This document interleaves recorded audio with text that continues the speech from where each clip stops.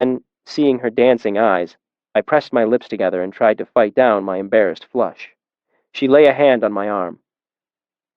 "Don't go quiet on my account, Kvothe," she said gently. "I'd miss the sound of your voice." She took a drink of wine. "Anyway, you shouldn't bother wondering. You spoke them to me when we first met. You said, 'I was just wondering why you're here.'" She made a flippant gesture. "From that moment, I was yours." My mind flashed back to our first meeting in Rowan's caravan. I was stunned. "I didn't think you remembered." She paused in tearing a piece of dark bread away from the loaf and looked up at me quizzically. "Remember what?" "Remembered me. Remembered our meeting in Rowan's caravan." "Come now," she teased. "How could I forget the red-haired boy who left me for the university?" I was too stunned to point out that I hadn't left her. Not really. "You never mentioned it." "Neither did you," she countered. "Perhaps I thought that you had forgotten me." "Forget you? How could I?" She smiled at that, but looked down at her hands. "You might be surprised what men forget," she said, then lightened her tone. "But then again, perhaps not. I don't doubt that you've forgotten things, being a man yourself." "I remember your name, Denna." It sounded good to say it to her. "Why did you take a new one? Or was Denna just the name that you were wearing on the road to Annalyn?" "Denna," she said softly. "I'd almost forgotten her. She was a silly girl." She was like a flower unfolding. "I stopped being Denna years ago, it seems." She rubbed her bare arms and looked around as if she was suddenly uneasy that someone might find us here. "Should I call you Diane, then? Would you like it better?" The wind stirred the hanging branches of the willow as she cocked her head to look at me. Her hair mimicked the motion of the trees. "You are kind. I think I like Denna best from you. It sounds different when you say it. Gentle." "Denna it is," I said firmly. "What happened in Annalyn, anyway?" A leaf floated down and landed in her hair. She brushed it away absent-mindedly. "Nothing pleasant," she said, avoiding my eyes. "But nothing unexpected, either." I held out my hand and she passed me back the loaf of bread. "Well, I'm glad you made it back," I said. "My Eloine."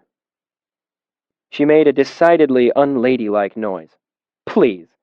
If either of us is Sabian, it's me. I'm the one that came looking for you," she pointed out. "Twice." "I look," I protested.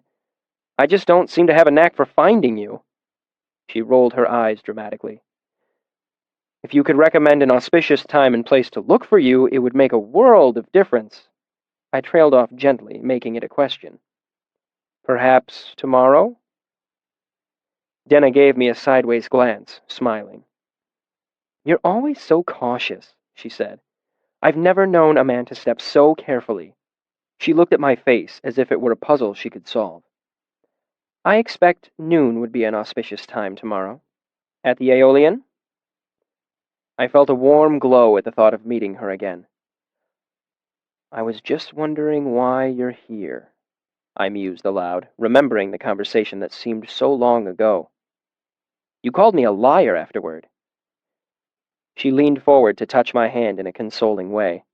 She smelled of strawberry, and her lips were a dangerous red even in the moonlight. How well I knew you, even then. We talked through the long hours of the night. I spoke subtle circles around the way I felt, not wanting to be overbold. I thought she might be doing the same, but I could never be sure. It was like we were doing one of those elaborate Modegan court dances, where the partners stand scant inches apart, but, if they are skilled, never touch. Such was our conversation. But not only were we lacking touch to guide us, it was as if we were also strangely deaf. So we danced very carefully, unsure what music the other was listening to. Unsure, perhaps, if the other was dancing at all. Diak was standing vigil at the door, same as always. He waved to see me. "Master Kvothe, I'm afraid you missed your friends." I thought I might have. How long have they been gone? Only an hour. He stretched his arms above his head, grimacing, then let them fall to his sides with a weary sigh. Did they seem put out that I abandoned them? He grinned. Not terribly. They happened on a couple of lovelies of their own. Not as lovely as yours, of course. He looked uncomfortable for a moment, then spoke slowly as if he were picking his words with great care. Looks, Kvothe, I know it's not my place, and I hope you don't take it wrong. He looked around and suddenly spat. Damn! I'm no good at this sort of thing. He looked back at me and gestured vaguely with his hands. You see, women are like fires, like flames. Some women are like candles, bright and friendly. Some are like single sparks or embers, like fireflies for chasing on summer nights. Some are like campfires, all light and heat for a night and willing to be left after. Some women are like hearth fires, not much to look at, but underneath they are all warm, red coal that burns a long, long while. But Diane is like a waterfall of spark pouring off a sharp iron edge that God is holding to the grindstone. You can't help but look, can't help but want it. You might even put your hand to it for a second, but you can't hold it. She'll break your heart. The evening was too fresh in my memory for me to pay much heed to Diak's warning. I smiled. Diak, my heart is made of stronger stuff than glass. When she strikes, she'll find it strong as iron-bound brass, or gold and adamant together mixed. Don't think I am unaware, some startled deer to stand transfixed by hunter's horns. It's she who should take care, for when she strikes, my heart will make a sound so beautiful and bright that it can't help but bring her back to me in winged flight. My words startled Diak into bemused laughter. God, you're brave, he shook his head. And young. I wish I were as brave and young as you. Still smiling, he turned to enter the Aeolian. Good night, then. Good night. Diak wished that he were more like me. It was as great a compliment as any I had ever been given. But even better than that was the fact that my days of fruitlessly searching for Denna were at an end. Tomorrow at noon in the Aeolian, lunch and talking and walking, as she had phrased it. The thought filled me with a giddy excitement. How young I was. How foolish. How wise. Chapter 66. Volatile. I woke early the next morning, nervous at the thought of lunch with Denna. Knowing it would be useless to attempt to get back to sleep, I headed to the fishery. Last night's extravagant spending had left me with exactly 3 pennies in my pocket, and I was eager to take advantage of my newly earned position. Usually, I worked nights in the fishery. It was a different place in the mornings. There were only 15 or 20 people there pursuing their individual projects. In the evenings, there were usually twice that many. Kilvin was in his office, as always, but the atmosphere was more relaxed. Busy, but not bustling. I even saw Fella off in the corner of the shop, chipping carefully away at a piece of obsidian the size of a large loaf of bread. Small wonder I'd never seen her here before, if she made a habit of being in the shop this early. Despite Manette's warning, I decided to make a batch of blue emitters for my first project. Tricky work, as it required the use of bone tar, but they would sell fairly quickly, and the whole process would only take me 4 or 5 hours of careful work. Not only could I be done in time to meet with Denna at the Aeolian for lunch, but I might be able to get a small advance from Kilvin so I could have a bit of money in my purse when I went to meet her. I gathered the necessary tools and set up in one of the fume hoods along the eastern wall. I chose a place near a drench, one of the 500-gallon tanks of twice-tough glass that were spaced throughout the workshop. If you'd spilled something dangerous on yourself while working in the hoods, you could simply pull the drench's handle and rinse yourself clean in a stream of cool water. Of course, I would never need the drench so long as I was careful, but it was nice having it close, just in case. After setting up the fume hood, I made my way to the table where the bone tar was kept. Despite the fact that I knew it was no more dangerous than a stone saw or the sintering wheel, I found the burnished metal container unnerving. And today, something was different. I caught the attention of one of the more experienced artificers as he walked past. Jackson had the haggard look common to most artificers in the middle of large projects, as if he were putting off sleep until it was entirely finished. "Should there be this much frost?" I asked him, pointing out the tar canister. Its edges were covered in fine white tufts of frost, like tiny shrubs. The air around the metal actually shimmered with cold. Jackson peered at it, then shrugged. "Better too cold than not cold enough," he said with a humorless chuckle. Kaboom! I couldn't help but agree, and guessed that it might have something to do with the workshop being cooler this early in the morning. None of the kilns had been fired up yet, and most of the forge fires were still banked and sullen. Moving carefully, I ran through the decanting procedure in my head, making sure I hadn't forgotten anything. It was so cold that my breath hung white in the air. The sweat on my hands froze my fingers to the canister's fastenings the same way a curious child's tongue sticks to a pump handle in the dead of winter. I decanted about an ounce of the thick, oily liquid into a pressure vial and quickly applied the cap. Then I made my way back to the fume hood and started preparing my materials. After a few tense minutes, I began the long, meticulous process of preparing and doping a set of blue emitters. My concentration was broken 2 hours later by a voice behind me. It wasn't particularly loud, but it held a serious tone you never ignore in the fishery. It said, "Oh my God." Because of my current work, the first thing I looked at was the bone tar canister. I felt a flash of cold sweat roll over me when I saw black liquid leaking from one corner and running down the work table's leg to pool on the floor. The thick timber of the table's leg was almost entirely eaten away, and I heard a light popping and crackling as the liquid pooling on the floor began to boil. All I could think of was Kilvin's statement during the demonstration. "In addition to being highly corrosive, the gas burns when it comes in contact with air." Even as I turned to look, the leg gave way and the work table began to tip. The burnished metal canister tumbled down. When it struck the stone floor, the metal was so cold it didn't simply crack or dent. It shattered like glass. Gallons of the dark fluid burst out in a great splay across the workshop floor. The room filled with sharp crackling and popping sounds as the bone tar spread across the warm stone floor and started to boil.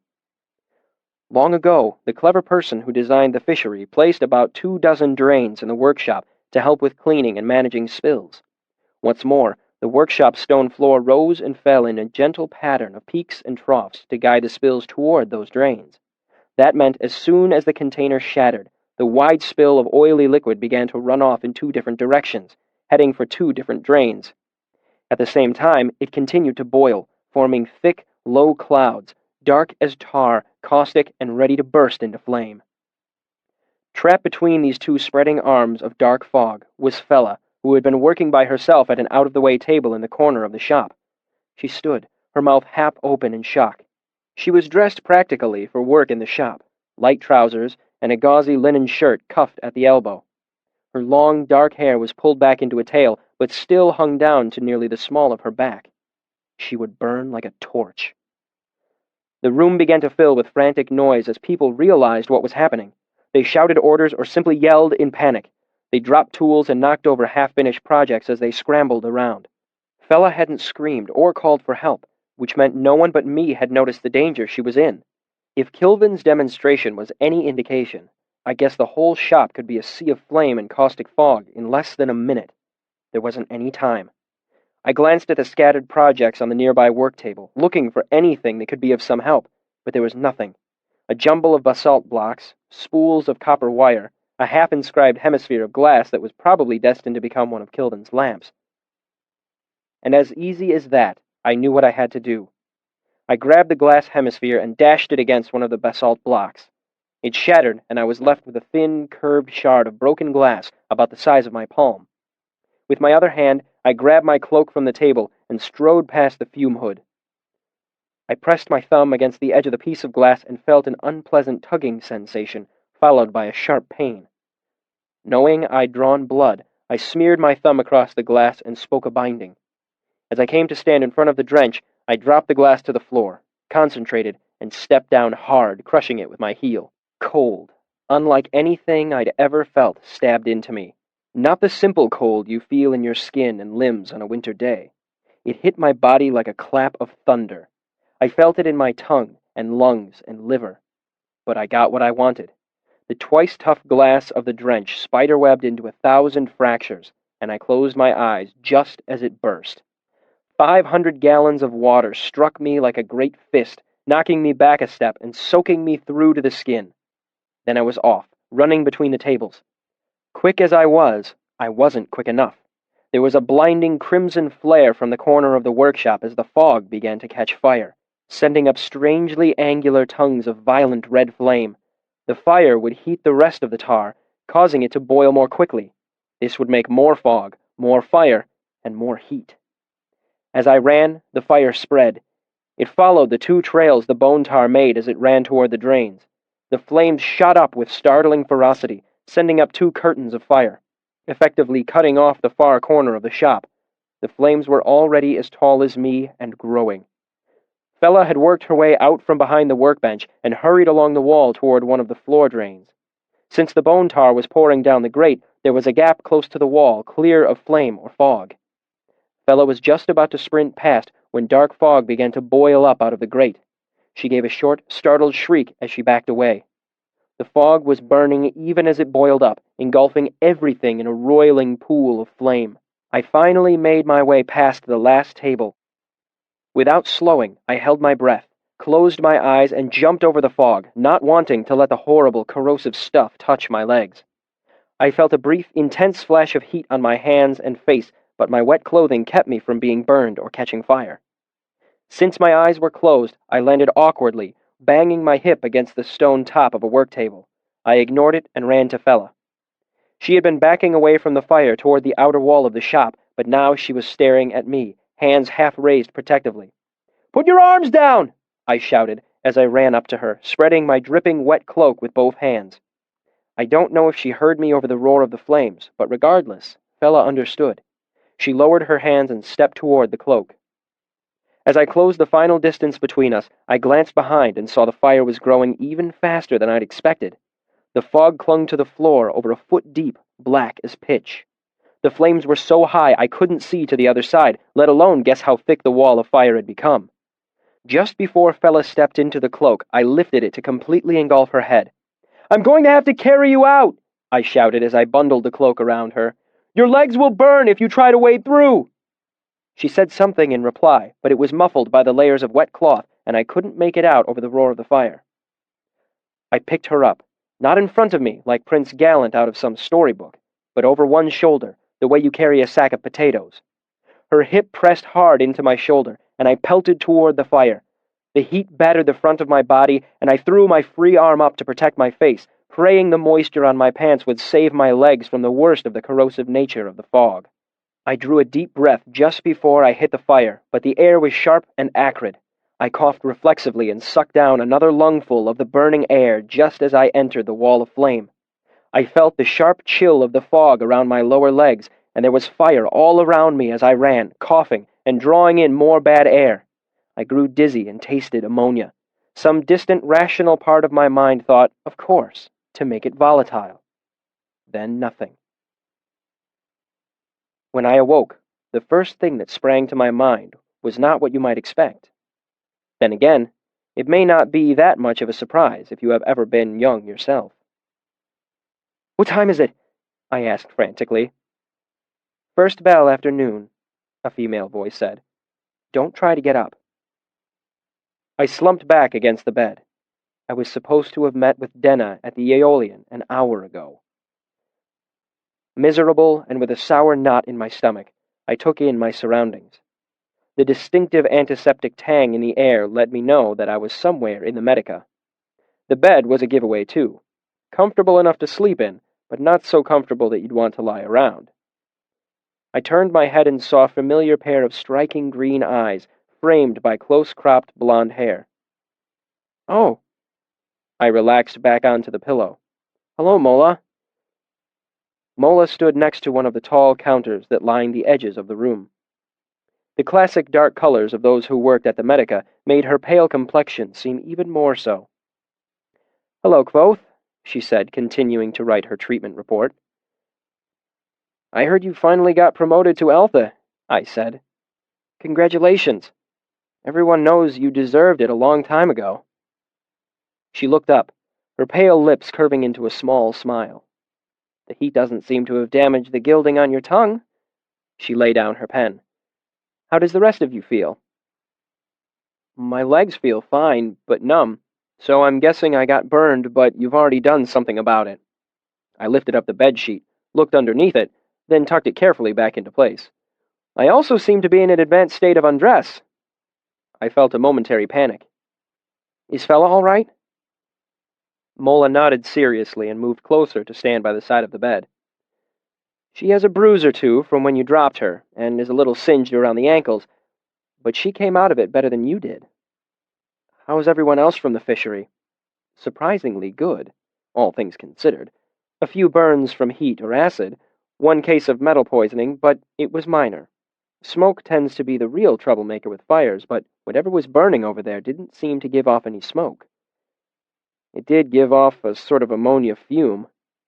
I took a few deep experimental breaths. But my lungs don't seem to be burned, I said, relieved. I only got about 3 breaths of it before I passed out. There was a knock on the door, and Sim's head popped in. You're not naked, are you? Mostly, I said, but the dangerous parts are covered up. Willem followed in, looking distinctly uncomfortable. You're not nearly as pink as you were before, he said. I'm guessing that's a good sign. His legs are going to hurt for a while, but there's no permanent damage, she said. I brought fresh clothes, Sim said cheerfully. The ones you were wearing were ruined. I hope you chose something suitable from my vast wardrobe, I said dryly to hide my embarrassment. Sim shrugged off my comment. You showed up without shoes, but I couldn't find another pair in your room. I don't have a second pair, I said as I took the bundle of clothes from Sim. It's fine. I've been barefoot before. I walked away from my little adventure without any permanent damage. However, right now there wasn't a part of me that didn't hurt. I had flash burn across the backs of my hands and neck, and mild acid burns across my lower legs from where I'd waded through the fire fog. Despite all this, I made my limping way the long 3 miles across the river to Imre, hoping against hope that I might still find Denna waiting. Diak eyed me speculatively as I crossed the courtyard toward the Aeolian. He looked me up and down pointedly. Lord boy, you look like you fell off a horse. Where are your shoes? A good morning to you too, I said sarcastically. A good afternoon, he corrected with a significant glance up at the sun. I began to brush past him, but he held up a hand to stop me. She's gone, I'm afraid. Black sodding damn! I slumped, too weary to curse my luck properly. Diak gave me a sympathetic grimace. She asked about you, he said consolingly, and waited for a good long while, too, almost an hour. Longest I've ever seen that one sit still. Did she leave with someone? Diak looked down at his hands, where he was toying with a copper penny, rolling it back and forth over his knuckles. She's not really the sort of girl who spends a lot of time alone. He gave me a sympathetic look. She turned a few away, but did eventually leave with a fellow. I don't think she was really with him, if you catch my meaning. She's been looking for a patron, and this fellow had this sort of look about him. White-haired, wealthy, you know the type. I sighed.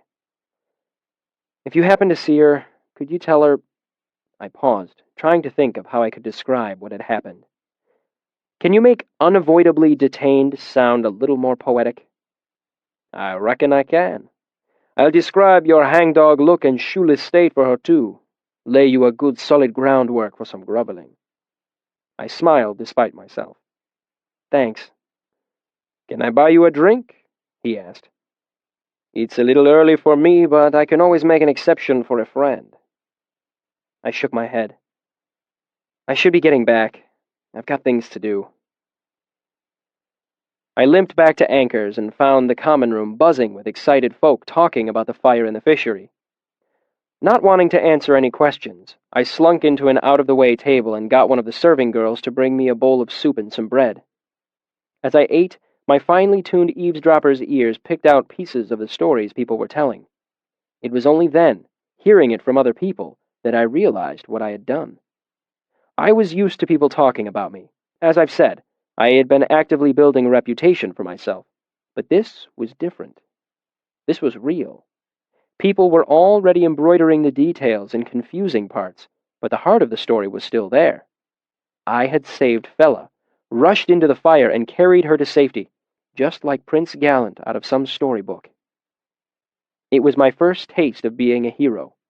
I found it quite to my liking. Chapter 67, A Matter of Hands. After lunch at Anchor's, I decided to return to the fishery and see how much damage had been done. The stories I'd overheard implied that the fire had been brought under control fairly quickly. If that was the case, I might even be able to finish work on my blue emitters. If not, I might at least be able to reclaim my missing cloak. Surprisingly, the majority of the fishery made it through the fire without much damage at all, but the northeast quarter of the shop was practically destroyed.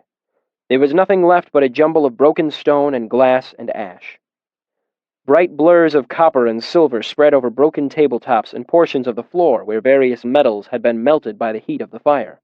More unsettling than the wreckage was the fact that the workshop was deserted. I'd never seen the place empty before. I knocked on Kilvin's office door, then peered inside. Empty. That made a certain amount of sense. Without Kilvin, there was no one to organize the cleanup. Finishing the emitters took hours longer than I'd expected. My injuries distracted me, and my bandaged thumb made my hand slightly clumsy. As with most artificing, this job required 2 skilled hands. Even the minor encumbrance of a bandage was a serious inconvenience. Still, I finished the project without incident, and was just preparing to test the emitters when I heard Kilvin in the hallway, cursing in Siaru. I glanced over my shoulder just in time to see him stomp through the doorway toward his office, followed by one of Master Arwill's gillers. I closed the fume hood and walked toward Kilvin's office, mindful of where I set my bare feet. Through the window, I could see Kilvin waving his arms like a farmer shooing crows. His hands were swathed in white bandages nearly to the elbow. "Enough," he said. "I will tend them myself." The man caught hold of one of Kilvin's arms and made adjustments to the bandages. Kilvin pulled his hands away and held them high in the air, out of reach. "Linsatba! Enough is enough!" The man said something too quiet for me to hear, but Kilvin continued to shake his head. "No! And no more of your drugs! I have slept long enough!" Kilvin motioned me inside. "Ilir Kvothe! I need to speak to you!" Not knowing what to expect, I stepped into his office. Kilvin gave me a dark look. "Do you see what I find after the fire is quenched?" he asked, gesturing toward a mass of dark cloth on his private work table. Kilvin lifted one corner of it carefully with a bandaged hand, and I recognized it as the charred remains of my cloak. Kilvin shook it once, sharply, and my hand lamp tumbled free, rolling awkwardly across the table. "We spoke about your thieves' lamp not more than 2 days ago. Yet today, I find it lying about where anyone of questionable character might take it for their own." He scowled at me. "What do you have to say for yourself?" I gaped. "I'm sorry, Master Kilvin. They took me away." He glanced at my feet, still scowling. "And why are you unshod? Even an Ilir should have better sense than to wander naked-footed in a place such as this. Your behavior lately has been quite reckless. I am dismayed." As I fumbled about for an explanation, Kilvin's grim expression spread into a sudden smile. "I am joking with you, of course," he said gently. "I owe you a great weight of thanks for pulling Relar Fela from the fire today." He reached out to pat me on the shoulder, then thought better of it when he remembered the bandages on his hand. I felt my body go limp with relief. I picked up the lamp and turned it over in my hand. It didn't seem to have been damaged by the fire or corroded by the bone tar. Kilvin brought out a small sack and laid on the table as well. "These things were also in your cloak," he said. "Many things. Your pockets were full as a tinker's pack."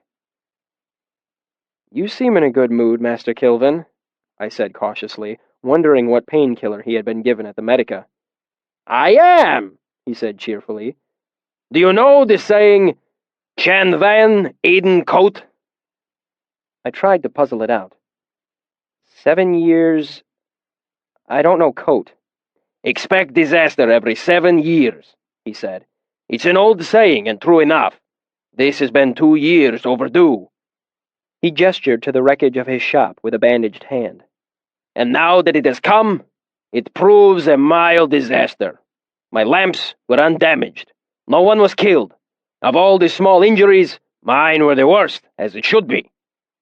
I eyed his bandages, my stomach clenching at the thought of something happening to his skilled artificer's hands. How are you? I asked carefully. Second-grade burns, he said, then waved away my concerned exclamation before it hardly began. Just blisters. Painful but no charring. No long-term loss of mobility. He gave an exasperated sigh. Still, I will have a damn time getting any work done for the next 3 span. If all you need is hands, I could lend them, Master Kilvin. He gave a respectful nod. That is a generous offer, Elir. If it were merely a matter of hands, I would accept. But much of my work involved sigildry. That would be... He paused, choosing his next words carefully. Unwise for an Elir to have contact with. Then you should promote me to Relar, Master Kilvin, I said with a smile, so I might better serve you. He gave a deep chuckle. I may at that, if you continue your good works. I decided to change the subject rather than push my luck. What went wrong with the canister? Too cold, Kilvin said. The metal was just a shell, protecting a glass container inside and keeping the temperature low. I suspect that the canister's sigildry was damaged, so it grew colder and colder. When the reagent froze... I nodded, finally understanding. He cracked the inner glass container, like a bottle of beer when it freezes, then ate through the metal of the canister. Kilvin nodded. Jackson is currently under the weight of my displeasure, he said darkly. He told me you brought it to his attention. I was sure the whole building would burn to the ground, I said. I can't imagine how you managed to get it under control so easily. Easily? He asked, sounding vaguely amused. Quickly, yes, but I did not know it was easily. How did you manage it? He smiled at me. Good question. How do you think? Well, I heard one student say that you strode out of your office and called the fire's name, just like Taborlin the Great. You said, "Fire, be still," and the fire obeyed. Kilvin gave a great laugh. I like that story, he said, grinning wildly behind his beard. But I have a question for you. How did you make it through the fire? The reagent produces a most intense flame. How is it you are not burned? I used a drench to wet myself, Master Kilvin. Kilvin looked thoughtful. Jackson saw you leaping through the fire just moments after the reagent spilled. The drench is quick, but not so quick as that. I'm afraid I broke it, Master Kilvin. It seemed the only way. Kilvin squinted through the window of his office, frowned, then left and walked to the other end of the shop toward the shattered drench.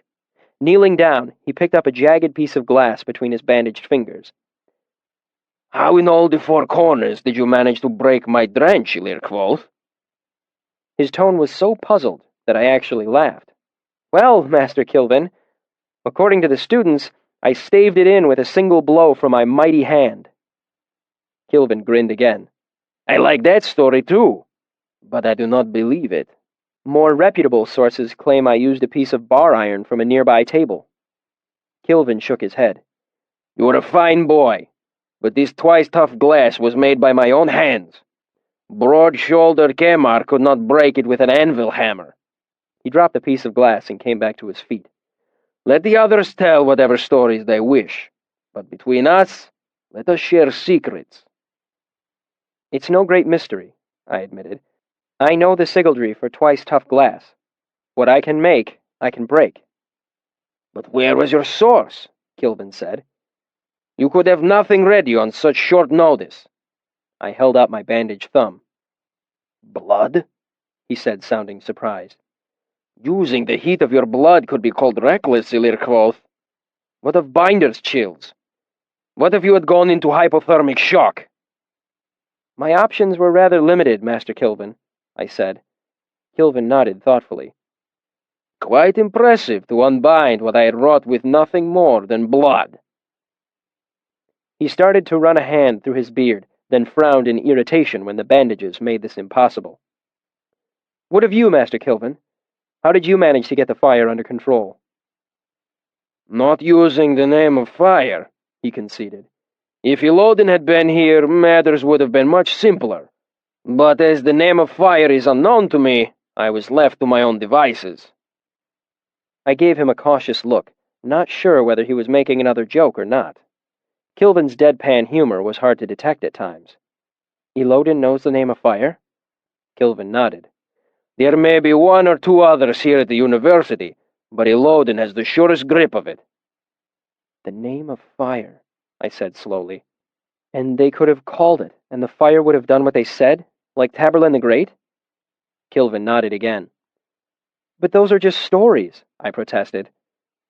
He gave me an amused look. Where do you think these stories come from, Kvothe? Every tale has deep roots somewhere in the world. What sort of name is it? How does it work? Kilvin hesitated for a moment, then shrugged his massive shoulders. It is troublesome to explain in this language. In any language. Ask Ilodin. He makes a habit of studying such things. I knew firsthand how helpful Ilodin would be. So how did you stop the fire? There is little mystery in it, he said. I was prepared for such an accident and had a small vial of the reagent in my office. I used it as a link and drew heat from the spill. The reagent grew too cold to boil and the remaining fog burned away. The lion's share of the reagent drained down the grates while Jackson and the others scattered lime and sand to control what was left. You can't be serious, I said. It was a furnace in here. You couldn't have moved that many thalms of heat. Where would you have put it? I had an empty heat eater ready for just such an emergency. Fire is the simplest of troubles I have prepared for. I waved his expression aside. Even so, there's no way. It must have been... I tried to calculate how much heat he would have had to move, but stalled out, not knowing where to begin. I estimate 850 million thalms, Kilvin said, though we must check the trap for a more accurate number. I was speechless. But how? Quickly. He made a significant gesture with his bandaged hands. But not easily. Chapter 68. The Ever-Changing Wind. I trudged through the next day barefoot, cloakless, and thinking grim thoughts about my life. The novelty of playing hero faded quickly in light of my situation. I had one ragged suit of clothes. My flash burns were minor but incessantly painful. I had no money to buy painkillers or new clothes. I chewed bitter willow bark, and bitter was my mood. My poverty hung around my neck like a heavy stone. Never before had I been more aware of the difference between myself and the other students. Everyone attending the university had a safety net to fall back on. Sim's parents were Aturan nobility. Will came from a wealthy merchant family in the Shald. If things got rough for them, they could borrow against their family's credit or write a letter home. I, on the other hand, couldn't afford shoes. I only owned one shirt. How could I hope to stay in the university for the years it would take me to become a full arcanist? How could I hope to advance in the ranks without access to the archives? By noon, I had worked myself into such a grim mood that I snapped at Sim during lunch, and we bickered like an old married couple. Willem offered no opinion, keeping his eyes carefully on his food. Finally, in a blatant attempt to dispel my foul mood, they invited me to go see 3 Pennies for Wishing across the river tomorrow evening. I agreed to go, as I heard the players were doing Feltemi's original and not one of the expurgated versions. It was well suited to my mood, full of dark humor, tragedy, and betrayal. After lunch, I found Kilvin had already sold half my emitters. Since they were going to be the last blue emitters made for some time, the price was high, and my share was slightly over 1.5 talents. I expected Kilvin might have padded the price a little, which rankled my pride a bit, but I was in no position to look a gift horse in the mouth. But even this did nothing to improve my mood. Now I could afford shoes and a second-hand cloak. If I worked like a dog for the remainder of the term, I might be able to earn enough to eke out my interest to Debbie and tuition as well. The thought brought me no joy. More than ever, I was aware how tenuous my situation was. I was a hair's breadth away from disaster.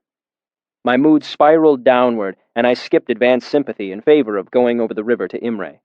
The thought of seeing Denna was the only thing that had the potential to raise my spirits a little. I still needed to explain to her why I'd missed our lunch date. On my way to the Aeolian, I bought a pair of low boots, good for walking and warm enough for the winter months ahead. It nearly emptied my purse again.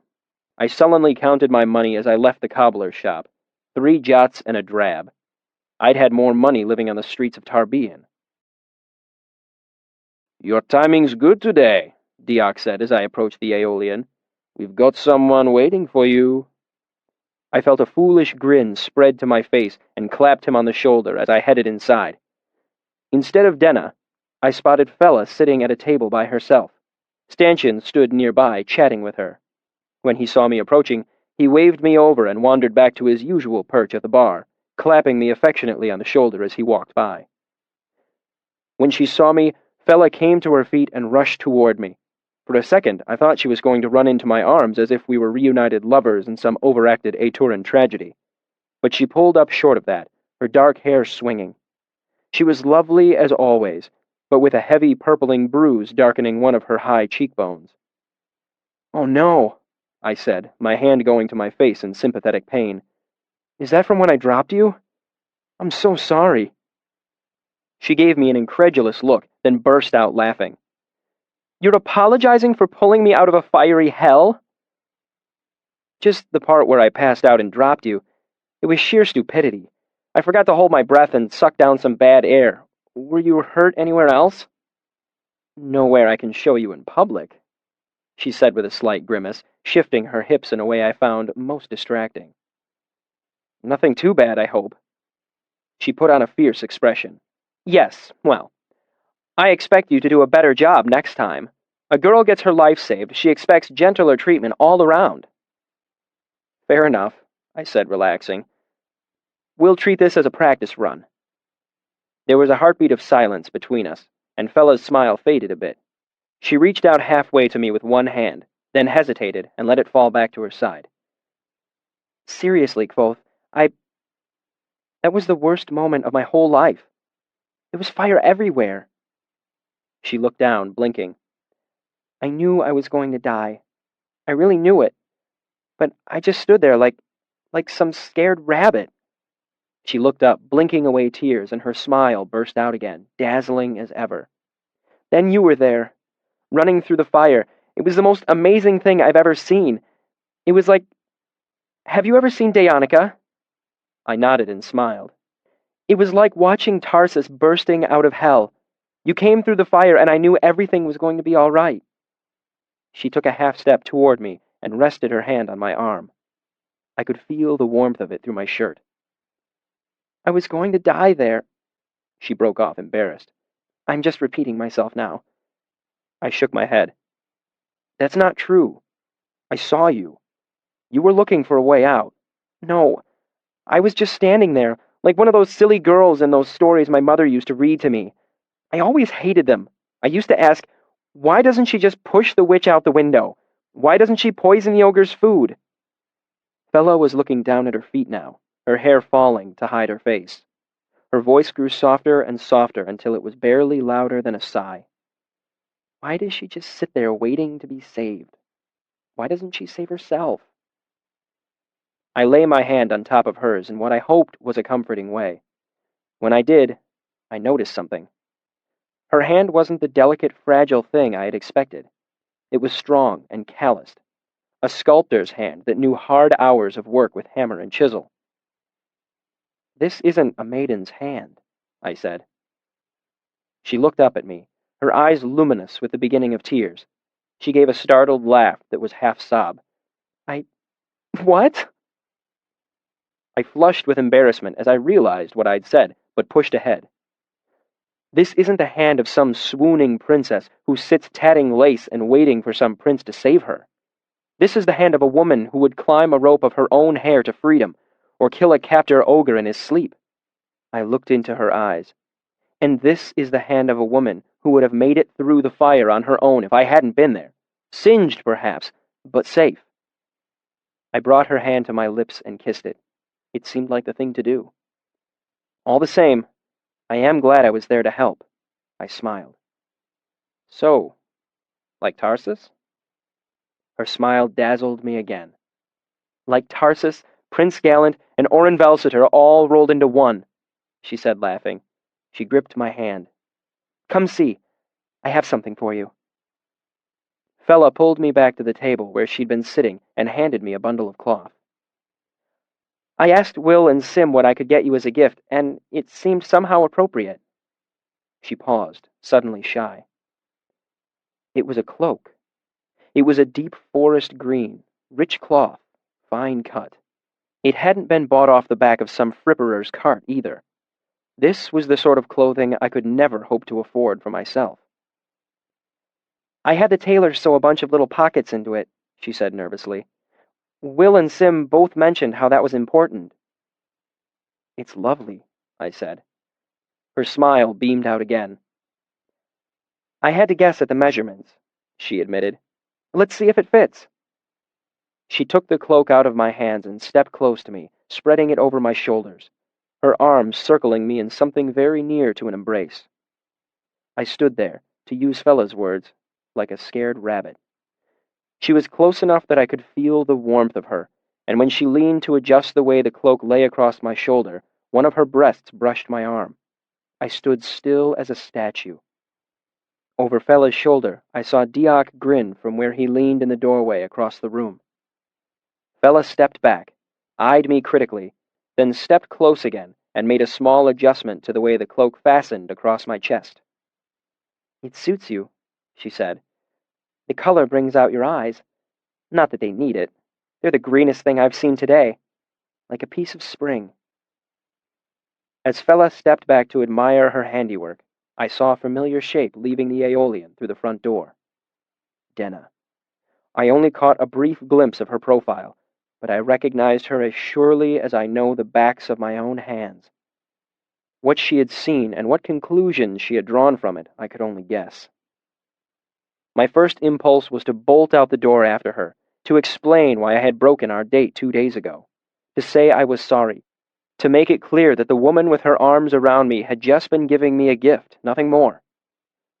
Fella smoothed the cloak over my shoulder and looked at me with eyes that only moments before had been luminous with the beginnings of tears. It fits perfectly, I said, taking the cloth between my fingers and fanning it out to the side. It's much better than I deserve, and you shouldn't have, but I thank you.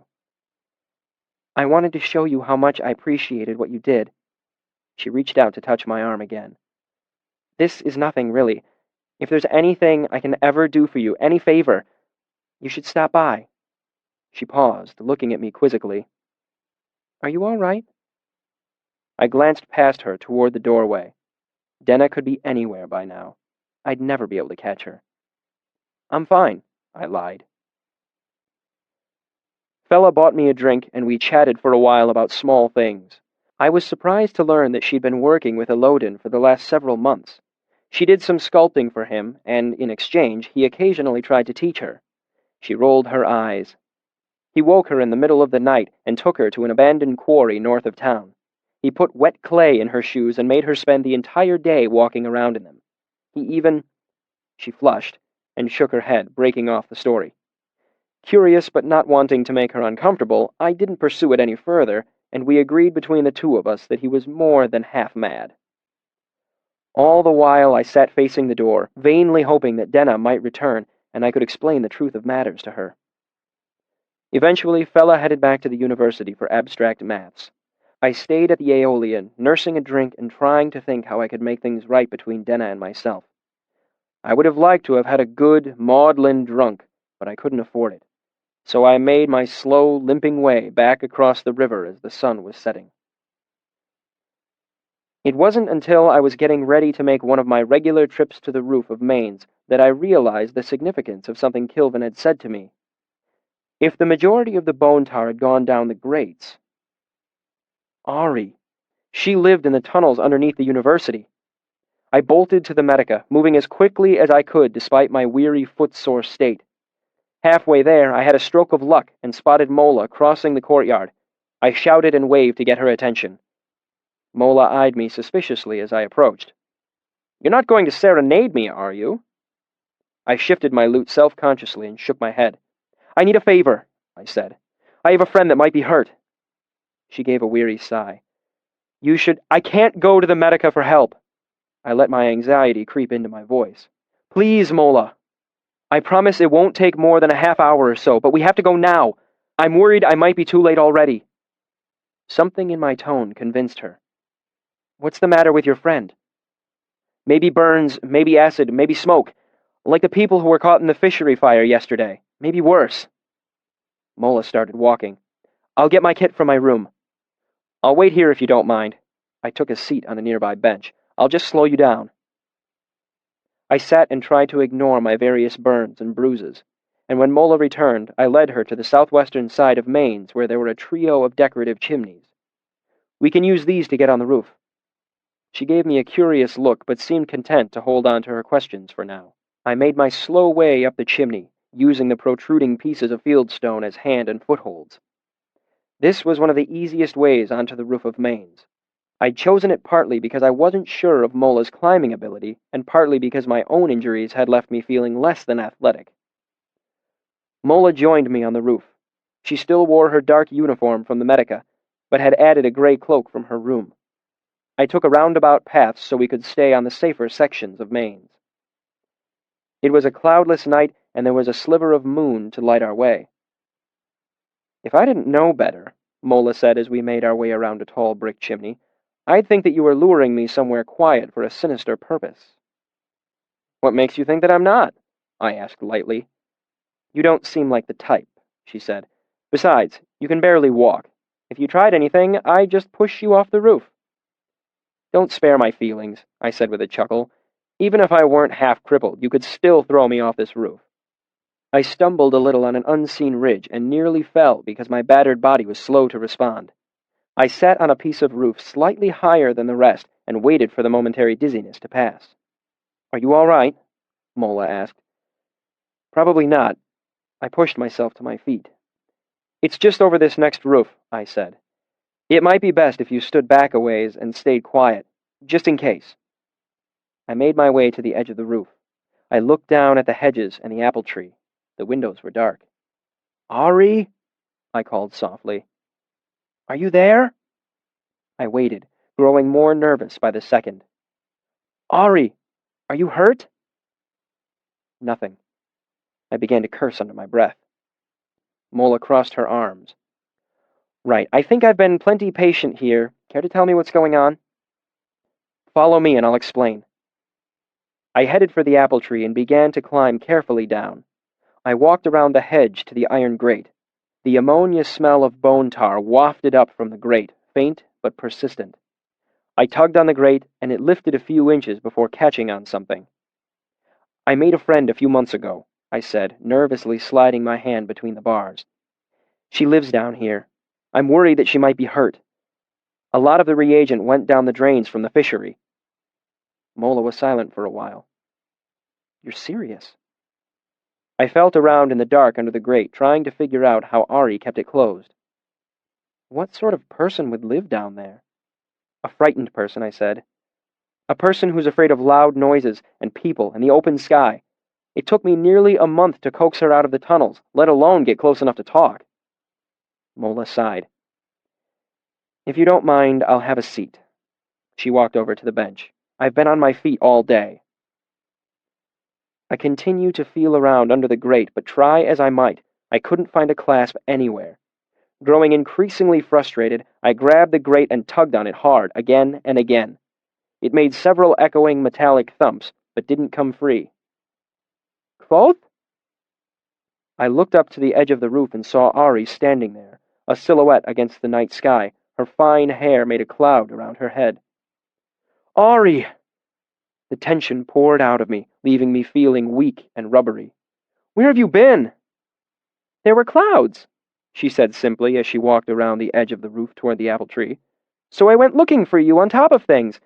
But the moon's coming out, so I came back." Ari scampered down the tree, then pulled up short when she saw Mola's cloaked form sitting on the bench. "I brought a friend to visit, Ari," I said in my gentlest tones. "I hope you don't mind." There was a long pause. "Is he nice?" "It's a she, and yes, she's nice." Ari relaxed a bit and came a few steps closer to me. "I brought you a feather with a spring wind on it, but since you were late—" She looked at me gravely. "You get a coin instead." She held it out at arm's length, pinched between her thumb and forefinger. "It will keep you safe at night, as much as anything can, that is." It was shaped like an Aturan penance piece, but it gleamed silver in the moonlight. I'd never seen a coin like it. Kneeling, I opened my loot case and brought out a small bundle. "I've got some tomatoes, beans, and something special." I held out the small sack I'd spent most of my money on 2 days ago, before all my troubles had started. "Sea salt." Ari took it and peered inside the small leather sack. "Why, this is lovely, Kvothe. What lives in the salt?" Trace minerals, I thought. Chromium, basalt, malleum, iodine. Everything your body needs but probably can't get from apples and bread and whatever you manage to scrounge up when I can't find you. "The dreams of fish," I said, "and sailors' songs." Ari nodded, satisfied, and sat down, spreading out the small cloth and arranging her food with the same care as always. I watched her as she began to eat, dipping a green bean into the salt before taking a bite. She didn't seem hurt, but it was hard to tell by the pale moonlight. I needed to be sure. "Are you okay, Ari?" She cocked her head at me, curious. "There was a big fire. A lot of it went down the grates. Did you see it?" "Holy God, yes," she said, her eyes wide. "It was all over, and all the shrews and raccoons were running everywhere, trying to get out." "Did any of it get on you?" I asked. "Did you get burned?" She shook her head, grinning a child's sly smile. "Oh, no. It couldn't catch me." "Were you close to the fire?" I asked. "Did you breathe any of the smoke?" "Why would I breathe smoke?" Ari looked at me as if I were simple. "The whole underthing smells like cat piss now." She wrinkled her nose. "Except by Downing, and in the belows." I relaxed a bit, but I saw Mola began to fidget where she was sitting on the bench. "Ari, can my friend come over?" Ari froze with a bean halfway to her mouth, then relaxed and bobbed her head once, sending her fine hair swirling around her. I beckoned to Mola, who began to walk slowly toward us. I was a little uneasy at how their meeting would go. It had taken me over a month of gentle coaxing to draw Ari out from the tunnels underneath the university where she lived. I worried that a bad reaction from Mola might startle her back underground where I would have no chance of finding her. I gestured to where Mola stood. "This is my friend, Mola." "Hello, Mola." Ari looked up and smiled. "You have sunny hair like me. Would you like an apple?" Mola's expression was carefully blank. "Thank you, Ari. I'd like that." Ari jumped up and ran back to where the apple tree overhung the edge of the roof, then ran back toward us, her hair flying behind her like a flag. She handed Mola an apple. "This one has a wish inside it," she said matter-of-factly. "Make sure you know what you want before you take a bite." That said, she settled back down and ate another bean, chewing primly. Mola looked over the apple for a long moment before taking a bite. Ari finished her meal quickly after that and tied up the bag of salt. "Now play," she said, excited. "Play!" Smiling, I brought out my lute and brushed my hands over the strings. Thankfully, my injured thumb was on my cording hand, where it would be a relatively minor inconvenience. I looked at Mola as I turned the strings. "You can go if you like," I told her. "I wouldn't want to accidentally serenade you." "Oh, you mustn't go!" Ari turned to Mola, her expression deathly serious. "His voice is like a thunderstorm, and his hands know every secret hidden deep beneath the cool, dark earth." Mola's mouth quirked into a smile. "I suppose I could stay for that." So I played for both of them, while overhead the stars continued in their measured turning. "Why haven't you told anyone?" Mola asked me as we made our way across the rooftops. "It didn't seem like anyone's business," I said. "If she wanted people to know she was there, I imagined she'd tell them herself." "You know what I mean," Mola said, irritated. "I know what you mean," I sighed. "But what good would come of it? She's happy where she is." "Happy?" Mola sounded incredulous. "She's ragged and half-starved. She needs help. Food and clothes." "I bring her food," I said, "and I'll bring her clothes too as soon—" I hesitated, not wanting to admit my abject poverty, at least not in so many words. "As soon as I can manage it." "Why wait? If you just told someone—" "Right," I said sarcastically. "I'm sure Jameson would rush out here with a box of chocolates and a feather bed if he knew there was a starveling half-cracked student living under his university. They'd crock her, and you know it." "Not necessarily." She didn't even bother finishing, knowing what I'd said was true. "Mola, if people come looking for her, she'll just rabbit down into the tunnels. They'll scare her away, and I'll lose what chance I have to help her." Mola looked down at me, her arms folded across her chest. "Fine. For now. But you'll have to bring me back here later. I'll bring her some of my clothes. They'll be too big for her, but they'll be better than what she has." I shook my head. "It won't work. I brought her a second-hand dress a couple span ago. She says wearing someone else's clothes is filthy." Mola looked puzzled. "She didn't look Sealdish. Not even a little. Maybe she was just raised that way." "Do you feel any better?" "Yes," I lied. "You're shaking." She stretched out a hand. "Here, lean on me." Pulling my new cloak close around me, I took her arm and made my slow way back to Anchor's. Chapter 69. Wind or Women's Fancy. Over the next 2 span, my new cloak kept me warm on my occasional walks to Imre, where I was consistently unsuccessful in finding Denna. I always had some reason to cross the river: borrowing a book from Devi, meeting Threp for lunch, playing at the Aeolian, but Denna was the real reason. Kilvin sold the rest of my emitters, and my mood improved as my burns healed. I had money to spare for luxuries such as soap and a second shirt to replace the one I'd lost. Today, I had gone to Imre for some basal filings I needed for my current project, a large sympathy lamp using 2 emitters I'd saved for myself. I hoped to turn a tidy profit. It may seem odd that I was constantly buying materials for my artificing over the river, but the truth was, merchants near the university frequently took advantage of the students' laziness and raised their prices. It was worth the walk for me if I could save a couple of pennies. After I finished my errand, I headed to the Aeolian. Diak was at his usual post, leaning against the doorway. "I've been keeping an eye out for your girl," he said. Irritated at how transparent I must seem, I muttered, "She's not my girl." Diak rolled his eyes. "Fine. The girl. Denna, Diane, Diane, whatever she's calling herself these days. I haven't seen hide nor hair of her. I even asked around a little. Nobody's seen her in a full span. That means she's probably left town. It's her way. She does it at the drop of a hat." I tried not to let my disappointment show. "You didn't have to go to the trouble," I said. "But thanks all the same." "I wasn't asking entirely on your account," Diak admitted. "I have a fondness for her myself." "Do you now?" I said as neutrally as I could manage. "Don't give me that look. I'm not any sort of competition." He gave a crooked smile. "Not this time around, at any rate. I might not be one of you university folk, but I can see the moon on a clear night. I'm smart enough not to stick my hand in the same fire twice." I struggled to get my expression back under control, more than slightly embarrassed. I don't usually let my emotions go parading around on my face. "So you and Denna?"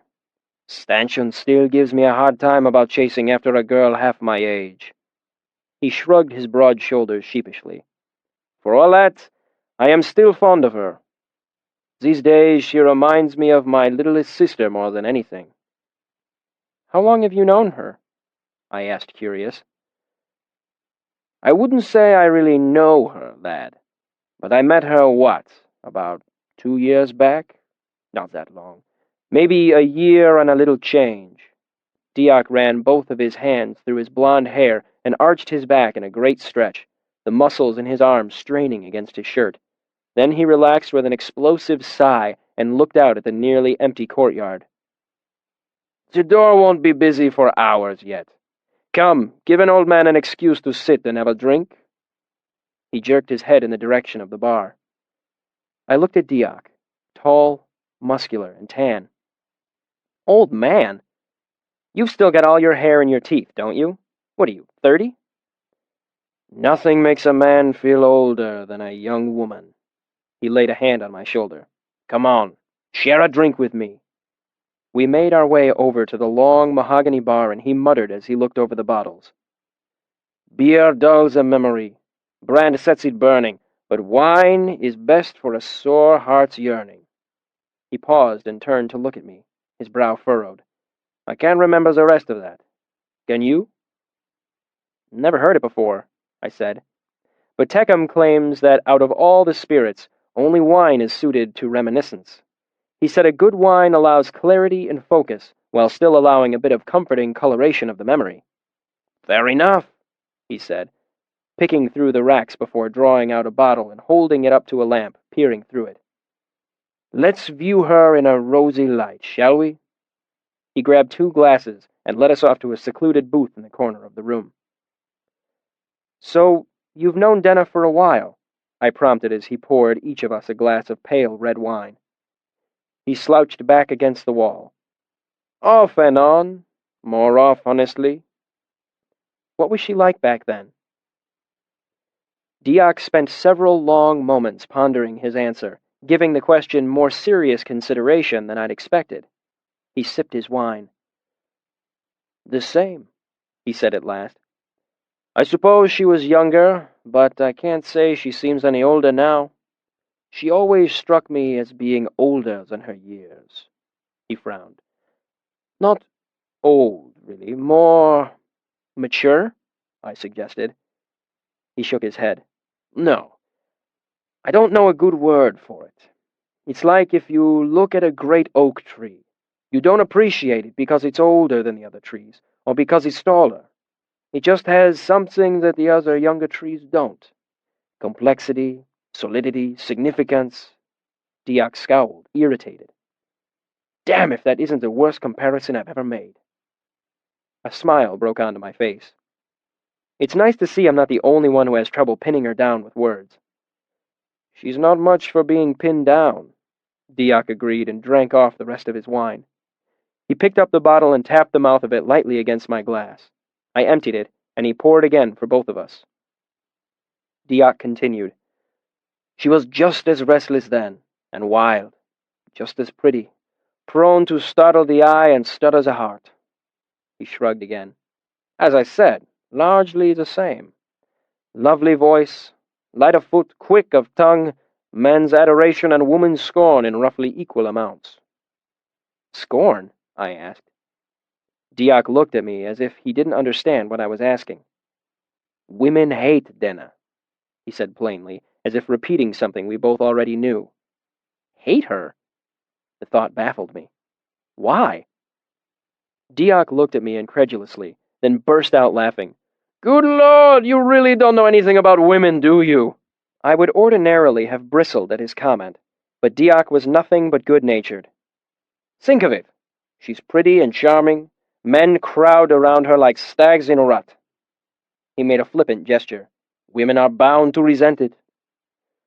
I remembered what Sim had said about Diak not a span ago. He's managed to get the most beautiful woman in the place again. It's enough to make you hate a man. I've always felt she was rather lonely, I volunteered.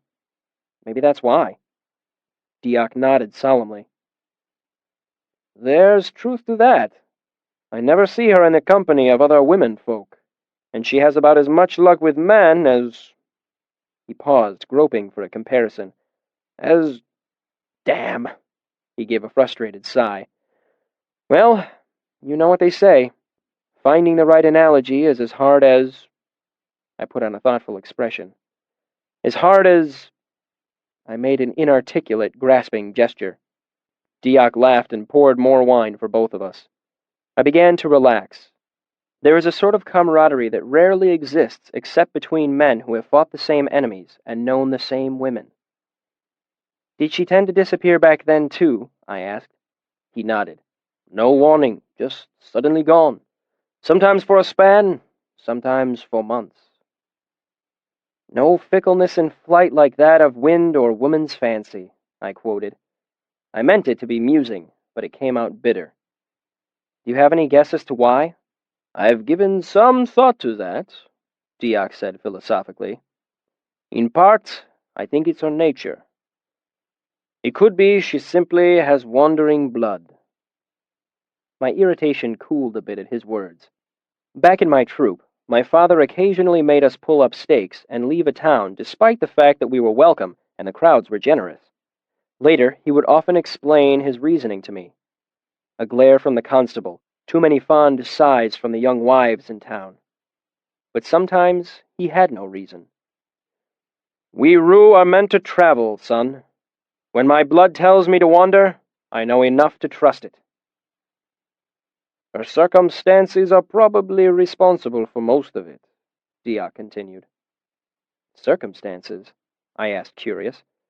She never talked of her past when we were together, and I was always careful not to press her. I knew what it was like, not wanting to talk too much about your past. Well, she doesn't have any family or means of support. No long-standing friends able to help her out of a tight spot if the need arises. I haven't got any of those things either, I groused, the wine making me a little surly. There's more than a little difference there, Diak said with a hint of reproach. A man has a great many opportunities to make his way in the world.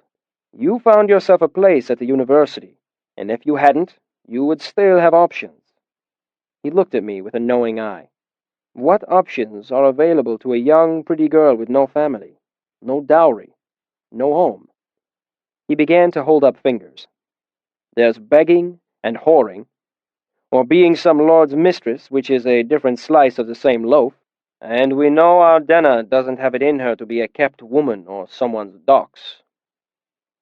There's other work to be had, I said, holding up fingers of my own. Seamstress, weaver, serving girl. Diak snorted and gave me a disgusted look. Come now, lad, you're smarter than that. You know what those places are like, and you know that a pretty girl with no family ends up being taken advantage of just as often as a whore, and paid less for her trouble. I flushed a bit at his rebuke, more than I would have normally, as I was feeling the wine. It was making my lips and the tips of my fingers a little numb. Diak filled our glasses again. She's not to be looked down on for moving where the wind blows her. She has to take her opportunities where she finds them. If she gets the chance to travel with some folk who like her singing, or with a merchant who hopes her pretty face will help him sell his wares, who's to blame her for pulling up stakes and leaving town? And if she trades on her charm a bit, I'll not look down on her because of it. Young gents court her, buy her presents, dresses, jewelry. He shrugged his broad shoulders. If she sells those things for money to live, there's nothing wrong with that. They are gifts freely given, and hers to do with as she pleases. Diak fixed me with a stare.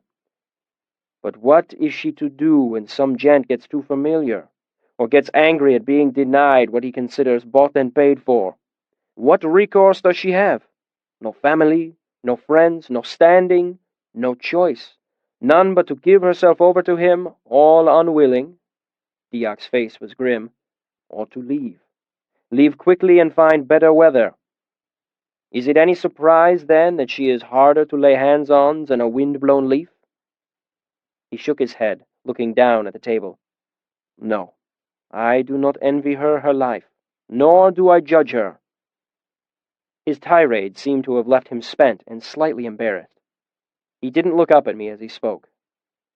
For all that, I would help her if she would let me. He glanced up at me and gave a chagrined smile. But she's not the sort to be beholden to anyone. Not one whit. Not a hair's breadth. He sighed and dribbled the last drops of the bottle evenly into our glasses. You've shown her to me in a new light, I said honestly. I'm ashamed I didn't see it for myself. Well, I've had a head start on you, he said easily. I've known her longer. Nevertheless, I thank you, I said, holding up my glass. He held up his own. To Diane, he said, most lovely. To Denna, full of delight. Young and unbending. Bright and fair. Ever sought, ever alone. So wise and so foolish, I said. So merry and so sad. Gods of my fathers, Diak said reverently. Keep her always so, unchanging, past my understanding and safe from harm. We both drank and set down our glasses. Let me buy the next bottle, I said. It would tap out my slowly hoarded line of credit with the bar, but I found myself increasingly fond of Diak, and the thought of not standing my round with him was too galling to consider. Stream, stone, and sky, he swore, rubbing at his face. I dare not. Another bottle, and we'd be slitting our wrists into the river before the sun goes down. I made a gesture to a serving girl. Nonsense, I said. We'll just change to something less maudlin than wine. I didn't notice I was being followed when I returned to the university. Perhaps my head was so full of Denna that there was little room left for anything else. Perhaps I had been living civilized for so long that the hard-earned reflexes I'd picked up in Tarbean were starting to fade. The blackberry brand probably had something to do with it as well. Diak and I had talked for a long while, and between us, drank half a bottle of the stuff. I had brought the remainder of the bottle back with me, as I knew Simon had a taste for it. Small matter why I didn't notice them, I suppose. The result was the same. I was strolling down a poorly lit part of Newhall Lane when something blunt struck me on the back of the head, and I was bundled off into a nearby alley, half senseless. I was only stunned for a moment, but by the time I had regathered my wits, I had a heavy hand clamped over my mouth. All right, Cully, the huge man behind me spoke into my ear. I've got a knife on you. You struggle, I stick you. That's all there is to it. I felt a gentle prod against my ribs under my left arm. Check the finder, he said to his companion. A tall shape was all I could see in the dim light of the alley. He bowed his head, looking at his hand. I can't tell. Light a match, then. We have to be sure. My anxiety began to blossom into full-blown panic. This wasn't some back-alley coshing. They hadn't even checked my pockets for money. This was something else. We know it's him, the tall one said impatiently. Let's just do this and have it over with. I'm cold. Like hell. Check it now while he's close. We've lost him twice already. I'm not having another cock-up like in Annalyn. I hate this thing, the tall man said as he went through his pockets, presumably looking for a match. You're an idiot, the one behind me said. It's cleaner this way. Simpler. No confusing descriptions, no names, no worrying about disguises. Follow the needle, find our man, and have done with it. The matter-of-fact tone of their voices terrified me. These men were professionals. I realized with sudden certainty that Ambrose had finally taken steps to ensure I would never bother him again. My mind raced for a moment, and I did the only thing I could think of. I dropped the half-full bottle of brand. It shattered on the cobblestones, and the night air was suddenly filled with the smell of blackberries. That's great, the tall man hissed. How about you let him ring a bell while you're at it? The man behind me tightened his grip on my neck and shook me hard just once, the same way you would do to a naughty puppy. None of that, he said, irritated. I went limp, hoping to lull him, then concentrated and muttered a binding against the man's thick hand. Tough tits, the man replied.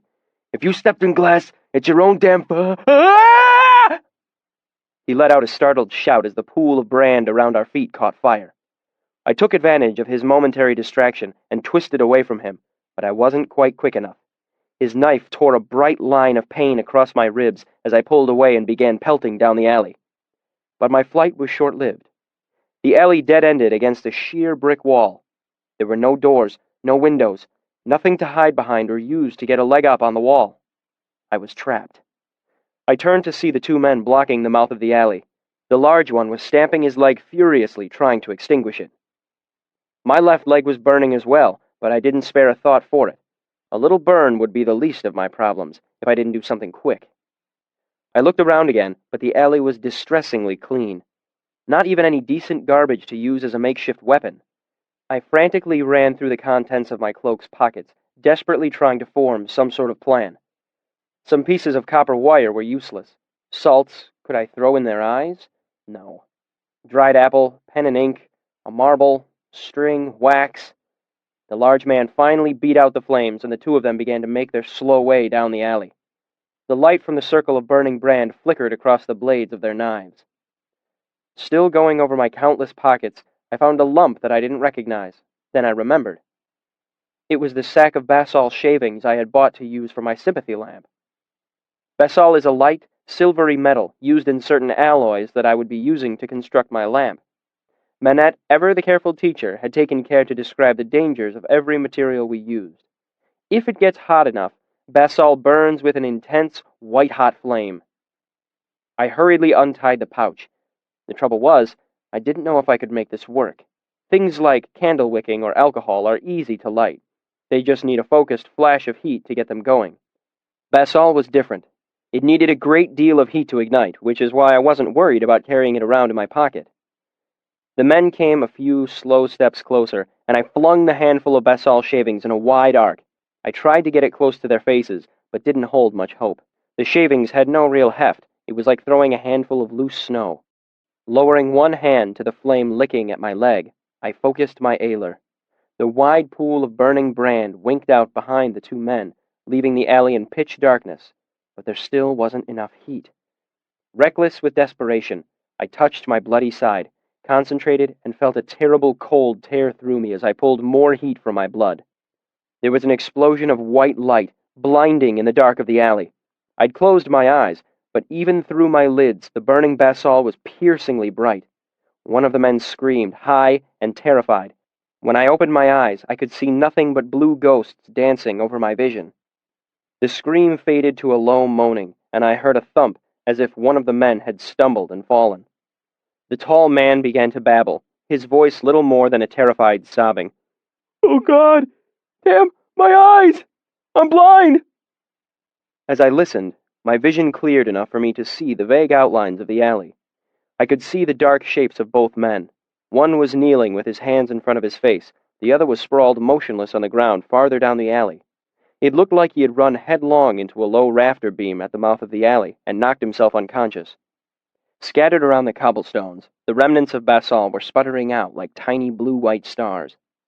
The kneeling man was only flash-blind, but it would last for several minutes, long enough for me to get well away from here. I moved slowly around him, being careful to step quietly. My heart leapt into my throat as he spoke up again. "Tam?" The man's voice was high and frightened. "I swear, Tam, I'm blind! The kid called down lightning on me!" I saw him go down onto all fours and begin to feel around with his hands. "You were right. We shouldn't have come here. No good comes of meddling with these sort of folk." Lightning. Of course. He didn't know a thing about real magic. It gave me a thought. I took a deep breath, settling my nerves. "Who sent you?" I demanded in my best Tamerlane the Great voice. It wasn't as good as my father's, but it was good. The big man gave a wretched moan and stopped feeling around with his hands. "Oh, sir, don't do anything." "I'm not asking again," I cut him off angrily. "Tell me who sent you, and if you lie to me, I'll know." "I don't know a name," he said quickly. "We just get half the coin and a hair. We don't know names. We don't actually meet, I swear." A hair. The thing they had called a finder was probably some sort of dowsing compass. Though I couldn't make anything that advanced, I knew the principles involved. With a piece of my hair, it would point toward me no matter where I ran. "If I ever see either of you again, I will call down worse than fire and lightning," I said menacingly as I edged toward the mouth of the alley. If I could get hold of their finder, I wouldn't have to worry about them tracking me down again. It had been dark, and the hood of my cloak had been up. They might not even know what I looked like. "Thank you, sir," he babbled. "I swear you won't see hide or hair of us after this. Thank you." I looked down at the fallen man. I could see one of his pale hands against the cobblestones, but it was empty. I looked around, wondering if he had dropped it. It was more likely that he'd tucked it away. I moved closer still, holding my breath. I reached into his cloak, feeling for pockets, but his cloak was pinned under his body. I took gentle hold of his shoulder and eased him slowly. Just then, he let out a low moan and rolled the rest of the way onto his back under his own power. His arm flopped loosely onto the cobbles, bumping my leg. I would like to say I simply took a step away, knowing that the tall man would be groggy and still half-blind. I'd like to tell you I remained calm and did my best to intimidate them further, or at the very least, that I said something dramatic or witty before I left. But that would not be the truth. The truth was, I ran like a frightened deer. I made it nearly a quarter of a mile before the darkness and my dazzled vision betrayed me, and I ran headlong into a horse tether, crumpling to the ground in a painful heap. Bruised, bleeding, and half-blind, I lay there. Only then did I realize I wasn't being chased at all. I dragged myself to my feet, cursing myself for a fool. If I'd kept my wits about me, I could have taken their dowsing compass away, ensuring my safety. As it was, I'd have to take other precautions. I made my way back to Anchor's, but when I arrived, all the inn's windows were dark and the door was locked. So, half drunk and wounded, I made my way up to my window, tripped the latch, and tugged. But it wouldn't open. It had been at least a span of days since I'd come back to the inn so late that I'd been forced to use my window route. Had the hinges rusted? Bracing myself against the wall, I drew out my hand lamp and thumbed it on to its dimmest setting. Only then did I see something lodged firmly into the crack of the window frame. Had anchors wedged my window shut? But when I touched it, I realized it wasn't wood. It was a piece of paper, much folded over. I tugged it free, and the window came open easily. I clambered inside. My shirt was ruined, but when I stripped it off, I was relieved by what I saw. The cut wasn't particularly deep, painful and messy, but less serious than when I'd been whipped. Fella's cloak was torn too, which was irritating. But, everything said, it would be easier to patch that than my kidney. I made a mental note to thank Fella for choosing a nice, thick fabric. Stitching it up could wait. For all I knew, the two men had recovered from the little scare I'd given them and were already dousing for me again. I left through the window, leaving my cloak behind so as not to get any blood on it. I hoped the lateness of the hour and my natural stealth would keep me from being seen. I couldn't begin to guess what rumors would start if someone saw me running across the rooftops late at night, bloody and naked to the waist. I gathered up a handful of leaves as I made my way to the roof of a livery overlooking the pennant courtyard near the archives. In the dim moonlight, I could see the dark, shapeless shadows of leaves swirling over the gray of the cobblestones below. I ran my hand roughly through my hair, ending up with a few loose strands. Then I dug at a seam of tar on the roof with my fingernails and used some to stick the hair to a leaf. I repeated this a dozen times, dropping the leaves off the roof, watching as the wind took them away in a mad dance back and forth across the courtyard. I smiled at the thought of anyone trying to douse for me now, trying to make sense of the dozens of contradictory signals as the leaves swirled and spun in a dozen different directions. I'd come to this particular courtyard because the wind moved oddly here. I'd only noticed it after the autumn leaves began to fall. They moved in a complex, chaotic dance across the cobblestones, first one way, then another, never falling into a predictable pattern. Once you noticed the wind's odd swirlings, it was hard to ignore. In fact, viewed from the roof like this, it was almost hypnotic, the same way flowing water or a campfire's flames can catch your eye and hold it. Watching it tonight, weary and wounded, it was rather relaxing. The more I watched it, the less chaotic it seemed. In fact, I began to sense a greater underlying pattern to the way the wind moved through the courtyard. It only looked chaotic because it was vastly, marvelously complex. What's more, it seemed to be always changing. It was a pattern made of changing patterns. It was, "You're up studying awfully late," said a quiet voice from behind me. Startled out of my reverie, my body tensed, ready to bolt. How had someone managed to get up here without my noticing? It was Elodin. Master Elodin. He was dressed in a patched set of pants and a loose shirt.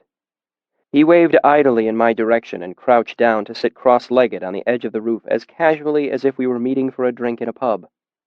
He looked down into the courtyard. It's particularly good tonight, isn't it? I folded my arms, ineffectually trying to cover my bare, bloody chest. Only then did I notice the blood on my hands was dry. How long had I been sitting here motionless, watching the wind? Master Elodin, I said, then stopped. I had no idea what I could possibly say in a situation like this. Please, we're all friends here. Feel free to call me by my first name, Master. He gave a lazy grin and looked back down toward the courtyard. Hadn't he noticed the state I was in? Was he being polite? Maybe. I shook my head. There was no use guessing with him. I knew better than anyone that Elodin was cracked as the potter's cobbles. Long ago, Elodin said conversationally, not taking his eyes from the courtyard below. When folk spoke differently, this used to be called the Kvothe Hale. Later, they called it the Questioning Hall, and students made a game of writing questions on slips of paper and letting them blow about. Rumor had it you could divine your answer by which way the paper left the square. He pointed to the roads that left gaps between the gray buildings. Yes, no, maybe, elsewhere, soon. He shrugged. It was all a mistake, though. Bad translation. They thought Quoyen was an early root of Quatenten, question, but it isn't. Quoyen means wind. This is rightly named the House of the Wind. I waited a moment to see if he intended to say any more. When nothing was forthcoming, I got slowly to my feet. That's interesting, Master. I hesitated, not sure how serious he had been before. But I should be going. Elodin nodded absently and gave a wave that was half farewell, half dismissal. His eyes never left the courtyard below, following the ever-changing wind.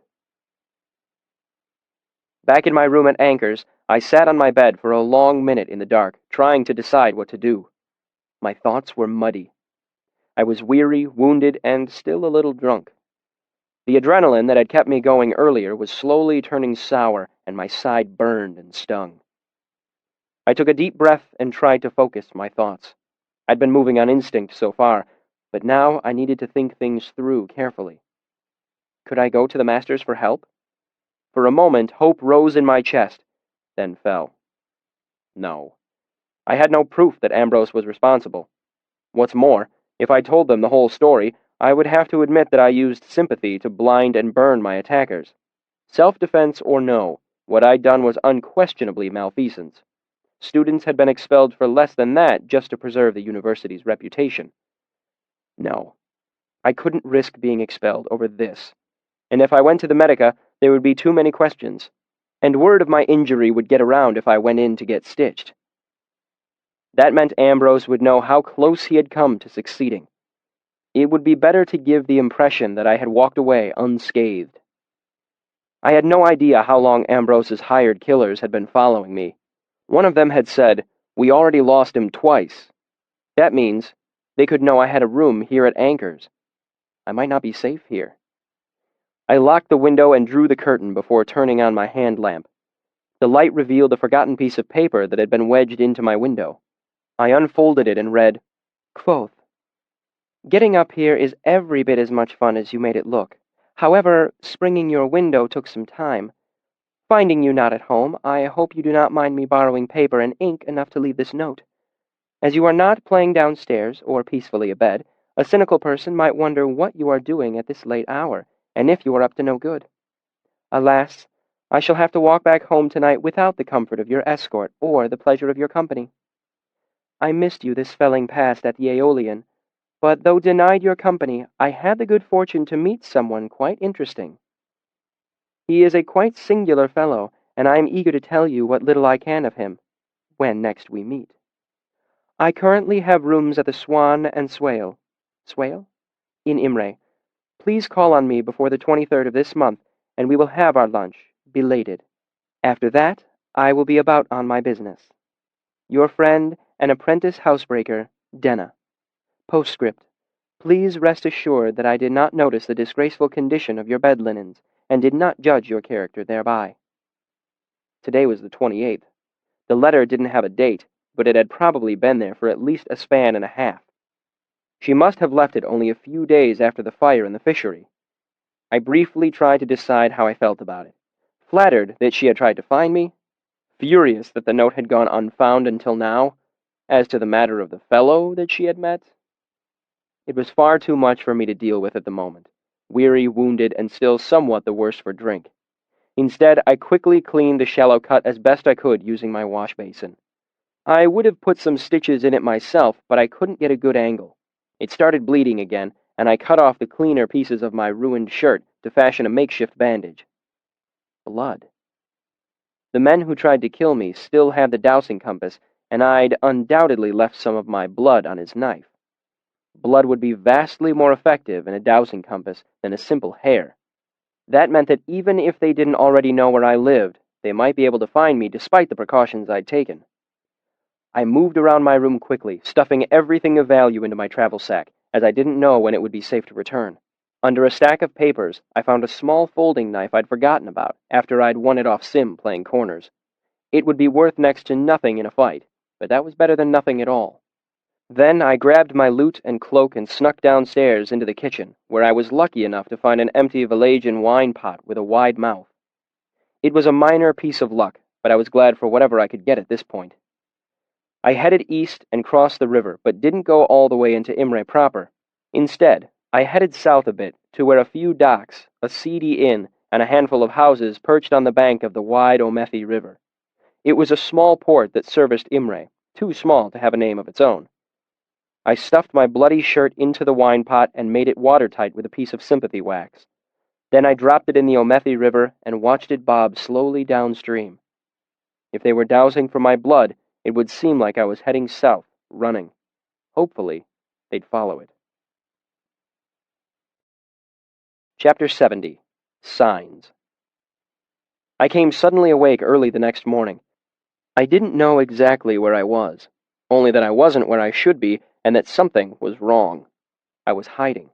Someone was after me. I was curled up in the corner of a small room. I lay on a blanket and I was wrapped in my cloak. This was an inn. It slowly came back to me.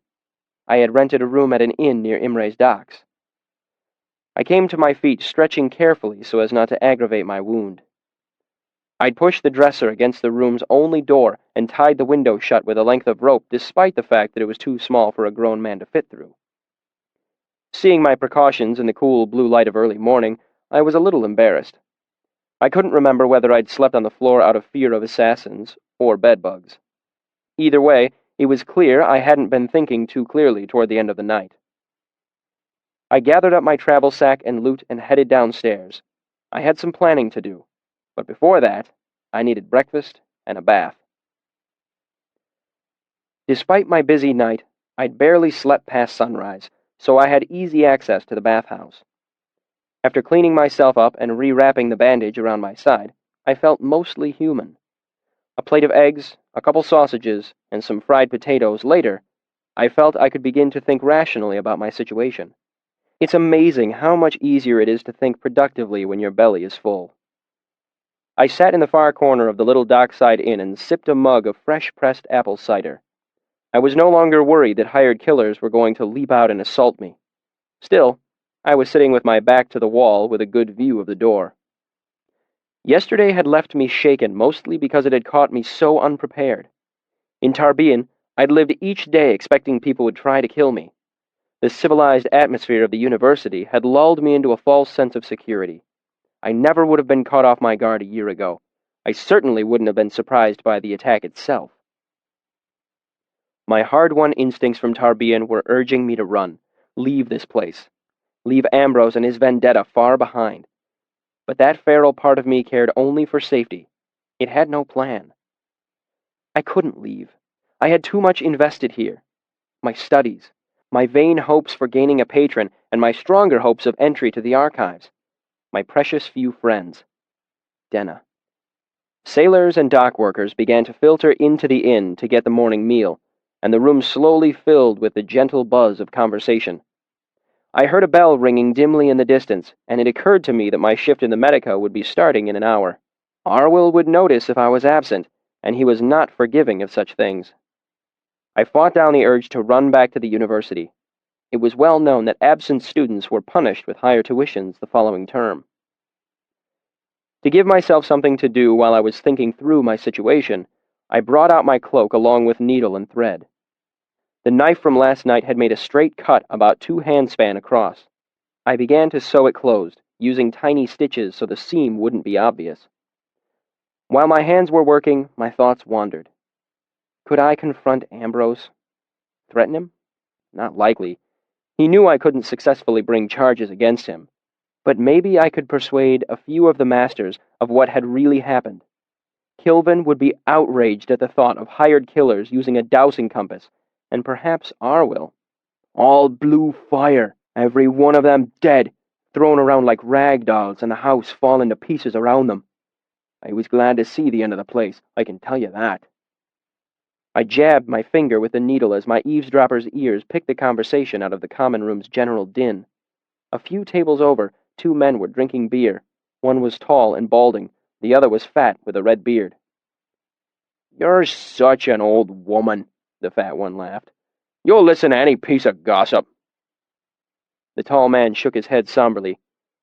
"I was in the tavern when they came in with the news. They were gathering folk with wagons so they could go get the bodies. The whole wedding party dead as leather. Over 30 folks gutted like pigs, and the place burned down in a blue flame. And that weren't the least oddness from what—" He dropped his voice, and I lost what he was saying among the general noise of the room. I swallowed against the sudden dryness in my throat. I slowly tied off the last stitch on my cloak and set it down. I noticed my bleeding finger and absently put it in my mouth. I took a deep breath. I took a drink. Then I walked over to the table where the 2 men sat talking. "Did you gentlemen come down river by any chance?" They looked up, obviously irritated by the interruption. Gentlemen had been a mistake. I should have said fellows. Fellas. The bald one nodded. "Did you come by way of Morrow?" I asked, picking a northern town at random. "No," the fat one said. "We're down from Traben." "Oh, good," I said, my mind racing for a plausible lie. "I have family up in those parts I was thinking of visiting." My mind went blank as I tried to think of a way to ask them for the details of the story I'd overheard. My palms were sweaty. "Are they getting ready for the Harvest Festival up that way, or have I already missed it?" I finished lamely. "Still in the works," the bald one said, and pointedly turned his shoulder to me. "I heard there was some problem with a wedding up in those parts." The bald one turned back to look at me. "Well, I don't know how you'd have heard that, as the news was fresh last night, and we just docked down here 10 minutes ago." He gave me a hard look. "I don't know what you're selling, boy, but I ain't buying. Piss off, or I'll thump you." I went back to my seat, knowing I'd made an irrecoverable mess of things. I sat, keeping my hands flat on the table to keep them from shaking. A group of people brutally killed. Blue fire. Oddness. Chandrian. Less than a day ago, the Chandrian were in Traben. I finished my drink more out of reflex than anything else, then stood and made my way to the bar. I was quickly coming to grips with the reality of the situation. After all these years, I finally had the opportunity to learn something about the Chandrian, and not just a mention of them pressed flat between the pages of a book in the archives. I had the chance to see their work firsthand. This was an opportunity that might never come again. But I needed to get to Traben soon, while things were still fresh in people's memories, before curious or superstitious townfolk destroyed what evidence remained. I didn't know what I hoped to find, but anything I heard about the Chandrian would be more than I knew now. And if I were to have a chance at anything useful, I had to be there as soon as possible. Today. The morning crowd was keeping the innkeeper busy, so I had to lay an iron drab on the bar before she paid me any attention at all. After paying for a private room last night, and breakfast, and bath this morning, the drab represented a good portion of my worldly wealth, so I kept my finger on it. "What do you have?" she asked as she came up to me. "How far is it to Traben?" I asked. "Upriver? A couple of days." I didn't ask how long it was. I need to know how far, I said, stressing the last word. "No need to get snippy," she said, wiping her hands on her grubby apron. "By river it's 40 miles or so. Could take more than 2 days depending on if you're on a barge or a billow boat. And what the weather's like." "How far by road?" I asked. "Blacken me if I know," she muttered, then called down the bar. "Rudd! How far to Traben by road?"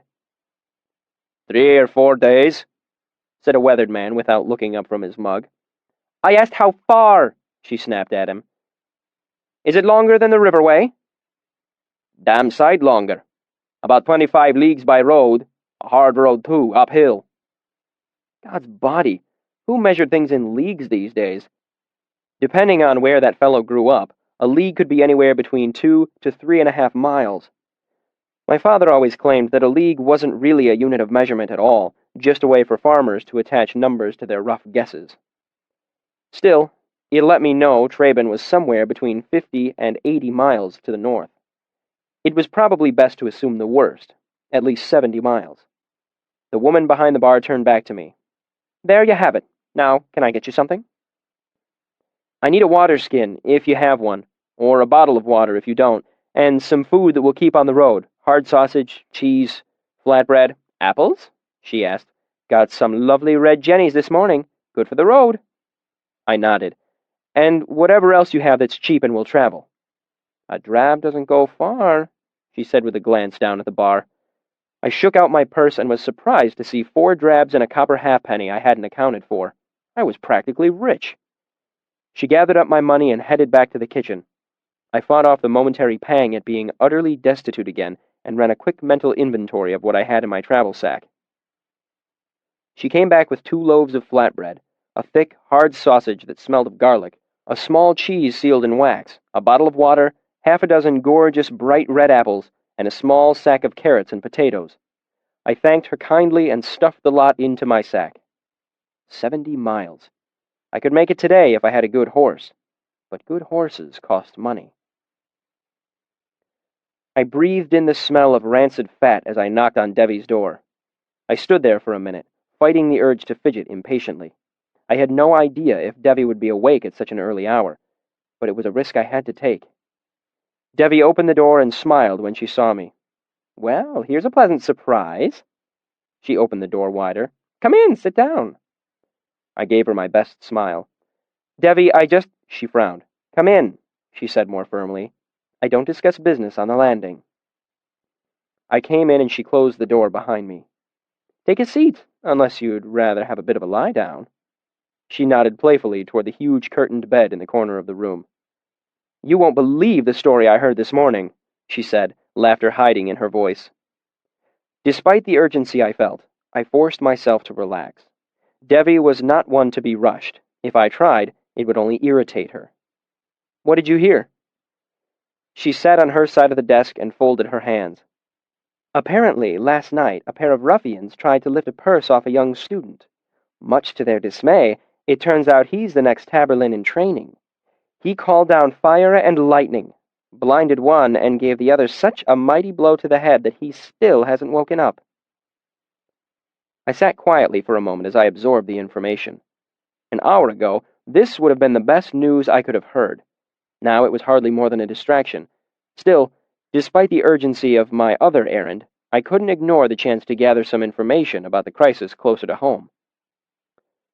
"They weren't just trying to rob me," I said. Devi laughed. "I knew it was you. They didn't know anything about him except for that he had red hair, but that was enough for me." "Did I really blind the one?" I asked. "And the other's still unconscious?" "I honestly don't know," Devi admitted. "News travels quickly among us unsavory types, but it's mostly gossip." My mind was spinning quickly along a new plan now. "Would you care to spread a little gossip of your own?" I asked. "That depends." She gave a wicked smile. "Is it terribly exciting?" "Drop my name," I said. "Let them know exactly who it was. Let them know I'm mad as hell, and I'll kill the next ones that come after me. I'll kill them and whoever hired them, the middlemen, their families, their dogs, the whole lot." Devi's delighted expression faded to something closer to distaste. "That's a little grim, don't you think? I appreciate that you're attached to your purse." She gave me a playful look. "And I have a vested interest there myself, but there's no—" "They weren't thieves," I said. "They were hired to kill me." Devi gave me a skeptical look. I tugged up the corner of my shirt to show my bandage. "I'm serious. I can show you where one of them cut me before I got away." Frowning, she stood up and came around the other side of the desk. "All right, show me." I hesitated, then decided that I was better off humoring her, as I still had favors to ask. I took off my shirt and lay it on the desk. "That bandage is filthy," she said, as if it was a personal offense. "Get rid of it." She walked to a cabinet at the back of the room and came back with a black physicker's kit and a wash basin. She washed her hands, then looked at my side. "You haven't even had it stitched?" she said incredulously. "I've been rather busy," I said, "with the running like hell and hiding all night." She ignored me and set about cleaning my side with a cool efficiency that let me know she'd studied in the Medica. "It's messy, but not deep," she said. "It's not even all the way through the skin in some places." She stood up and pulled a few things out of her bag. "You'll still need stitches." "I would have done it myself," I said, but you're an idiot who didn't even make sure this was cleaned properly," she finished. "If this gets infected, it would serve you right." She finished cleaning my side and rinsed her hands in the bowl. "I want you to know I'm doing this because I have a soft spot for pretty boys, the mentally infirm, and people who owe me money. I consider this protecting my investment." "Yes, ma'am." I sucked in air when she applied the antiseptic. "I thought you weren't supposed to bleed," she said matter-of-factly. "There's another legend proven false." Speaking of, moving as little as possible, I reached out and pulled a book out of my travel sack, then laid it on her desk. "I brought back your copy of Mating Habits of the Common Dracus. You were right. The engravings added a lot to it. I knew you'd like it." There was a moment of silence as she began stitching me back together. When she spoke again, most of the playfulness was gone from her voice. "Were these fellows really hired to kill you, Kvothe?" I nodded. "They had a dowsing compass in some of my hair. That's how they knew I was a redhead." "Lord and Lady, wouldn't that just send Kilvin into a froth?" She shook her head.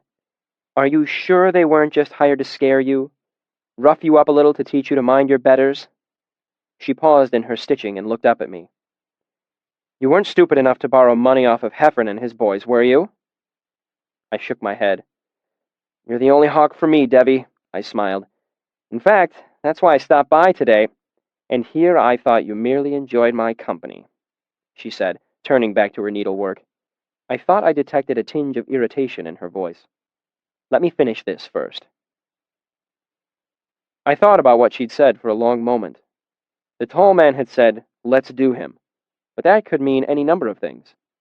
"It's possible they weren't trying to kill me," I admitted slowly. "He had a knife, though. You don't need a knife to give someone a beating." Devi snorted. "And I don't need blood to get people to settle their debts, but it certainly helps." I thought about it as she tied off the final stitch and began to wrap me in a fresh bandage. Maybe it was meant to be a simple beating. An anonymous message from Ambrose telling me to mind my betters. Maybe it was a simple attempt to scare me off. I sighed, trying not to move too much as I did so. "I'd like to believe that's the case, but I really don't think so. I think they were really after blood. That's what my gut tells me." Her expression grew serious. "In that case, I will spread the word a little," she said. "I don't know about the part about killing their dogs, but I'll drop a few things into the rumor mill so people will think twice about taking that sort of job." She chuckled low in her throat. "Actually, they're already thinking twice after last night. This will make them think 3 times. I appreciate it." "Small trouble to me," she said dismissively as she stood up and brushed off her knees. "A small favor to help a friend." She washed her hands in the basin, then dried them carelessly on her shirt. "Let's hear it," she said as she sat behind the desk, her expression suddenly businesslike. "I need money for a fast horse," I said. "Leaving town?" She arched a pale eyebrow. "You never struck me as the running away sort." "I'm not running," I said, "but I need to cover some ground. 70 miles before it gets much afternoon." Debbie widened her eyes a bit. "A horse that could make that trip is going to cost," she said. "Why not just buy a post note and switch out fresh horses all the way? Faster and cheaper." "There's no post stations where I'm going," I said. "Upriver, then into the hills. A little town called Traben." "All right," she said. "How much are you looking for?" "I'll need money to buy a fast horse with no dickering, plus lodging, food, maybe bribes. 20 talents." She burst out laughing, then regained her composure and covered her mouth. "No. I'm sorry, but no. I do have a soft spot for charming young men like yourself, but it's not on my head." "I have my loot," I said, sliding the case forward with my foot, "for collateral, plus anything else in here." I put my travel sack on the desk. She drew a breath as if to refuse me out of hand, then shrugged and looked into the bag, poking around. She pulled out my copy of Rhetoric and Logic, and a moment later, my handheld Sympathy lamp. "Hello," she said curiously, thumbing on the switch and pointing the light toward the wall. "This is interesting." I grimaced. "Anything except that," I said. "I promised Kilvin I wouldn't ever let that out of my hands. I gave my word." She gave me a frank look. "Have you ever heard the expression, 'beggars can't be choosers'?" "I gave my word," I repeated. I unpinned my silver talent pipes from my cloak and slid them across her desk so they lay near Rhetoric and Logic. "Those aren't easy to come by, you know." Devi looked at the loot, the book, and the pipes, and drew a long, slow breath.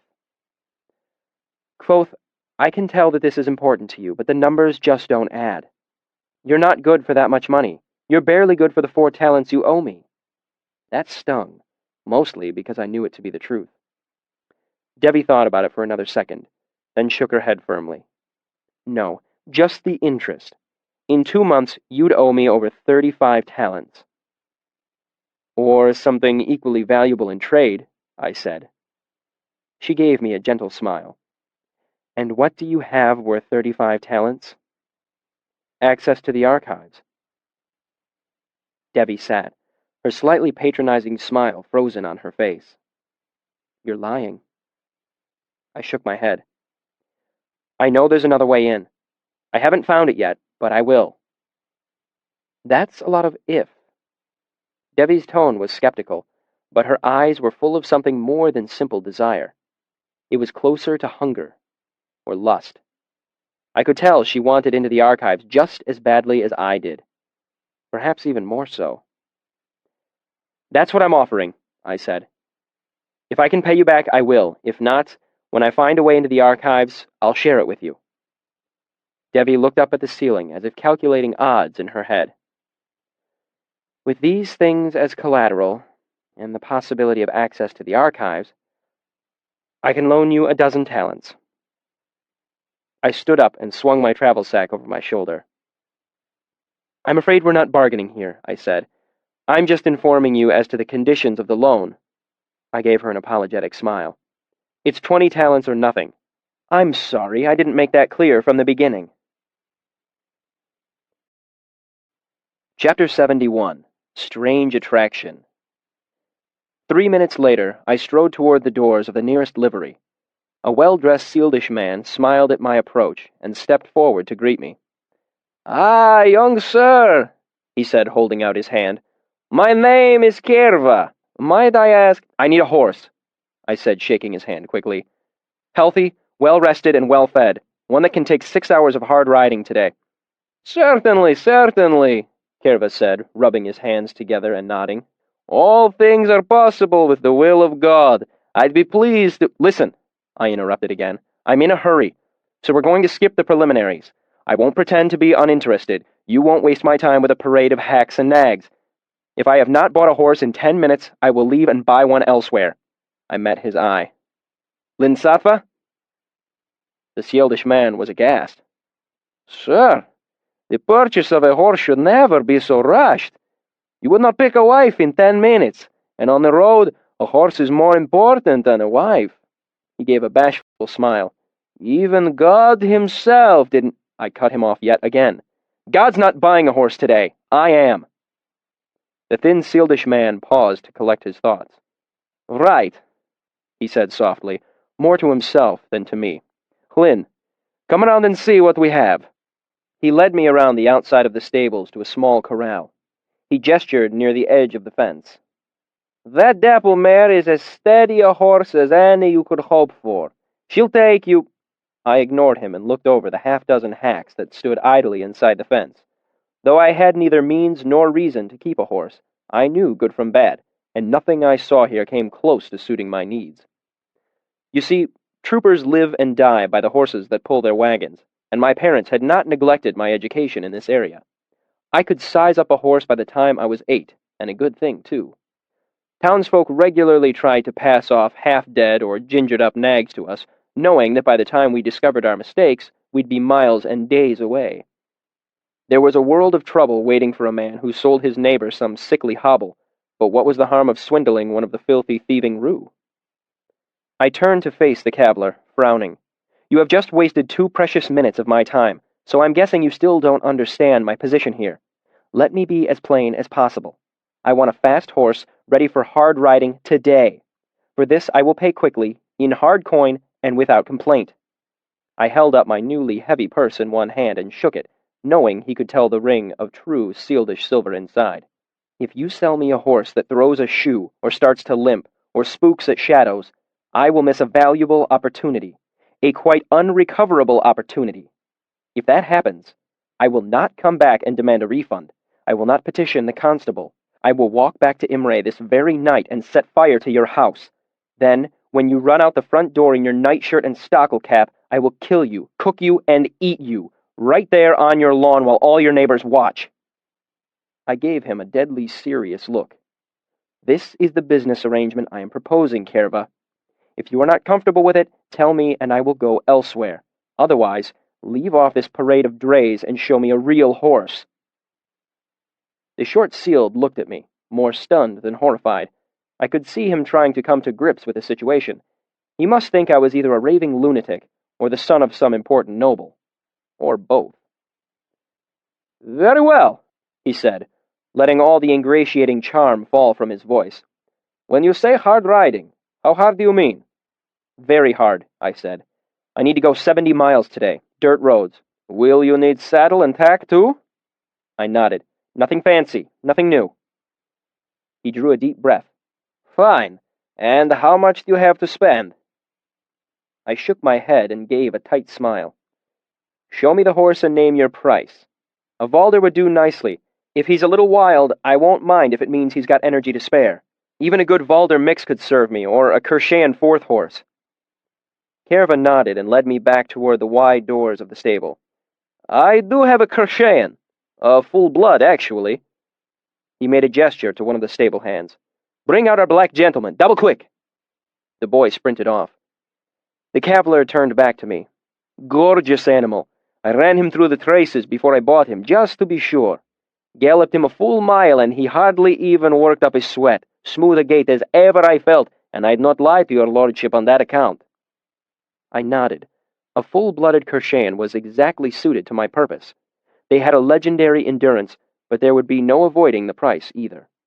A well-trained 4th horse was worth a dozen talents. How much are you asking for him?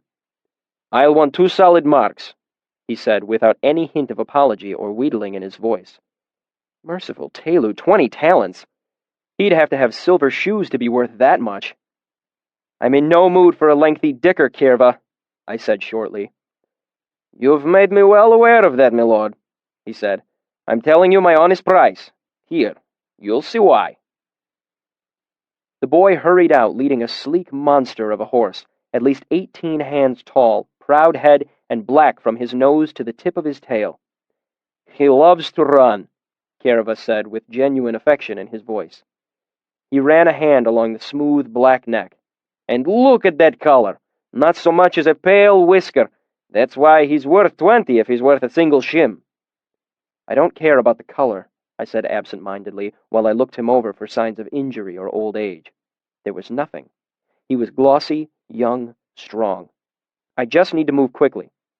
I understand, he said apologetically. But I can't just ignore the coloring. If I wait a span or two, some young lord will pay just for the snappy look of him. I knew it was true. Does he have a name? I asked, moving slowly toward the black horse, letting him smell my hands and get used to me. Bargaining can be hurried, but befriending a horse cannot. Only a fool rushes first impressions with a spirited young Kershayan. Not one that's stuck on him, he said. What's your name, boy? I asked gently, just so he could get used to the sound of my voice. He snuffled delicately at my hand, keeping close watch with one large, intelligent eye. He didn't back away, but he certainly wasn't at his ease either. I kept talking as I came closer, hoping he would relax at the sound of my voice. You deserve a good name. I hate to see some lordling with delusions of wit saddle you with some terrible name like Midnight or Sooty or Scut. I came closer and lay one hand along his neck. His skin twitched, but he didn't pull away. I needed to be sure of his temperament as much as his stamina. I couldn't take the risk of jumping on the back of a skittish horse. Someone half clever might dub you Pitch or Scuttle, ill-favored names. Or Slate, a sedentary name. Heaven forbid you end up Blackie. That's an ill-fitting name for a prince like you. My father always talked to new horses in this way, in a steady, calming litany. As I stroked his neck, I kept speaking without giving any mind to what I said. Words don't matter to the horse. The tone of your voice is the important thing. You've come a long way. You should have a proud name, so folk won't think of you as common. Was your previous owner Sealdish? I asked. Evaniloi. Deuterium Keta? Palante? I could sense him relax a bit at the sound of the familiar language. I walked onto his other side, still looking him over carefully and letting him get used to my presence. Dugetha? I asked him. Are you Cole? Dumane? Are you a shadow? I wanted to say twilight, but I couldn't bring the Siaru word to mind. Rather than pause, I just bulled ahead, faking it as best I could as I eyed his hooves to see if they were chipped or cracked. Duketh Salen? Are you First Knight? The big black lowered his head and nuzzled me. You like that one, do you? I said with a bit of a laugh, knowing that what really happened was that he had caught scent of the package of dried apple I had tucked in one of the pockets of my cloak. The important thing was that he had a feel for me now. If he was comfortable enough to nuzzle at me for food, we could get along well enough for a hard day's ride. Keth Salen seems to suit him for a name, I said, turning back to Kierva. Anything else I need to know? Kierva seemed disconcerted. He shies a bit on his right side. A bit? Just a bit. It stands to reason that he's probably a bit prone to spooking on that side too, but I haven't seen him do it. How's he trained? Close rein or trooper style? Close. Fine. You've got 1 minute left to make this deal. He's a good animal, but I'm not paying 20 talents for him. I spoke with certainty in my voice, but no hope in my heart. He was a gorgeous animal, and his coloring made him worth at least 20 talents. Still, I'd go through the motions and hope to squeeze the man down to 19. That at least would leave me money for food and lodging when I got to Traben. Very well, Kierva said. 16. Only my years of stage training kept me from gaping openly at his sudden drop. 15, I said, feigning irritation. And that will include the saddle, tack, and a bag of oats. I began pulling money out of my purse as if the deal was already finished. Unbelievably, Kierva nodded and called for one of the boys to bring a saddle and tack. I counted the money into Kierva's hand as his assistant saddled the big black. The sealed seemed uncomfortable meeting my eye. If I didn't know horses as well as I do, I would have thought I was being swindled. Maybe the horse was stolen, or the man was desperate for money. Whatever the reason, I didn't care. I was due a bit of good luck. Best of all, this meant that I might be able to resell the horse at a bit of a profit after I reached Traben. Honestly, I would need to sell him as soon as I could manage, even if I lost money on the deal. Stabling, food, and grooming for a horse like this would cost me a penny a day. I couldn't afford to keep him.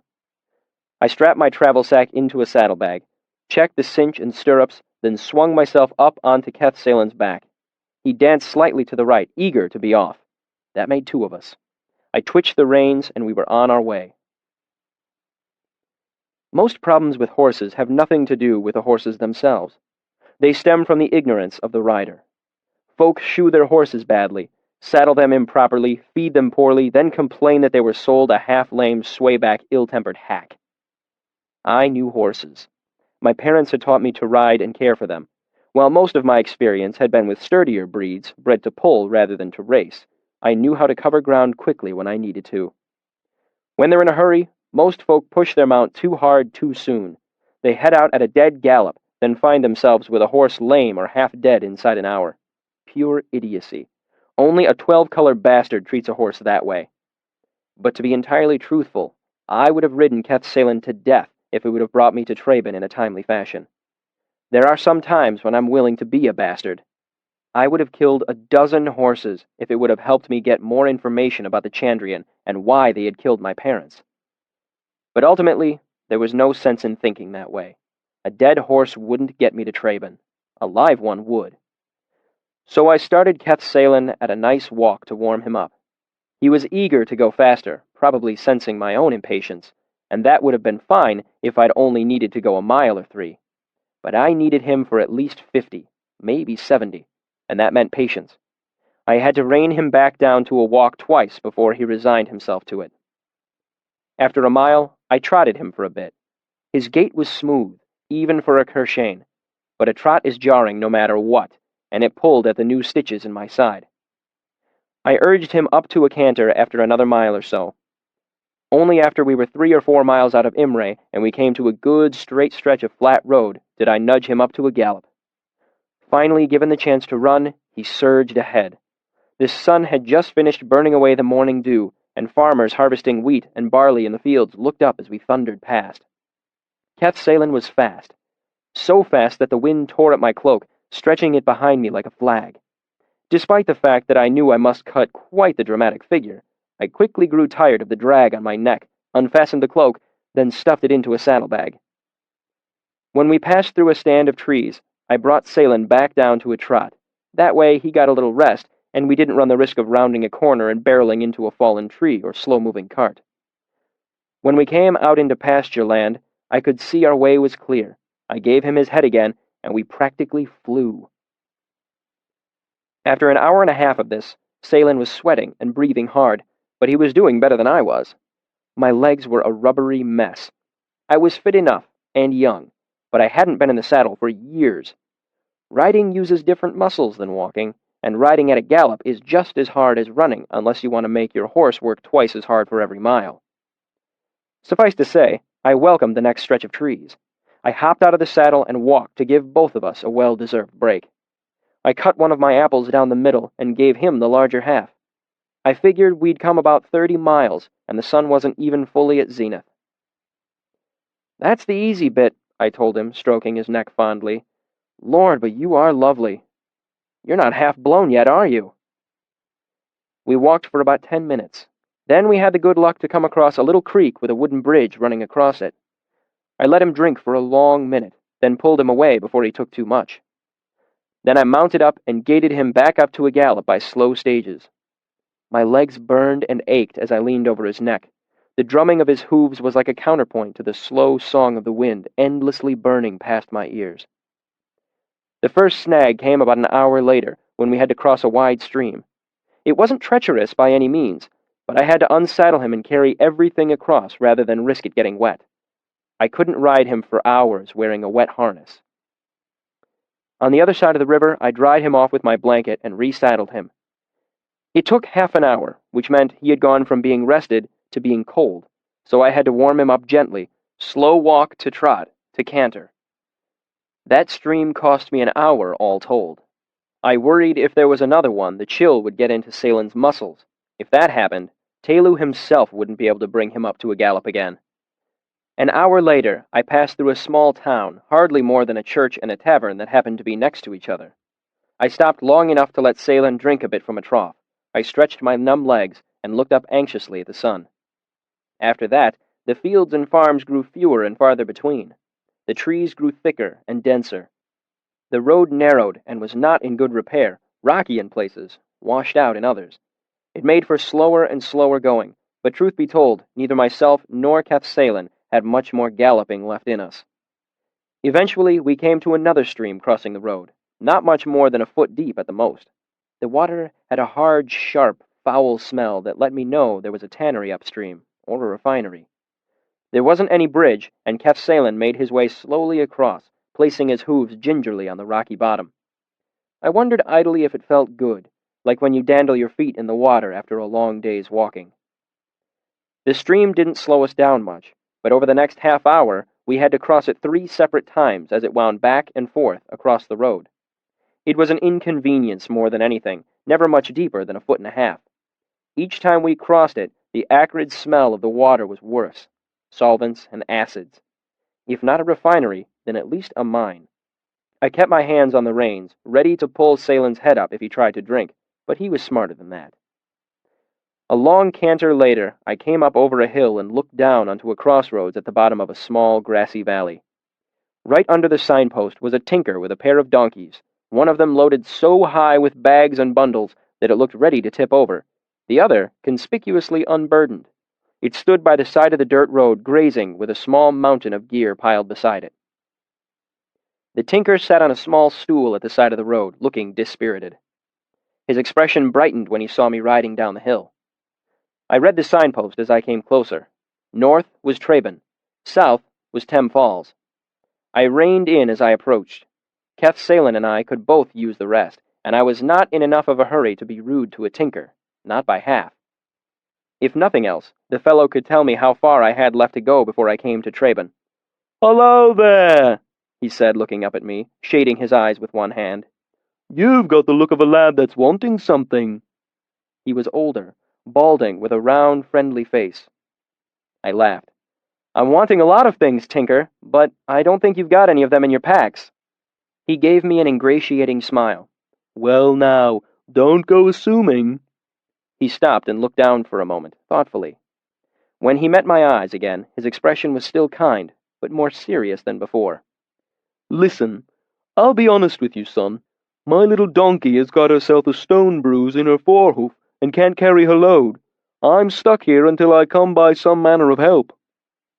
"Normally nothing would make me happier than to help you, Tinker," I said, "but I need to get to Traben as quickly as I can." "That won't take much doing." He nodded over the hill to the north. "You're only about a half-mile out. If the wind was blowing southerly, you could smell the smoke." I looked in the direction he gestured and saw chimney smoke rising from behind the hill. A great wave of relief washed over me. I'd made it, and it was barely an hour after noon. The tinker continued. "I need to get to the Eavesdown docks." He nodded to the east.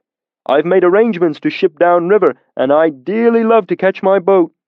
He eyed my horse significantly. "But I'll need a new pack animal to carry my gear." It seems my luck had finally turned.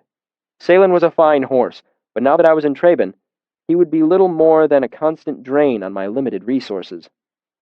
Still, it's never wise to look eager to sell. "This is an awful lot of horse to be used for packing," I said, patting Kvothe neck. "He's a full-blooded Kershayan, and I can tell you I've never seen a better horse in all my days." The tinker looked him over skeptically. "He's knackered is what he is," he said. "He hasn't got another mile left in him." I swung off the saddle, staggering a bit when my rubbery legs almost buckled underneath me. "You should give him more credit, Tinker. He's come all the way from Imre today." The tinker chuckled.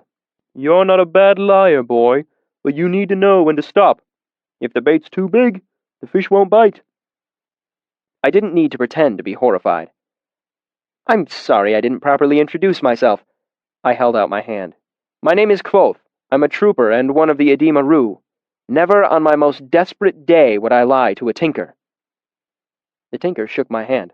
"Well," he said, slightly taken aback, "my sincere apologies to you and your family. It's rare to see one of your folk alone on the road." He looked the horse over critically. All the way from Imre, you say? I nodded. That's what, almost 60 miles? Hell of a ride. He looked at me with a knowing smile. How are your legs? I grinned back at him. Let's just say I'll be glad to be on my own feet again. He's good for another 10 miles, I'd guess, but I can't say the same for myself. The tinker looked over the horse again and gave a gusty sigh. Well, as I said, you've got me over a bit of a barrel. How much do you want for him? Well, I said, Kvothe here is a full-blooded Kurshane, and his color is lovely, you have to admit. Not a patch on him but isn't black. Not a white whisker. The tinker burst out laughing. I take it back, he said. You're a terrible liar. I don't see what's so funny, I said a little stiffly. The tinker gave me an odd look. Not a white whisker, no? He nodded past me towards Salen's hindquarters. But if he's all black, then I'm Oren Velseter. I turned to look and saw that Keth-Salen's left hind foot had a distinct white sock that went halfway up to his hock. Stupefied, I walked back and bent down to look. It wasn't a clean white, more of a washed-out gray. I could smell the faint odor of the stream we had splashed through on the last leg of our journey. Solvents. That shim bastard, I said incredulously. He sold me a dyed horse. Didn't the name tip you off? The tinker chuckled. Keth-Salen? Lord, boy, someone's been thumbing their nose at you. His name means twilight, I said. The tinker shook his head. Your Siaru is rusty. Ket-Salem would be first night. Salen means sock. His name is one sock. I thought back to the horse trader's reaction when I'd picked the name. No wonder the fellow had seemed so disconcerted. No wonder he had dropped the price so quickly and easily. He thought I knew his little secret. The tinker laughed at my expression and clapped me on the back. Don't sweat it, lad. It happens to the best of us from time to time. He turned away and began to rummage through his bundles. I think I have something you'll like. Let me offer you a trade. He turned around and held out something black and gnarled like a piece of driftwood. I took it from him and looked it over. It was heavy and cold to the touch. A lump of slag iron? I asked. Are you out of magic beans? The tinker held out a pin in his other hand. He held it about a handspan away, then let go. Instead of falling, the pin snapped to the side and clung to the smooth blob of black iron. I drew in an appreciative breath. A lodenstone? I've never seen one of these. Technically, it's a Traben stone, he said matter-of-factly, as it's never been near Loden, but you're near enough. There's all manner of people who would be interested in that beauty down Imre way. I nodded absently as I turned it over in my hands. I'd always wanted to see a drawstone, ever since I was a child. I pulled the pin away, feeling the strange attraction it had to smooth black metal. I marveled. A piece of star iron in my hand. How much do you figure it's worth? I asked. The tinker sucked his teeth a little. Well, I'm figuring right here and now it's worth just about one full-blooded Kurshane pack mule. I turned it over in my hand, pulled the pin away, and let it snap back again. Trouble is, tinker, I put myself into debt with a dangerous woman in order to buy this horse. If I don't sell it well, I'm going to be in a desperate way. He nodded. Piece of sky iron of that size? If you take less than 18 talents, you're cutting a hole in your own purse. Jewelers will buy it, or rich folk who want it for the novelty. He tapped the side of his nose. But if you head to the university, you'll do better. Artificers have a great love for lodenstone. Alchemists, too. If you find one in the right mood, you'll get more. It was a good deal. Manette had taught me lodenstone was quite valuable and difficult to come by, not only for its galvanic properties, but because pieces of sky iron like this often had rare metals mingled with the iron. I held out my hand. I'm willing to make it a deal. We shook hands solemnly, then just as the tinker began to reach for the reins, I asked, And what will you give me for his tack and saddle? I was a little worried that the tinker might take offense at my wheedling, but instead he smiled a sly smile. That's a clever lad, he chuckled. I like a fellow who's not afraid to push for a little extra. What would you like, then? I've got a lovely woolen blanket here, or some nice rope." He pulled a coil of it out of the donkey's packs. "Always good to have a piece of rope with you. Ooh, how about this?" He turned around with a bottle in his hands and winked at me. "I've got some lovely Avenish fruit wine. I'll give you all 3 for your horse's gear." I could use a spare blanket, I admitted. Then a thought occurred to me. "Do you have any clothes near my size? I seem to be going through a lot of shirts lately." The old man paused, holding the rope and bottle of wine, then shrugged and began to dig around in his packs. "Have you heard anything about a wedding around these parts?" I asked. Tinkers always have their ears to the ground. "The Mothin wedding?" He tied off one pack and began to dig through another. "I hate to tell you, but you missed it. Happened yesterday." My stomach clenched at his casual tone. If there'd been a massacre, the tinker would certainly have heard. I suddenly had the horrible thought that I'd put myself in debt and run halfway to the mountains on a goose chase. "Were you there? Did anything odd happen?" "Here we are." The tinker turned around, holding up a shirt of plain gray homespun. "Nothing fancy, I'm afraid, but it's new. Well, newish." He held it up to my chest to judge the fit. "The wedding?" I prompted. "What? Oh, no, I wasn't there. Bit of an event, though, from what I understand. Mothin's only daughter, and they were sending her off proper. Been planning it for months." "So you didn't hear of anything odd happening?" I asked, a sinking feeling in my gut. He shrugged helplessly. "Like I said, I wasn't there. I've been up around the ironworks the last couple days." He nodded to the west. "Trading with panners and folk up in the high rock." He tapped the side of his head as if he just remembered something. "That reminds me, I found a brassy up in the hills." He rummaged in his packs again and brought out a flat, thick bottle. "If you don't care for wine, maybe something a little stronger." I started to shake my head, then realized that some homemade brand would be useful cleaning my side tonight. "I might be," I said, "depending on the offer on the table." "Honest young gent like yourself," he said grandly. "I'll give you blanket, both bottles, and the coil of rope." "You're generous, Tinker, but I'd rather have the shirt than the rope and the fruit wine. They'd just be dead weight in my bag, and I've got a lot of walking ahead of me." His expression soured a little, but he shrugged. "Your call, of course. Blanket, shirt, brand, and 3 jots." We shook hands, and I took time to help him load Keth's Salin because I had a vague feeling that I'd insulted him by turning down his previous offer. 10 minutes later he was heading east, and I made my way north over the green hills into Traben.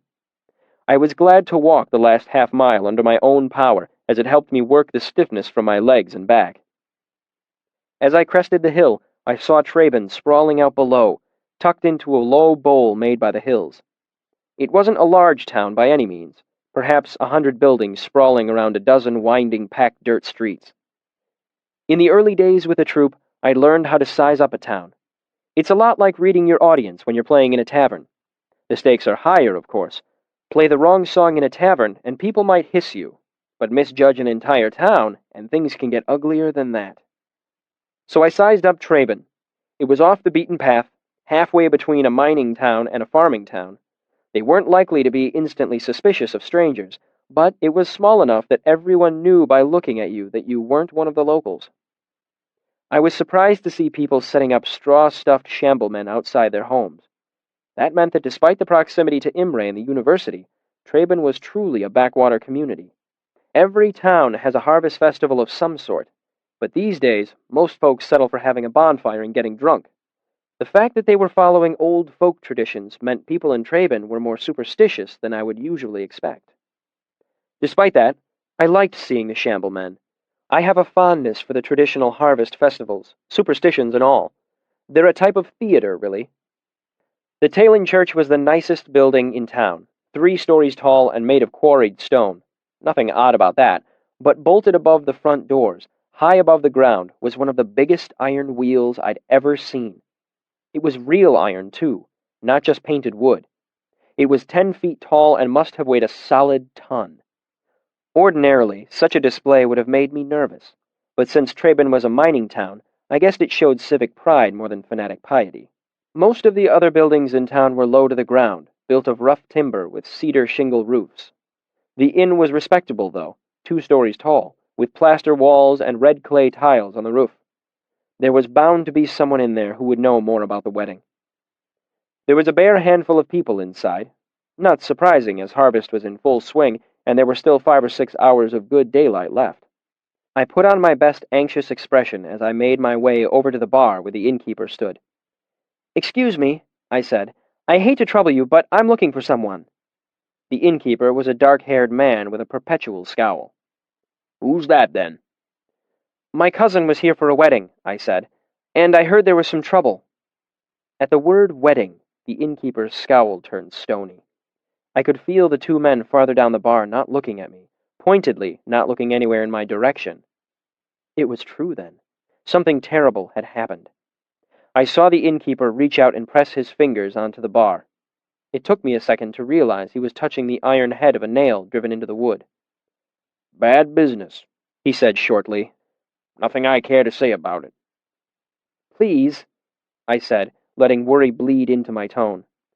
"I was visiting family in Thames Falls when the rumor came down that something had happened. They're all busy pulling in the last of the wheat, so I promised I'd come up and see what the trouble was." The innkeeper looked me up and down. A gawker, he could turn away, but he couldn't deny me the right to know what had happened to a family member. "There's the one upstairs who was there," he said shortly. "Not from around here. Might be your cousin." A witness. I opened my mouth to ask another question, but he shook his head. "I don't know a thing about it," he said firmly. "Don't care to either." He turned and made himself suddenly busy with the taps of his beer barrels.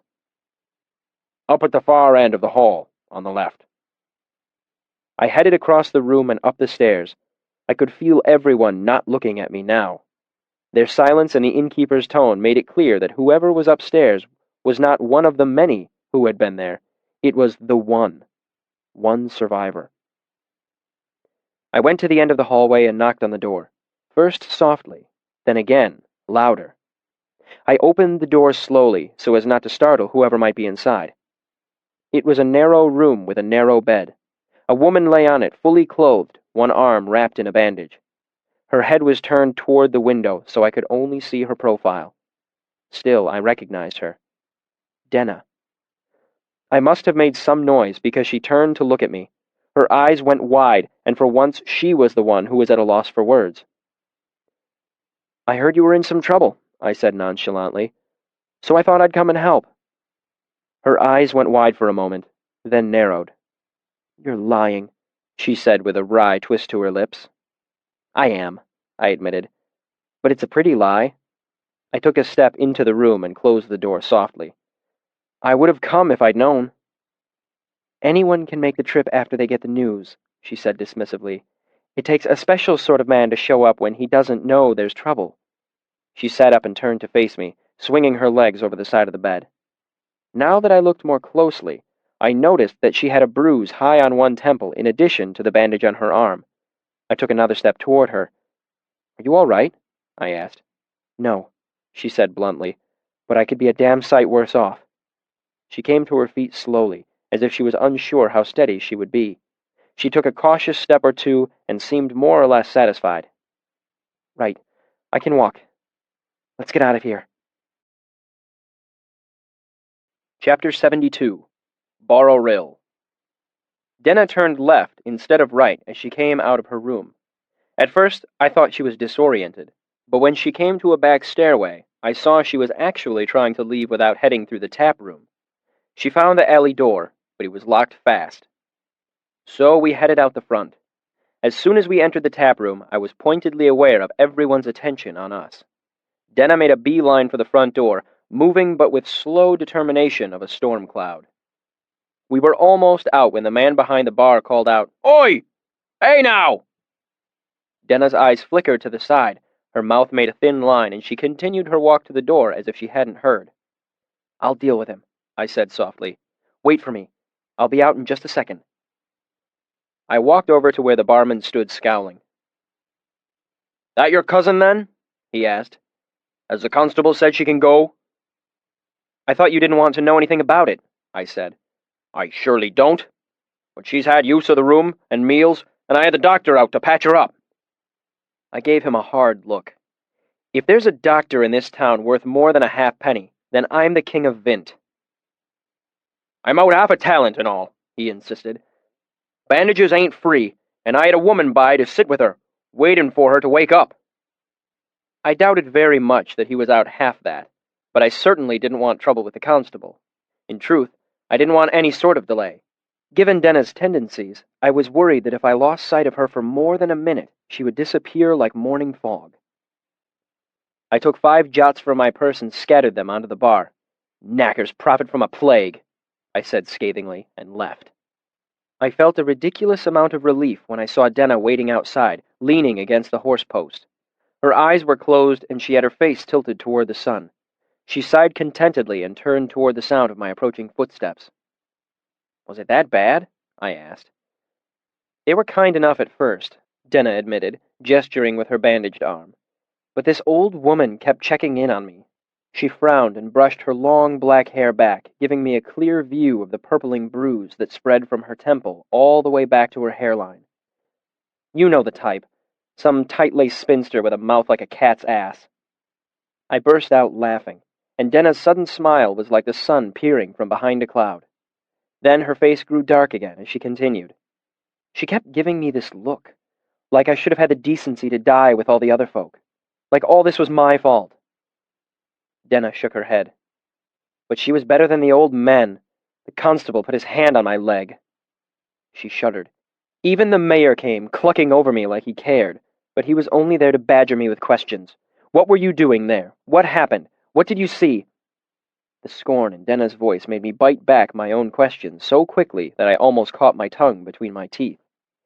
It's my nature to ask questions, not to mention that the whole purpose of this mad dash into the foothills was to investigate what had happened. Still, the tone of Denna's voice made it clear she was in no mood to give answers right now. I shrugged my travel sack higher up onto my shoulder, and something occurred to me. "Wait! Your things! You left them all back in your room." Denna hesitated for a heartbeat. "I don't think anything of mine was there," she said, as if the thought hadn't even occurred to her before. "Are you sure you don't want to go back and check?" She shook her head firmly. "I leave where I'm not welcome," she said matter-of-factly. "Everything else I can make up along the way." Denna started to walk down the street, and I fell in beside her. She turned onto a narrow side street, heading west. We passed an old woman hanging a shambleman made of oat sheaves. It wore a crude straw hat and a pair of sackcloth pants. "Where are we headed?" I asked. "I need to see if my things are out at the Mothin farm," she said. "After that, I'm open to suggestions." "Where were you planning to go before you found me?" "Honestly, I was heading out to the Mothin farm myself." Denna gave me a sideways look. "Fair enough. It's only about a mile out to the farm.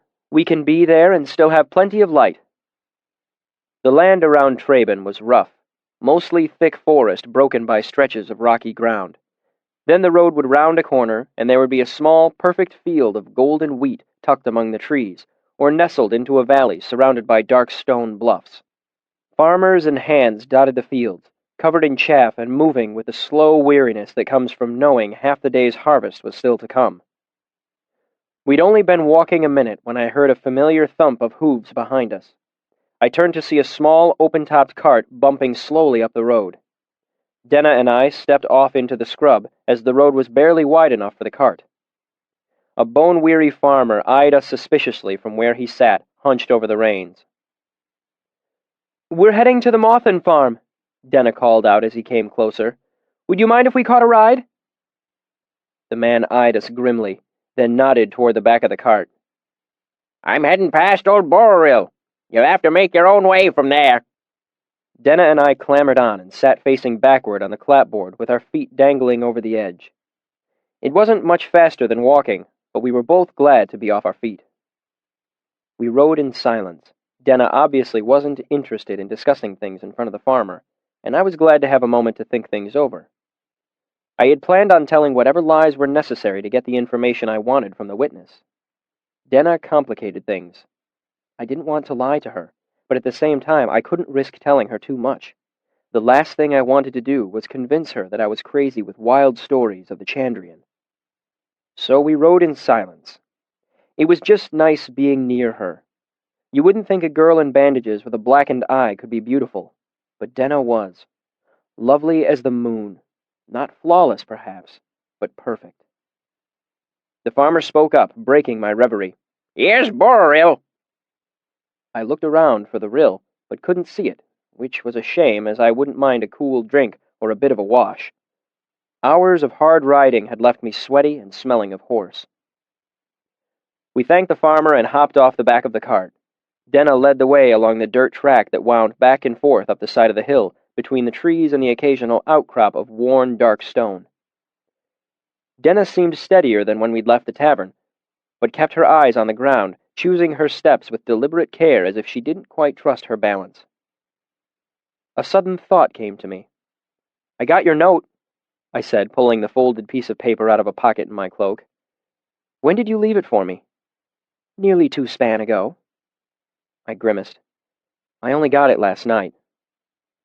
She nodded to herself. "I worried about that when you never showed up. I thought it might have fallen out or gotten wet so you couldn't read it." "I just haven't used the window lately," I said. Denna shrugged nonchalantly. "Silly of me to assume you would, really." I tried to think of something to add, something that would explain what she might have seen when Fella had given me my cloak in the Aeolian. I couldn't think of anything. "I'm sorry I missed our lunch." Denna looked up, amused. "Diak said you were caught in a fire or something. Told me that you looked positively wretched." "I felt wretched," I said. "More from missing you than from the fire." She rolled her eyes.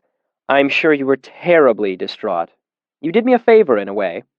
While I was sitting there, alone, pining away, I said I was sorry. An older gentleman introduced himself to me. We talked, got to know each other." She shrugged and looked sideways at me, almost bashfully. "I've been meeting with him ever since. If things continue smoothly, I think he'll be my patron before the year is out." "Really?" I said, relief splashing over me like cold water. "That's wonderful, and long overdue. Who is he?" She shook her head, her dark hair falling down around her face. "I can't say. He's obsessed with his privacy. He wouldn't tell me his real name for more than a span. Even now, I don't know if the name he's given me is real." "If you're not sure who he really is," I said slowly, "how do you know he's a gentleman?" It was a foolish question. We both knew the answer, but she said it anyway. "Money, clothes, bearing," she shrugged. "Even if he's only a wealthy merchant, he'll still make a good patron." "But not a great one. Merchant families don't have the same stability, and their names don't carry the same weight," she finished with another knowing shrug. "Half a loaf is better than none, and I'm tired of having no loaf at all," she sighed. "I've been working hard to reel him in, but he's so dodgy. We never meet in the same place twice, and never in public. Sometimes he'll set up a meeting and never even show up for it. Not that that's anything new in my life." Denna staggered as a rock shifted under her foot. I grabbed for her, and she caught hold of my arm and shoulder before she fell. For a moment, we were pressed against each other, and I was very aware of her body against mine, as she took a moment to balance herself. I steadied her, and we moved apart. But after she regained her footing, she kept her hand resting lightly on my arm. I moved slowly, as if a wild bird had landed there, and I was desperately trying to avoid startling it into flight. I considered putting my arm around her, partly for support, and partly for other more obvious reasons. I quickly discarded the idea. I still remembered the look on her face when she mentioned the constable touching her leg. What would I do if she had a similar response to me? Men flocked around Denna, and I knew from our conversations how tiresome she found them. I couldn't bear the thought of making the same mistakes they made, simply because I didn't know any better. It was better not to risk offending her, better to be safe.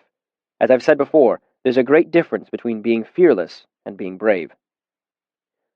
We followed the path as it doubled back on itself, continuing up the hill.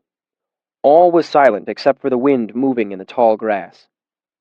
"So he's secretive," I prompted gently, worried that the silence would soon become uncomfortable. Secretive doesn't cover it by half, Dennis said, rolling her eyes. Once a woman offered me money for information about him. I played dumb, and later when I told him about it, he said it had been a test to see how much I could be trusted. Another time, some men threatened me. I'm guessing that was another test. The fellow sounded rather sinister to me, like a fugitive from the law or someone hiding from his family. I was about to say so when I saw Denna looking at me anxiously. She was worried that I would think less of her for pandering to the whimsy of some paranoid lordling. I thought about my talk with Diak, about the fact that, hard as my lot was, hers was undoubtedly harder. What would I put up with if I could win a powerful noble's patronage? What would I go through to find someone who would give me money for lute strings, see that I was dressed and fed, and protect me from vicious little bastards like Ambrose? I bit back my previous comments and gave her a knowing grin. He'd better be rich enough to be worth your trouble, I said. Bags of money. Pots of it. Her mouth quirked up at the corner, and I felt her body relax, glad that I wasn't judging her. Well, that would be telling now, wouldn't it? Her eyes danced, saying, yes. He's the reason I'm here, she continued. He told me to show up at this wedding. It's a lot more rural than I expected, but... She shrugged again, a silent comment about the inexplicable desires of the nobility. I expected my patron-to-be there. She stopped, laughing. Did that even make any sense? Just make up a name for him, I suggested. You pick one, she said. Don't they teach you about names at the university? Annabelle, I suggested. I will not, she said, laughing. Refer to my potential patron as Annabelle. The Duke of Rich Money? Now you're just being flippant. Try again. Just tell me when I hit one you like. Frederick the Flippant. Frank. Farron. Foru. Fordale. She shook her head at me as we climbed the crest of the hill. As we finally reached the top, the wind gusted past us. Denna gripped my arm for balance, and I held up a hand to shield my eyes from dust and leaves. I coughed in surprise as the wind forced a leaf straight into my mouth, causing me to choke and sputter. Denna thought this was particularly funny. Fine, I said, as I fished the leaf out of my mouth. It was yellow, shaped like a spearhead. The wind has decided for us. Master Ash. Are you sure it isn't Master Elm? She asked, eyeing the leaf. It's a common mistake. Tastes like an ash, I said. Besides, elm is feminine. She nodded seriously, though her eyes were dancing. Ash it is, then. As we made it out of the trees and over the top of the hill, the wind gusted again, pelting us with more debris before it died down. Denna took a step away from me, muttering and rubbing at her eyes. The part of my arm where her hand had rested suddenly felt very cold. Black hands, she said, scrubbing at her face. I've got chaff in my eyes. Not chaff, I said, looking across the top of the hill. Not 50 feet away was a cluster of charred buildings that must have once been the Mothan farm. Ash. I led Denna to a little stand of trees that blocked the wind and the sight of the farm. I gave her my water bottle and we sat on a fallen tree, resting as she rinsed her eyes clean. You know, I said hesitantly, you don't need to go over there. I could look for your things if you'd tell me where you left them. Her eyes narrowed a little. I can't tell if you're being considerate or condescending. I don't know what you saw last night, so I don't know how delicate I should be. I don't need much delicacy as a rule, she said shortly. I'm no blushing daisy. Daisies don't blush. Denna looked at me, blinking her red eyes. You're probably thinking of shrinking violet or blushing virgin. Either way, daisies are white. They can't blush. That, she said flatly, was condescending. Well, I thought I'd let you know what it looked like, I said. For comparison, so there's less confusion when I'm trying to be considerate. We stared at each other for a bit. Eventually, she looked away, rubbing at her eyes. Fair enough, she admitted. She tilted her head back and splashed more water onto her face, blinking furiously. I really didn't see much, she said as she daubed her face on her shirt sleeve. I played before the wedding, then again while they were getting ready for supper. I kept expecting my... She gave a faint smile. Master Ash to make an appearance, but I knew I couldn't dare ask about him. For all I knew, the whole thing was another test of his. She trailed off, frowning. He has a way of signaling me, a way of letting me know when he's around. I excused myself and found him over by the barn. We headed into the woods for a bit, and he asked me questions. Who was there? How many people? What they looked like? She looked thoughtful. Now that I'm thinking of it, I think that was the real test. He wanted to see how observant I was. He almost sounds like a spy, I mused. Dennis shrugged. We wandered for about half an hour, talking. Then he heard something and told me to wait for him. He headed off toward the farmhouse and was gone for a long while. How long? 10 minutes? She shrugged. You know how it is when you're waiting for someone. It was dark and I was cold and hungry. She wrapped her arms around her stomach and leaned forward a little. Gods, I'm hungry now, too. I wish I would have... I pulled an apple out of my travel sack and handed it to her. They were gorgeous, red as blood, sweet and crisp. The sort of apples you dream about all year but can only get for a few weeks during the fall. Denna gave me a curious look. I used to travel a lot, I explained as I took one for myself, and I used to be hungry a lot, so I usually carry something to eat. I'll fix you a real dinner when we set camp for the night. And he cooks, too. She bit into the apple and took a drink of water to wash it down. Anyway, I thought I heard shouting, so I headed back in the direction of the farm. When I came out from behind a bluff, I could definitely hear screaming and shouting. Then I got closer and smelled smoke, and I saw the light of the fire through the trees. What color was it? I asked, my mouth half full of apple.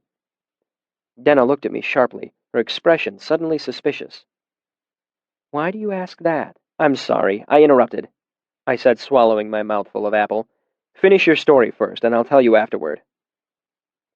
I've been talking an awful lot, she said, and you haven't made any mention at all of why you're up in this little corner of the world. The masters down at the university heard some odd rumors and sent me here to find out if they were true, I said. There was no awkwardness or hesitation in the lie. I didn't even plan it, really. It just came out. Forced to make a snap decision, I couldn't safely tell her the truth about my search for the Chandrian. I couldn't bear the thought of Denna thinking I was brain-addled. The university does that sort of thing, Denna asked. I thought you lot just sat around reading books.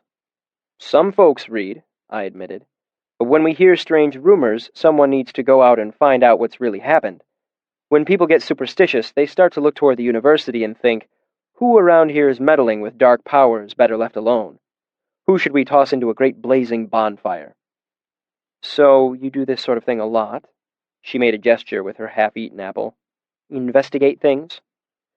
I shook my head. I just got on a master's bad side.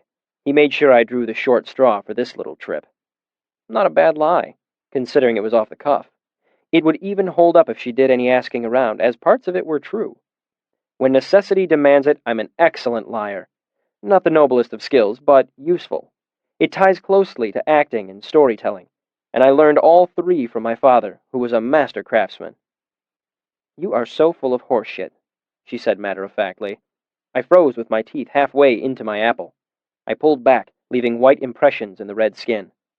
I beg your pardon? She shrugged.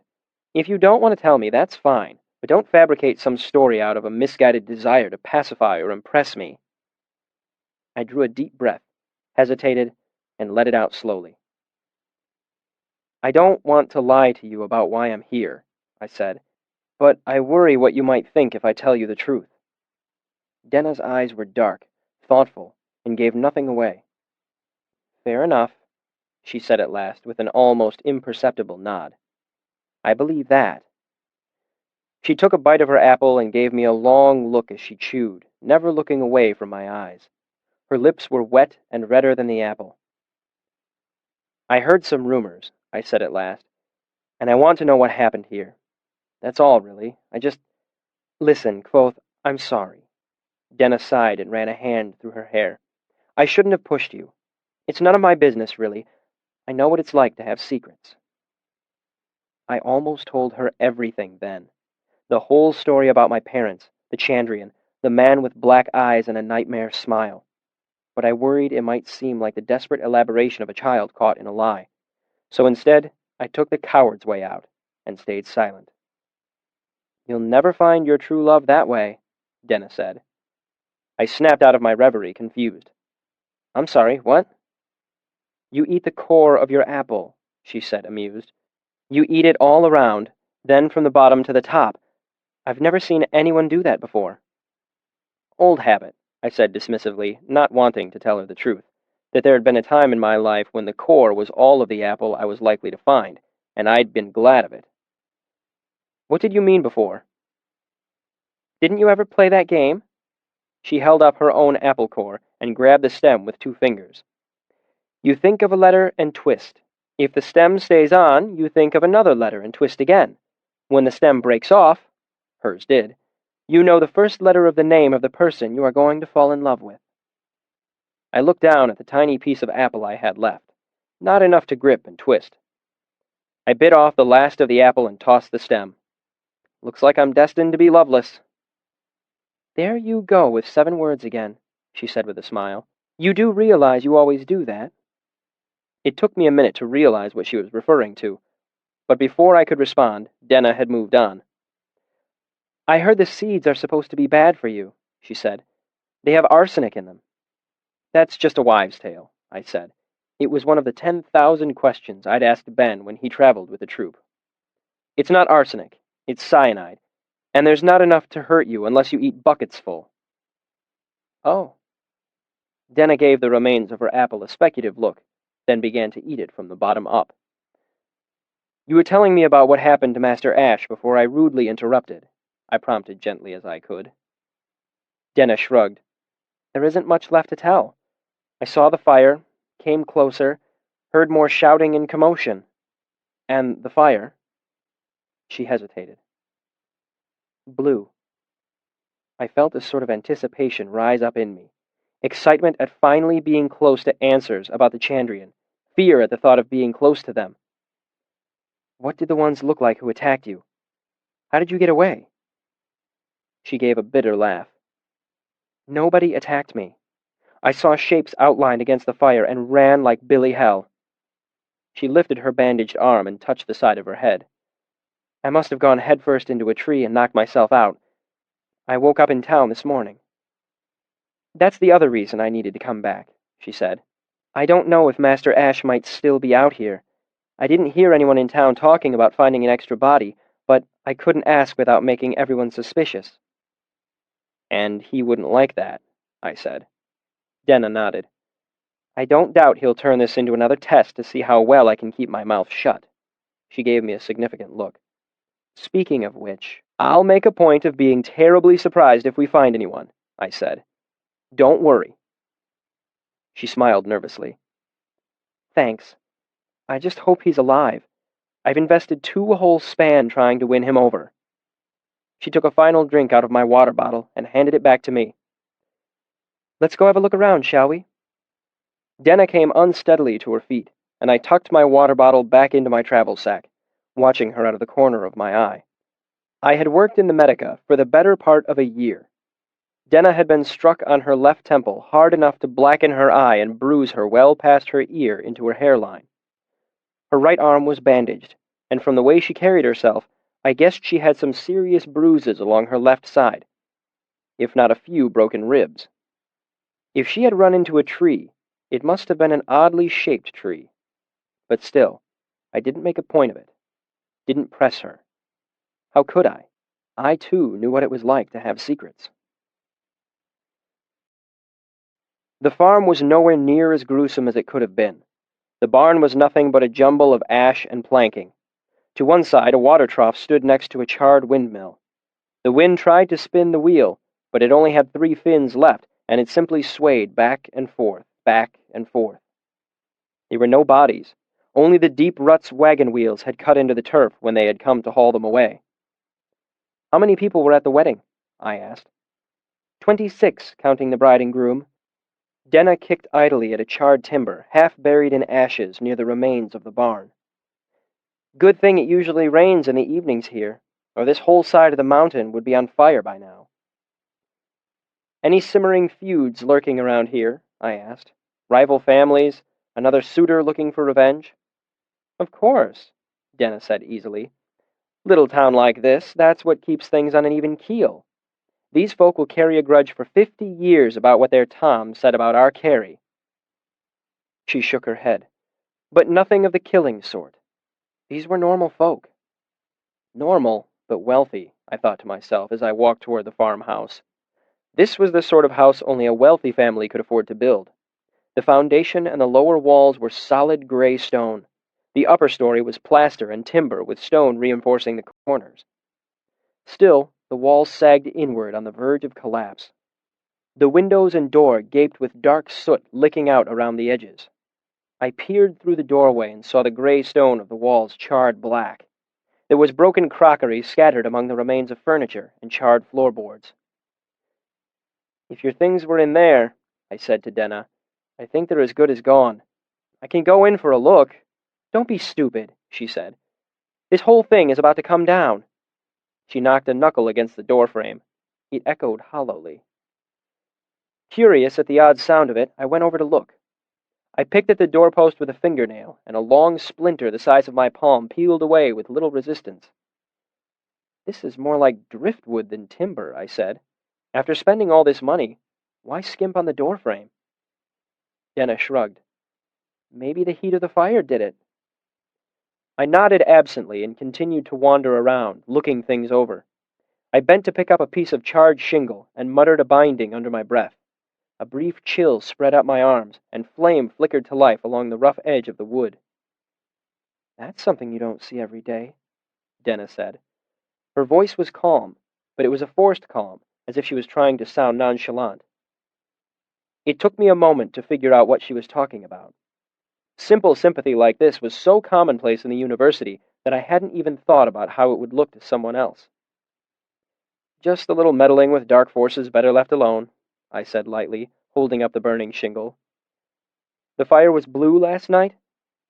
She nodded. "Like a coal gas flame. Like the lamps they have in aniline." The shingle was burning an ordinary, cheerful orange. No trace of blue about it, but it could have been blue last night. I dropped the shingle and crushed it out with my boot. I circled the house again. Something was bothering me, but I couldn't put my finger on it. I wanted to go inside for a look around. "The fire really wasn't that bad," I called out to Denna. "What did you end up leaving inside?" "Not that bad," she said incredulously as she came around the corner. "The place is a husk." I pointed. "The roof isn't burned through except right by the chimney. That means the fire probably didn't damage the second story very much. What of yours was in there?" "I had some clothes and a lyre Master Ash bought for me." "You play the lyre?" I was surprised. "How many strings?"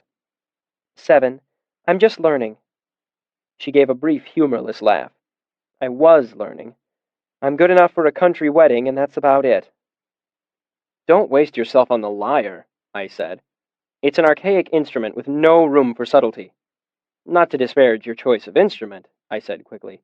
"It's just that your voice deserves better accompaniment than a lyre can give you.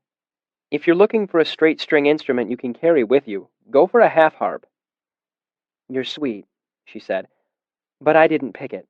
Mr. Ash did. I'll push him for a harp next time." She looked around aimlessly and sighed. "If he's still alive." I peered in one of the gaping windows to look around, only to have a chunk of the windowsill snap off in my hands when I leaned on it. "This one's rotten through, too," I said, crumbling it in my hands. "Exactly." Denna took hold of my arm and pulled me away from the window. "The place is just waiting to fall in on you. It's not worth going in. Like you said, it's just a lyre." I let myself be led away. "Your patron's body might be up there." Denna shook her head. "He's not the sort to run into a burning building and get himself trapped." She gave me a hard look. "What do you think you're going to find in there, anyway?" "I don't know," I admitted. "But if I don't go inside, I don't know where else to look for clues about what really happened here." "What rumors did you hear, anyway?" Denna asked. "Not much," I admitted, thinking back to what the bargeman had said. "A bunch of people were killed at a wedding. Everyone dead, torn apart like rag dolls. Blue fire." "They weren't really torn apart," Denna said. "From what I heard in town, it was a lot of knife and sword work." I hadn't seen anyone wearing so much as a belt knife since I'd been in town. The closest thing had been farmers with sickles and scythes in the fields. I looked back at the sagging farmhouse, sure that I was missing something. "So what do you think happened here?" she asked. "I don't know," I said. "I was half expecting to find nothing. You know how rumors get blown out of proportion." I looked around. "I would have written the blue fire off to rumor if you hadn't been here to confirm it." "Other people saw it last night," she said. "Things were still smoldering when they came for the bodies and found me." I looked around, irritated. I still felt like I was missing something, but I couldn't think of what in the world it could be. "What do they think in town?" I asked. "Folk weren't really talkative around me," she said bitterly. "But I caught a bit of the conversation between the constable and the mayor. Folk are whispering about demons. The blue fire made sure of that. Some folk were talking about shamble men. I expect the harvest festival will be more traditional than usual this year. Lots of fires and cider and straw men." I looked around again. The collapsed wreckage of the barn, a windmill with 3 fins, and a burned-out husk of a house. Frustrated, I ran my hands through my hair, still sure I was missing something. I'd expected to find something. Anything. As I stood there, it occurred to me how foolish the hope was. What had I hoped to find? A footprint? A scrap of cloth from someone's cloak? Some crumpled note with a vital piece of information conveniently written out for me to find? That sort of thing only happened in stories. I pulled out my water bottle and drank off the last of it. "Well, I'm done here," I said as I walked over to the water trough. "What are you planning to do next?" "I need to look around a bit," she said. "There's a chance my gentleman friend is out there, hurt." I looked out over the rolling hills, gold with autumn leaves and wheat fields, green with pasture and stands of pine and fir. Scattered throughout were the dark scars of bluffs and stone outcroppings. "There's a lot of ground to cover," I said. She nodded, her expression resigned. "I've got to at least make an effort." "Would you like some help?" I asked. "I know a little woodcraft." "I certainly wouldn't mind the company," she said, "especially considering the fact that there may be a troop of marauding demons in these parts. Besides, you already offered to make me dinner tonight." That I did. I made my way past the charred windmill to the iron hand pump. I grabbed the handle, leaned my weight against it, and staggered as it snapped off at the base. I stared at the broken pump handle. It was rusted through to the center, crumbling away in gritty sheets of red rust. In a sudden flash, I remembered coming back to find my troop killed that evening so many years ago. I remembered reaching out a hand to steady myself and finding the strong iron bands on the wagon's wheel rusted away. I remembered the thick, solid wood falling to pieces when I touched it. "Kvothe?" Denna's face was close to mine, her expression concerned. "Are you all right? Telu Blacken, sit down before you fall down. Are you hurt?" I moved to sit on the edge of the water trough, but the thick planking crumbled under my weight like a rotten stump. I let gravity pull me the rest of the way down and sat on the grass. I held the rusted-through pump handle up for Denna to see. She frowned at it. "That pump was new. The father was bragging about how much it had cost to get a well set up here at the top of the hill. He kept saying that no daughter of his would have to carry buckets uphill 3 times a day." "What do you think happened here?" I asked, truthfully. She looked around, the bruise on her temple a sharp contrast against her pale skin. "I think when I'm done looking for my patron-to-be, I'm going to wash my hands of this place and never look back." "That's not an answer," I said. "What do you think happened?" She looked at me for a long moment before responding. "Something bad. I've never seen a demon, and I don't ever expect to. But I've never seen the King of Vint either." "Do you know that children's song?" Denna looked at me blankly, so I sang. "When the hearth fire turns to blue, what to do, what to do? Run outside, run and hide. When your bright sword turns to rust, who to trust, who to trust? Stand alone, standing stone." Denna grew paler as she realized what I was implying. She nodded and chanted the chorus softly to herself. See a woman pale as snow, silent come and silent go. What's their plan? What's their plan? Chandrian, Chandrian. Denna and I sat in the patchwork shade of the autumn trees, out of sight of the ruined farm. Chandrian. The Chandrian were really here. I was still trying to collect my thoughts when she spoke. Is this what you were expecting to find? She asked. It's what I was looking for, I said. The Chandrian were here less than a day ago. But I didn't expect this. I mean, when you're a child and you go digging for buried treasure, you don't expect to find any. You go looking for dennerlings and fairies in the forest, but you don't find them. They killed my troop, and they killed this wedding party. Hell, I go looking for you and Imre all the time, but I don't actually expect to find you. I trailed off, realizing that I was blathering. Some of the tension bled out of Denna as she laughed. There was no mocking in it, only amusement. So, am I lost treasure or a failing? You're both. Hidden, valuable, much sought and seldom found. I looked up at her, my mind hardly attending to what was coming out of my mouth. There's much of the Fae in you as well. They are real. The Chandrian were real. You're never where I look for you, then you appear all unexpected, like a rainbow. Over the last year, I'd held a silent fear in my secret heart. I worried at times that the memory of my troop's death and the Chandrian had just been a strange sort of grief dream my mind had created to help me deal with the loss of my entire world. But now I had something resembling proof. They were real. My memory was real. I wasn't crazy. When I was a child, I chased a rainbow for an hour one evening. Got lost in the woods. My parents were frantic. I thought I could catch up to it. I could see where it should touch the ground. That's what you're... Denna touched my arm. I felt the sudden warmth of her hand through my shirt. I drew a deep breath and smelled the smell of her hair, warm with the sun, the smell of green grass and her clean sweat and her breath and apples. The wind sighed through the trees and lifted her hair so that it tickled my face. Only when sudden silence filled the clearing did I realize that I'd been keeping up a steady stream of mindless chatter for several minutes.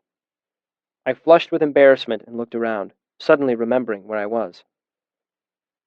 You were a little wild around the eyes there, she said gently. I don't think I've ever seen you out of sorts before. I took another slow breath. I'm out of sorts all the time, I said. I just don't show it. My point exactly. She took a step back, her hand slowly sliding down the length of my arm until it fell away. So what now? I have no idea. I looked around aimlessly. That doesn't sound like you either, she said. I'd like a drink of water, I said, then gave a sheepish grin at how childish it sounded. She grinned back at me. That's a good place to start, she teased. After that, I'd like to know why the Chandrian attacked here. What's their plan, eh?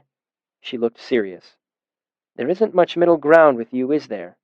All you want is a drink of water and then the answer to a question that folk have been guessing at since forever. What do you think happened here? I asked. Who do you think killed these folks? She crossed her arms in front of her chest. I don't know, she said. It could have been all manner of... She stopped, chewing on her lower lip. No, that's a lie, she said at last. It sounds strange to say, but I think it was them. It sounds like something out of a story, so I don't want to believe it. But I do. She looked at me nervously. That makes me feel better. I stood up. I thought I might be a little crazy. You still might be, she said. I'm not a good touchstone to use for judging your sanity. Do you feel crazy? She shook her head, a half smile curling the corner of her mouth. No. How about you? Not particularly. That's either good or bad, depending, she said. How do you propose we go about solving the mystery of the ages?" "I need to think on it for a while," I said. "In the meantime, let's find your mysterious Master Ash. I'd love to ask him a few questions about what he saw back at the Mothin farm." Denna nodded. "I was thinking I would head back to where he left me, behind that bluff, then look between there and the farm." She shrugged. "It's not much of a plan." "It gives us a place to start," I said. "If he came back and found you were gone, he might have left a trail that we could pick up." Denna led the way through the woods. It was warmer here. The trees kept the wind at bay, but the sun could still peer through as many of the trees were nearly bare. Only the tall oaks were still holding all their leaves like self-conscious old men. As we walked, I tried to think of what reason the Chandrian could have had for killing these people. Was there any similarity between this wedding party and my troupe? Someone's parents have been singing the entirely wrong sort of songs. "What did you sing last night?" I asked. "For the wedding?" "The usual," Denna said, kicking through a pile of leaves. "Bright stuff. Penny whistle, come wash in the river, copper-bottom pot," she chuckled. "Aunt Emmy's tub." "You didn't," I said aghast. "At a wedding?" "A drunk grandfather asked for it," she shrugged as she made her way through a thick tangle of yellow Bainerbyre. "There were a few raised eyebrows, but not many. They're earthy folk around here." We walked a little longer in silence. The wind gusted in the high branches above us, but where we trudged along, it was just a whisper. "I don't think I've ever heard 'Come Wash' before." "I'd have thought."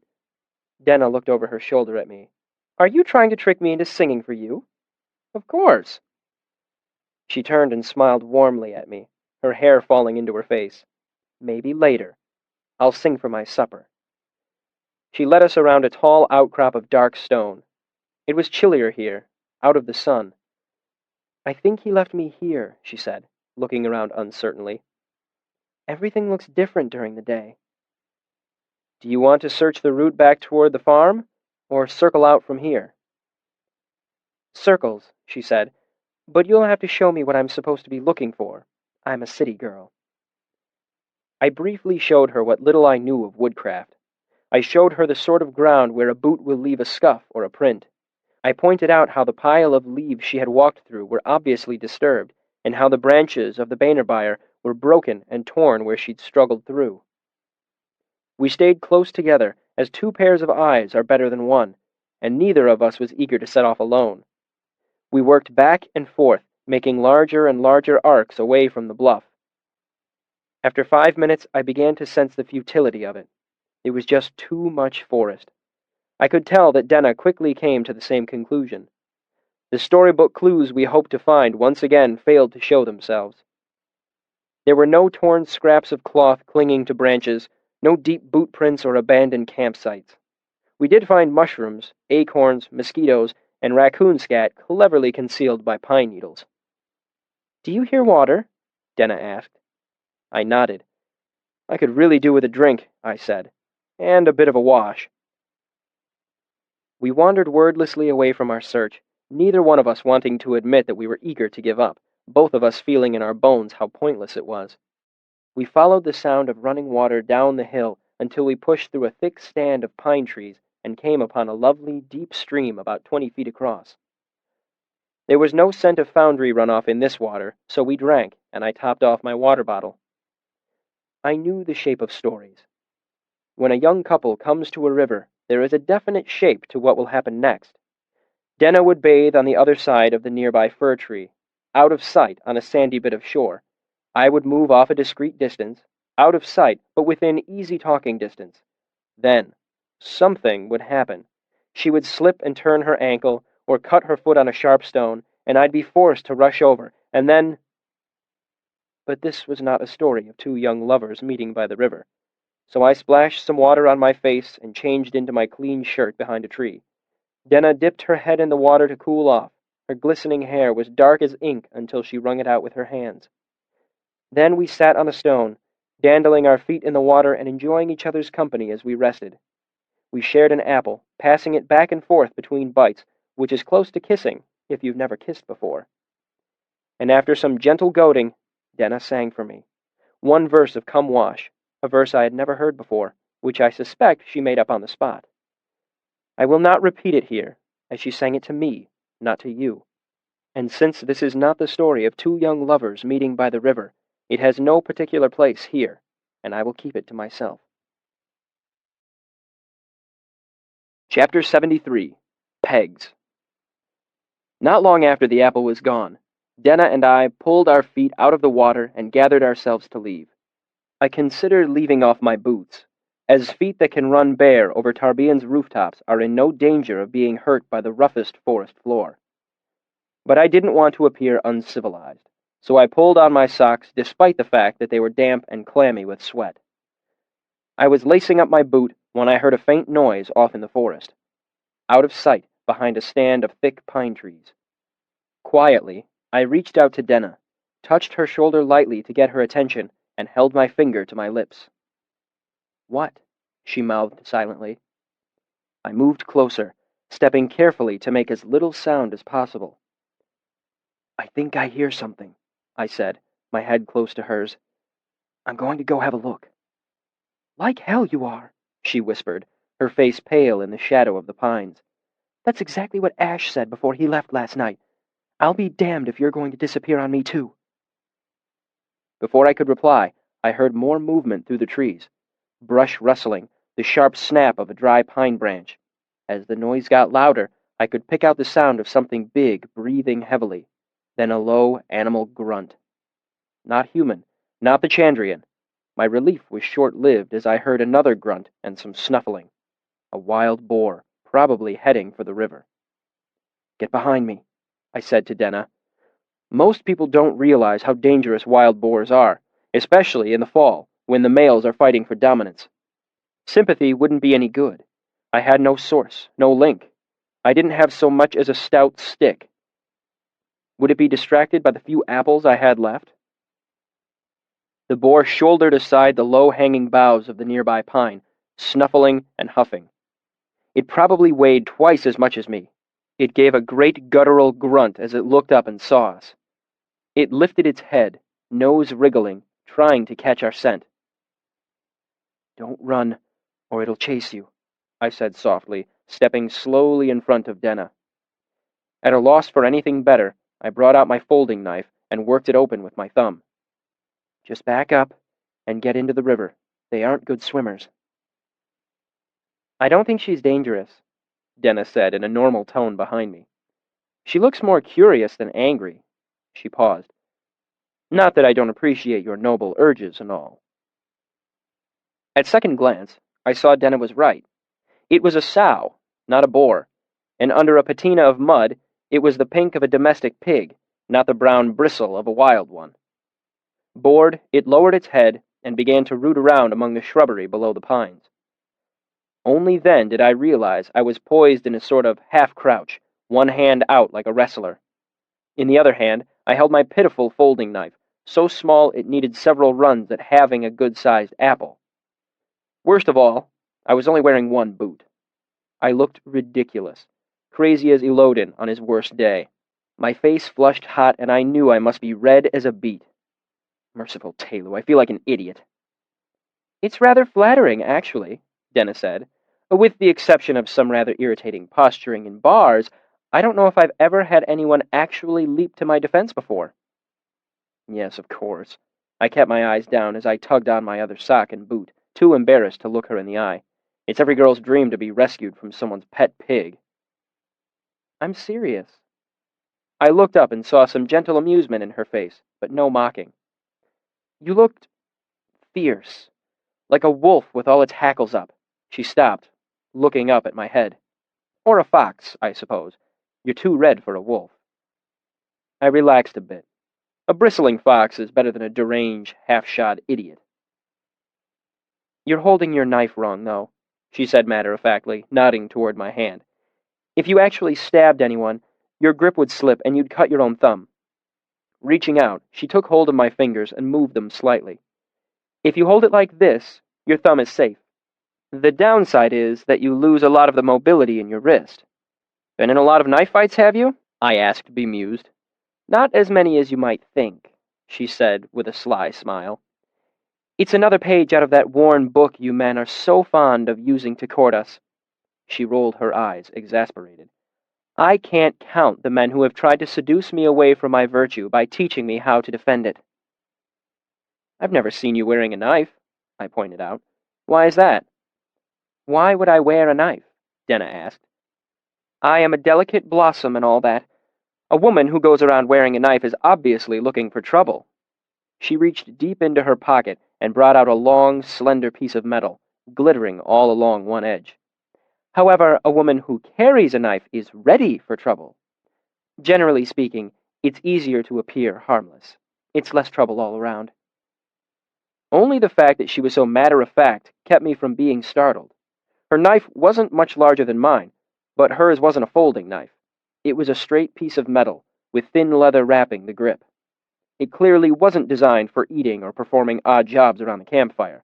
It looked more like one of the razor-sharp surgical knives from the Medica. How do you keep that in your pocket without cutting yourself to shreds? I asked. Denna turned sideways to show me. My pocket is slit all along the inside. It straps to my leg. That's why it's so flat. So you can't see I'm wearing it. She gripped the leather handle and held her knife in front of her for me to see. Like this. You want to keep your thumb along the flat. Are you trying to seduce me away from my virtue by teaching me how to defend it? I asked. Like you have any virtue, she laughed. I'm trying to keep you from cutting up your pretty hands the next time you have to save a girl from a pig.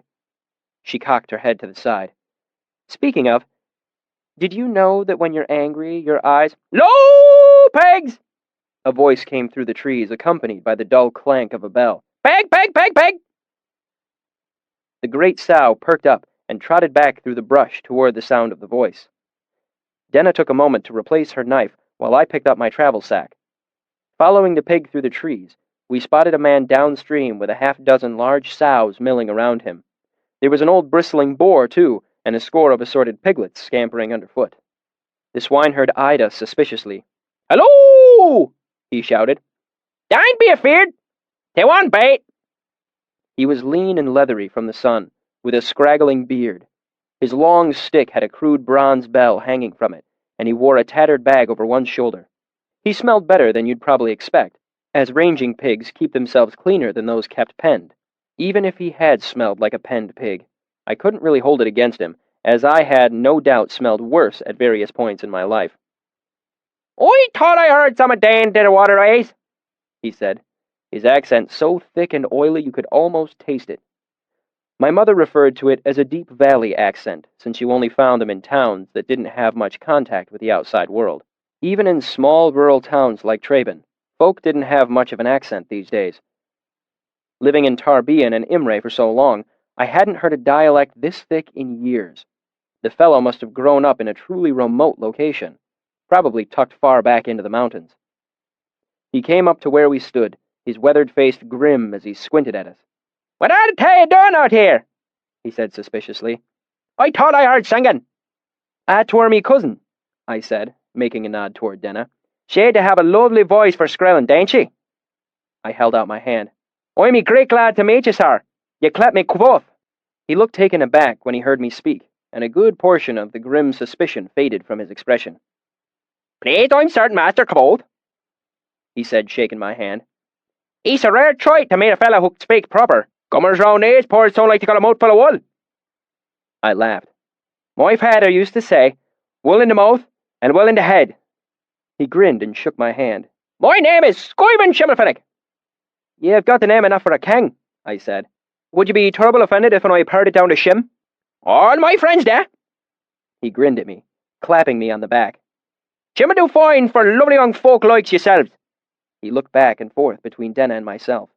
Denna, much to her credit, hadn't so much as batted an eye at my sudden change in dialect. Forgive me, I said, making a gesture in her direction. Shim, this is my most favourite cousin. Denna, said. I dropped my voice to a stage whisper. Ah, sweet lass, but she's terrible shy. You won't be hearing meck a load of here, I'm afeard. Denna picked up her part without the least hesitation, looking down at her feet and twining her fingers together nervously. She glanced up long enough to smile at the swineherd, then dropped her eyes again, making such a picture of awkward bashfulness that I was almost fooled myself. Shim touched his forehead politely and nodded. "Pleased to meet you, Danae. I ain't never heard a voice so lovely in all me life," he said, pushing his shapeless hat back onto his head a bit. When Denna still wouldn't meet his eye, he turned back to me. "Fine looking herd." I nodded in the direction of the scattered pigs that were meandering through the trees. He shook his head, chuckling. "Nay, a herd. Chaps and cows make a herd. Pegs is a sounder." "Is that so?" I said. "Is there a chance, friend Shim, that I might buy a fine wee peg from you? My cousin and I missed our dinner today." "Might do," he said cautiously, his eyes flickering to my purse. "If you dress it for us, I'll give you 4 jots," I said, knowing it to be a generous price. "But that's only if you'll do us a favour of sitting down and chatting a wee bit with us." It was a casual testing of the waters. People in solitary jobs like shepherds or swineherds tend to either enjoy their own company or be starved for conversation. I hoped Shim was the latter. I needed information about the wedding, and none of the people in town seemed likely to talk. I gave him a sly grin and dipped my hand into my travel sack, bringing out the bottle of brand I bought from the tinker. "We've even got a dram of something to season it, if you're not opposed to taking a drop with a couple of strangers so early in the day." Denna caught her cue and glanced up in time to catch Shem's eye, smiled shyly, then looked down again.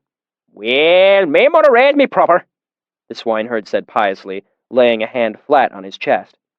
"I don't drink but when I'm thirsty, or when the wind's blowing." He tipped his shapeless hat dramatically off his head and made a half bow to us. "You seem to be good folk. I'd love to share a bit of dinner with you."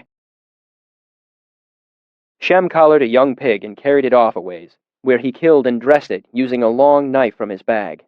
I cleared away leaves and stacked some rocks to make a quick fire pit. After a minute, Denna came back over with an armload of dry wood. "I assume we're pumping this fellow for every scrap of information we can get?" she said quietly over my shoulder. I nodded. Sorry about the shy cousin bit, but no, it was good thinking. I don't speak fluent bumpkin, and he'll be more likely to open up to someone who does. Her eyes flickered behind me. "He's almost done." She wandered away toward the river. I covertly used some sympathy to start the fire, while Denna cobbled together a couple cooking skewers out of forked willow branches. Shem returned with the piglet, neatly quartered. I passed around the bottle of brand while the pig cooked over the fire, smoking and dripping fat onto the coals. I made a show of drinking, just raising the bottle and wetting my mouth. Denna tipped it when it passed her by as well, and there was some rosy color in her cheeks afterward. Shem was as good as his word, and since the wind was blowing, it wasn't too long before his nose was comfortably red. Shem and I chatted about nothing in particular until the pig was crispy and crackling on the outside. The more I listened, the more Shem's accent faded into the back of my awareness, and I didn't need to concentrate so much on maintaining my own.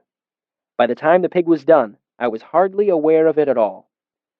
"You're right handy with a knife," I complimented Shem. "But I'm surprised you'd got the little fella right here with the pigs close by." He shook his head. "Pigs is vicious bastards." He pointed to one of the sows trotting over to the patch of ground where he'd dressed the pig. "See? She's after this little one's lights. Pigs is clever, but they ain't a touch sentimental." Declaring the pig nearly done, Shem brought out a round farmer's loaf and shared it 3 ways. "Mutton," he grumbled to himself. "Who wants mutton when you can have a nice piece of bacon?" He got to his feet and began to carve the pig with his long knife. "What would you like, little lady?" Shem said to Denna. "I'm na partial myself," she said. "I'll take whatever you have handy there." I was glad Shem wasn't looking at me when she spoke. Her accent wasn't perfect, a little too long on the O's and too tight in the back of the throat, but it was really quite good. "Nae need to be shy about it," Shem said. "There'll be plenty and to spare." "I've always had a liking for the hinder parts myself," Denna said, then flushed in embarrassment and looked down. Her O's were better this time. Shem showed his true gentlemanly nature by refraining from any crude comment as he lay a thick slice of steaming meat atop her piece of bread. "Mind your fingers. Give it a minute to cool." Everyone set to. Shem served up seconds, then thirds. Before too long, we were licking the grease from our fingers and filling in the corners. I decided to get to business. If Shem wasn't ready for some gossip now, he never would be. I'm surprised to see you out and about with all the bad business lately. What business is that? He asked. He didn't know about the wedding massacre yet. Perfect. While he couldn't give me particulars about the attack itself, it meant he would be more willing to talk about the events leading up to the wedding, even if everyone in town wasn't scared to death. I doubted I'd be able to find anyone willing to speak with frank honesty about the dead. I heard they had some trouble up on the Mutton farm, I said, keeping my information as vague and inoffensive as possible. He snorted. Can't say as I find that startling in the least. How's that? Shem spat to the side. Muttons are a right lot of bastards, and no better than they should be. He shook his head again. I keep off Barrow because I got one lick of good sense me mum beat into me. Mutton didn't even have that. It wasn't until I heard Shem say the name of the place in his thick accent that I heard it properly. It wasn't Boro Rill. It had nothing to do with a rill. It was Barrow Hill. I don't even graze me pegs up there. But that daft bastard built a house. He shook his head, disgusted. Didn't folk try and stop him? Denna prompted. The swineherd made a rude noise. Mutton ain't much for listening. Nothing plugs a man's ears like money. Still, it's just a house, I said dismissively. Ain't much harm in that. Man wants his daughter to have a fine house with a view.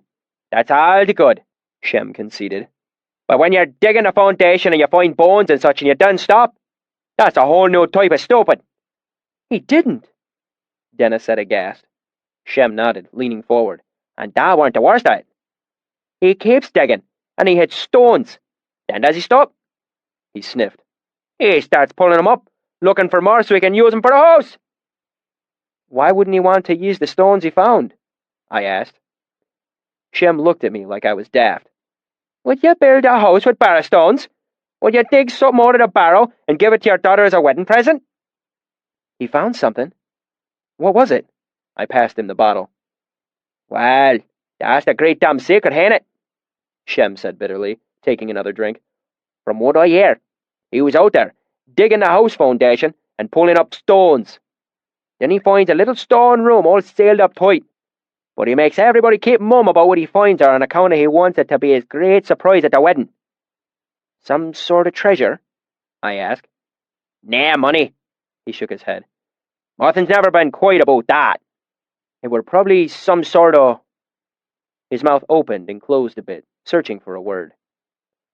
What do you call something more the rich folk put on a shelf to impress all their grummer friends? I gave a helpless shrug. An heirloom, Denna said. Shem laid his finger alongside his nose, then pointed to her, smiling. That's it. Some flash thing to impress folk. He's a shy bastard, Martin is. So, nobody knew what it was? I asked. Shem nodded. There was only the handful that knew. Martin and his brother. 2 of the sons, and maybe his wife. The lot of them been lording a big secret over folk for half a year, smug as pontiffs. This cast everything in a new light.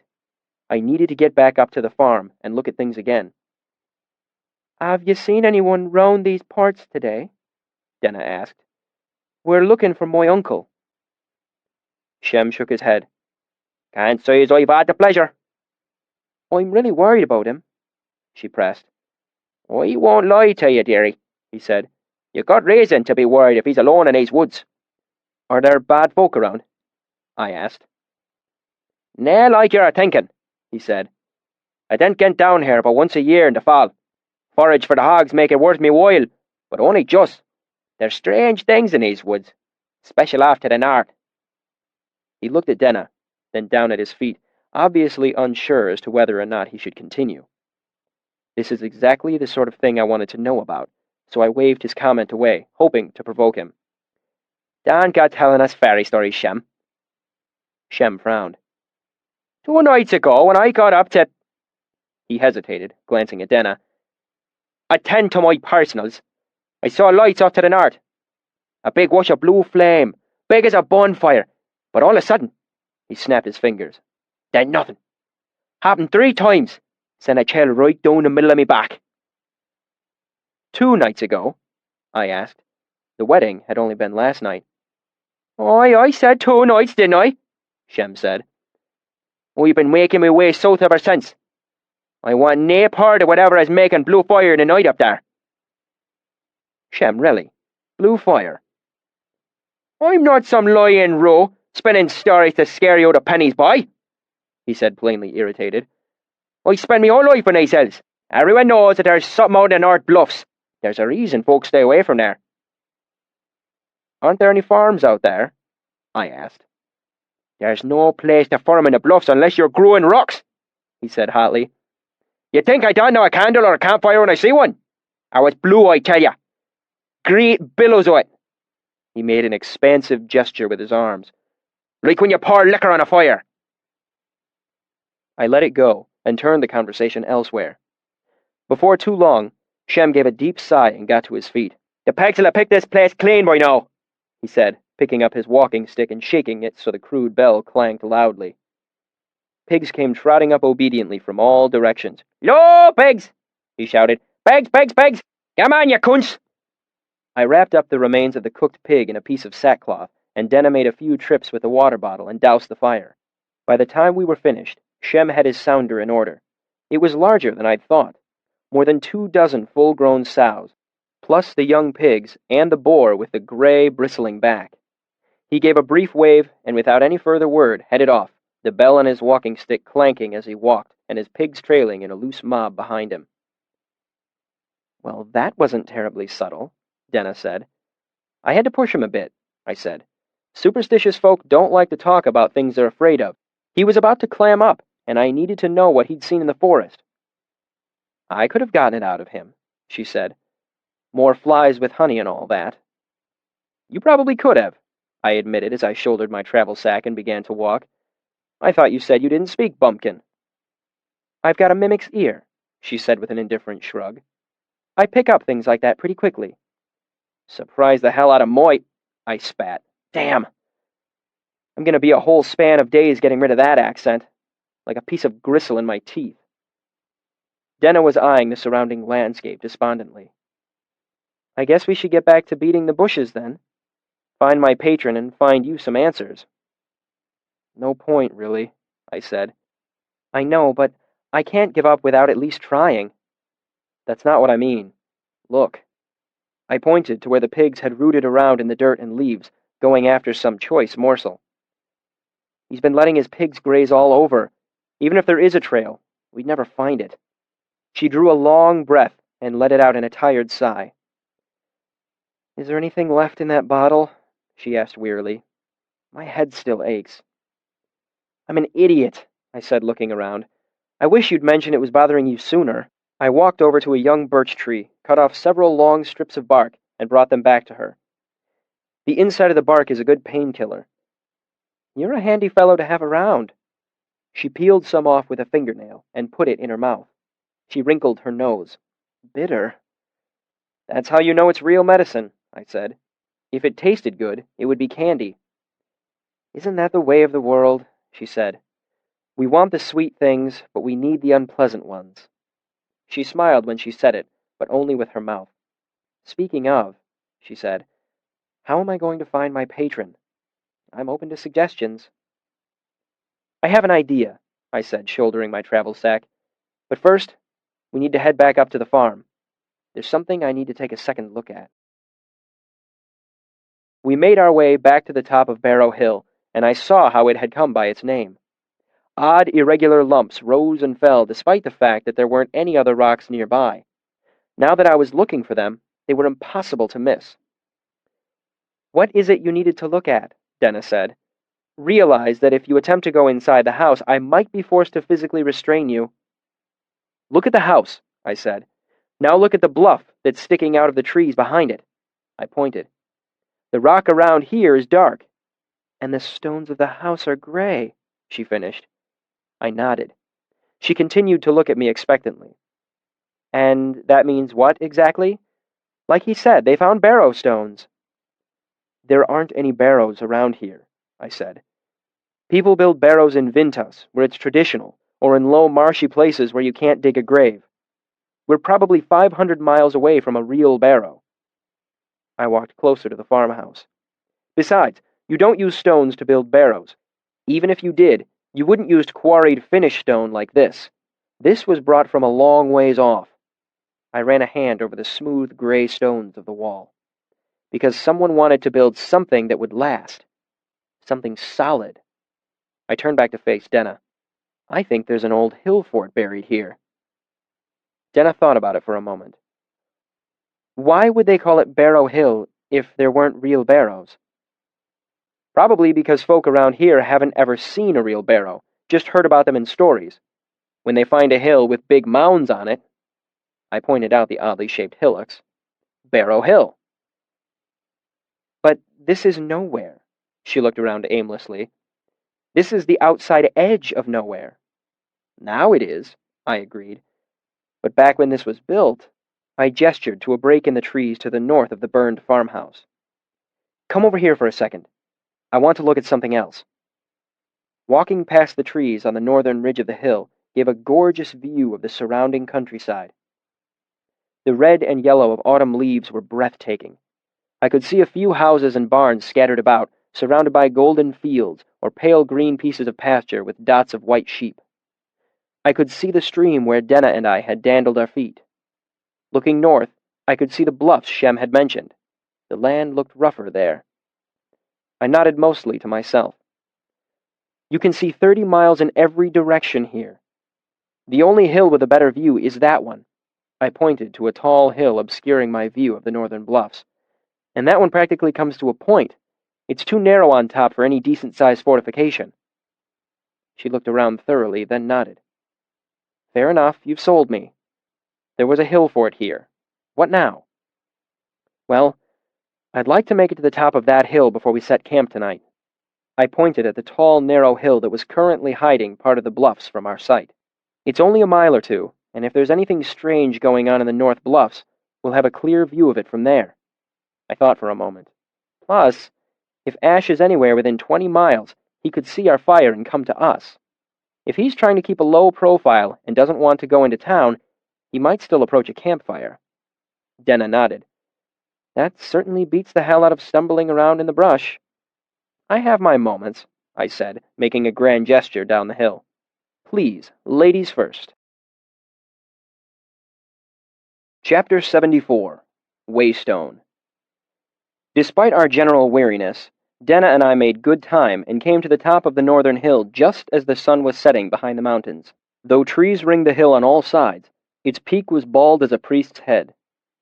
The unrestricted view in all directions was breathtaking. My only regret is that the clouds had blown in while we walked, leaving the sky flat and gray as slate. To the south, I could see a handful of small farms. A few streams and narrow roads cut meandering paths through the trees. The western mountains were like a distant wall. To the south and east, I could see smoke rising into the sky and the low, brown buildings of Traben. Turning north, I saw that what the swineherd had said was true. There were no signs of human habitation in that direction. No roads or farms or chimney smoke. Just increasingly rough ground, exposed rock, and trees clinging to the bluffs. The only thing on the top of the hill was a handful of gray stones. 3 of the massive stones were stacked together to form a huge arch, like a massive doorway.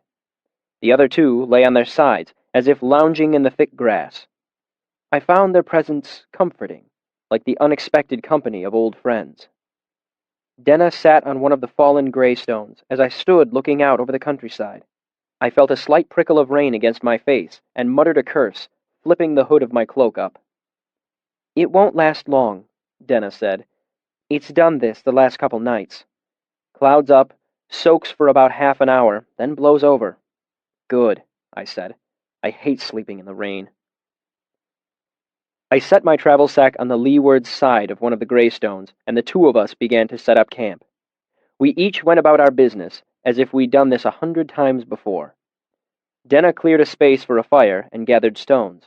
I brought back an armload of wood and got the fire going quickly. On my next trip, I gathered some sage and dug up a few wild onions I'd noticed on the way up the hill. The rain came down hard, then tapered off as I started to make supper. I used my small cookpot to make a stew with the leftover pork from lunch, some carrots and potatoes, and the onions I'd found. I seasoned it with salt, pepper, and sage, then warmed a loaf of flatbread near the fire and broke open the wax on the cheese. Last of all, I tucked 2 apples in among the hot rocks of the fire. They'd be baked in time for dessert.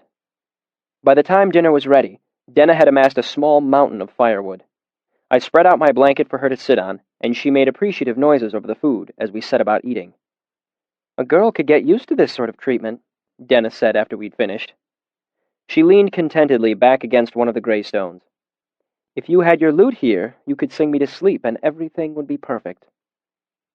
"I met a tinker on the road this morning and he tried to sell me a bottle of fruit wine," I said. "I wish I'd taken him up on his offer." "I love fruit wine," she said. "Was it strawberry?" "I think it was," I admitted. "Well, that's what you get for not listening to a tinker on the road," she chided, her eyes drowsy. "Clever boy like you has heard enough stories to know better." She sat up suddenly, pointing over my shoulder. "Look!" I turned. "What am I looking for?" I asked. The sky was still thick with clouds, so the surrounding countryside was just a sea of black. "Just keep looking. Maybe it will— There!" I saw it. A flicker of blue light off in the distance. I got to my feet and put the fire behind me so it wouldn't dull my vision. Denna came to stand beside me, and we waited breathlessly for a moment. Another swell of blue light, stronger. "What do you think that is?" I asked. "I'm pretty sure all the iron mines are off to the west," Denna mused. "It can't be that." There was another flare. It did seem to be coming from the bluffs, which meant that if it was a flame, it was a big one, at least several times larger than our own fire. "You said your patron had a way of signaling you," I said slowly. "I don't mean to pry, but it's not— No, it's nothing to do with blue fire," she said with a low chuckle at my discomfiture. "That would be altogether too sinister, even for him." We watched for a while longer, but it didn't happen again. I took a branch about as big around as my thumb, broke it in half, then used a rock to pound both halves into the earth like tent stakes. Denna raised a questioning eyebrow. "It points toward where we saw the light," I said. "I can't see any landmarks in this dark, but in the morning, this will show us what direction it was in."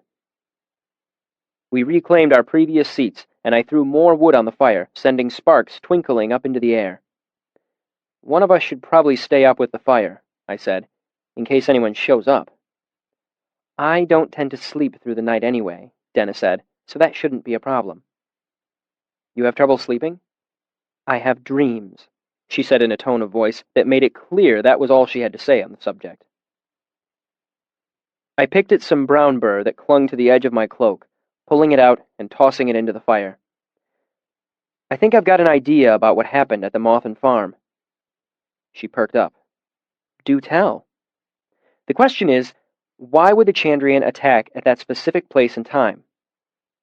"The wedding, obviously." "But why this particular wedding? Why this night?" "Why don't you just tell me?" Denna said, rubbing her forehead. "Don't try to tease me into some sort of sudden burst of understanding like you're my schoolmaster." I felt myself flush hot with embarrassment again. "I'm sorry." "Don't be. Normally, I'd love nothing more than some witty back and forth with you, but I've had a long day and my head aches. Just skip to the end." "It's whatever Mothen found while he was digging up the old hill fort, looking for stones," I said. "He dug something out of the ruins and gossiped about it for months. The Chandrian heard and showed up to steal it." I finished with a bit of a flourish. Denna frowned. "Doesn't hold together. If all they wanted was the item, they could have waited until after the wedding and just killed the newlyweds. Much easier." That took some of the wind out of my sails. "You're right. It would make more sense if what they really wanted was to get rid of all knowledge of the thing, like old King Ceylon when he thought his regent was going to expose him for treason. Killed the fellow's whole family and burned down their estate to make sure no word got out or evidence was left for anyone to find." Denna gestured off to the south. "Since everyone who knew the secret would be at the wedding, the Chandrian can come in, kill everyone who knows anything, and either destroy or steal whatever it is." She made a motion with the flat of her hand. "Clean sweep." I sat stunned. Not so much by what Denna had said, which was, of course, better than my own guess. I was remembering what had happened to my own troupe. Someone's parents have been singing entirely the wrong sort of songs. But they hadn't just killed my parents. They killed everyone who had been close enough to hear even a part of the song. Denna rolled herself into my blanket and curled up with her back to the fire. I will allow you to ponder my vast cleverness while I sleep. Wake me when you need anything else figured out. I stayed awake mostly through an effort of will. I'd had a long, grueling day, riding 60 miles and walking a half dozen more. But Denna was hurt and needed her sleep more. Besides, I wanted to keep an eye out for any more signs of the blue light to the north. There weren't any. I fed the fire and wondered vaguely if Will and Sim were worried about my sudden disappearance back at the university. What of Arwyll and Elxadal and Kilvin? Would they wonder what happened to me? I should have left a note. I had no way to track the time, as the clouds still hid the stars, but I had fed the fire at least 6 or 7 times when I saw Denna stiffen and come suddenly awake. She didn't bolt upright, but her breathing stopped, and I saw her dark eyes dart about wildly, as if she didn't know where she was. Sorry, I said, mostly to give her something familiar to focus on. Did I wake you? She relaxed and sat up. No, not at all. I'm done sleeping for a bit. You want a turn? She rubbed at her eyes and peered at me over the fire. Silly question. You look like hell. She began to unwrap the blanket from around herself. Here. I waved it off. Keep it. My cloak is good enough for me. I put my hood up and lay down on the grass. What a gentleman, she teased gently, wrapping it across her shoulders. I pillowed my head with my arm, and while I was trying to think of a clever response, I fell asleep. I woke from a dim dream of moving through a crowded street to the sight of Denna's face above me, rosy and sharply shadowed by the firelight. All in all, a very pleasant way to wake up. I was about to say something to that effect when she put her finger over my lips, distracting me in about 18 different ways. Quiet, she said softly. Listen. I sat up. Do you hear it? She asked after a moment. I cocked my head. Just the wind. She shook her head and cut me off with a gesture. There! I did hear it. At first, I thought it was some disturbed rocks sliding down the hill, but no. This didn't fade into the distance like that would. It sounded more like something being dragged up the side of the hill. I got to my feet and looked around. While I'd slept, the clouds had blown away, and now the moon lit the surrounding countryside in pale silver light. Our wide fire pit was brim full of shimmering coals. Just then, not far down the hillside, to say I heard a branch breaking would mislead you. When a person moving through the woods breaks a branch, it makes a short, sharp snap. This is because any branch a man breaks accidentally is small and breaks quickly. What I heard was no twig snapping. It was a long, cracking sound, the sound a leg-thick branch makes when it is torn from a tree. Creak, crick, crick, crack! Then as I turned to look at Denna, I heard the other noise. How can I describe it? When I was young, my mother took me to see a menagerie in Synneren. It was the only time I had ever seen a lion, and the only time I had heard one roar. The other children in the crowd were frightened, but I laughed, delighted. The sound was so deep and low that I could feel it rumble in my chest. I loved the feeling and remember it to this day. The sound I heard on the hill near Traben was not a lion's roar, but I felt it in my chest the same way. It was a grunt, deeper than a lion's roar, closer to the sound of thunder in the distance. Another branch broke, almost on the crest of the hill. I looked in that direction and saw a huge shape dimly lined by the firelight. I felt the ground shudder slightly under my feet. Denna turned to look at me, her eyes wide with panic. I grabbed hold of her arm and ran toward the opposite side of the hill. Denna kept up with me at first, then planted her feet when she saw where I was headed. Don't be stupid, she hissed. We'll break our necks if we run down that in the dark.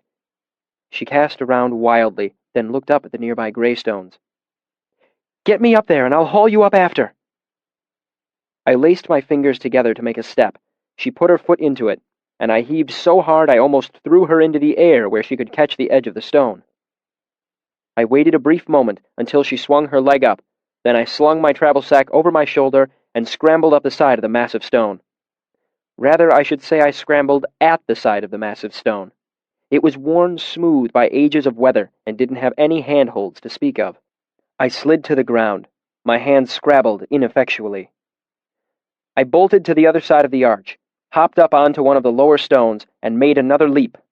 I hit the rock hard, all along the front of my body, knocking the wind out of me and banging my knee. My hands gripped at the top of the arch, but I couldn't find any purchase. Denna caught me.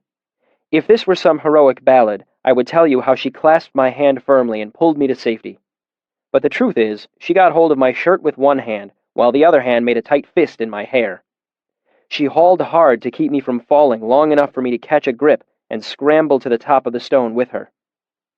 As we lay there panting, we peered over the edge of the stone. Down on the hilltop, the dim shape was beginning to move into the circle of our firelight.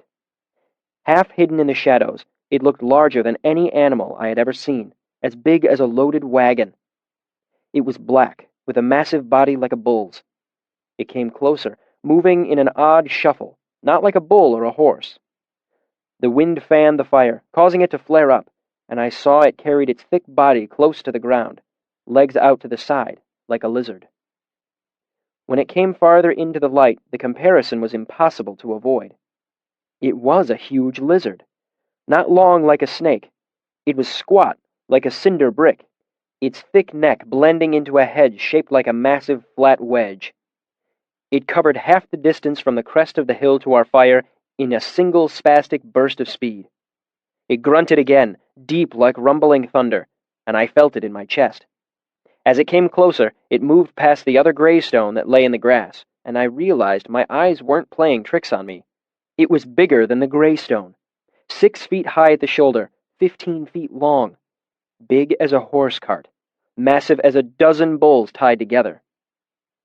It moved its thick head back and forth, working its wide mouth open and closed, tasting the air.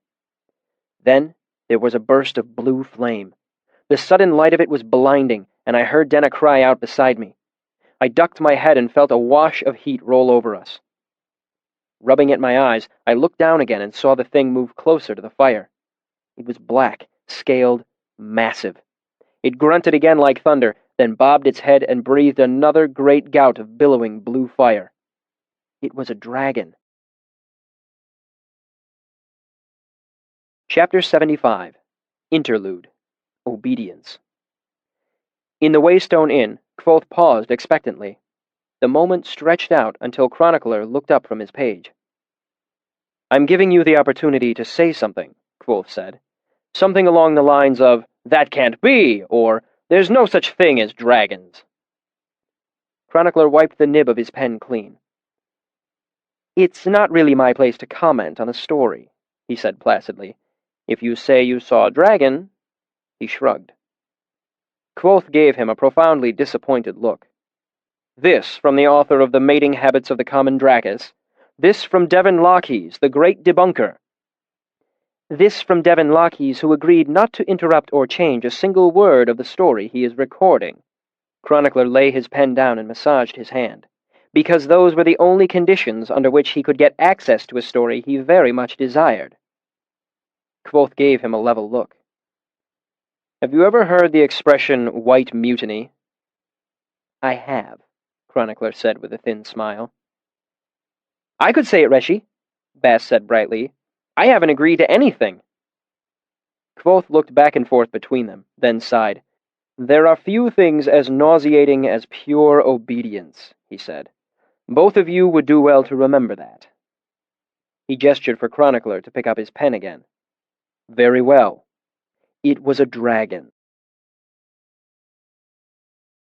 Chapter 76. The Mating Habits of the Common Dracus. "It's a dragon," Denna whispered. "Telu Holden overrule us. It's a dragon." "It's not a dragon," I said. "There's no such thing as dragons." "Look at it," she hissed at me. "It's right there. Look at the huge goddamn dragon." "It's a dracus," I said. "It's goddamn huge," Denna said with a tinge of hysteria in her voice. "It's a goddamn huge dragon. It's going to come over here and eat us." "It doesn't eat meat," I said. "It's a herbivore. It's like a big cow." Denna looked at me and started to laugh. Not hysterical laughter, but the helpless laughter of someone who's just heard something so funny they can't help but bubble over with it. She put her hands over her mouth and shook with it. The only sound was a low huffing that escaped through her fingers. There was another flash of blue fire from below. Denna froze mid-laugh, then took her hands away from her mouth. She looked at me, her eyes wide, and spoke softly with a slight quaver in her voice. Moo. We had both gone from terrified to safe so quickly that we were close to laughing from sheer relief anyway. So when she convulsed with laughter again, muffling it with her hands, I started to laugh too, my belly shaking as I tried not to make any noise. We lay there like two giggling children, while below us the great beast grunted and snuffed around our fire, occasionally sending up gouts of flame. After a long several minutes, we regained control of ourselves. Denna wiped tears away from her eyes and drew a deep, shaky breath. She slid closer to me until the left side of her body was pressed close up against my right. Listen, she said softly as we both looked over the edge of the stone. That thing does not graze, she said. It's huge. It could never get enough food. And look at its mouth. Look at those teeth. Exactly. They're flat, not pointed. It eats trees. Whole trees. Look at how big it is. Where could it possibly find enough meat? It would have to eat 10 deer every day. There's no way it could survive. She turned her head to look at me. How the hell do you know this? I read about it at the university, I said. A book called The Mating Habits of the Common Dragus. It uses the fire in a mating display. It's like a bird's plumage. You mean that thing down there, she groped for words, her mouth working silently for a moment, is going to try and top our campfire? She looked for a moment as if she was going to burst into laughter again, but she drew a deep, shuddering breath instead, regaining her composure. Now that's something I have to see. We both felt a shudder in the stone underneath us, coming up from the ground below. At the same time, things grew noticeably darker. Looking down, we saw the Drakus rolling in the fire like a hog in a wallow. The ground shook as it wriggled around, crushing the fire underneath itself. That thing must weigh... Denna stalled out, shaking her head. Maybe 5 tons, I guessed. 5 at least. It could come get us. It could push over these stones. I don't know about that, I said, slapping the stone under my hand, trying to sound more certain than I really was. These have been here for a long time. We're safe. While rolling in our overlarge campfire, the Drakus had scattered burning branches around the top of the hill. It now wandered to where a half-charred log lay smoldering in the grass. The Drakus snuffed, then rolled, crushing the log into the earth. Then it came back to its feet, snuffed the log again, and ate it. It didn't chew, it bolted the log whole, like a frog getting a cricket down into its gullet. It did this several times, moving in a circle around the now largely extinguished fire. It snuffed, rolled on the burning pieces, then ate them after they were extinguished. That makes sense, I suppose, Denna said, watching it. It starts fires and lives in the woods. If it didn't have something in its head that made it want to put out fires, it wouldn't survive very long. That's probably why it came here, I said. It saw our fire. After several minutes of snuffing and rolling, the Drakus came back to the flat bed of coals that was all that remained of our fire. It circled it a few times, then walked over it and lay down. I cringed, but it just shifted back and forth like a hen settling into a nest. The hilltop below was now entirely dark except for the pale moonlight. How can I never have heard of these things? Denna asked. They're very rare, I said. People tend to kill them because they don't understand they're relatively harmless, and they don't reproduce very quickly. That one down there is probably 200 years old, about as big as they get. I marveled at it. I bet there aren't more than a couple hundred Drakus that size in the whole world. We watched for another couple minutes, but there was no movement from below. Denna gave a jaw-popping yawn. Gods, I'm exhausted. There's nothing like the certain knowledge of your own death to tucker you out. She rolled over onto her back, then onto her side, then back facing toward me, trying to get comfortable. Lord, it's cold up here. She shivered visibly. I can see why it's cuddled up on our fire. We could go down and get the blanket, I suggested. She snorted. Not likely. She shivered visibly, wrapping her arms around her chest. Here. I stood up and took off my cloak. Wrap up in this. It's not much, but it's better than the bare stone. I held it out to her. I'll watch you while you sleep, and make sure you don't fall off. She stared at me for a long moment, and I half expected her to beg off. But after a moment, she took it and wrapped it around herself. You, Master Kvothe, certainly know how to show a girl a good time. Wait until tomorrow, I said. I'm just getting started. I sat there quietly, trying not to shiver, and eventually Denna's breathing leveled off. I watched her sleep with the calm contentment of a boy who has no idea of how foolish he is, or what unexpected tragedies the following day will bring. Chapter 77. Bluffs. I woke without remembering when I had fallen asleep. Denna was shaking me gently. Don't move too quickly, she said. It's a long way down. I slowly uncurled, nearly every muscle in my body complaining at how it had been treated yesterday. My thighs and calves were tight, hard knots of pain. Only then did I realize I was wearing my cloak again. Did I wake you up? I asked Denna. I don't remember. In a way you did, she said. You nodded off and tipped right on to me. You didn't even flicker a lid when I cussed you out. Denna trailed off as she watched me slowly come to my feet. Good Lord, you look like someone's arthritic grandfather. You know how it is, I said. You're always stiffest when you wake up. She smirked. We women folk don't have that problem as a rule. Her expression grew serious as she watched me. You're serious, aren't you? I rode about 60 miles yesterday before I met up with you, I said. I'm not really used to that, and when I jumped last night, I hit the rock pretty hard. Are you hurt? Absolutely, I said, especially in my everywhere. Oh, she gasped, her hands going to her mouth. Your beautiful hands! I looked down and saw what she meant. I must have hurt them rather badly in my wild attempt to climb the Greystone last night. My musician's calluses had saved my fingertips for the most part, but my knuckles were scraped badly and crusted with blood. Other parts of me hurt so much that I hadn't even noticed. My stomach clenched at the sight of them, but when I opened and closed my hands, I could tell they were just painfully skinned, not seriously injured. As a musician, I always worried that something might happen to my hands, and my work as an artificer had doubled that anxiety. It looks worse than it is, I said. How long has the Dracus been gone? I asked. At least a couple hours. It wandered away a little after the sun came up. I looked down from my high vantage on the Greystone Arch.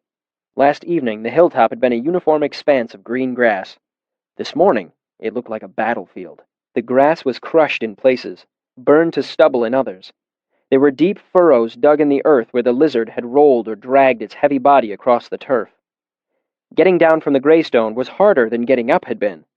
The top of the arch was about 12 feet off the ground, higher than was convenient for jumping. Normally, I wouldn't have worried about it, but in my stiff, bruised condition, I worried I'd land awkwardly and turn my ankle. Eventually, we managed it by using the strap of my travel sack as a makeshift rope. While Denna braced herself and held one end, I lowered myself down. The sack ripped wide open, of course, scattering my belongings, but I made it to the ground with nothing more serious than a grass stain. Then, Denna hung from the lip of the rock and I grabbed her legs, letting her slide down slowly. Despite the fact that I was bruised all down my front side, the experience did a lot to improve my mood. I gathered up my things and sat down with needle and thread to sew my travel sack back together. After a moment, Denna returned from her brief trip into the trees, pausing briefly to pick up the blanket we'd left below. It had several large claw rents from when the Dracus had walked over it. Have you ever seen one of these before? I asked, holding out my hand. She raised an eyebrow at me. How many times have I heard that one? Grinning, I handed her the lump of black iron I'd got from the tinker. She looked it over curiously. Is this a lodenstone? I'm surprised you recognize it. I knew a fellow who used one as a paperweight, she sighed disparagingly. He made a special point of how, despite the fact it was so valuable and exceedingly rare, he used it as a paperweight. She sniffed. He was a prat. Do you have any iron? Fish around in there. I pointed to my jumbled possessions. There's bound to be something. Denna sat on one of the low greystones and played with the lodenstone and a piece of broken iron buckle. I slowly sewed up my travel sack, then reattached the strap, stitching it several times so it wouldn't come loose. Denna was thoroughly engrossed by the Lodenstone. "How does it work?" she asked, pulling the buckle away and letting it snap back. "Where does the pulling come from?" "It's a type of galvanic force," I said, then hesitated, which is a fancy way of saying that I have no idea at all. "I wonder if it only likes iron because it's made of iron," she mused, touching her silver ring to it with no effect. "If someone found a Lodenstone made of brass, would it like other brass?" "Maybe it would like copper and zinc," I said. "That's what brass is made of." I turned the bag right side out and began packing up my things. Denna handed me back the Lodenstone and wandered off toward the destroyed remains of the fire pit. "It ate all the wood before it left," she said. I went over to look too. The area around the fire pit was a churned-up mess. It looked like an entire legion of cavalry had ridden across it. I prodded a great piece of overturned sod turf with the toe of my boot, then bent to pick something up. "Look at this." Denna came closer, and I held something up for her to see. It was one of the Dracus's scales, smooth and black, roughly as big as my palm, and shaped like a teardrop. It was a 1/4 inch thick in the middle, tapering to the edges. I held it out to Denna. "For you, m'lady, a memento." She hefted it in her hand. "It's heavy," she said. "I'll go find one for you." She skipped back to prod through the remains of the fire pit. "I think it ate some of the rocks along with the wood. I know I gathered more than this to line the fire last night." "Lizards eat rocks all the time," I said. "It's how they digest their food. The rocks grind up the food in their guts." Denna eyed me skeptically. "It's true. Chickens do it too." She shook her head, looked away as she prodded in the churned-up earth. "You know, at first I was kind of hoping you would turn this encounter into a song, but the more you talk about this thing, I'm not so sure. Cows and chickens. Where's your flair for the dramatic?" "It does well enough without exaggeration," I said. "That scale is mostly iron, unless I miss my guess. How can I make that more dramatic than it already is?" She held up the scale, looking at it closely. "You're kidding." I grinned at her. "The rocks around here are full of iron," I said. "The Dracus eats the rocks, and slowly they get ground down in its gizzard. The metal slowly filters into the bones and scales." I took the scale and walked over to one of the gray stones. "Year after year it sheds its skin, then eats it, keeping the iron in its system. After 200 years, I tapped the scale against the stone. It made a sharp ringing sound, somewhere between a bell and a piece of glazed ceramic. I handed it back to her. "Back before modern mining, people probably hunted them for their iron. Even nowadays, I'm guessing an alchemist would pay a pretty penny for the scale or bones. Organic iron is a real rarity. They could probably do all sorts of things with it." Denna looked down at the scale in her hand. "You win. You can write the song." Her eyes lit with an idea. "Let me see the Lodenstone." I dug it out of my bag and handed it to her. She brought the scale close to it, and they snapped sharply together, making the same odd ceramic ring again. She grinned and walked back over to the fire pit and started pushing the Lodenstone through the debris, hunting for more scales. I looked out toward the northern bluffs. "I hate to be the bearer of bad news," I said, pointing off to a faint smudge of smoke rising from the trees. "But something's smoldering down there. The marker stakes I planted are gone, but I think that's the direction we saw the blue fire last night." Denna moved the Lodenstone back and forth over the ruins of the fire pit. "The Dracus couldn't have been responsible for what happened at the Mothan farm." She gestured at the churned-up earth and sod. "There wasn't any of this sort of wreckage there." "I'm not thinking about the farm," I said.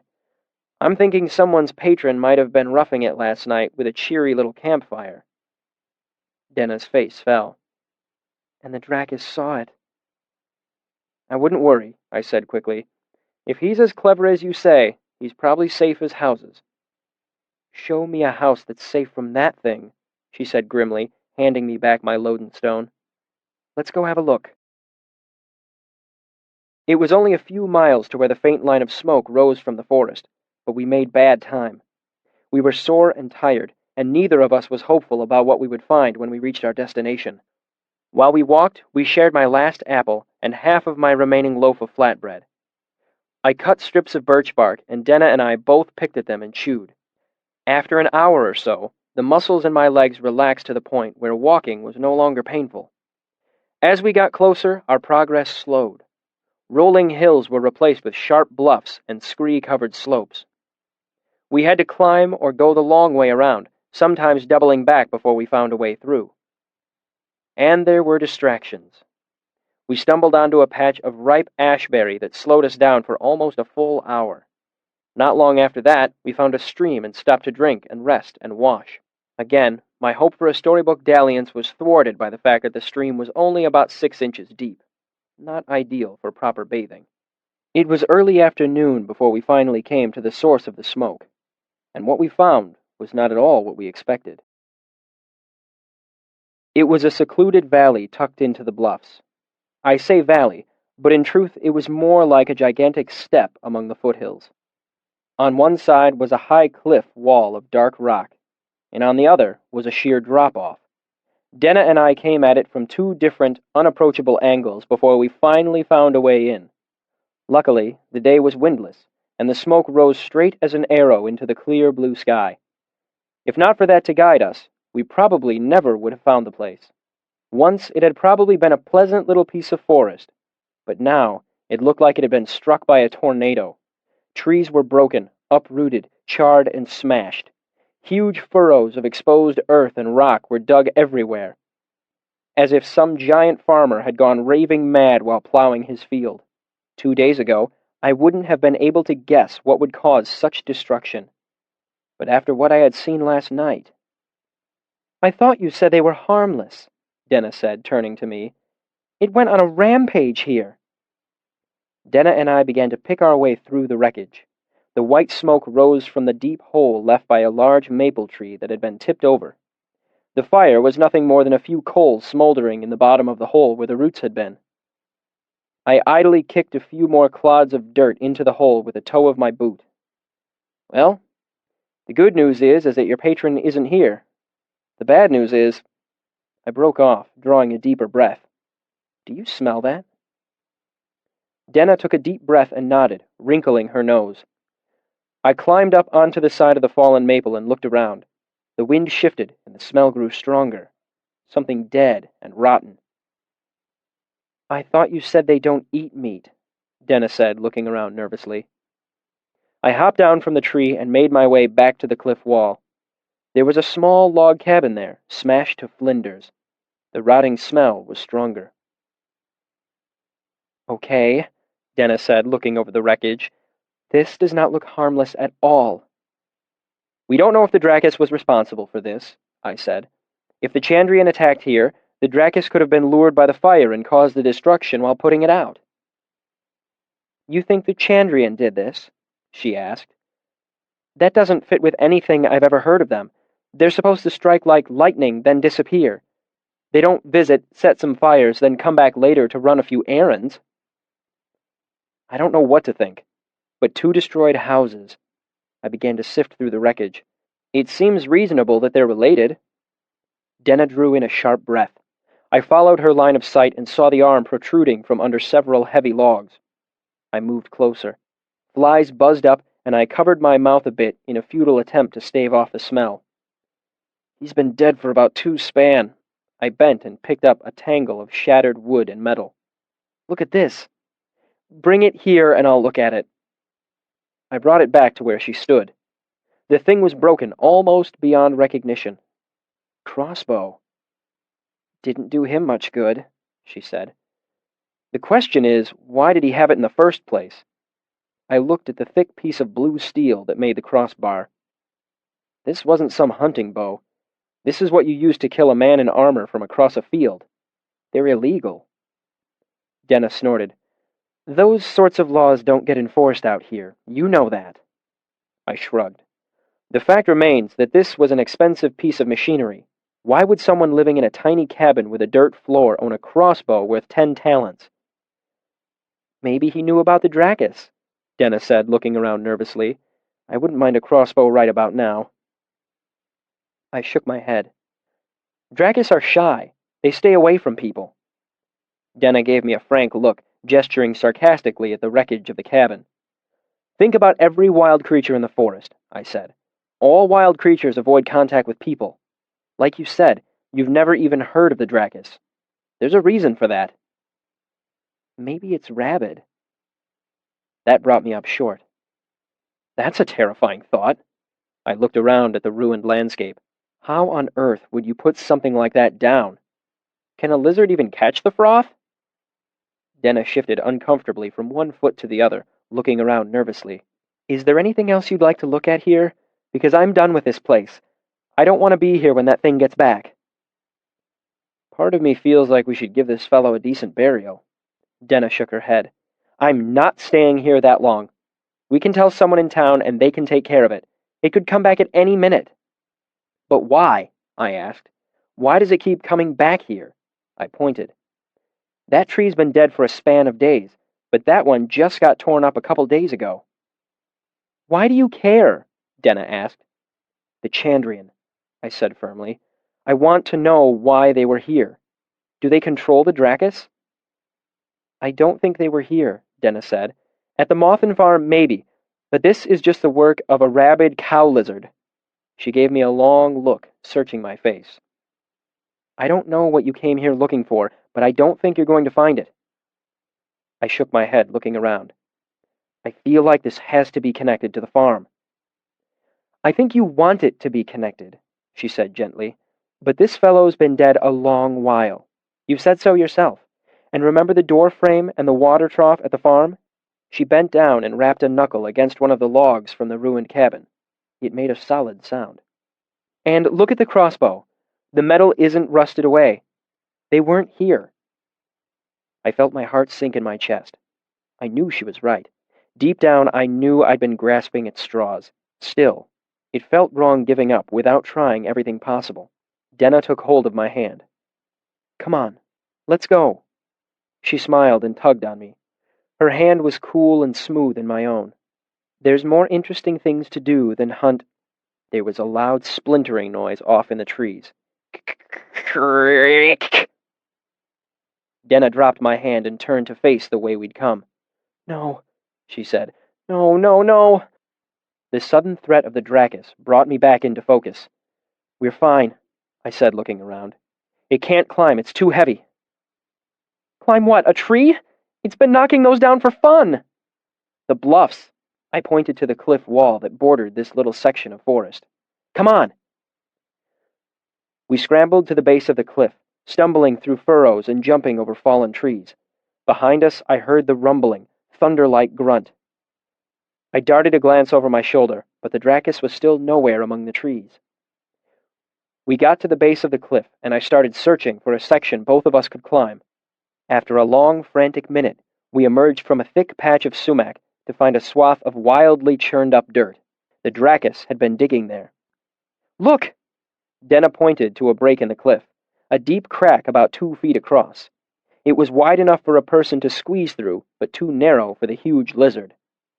There were sharp claw marks on the cliff wall and broken rocks scattered around the churned-up earth. Denna and I squeezed into the narrow gap.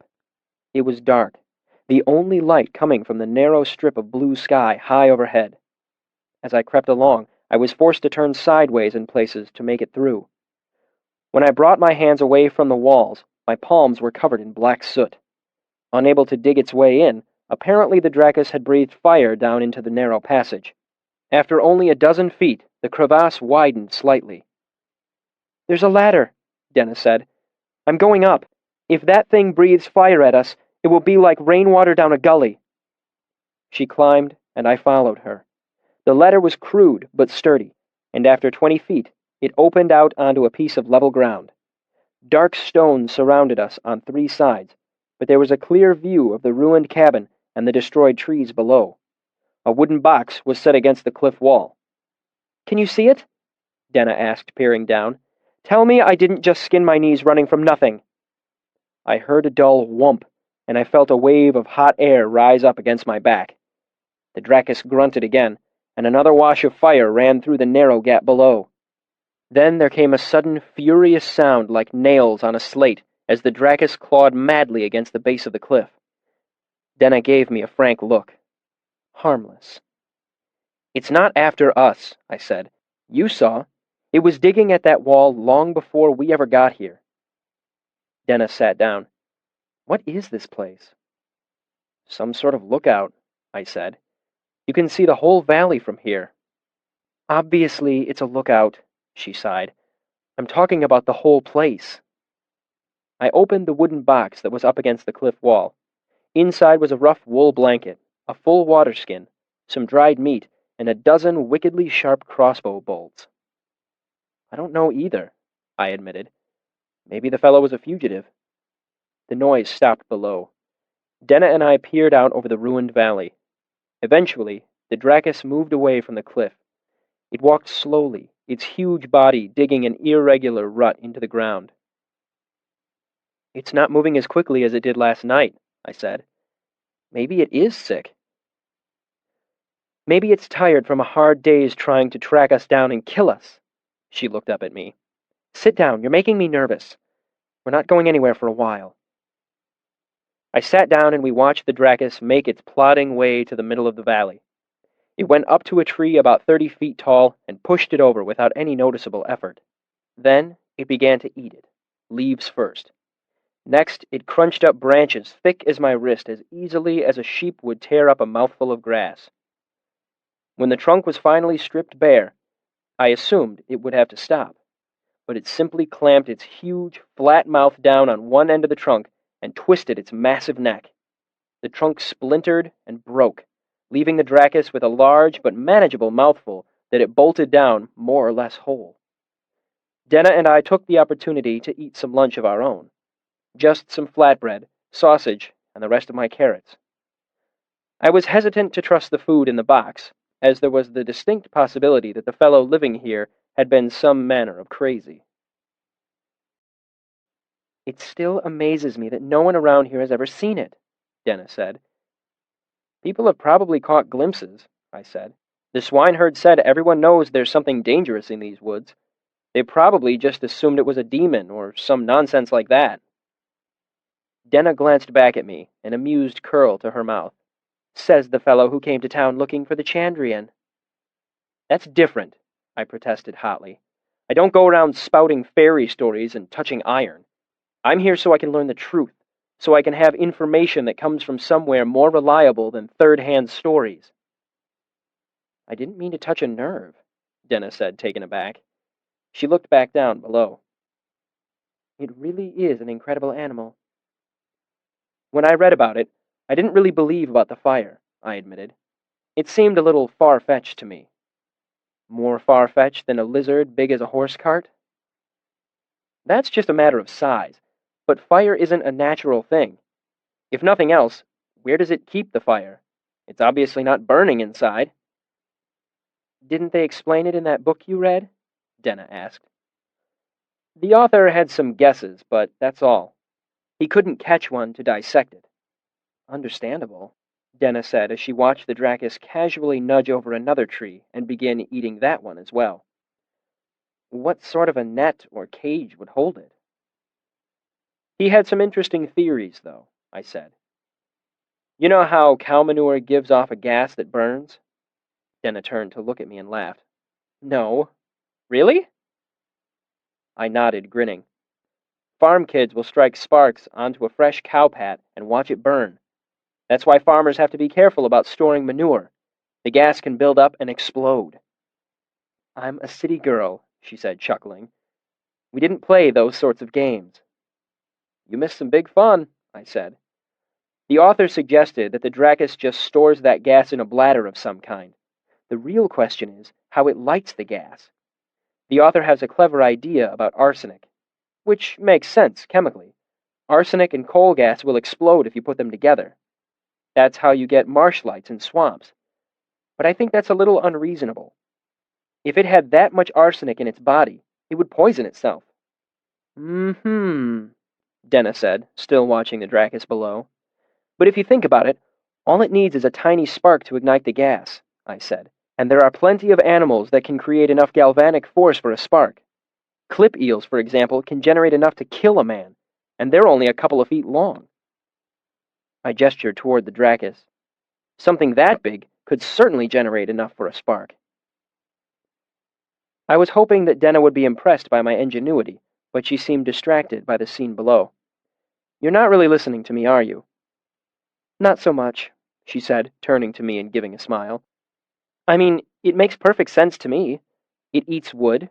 Wood burns. Why wouldn't it breathe fire? While I tried to think of a response to that, she pointed down into the valley. Look at the trees down there.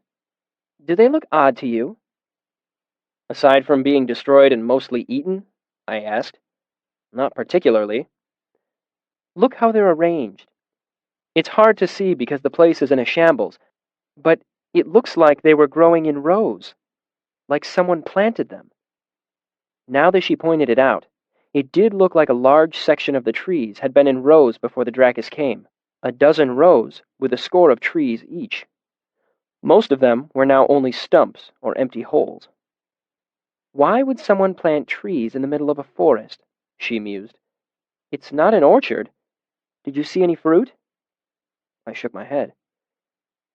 And those trees are the only ones the Dracus has been eating, she said. There's the big clear spot in the middle. The others he knocks down, but those he knocks down and eats. She squinted. What kind of tree is it eating right now? I can't tell from here, I said. Maple? Does it have a sweet tooth? We looked for a while longer. Then Denna got to her feet. Well, the important thing is that it's not going to run over and breathe fire down our backs. Let's go see what's at the other end of that narrow path. I'm guessing it's a way out of here. We headed down the ladder and made our slow, winding way along the bottom of the tiny crevasse. It twisted and turned for another 20 feet before opening up into a tiny box canyon with steep walls rising away on every side. There was no way out, but it was obviously being put to some use. The place had been cleared of plants, leaving a packed dirt floor. 2 long fire pits had been dug, and resting over the pits on brick platforms were large metal pans. They almost resembled the rendering vats that knackers used for tallow. But these were wide, flat, and shallow, like baking pans for enormous pies. It does have a sweet tooth, Denna laughed. This fellow was making maple candy here. Or syrup. I moved closer to look. There were buckets laying around, of the sort that could carry maple sap so it could be boiled down. I opened the door of a tiny ramshackle shed and saw more buckets, long wooden paddles for stirring the sap, scrapers for getting it out of the pans. But it didn't feel right. There were plenty of maple trees in the forest. It didn't make sense to cultivate them. And why pick such an out-of-the-way place? Maybe the fellow was simply crazy. Idly, I picked up one of the scrapers and looked at it. The edge was smeared dark, like it had been scraping tar. "Ich!" Dennis said behind me. "Bitter! I think they burned it." I turned around and saw Denna standing by one of the fire pits. She had pried a large disk of sticky material out of the bottom of one of the pans and taken a bite out of it. It was black, not the deep amber color of maple candy. I suddenly realized what was really going on here. "Don't!" She looked at me, puzzled. "It's not that bad," she said, her words muffled through her sticky mouthful. "It's strange, but not really unpleasant." I stepped over to her and knocked it out of her hand. Her eyes flashed angrily at me. "Spit it out!" I snapped. "Now! It's poison!" Her expression went from angry to terrified in a flash. She opened her mouth and let the wad of dark stuff fall to the ground. Then she spat, her saliva thick and black. I pressed my water bottle into her hands. "Rinse your mouth out," I said. "Rinse and spit it out." She took the bottle, and then I remembered it was empty. We'd finished it during lunch. I took off running, scrambling through the narrow passage. I darted up the ladder, grabbed the water skin, then down and back to the small canyon. Denna was sitting on the canyon floor, looking very pale and wide-eyed. I thrust the water skin into her hands and she gulped so quickly that she choked, then gagged a bit as she spat it out. I reached into the fire pit, pushing my hand deep into the ashes until I found the unburned coals underneath. I brought up a handful of unburned charcoal. I shook my hand, scattering most of the ashes away, then thrust the handful of black coals at her. "Eat this," I said. She looked at me blankly. "Do it!" I shook the handful of coals at her. "If you don't chew this up and swallow it, I'll knock you out and force it down your throat." I put some in my own mouth. "Look, it's fine. Just do it." My tone softened, became more pleading than commanding. "Denna, trust me." She took some coals and put them in her mouth. Face pale and eyes beginning to brim with tears, she gritted up a mouthful and took a drink of water to wash it down, grimacing. "They're harvesting goddamn ophalum here," I said. "I'm an idiot for not seeing it sooner." Denna started to say something, but I cut her off. "Don't talk. Keep eating, as much as you can stomach." She nodded solemnly, her eyes wide. She chewed, choked a little, and swallowed the charcoal with another mouthful of water. She ate a dozen mouthfuls in quick succession, then rinsed her mouth out again. "What's ophalum?" she asked softly. "A drug. Those are denner trees. You just had a whole mouthful of denner resin." I sat down next to her. My hands were shaking. I lay them flat against my legs to hide it. She was quiet at that. Everyone knew about denner resin. In Tarbean, the knackers had to come for the stiff bodies of sweet-eaters that overdosed in the dockside alleys and doorways. "How much did you swallow?" I asked. "I was just chewing it like toffee." Her face went pale again. "There's still some stuck in my teeth." I touched the water skin. "Keep rinsing." She swished the water from cheek to cheek before spitting and repeating the process. I tried to guess at how much of the drug she'd gotten into her system, but there were too many variables. I didn't know how much she had swallowed, how refined this resin was, if the farmers had taken any steps to filter or purify it. Her mouth worked as her tongue felt around her teeth. "Okay, I'm clean." I forced a laugh. "You're anything but clean," I said. "Your mouth is all black. You look like a kid that's been playing in the coal bin." "You aren't much better," she said. "You look like a chimney sweep." She reached out to touch my bare shoulder. I must have torn my shirt against the rocks in my rush to get the water skin. She gave a wan smile that didn't touch her frightened eyes at all. "Why do I have a belly full of coals?" "Charcoal is like a chemical sponge," I said. "It soaks up drugs and poisons." She brightened a little. "All of them?" I considered lying, then thought better of it. "Most. You got it into you pretty quickly. It will soak up a lot of what you swallowed." "How much?" "About 6 parts in 10, I said. "Hopefully a little more. How do you feel?" "Scared," she said. "Shaky, but other than that, no different." She shifted nervously where she sat and put her hand on the sticky disk of resin I'd knocked away from her earlier. She flicked it away and wiped her hand nervously on her pants. "How long will it be before we know?" "I don't know how much they refined it," I said. "If it's still raw, it will take longer to work its way into your system, which is good, as the effects will be spread out over a longer period of time." I felt for her pulse in her neck. It was racing, which didn't tell me anything. Mine was racing too. "Look up here." I gestured with my raised hand and watched her eyes. Her pupils were sluggish, responding to the light. I lay my hand on her head, and under the pretext of lifting her eyelid a little, I pressed my finger against the bruise on her temple, hard. She didn't flinch or show the least hint that it pained her. "I thought I was imagining it before," Dennis said, looking up at me. "But your eyes really do change color. Normally they're bright green with a ring of gold around the inside." "I got them from my mother," I said. "But I've been watching. When you broke the pump handle yesterday, they went dull green, muddy. And when the swineherd made that comment about the rue, they went dark for just a moment. I thought it was just the light, but now I can see it's not." "I'm surprised you noticed," I said. "The only other person to ever point it out was an old teacher of mine. And he was an arcanist, which means it's pretty much his job to notice things." "Well, it's my job to notice things about you." She cocked her head a bit. "People probably are distracted by your hair. It's so bright. It's pretty distracting. And your face is really expressive. You're always in control of it, even the way your eyes behave. but not the color. She gave a faint smile. They're pale now, like green frost. You must be terribly afraid. I'm guessing it's old-fashioned lust, I said in my roughest tones. It's not often a beautiful girl lets me get this close to her. You always tell me the most beautiful lies, she said, looking away from me and down to her hands. Am I going to die? No, I said firmly. Absolutely not. She looked up at me and smiled again, her eyes wet but not overflowing. Could you just say it out loud for me? You aren't going to die, I said, getting to my feet. Come on, let's see if our lizard friend is gone yet. I wanted to keep her moving around and distracted, so we each had another little drink and headed back to the lookout. The Dracus lay sleeping in the sun. I took the opportunity to stuff the blanket and the dried meat into my travel sack.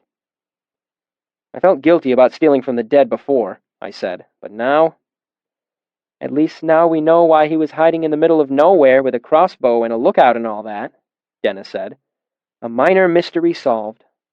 I started to fasten up my travel sack, then as an afterthought, packed the crossbow bolts as well. What are those for? She asked. They're worth something, I said. I'm in debt to a dangerous person. I could use every penny. I trailed off, my mind working. Denna looked at me, and I could see her mind jumping to the same conclusion. Do you know how much that resin would be worth? She asked. Not really, I said, thinking about the 30 pans, each with a wafer of black, sticky resin congealed in the bottom, big as a dinner plate. I'm guessing a lot. An awful lot. Denna shifted back and forth on her feet. Kvothe, I don't know how I feel about this. I've seen girls get hooked on this stuff. I need money. She gave a bitter laugh. I don't even have a second set of clothes right now. She looked worried. But I don't know if I need it this badly. I'm thinking of apothecaries, I said quickly. They'd refine it into medicine. It's a powerful painkiller. The price won't be nearly as good as if we went to the other sort of people, but still, half a loaf. Denna smiled broadly. I'd love half a loaf, especially since my cryptic prick of a patron seems to have disappeared. We headed back down into the canyon. This time, as I emerged from the narrow passageway, I saw the evaporating pans in a different light. Now each of them was the equivalent of a heavy coin in my pocket. Next term's tuition, new clothes, freedom from my debt with Devi. I saw Denna looking at the trays with the same fascination, though hers was somewhat more glassy-eyed than mine. I could live comfortably for a year off this, she said, and not be beholden to anyone. I went to the tool shed and grabbed a scraper for each of us. At the end of a few minutes' work, we had combined all of the black sticky pieces into a single wad the size of a sweet melon. She shivered a bit, then looked at me, smiling. Her cheeks were flushed. I suddenly feel really good. She crossed her arms across her chest, rubbing her hands up and down. Really, really good. I don't think it's just the thought of all that money. It's the resin, I said. It's a good sign that it's taken this long to hit you. I'd have been worried if it happened sooner. I gave her a serious look. Now listen. You need to let me know if you feel any heaviness in your chest, or have any trouble breathing. So long as neither of those things happen, you should be fine. Denna nodded, then drew a deep breath and let it out again. Sweet angel Ordle above, I feel great. She gave me an anxious expression, but the wide grin kept spilling out. Am I going to get addicted from this? I shook my head, and she sighed with relief. You know the damnedest thing? I'm scared about getting addicted, but I don't care that I'm scared. I've never felt like this before. No wonder our big scaly friend keeps coming back for more. Merciful Telu, I said. I didn't even think of that. That's why it was trying to claw its way in here. It can smell the resin. It's been eating the trees for 2 span, 3 or 4 a day. The biggest sweet eater of them all coming back to get his fix. Denna laughed, then her expression went horrified. How many trees were left? 2 or 3. I said, thinking of the rows of empty holes and broken stumps. But it may have eaten another since we've been back here. Have you ever seen a sweet eater when they've got the hunger on them? Dennis said, her face stricken. They go crazy. I know, I said, thinking of the girl I'd seen in Tarbean, dancing naked in the snow. What do you think it's going to do when the trees run out? I thought for a long moment. It's going to go looking for more, and it's going to be desperate, and it knows the last place where it found the trees had a little house that smelled like people. We're going to have to kill it. Kill it? She laughed, then pressed her hands against her mouth again. With nothing but my good singing voice and your manly bravado? She started to giggle uncontrollably, despite the fact that she was holding both her hands in front of her mouth. God, I'm sorry, Kvothe. How long am I going to be like this? I don't know. The effects of ophalum are euphoria. Check. She winked at me, grinning. Followed by mania, some delirium if your dose was high enough, then exhaustion. Maybe I'll sleep through the night for once, she said. You can't seriously expect to kill this thing. What are you going to use, a pointy stick? I can't just let it run wild. Traben's only about 5 miles from here, and there's smaller farms closer than that. Think of the damage it would do. But how? She repeated. How do you kill a thing like that? I turned to the tiny shed. If we're lucky, this fellow had the good sense to buy a spare crossbow. I began to dig around, throwing stuff out of the door. Stirring paddles, buckets, scrapers, spade, more buckets, a barrel. The barrel was about the size of a small keg of ale. I carried it outside the shed and pried off the lid. In the bottom was an oilcloth sack containing a large, gummy mass of black denner resin, at least 4 times as much as Denna and I had already scraped together. I pulled out the sack and rested it on the ground, holding it open for Denna to look. She peered in, gasped, then jumped up and down a little bit. Now I can buy a pony, she said, laughing. I don't know about a pony, I said, doing some calculations in my head. But I think before we split up the money, we should buy you a good half-harp out of this, I said. Not some sad liar. Yes, Denna said. Then she threw her arms around me in a wild, delighted hug. And we'll get you... She looked at me curiously, her sooty face inches away from my own. What do you want? Before I could say anything, do anything, the Dracus roared. Chapter 78. Poison. The roar of the Dracus was like a trumpet, if you can imagine a trumpet as big as a house, and made of stone, and thunder, and molten lead. I didn't feel it in my chest. I felt it in my feet as the earth shook with it. The roar made us jump nearly out of our skins. The top of Denna's head banged into my nose, and I staggered, blinded with pain. Denna didn't notice, as she was busy tripping and falling over into a loose, laughing tangle of arms and legs. As I helped Denna to her feet, I heard a distant crashing, and we made our way carefully back up to the lookout. The Dracus was cavorting, bounding around like a drunken dog, knocking over trees like a boy would topple cornstalks in a field. I watched breathlessly as it came to an ancient oak tree, 100 years old, and massive as a greystone.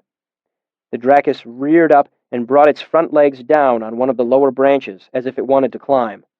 The branch, big as a tree itself, practically exploded. The Dracus reared again, coming down hard on the tree. I watched, certain that it was about to impale itself on the broken limb, but the jagged spear of hard wood barely dimpled its chest before splintering. The Dracus crashed into the trunk, and though it didn't snap, it fractured with a sound like a crack of lightning. The Dracus threw itself around, hopped and fell, rolling over jagged spurs of rock. It belched a huge gout of flame and charged the fractured oak tree again, striking with its great blunt wedge of a head. This time, it knocked the tree over, causing an explosion of earth and rock as the tree's roots tore out of the ground. All I could think of was the futility of trying to hurt this creature. It was bringing more force to bear against itself than I could ever hope to muster. There's no way we can kill that, I said. It would be like trying to attack a thunderstorm. How could we possibly hurt it? We lure her over the side of a cliff, Denna said matter-of-factly. She? I asked. Why do you think it's a she? Why do you think it's a he? She replied, then shook her head as if to clear it. Never mind. It doesn't matter. We know it's drawn to fires. We just build one and hang it from a branch. She pointed to a few trees overhanging the cliff below. Then, when it rushes over to put it out, she made a pantomime with both hands of something falling. Do you think even that would hurt it? I asked dubiously. Well, Denna said, when you flick an ant off a table, it doesn't get hurt, even though for an ant that has to be like dropping off a cliff. But if one of us jumped off a roof, we'd get hurt because we're heavier. It makes sense that bigger things fall even harder. She gave a pointed look down at the Dracus. You don't get much bigger than that. She was right, of course. She was talking about the square-cube ratio, though she didn't know what to call it. It should at least injure it, Denna continued. Then, I don't know, we could roll rocks down onto it or something. She looked at me. What? Is there something wrong with my idea? It's not very heroic, I said dismissively. I was expecting something with a little more flair. Well, I left my armor and warhorse at home, she said. You're just upset because your big university brain couldn't think of a way, and my plan is brilliant. She pointed behind us, to the box canyon. We'll build the fire in one of those metal pans. They're wide and shallow, and they'll take the heat. Was there any rope in that shed? I felt the familiar sinking feeling in my gut. No, I don't think so. Denna patted me on the arm. Don't look like that. When it leaves, we'll check on the wreckage of the house. I'll bet there's some rope in there. She looked at the Dracus. Honestly, I know how she feels. I feel a little like running around and jumping on things, too. That's the mania I was talking about, I said. After a quarter hour, the Dracus left the valley. Only then did Denna and I emerge from our hiding place, me carrying my travel sack, she with the heavy oilskin bag that held all the resin we'd found, nearly a full bushel of it. Give me your loading stone, she said, setting down the sack. I handed it over. You find some rope. I'm going to go get you a present. She skipped away lightly, her dark hair flying behind her. I made a quick search of the house, holding my breath as much as possible. I found a hatchet, broken crockery, a barrel of wormy flour, a mildewy straw tick, and a ball of twine, but no rope. Denna gave a delighted shout from the trees, ran up to me, and pressed a black scale into my hand. It was warm with the sun, slightly larger than hers, but more oval than tear-shaped. Thank you kindly, milady. She bobbed a charming curtsy, grinning. Rope? I held up a ball of rough twine. This is as close as I could find. Sorry. Denna frowned, then shrugged it off. Oh well. Your turn for a plan. You have any strange, wonderful magics from the university? Any dark powers better left alone? I turned the scale over in my hands and thought about it. I had wax, and this scale would make as good a link as any hair. I could make a simulacrum of the Dracus, but then what? A hot foot wasn't going to bother a creature that was perfectly comfortable lying on a bed of coals. But there are more sinister things you can do with a Mamet. Things no good arcanist was ever supposed to consider. Things with pins and knives that would leave a man bleeding even though he was miles away. True malfeasance. I looked at the scale in my hand, considering it. The thing was mostly iron and thicker than my palm in the middle.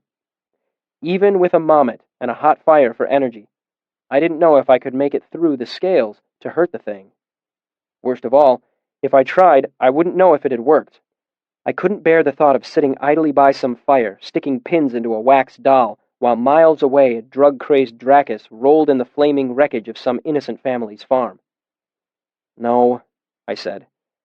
No magic I can think of. We can go tell the constable that he needs to deputize about a dozen men with bows to come and kill a drug-crazed big-as-a-house dragon chicken. It came to me in a flash.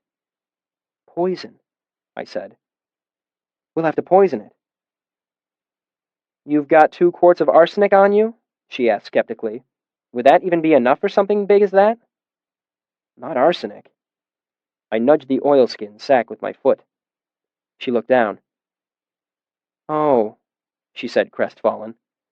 What about my pony? You'll probably have to skip your pony, I said. But we'll still have enough to buy you a half-harp. In fact, I bet we'll be able to make even more money from the Dracus's body. The scales will be worth a lot, and the naturalists at the university will love to be able... You don't need to sell me, she said.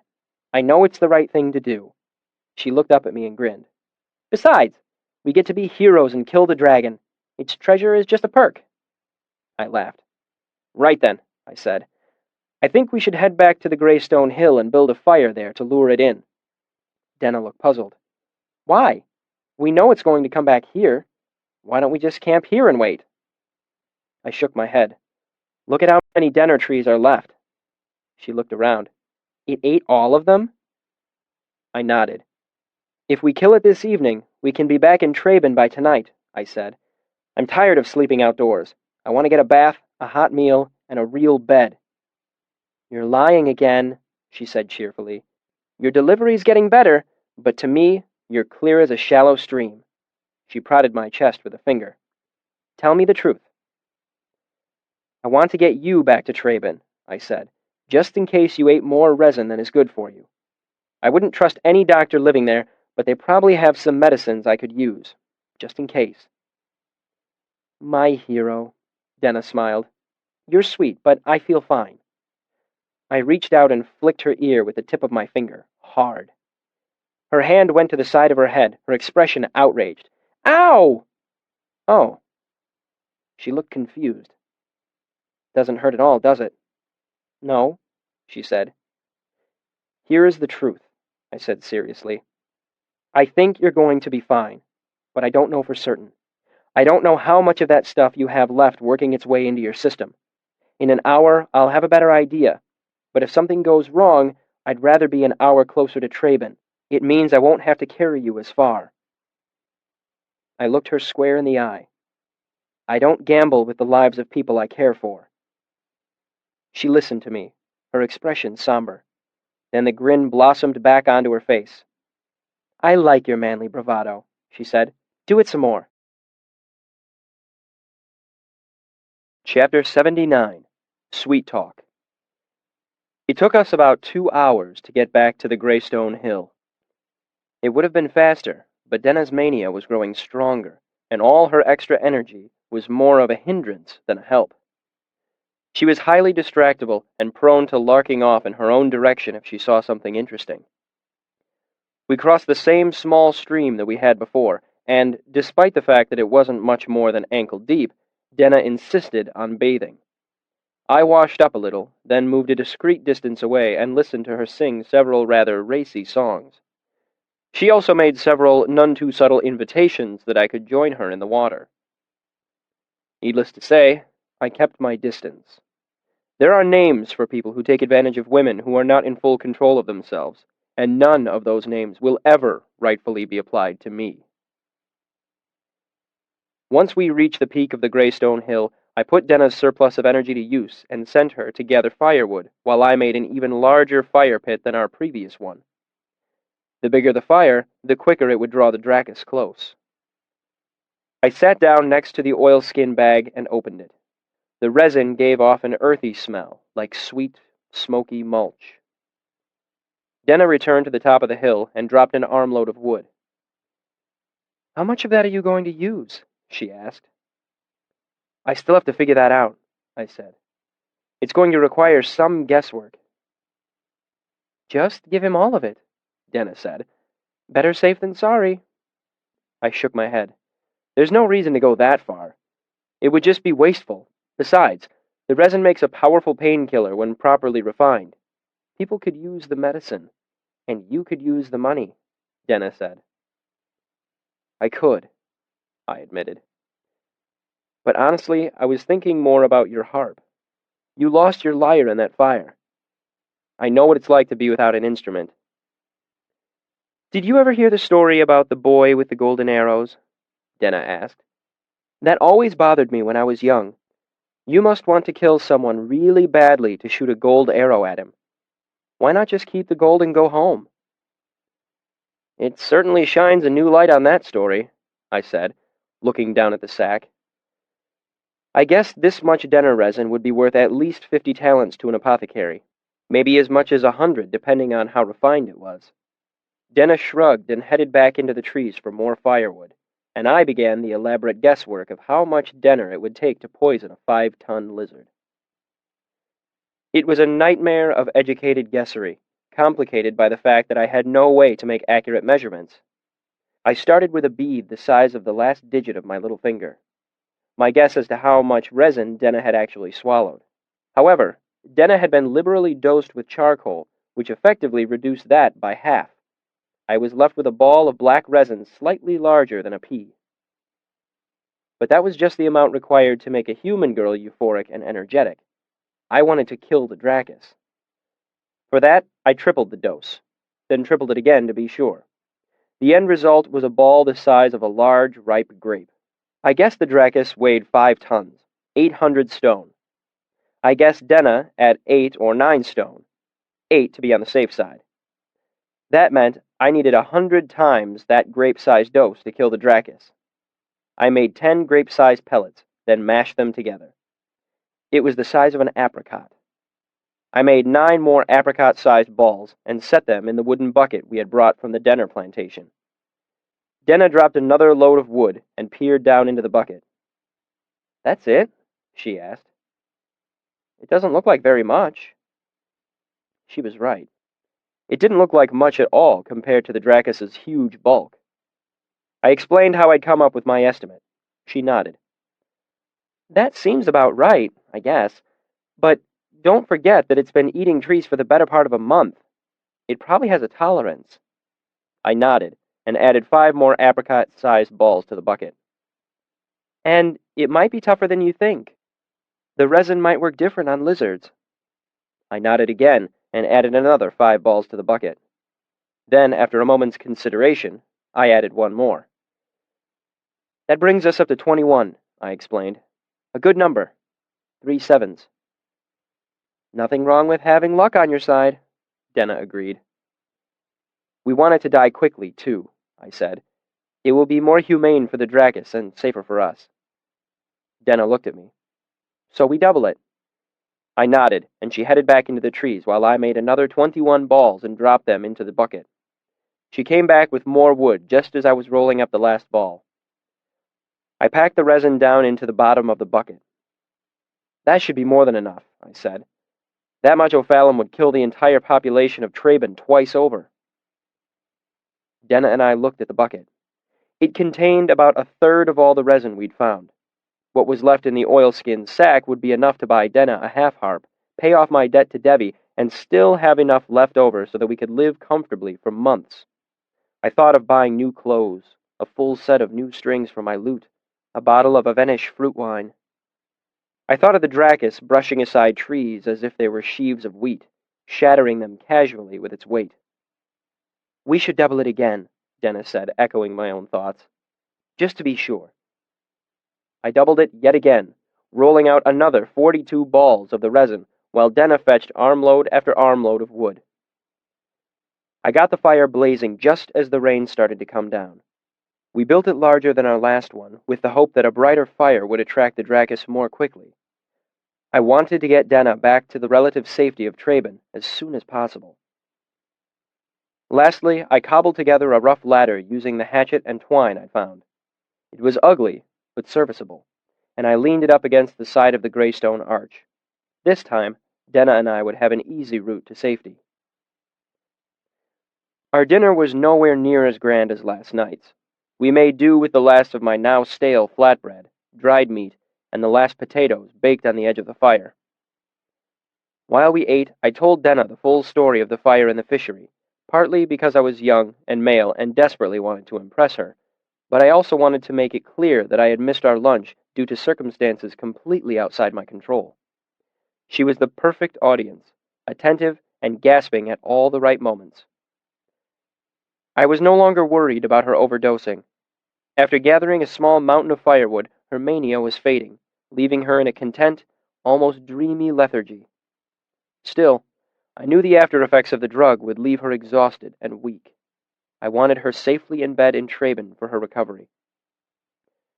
After we finished eating, I made my way over to where she sat with her back against one of the greystones. I cuffed up my shirt sleeves. "All right, I need to check you over," I said pompously. She smiled lazily at me, her eyes half closed. "You really do know how to sweet-talk a girl, don't you?" I felt for her pulse in the hollow of her slender throat. It was slow, but steady. She shied away a little from my touch. "You tickle." "How do you feel?" I asked. "Tired," she said, her voice slightly slurred. "Good and tired and a little cold." While this wasn't unexpected, it was still a little surprising considering the fact that we were only feet away from a blazing bonfire. I fetched the extra blanket from my bag and brought it back to her. She snuggled into it. I leaned close so that I could look into her eyes.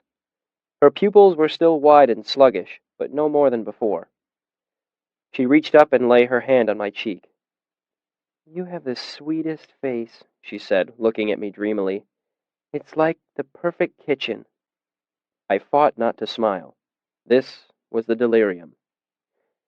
She'd fade in and out of it before the profound exhaustion dragged her down into unconsciousness. If you see someone spouting nonsense to themselves in an alley in Tarbian, odds are they're not actually crazy, just a sweet-eater deranged by too much dinner. "A kitchen?" "Yes," she said. "Everything matches and the sugar bowl is right where it should be." "How does it feel when you breathe?" I asked. "Normal," she said easily. "Tight, but normal." My heart beat a little faster at that. "What do you mean by that?" "I have trouble breathing," she said. "My chest gets tight sometimes, and it's like breathing through pudding." She laughed. "Did I say pudding? I meant molasses, like a sweet molasses pudding." I fought off the urge to point out angrily that I'd asked her to tell me if she felt anything wrong with her breathing. "Is it hard to breathe now?" She shrugged indifferently. "I need to listen to your breathing," I said. "But I don't have any tools here, so if you could unbutton your shirt a little, I'll need to press my ear against your chest." Denna rolled her eyes and unbuttoned more of her shirt than was altogether necessary. "Now that one is entirely new," she said archly, sounding for a moment like her normal self. "I've never had anyone try that before." I turned and pressed my ear up against her breastbone. "What does my heart sound like?" she asked. "It's slow but strong," I said. "It's a good heart." "Is it saying anything?" "Nothing I can hear," I said. "Listen harder." "Take a few deep breaths and don't talk," I said. "I need to listen to your breathing." I listened. The air rushed in, and I felt one of her breasts pressing against my arm. She exhaled, and I felt her breath warm against the back of my neck. Gooseflesh broke out over my whole body. I could picture Arwell's disapproving stare. I closed my eyes and tried to concentrate on what I was doing. In and out. It was like listening to the wind through the trees. In and out. I could hear a faint crackling, like paper crumpling, like a faint sigh. But there was no wetness, no bubbling. "Your hair smells really nice," she said. I sat up. "You're fine," I said. "Make sure to let me know if it gets any worse or feels different." She nodded amiably, smiling dreamily. Irritated that the Dracus seemed to be taking its sweet time making an appearance, I heaped more wood on the fire. I looked out at the northern bluffs, but there was nothing to see in the dim light but the outlines of trees and rocks. Denna laughed suddenly. "Did I call your face a sugar bowl or something?" she asked, peering at me. "Am I even making any sense right now?" "It's just a little delirium," I reassured her. "You'll fade in and out of it before you go to sleep." "I hope it's as much fun for you as it is for me," she said, pulling the blanket closer around herself.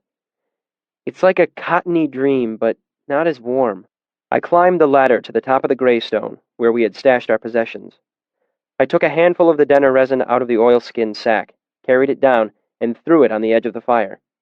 It burned sullenly, giving off an acrid smoke that the wind brushed away to the north and west, toward the unseen bluffs.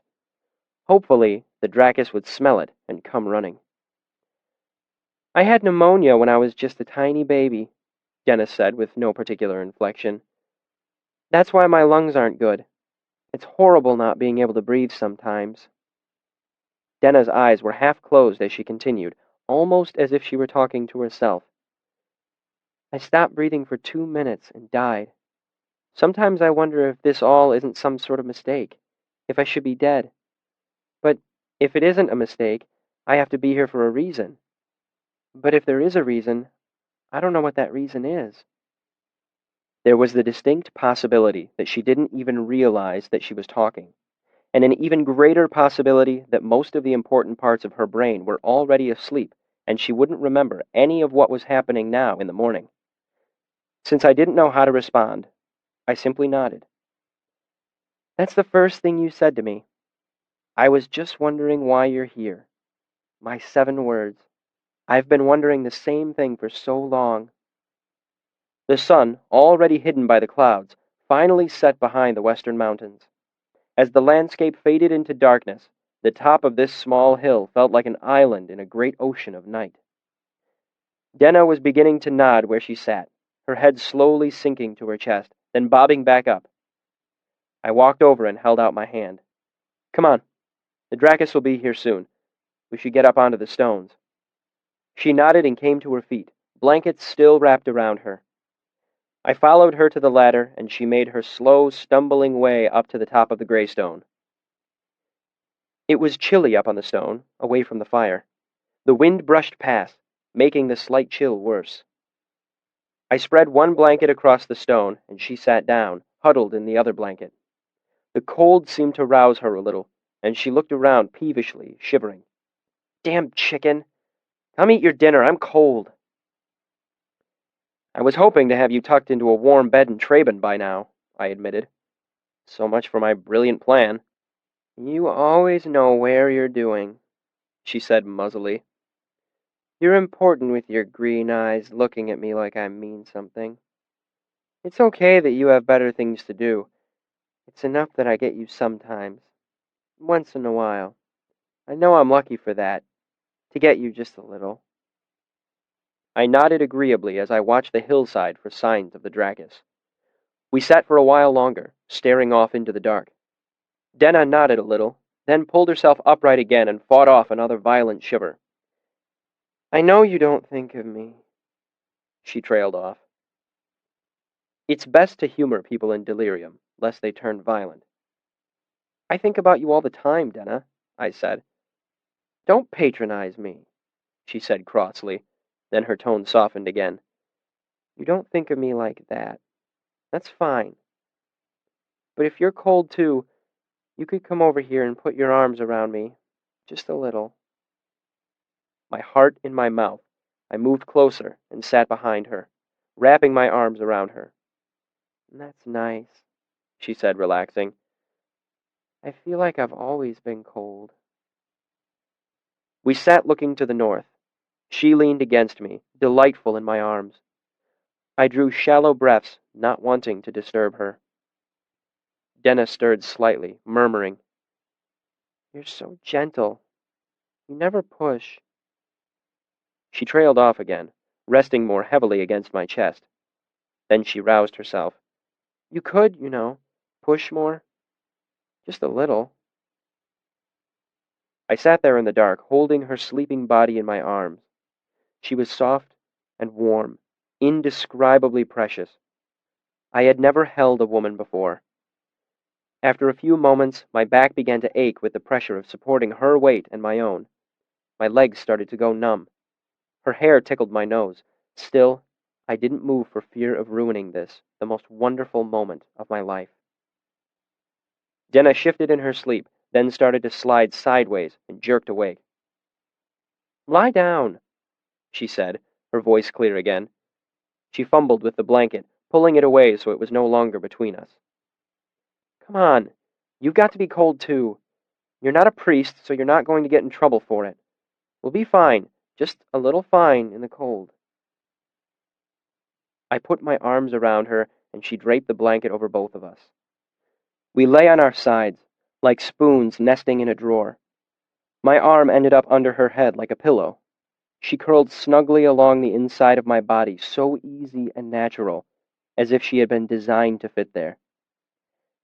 As I lay there, I realized I had been wrong before. This was the most wonderful moment of my life. Denna stirred in her sleep. "I know you didn't mean it," she said clearly. "Mean what?" I asked softly. Her voice was different, no longer dreamy and tired. I wondered if she was talking in her sleep. "Before, you said you'd knock me down and make me eat coals. You'd never hit me." She turned her head a little. "You wouldn't, would you? Not even if it was for my own good." I felt a chill go through me. "What do you mean?" There was a long pause, and I was beginning to think she'd fallen asleep when she spoke up again. "I didn't tell you everything. I know Ash didn't die at the farm. When I was heading toward the fire, he found me. He came back and said that everyone was dead. He said that people would be suspicious if I was the only one who survived." I felt a hard, dark anger rise up in me. I knew what came next, but I let her talk. I didn't want to hear it, but I knew she needed to tell someone. "He didn't just do it out of the blue," she said. "He made sure it was what I really wanted. I knew it wouldn't look convincing if I did it to myself. He made sure I really wanted him to. He made me ask him to hit me, just to be sure. And he was right." She didn't move at all as she spoke. "Even this way, they thought I had something to do with it. If he hadn't done it, I might be in jail right now. They would have hanged me." My stomach churned acid. "Denna," I said, "a man who could do that to you. He's not worth your time. Not one moment of it. It's not a matter of him being only half a loaf. He's rotten through. You deserve better." "Who knows what I deserve?" she said. "He's not my best loaf. He's it. Him or hungry." "You have other options," I said, then stalled, thinking of my conversation with Diak. You've got... I've got you," she said dreamily.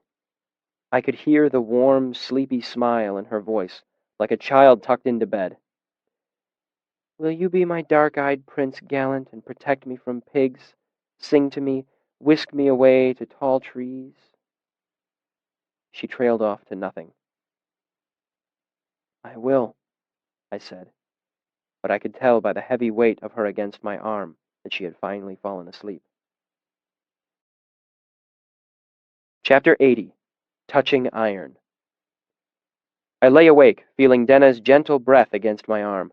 I couldn't have slept even if I'd wanted to. The closeness of her filled me with a crackling energy, a low warmth, a gentle, thrumming hum. I lay awake savoring it, every moment precious as a jewel. Then I heard the distant crack of a breaking branch. Then another. Earlier I wanted nothing more than the Dracus to hurry to our fire. Now I would have traded my right hand to have it go on its merry way for another 5 minutes. Still, it came. I began gently untangling myself from Denna. She barely stirred in her sleep.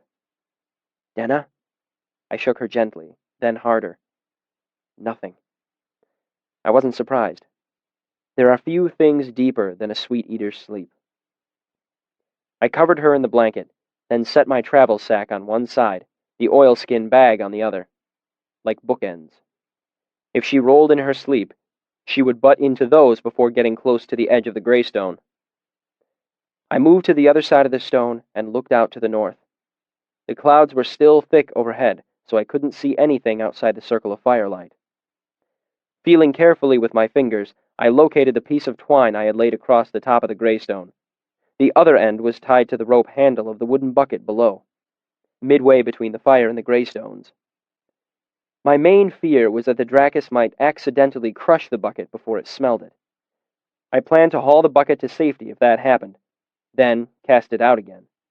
Denna had laughed at my plan, referring to it as chicken fishing. The Dracus came to the top of the hill, moving noisily through the brush. It stopped just inside the circle of firelight. Its dark eyes shone red, and there was red on its scales. It made a deep huffing sound and began to circle the fire, slowly rocking its head back and forth. It blew a wide plume of fire in what I was coming to recognize as either some sort of greeting or a challenge. It darted toward our fire. Despite the fact that I'd watched it at some length, I was still surprised by how quickly the huge animal could move.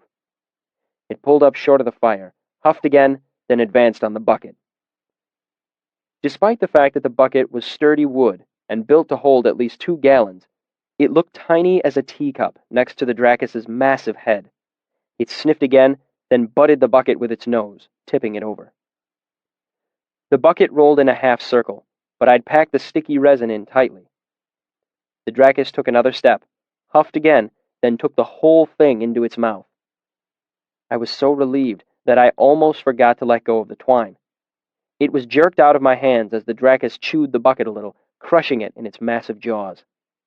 Then it worked its head up and down, forcing the sticky mass down its gullet. I breathed a huge sigh of relief and sat down to watch as the Dracus circled the fire.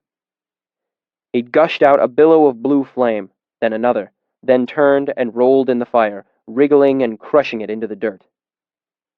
Once the fire was flattened, the Dracus began to follow the same pattern as before. It sought out the scattered pieces of the fire, rolled in them until they were extinguished, then ate the wood.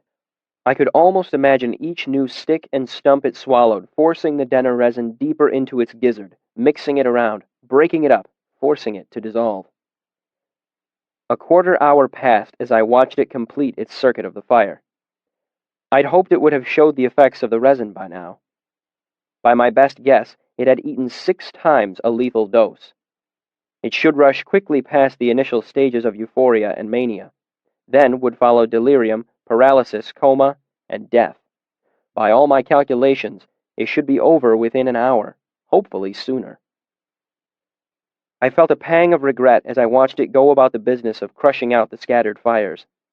It was a magnificent animal. I hated to kill it even more than I hated to waste upwards of 60 talents worth of ophalum. But there was no denying what would happen if events were left to run their course.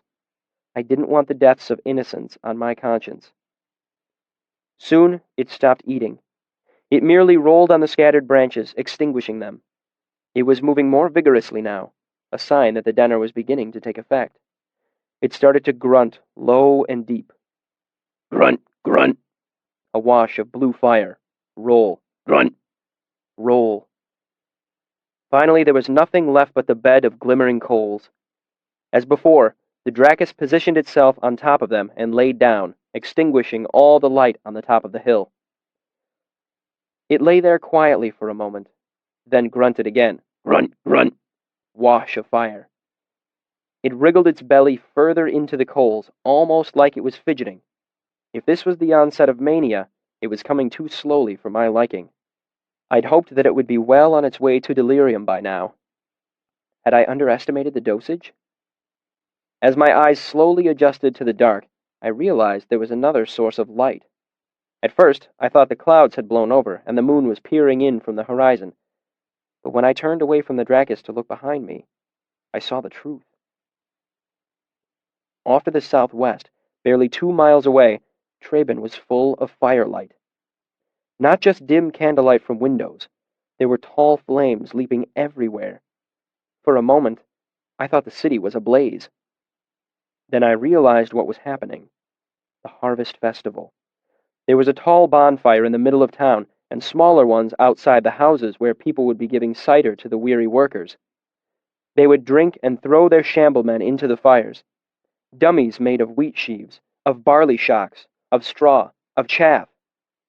Dummies built to flare up bright and sudden, a ritual to celebrate the end of the year, something that was supposed to keep demons away. Behind me, I heard the Dracus grunt. I looked down at it. Just as I had been, it was facing away from Traben, toward the dark cliffs to the north. I am not a religious person, but I will admit that I prayed then. I prayed earnestly to Telu and all his angels, asking for the Dracus to die, just slide quietly asleep and pass on without turning around to see the city's fires. I waited for several long minutes. At first, I thought the Dracus was asleep, but as my eyes sharpened, I could see its head weaving steadily back and forth, back and forth. As my eyes grew more accustomed to the dark, the fires of Traben seemed to grow brighter. It had been half an hour since it had eaten the resin.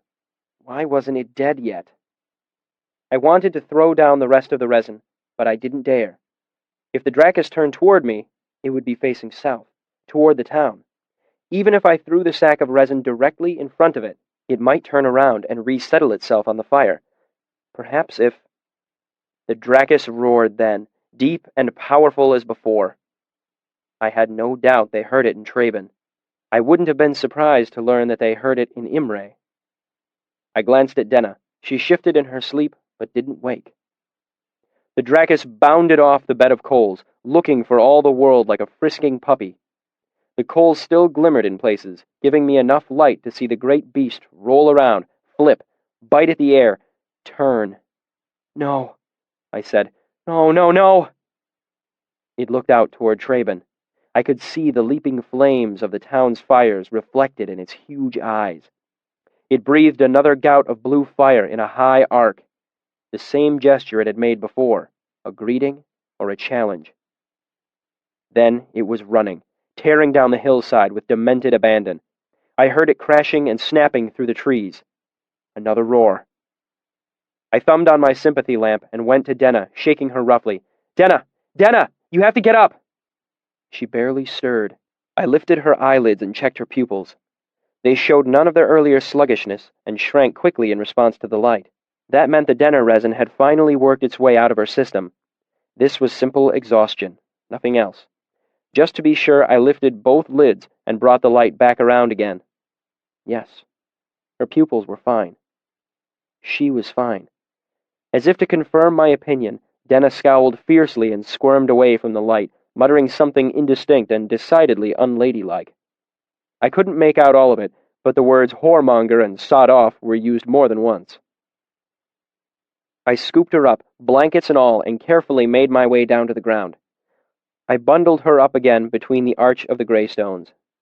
She seemed to rouse herself slightly as I jostled her around. Denna? Motev? She muttered around a mouthful of sleep, her eyes barely moving under her lids. Denna! The Dracus is going down to Traben. I have to... I stopped, partly because it was obvious she had dropped back into unconsciousness, but also because I wasn't entirely sure what it was I had to do. I had to do something. Normally, the Dracus would avoid a town, but drug-crazed and manic, I had no idea what its reaction to the harvest fires would be. If it rampaged through the town, it would be my fault. I had to do something. I dashed to the top of the greystone, grabbed both bags, and came back down. I upended the travel sack, emptying everything onto the ground. I grabbed the crossbow bolts, wrapped them in my torn shirt, and stuffed them into my travel sack. I threw in the hard iron scale, too, then stuffed the bottle of brand into the oilskin sack for padding, and put that in my travel sack as well. My mouth was dry, so I took a quick swallow of water from the water skin, recapped it, and left it for Denna. She would be terribly thirsty when she woke up. I slung the travel sack over my shoulder and cinched it tight across my back. Then I thumbed on my sympathy lamp, picked up the hatchet, and began to run. I had a dragon to kill. I ran madly through the woods, the light from my sympathy lamp bobbing wildly, revealing obstacles ahead of me bare moments before I was on top of them. Small wonder that I fell, tumbling down the hill, ass over tea kettle. When I got up, I easily found my lamp, but I abandoned the hatchet, knowing deep in my heart that it wouldn't be of any use against the Dracus. I fell twice more before I made it to the road. Then I tucked my head like a sprinter and ran toward the distant light of the city. I knew the Dracus could move faster than me, but I hoped it would be slowed by the trees, or disoriented. If I made it to the town first, I could warn them, get them ready. But as the road emerged from the trees, I could see the fires were brighter, wilder. Houses were burning. I could hear the Dracus's near-constant bellowing, punctuated by shouts and high-pitched screams. I slowed to a trot as I came into town, catching my breath. Then I scampered up the side of a house to one of the few two-story rooftops so I could see what was really happening. In the town square, the bonfire had been scattered everywhere. Several nearby houses and shops were staved in like rotten barrels, most of them burning fitfully. Fire flickered on the wooden shingles of a handful of roofs. If not for the evening's earlier rain, the town would already be ablaze instead of just a few scattered buildings. Still, it was just a matter of time. I couldn't see the Dracus, but I could hear the great crunching it made as it rolled in the wreckage of a burning house. I saw a gush of blue flame rise high above the rooftops and heard it roar again. The sound made me sweat. Who knew what was going through its drug-addled mind right now? There were people everywhere. Some were simply standing, confused.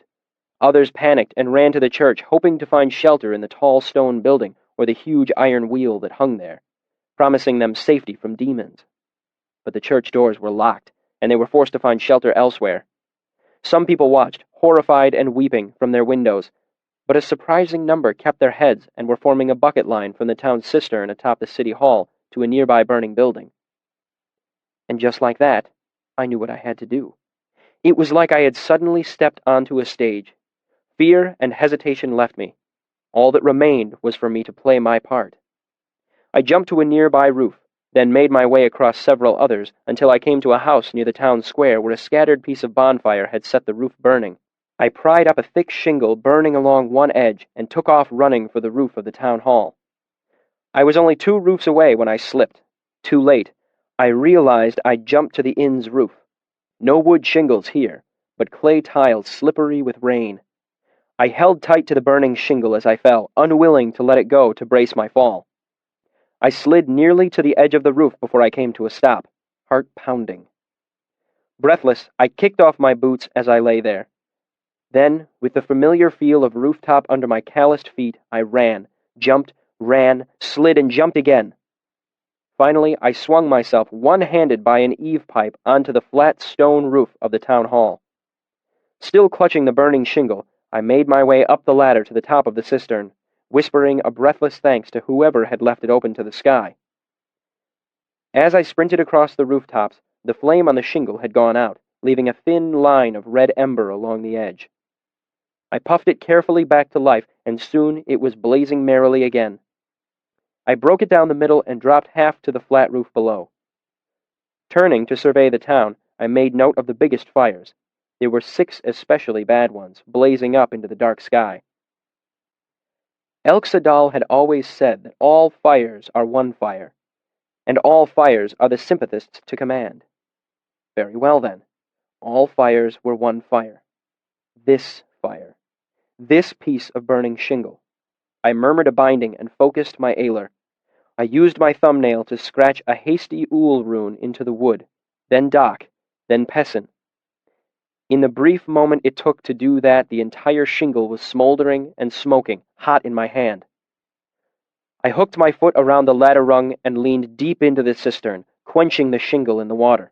For a brief moment, I felt the cool water surround my hand, then it quickly warmed.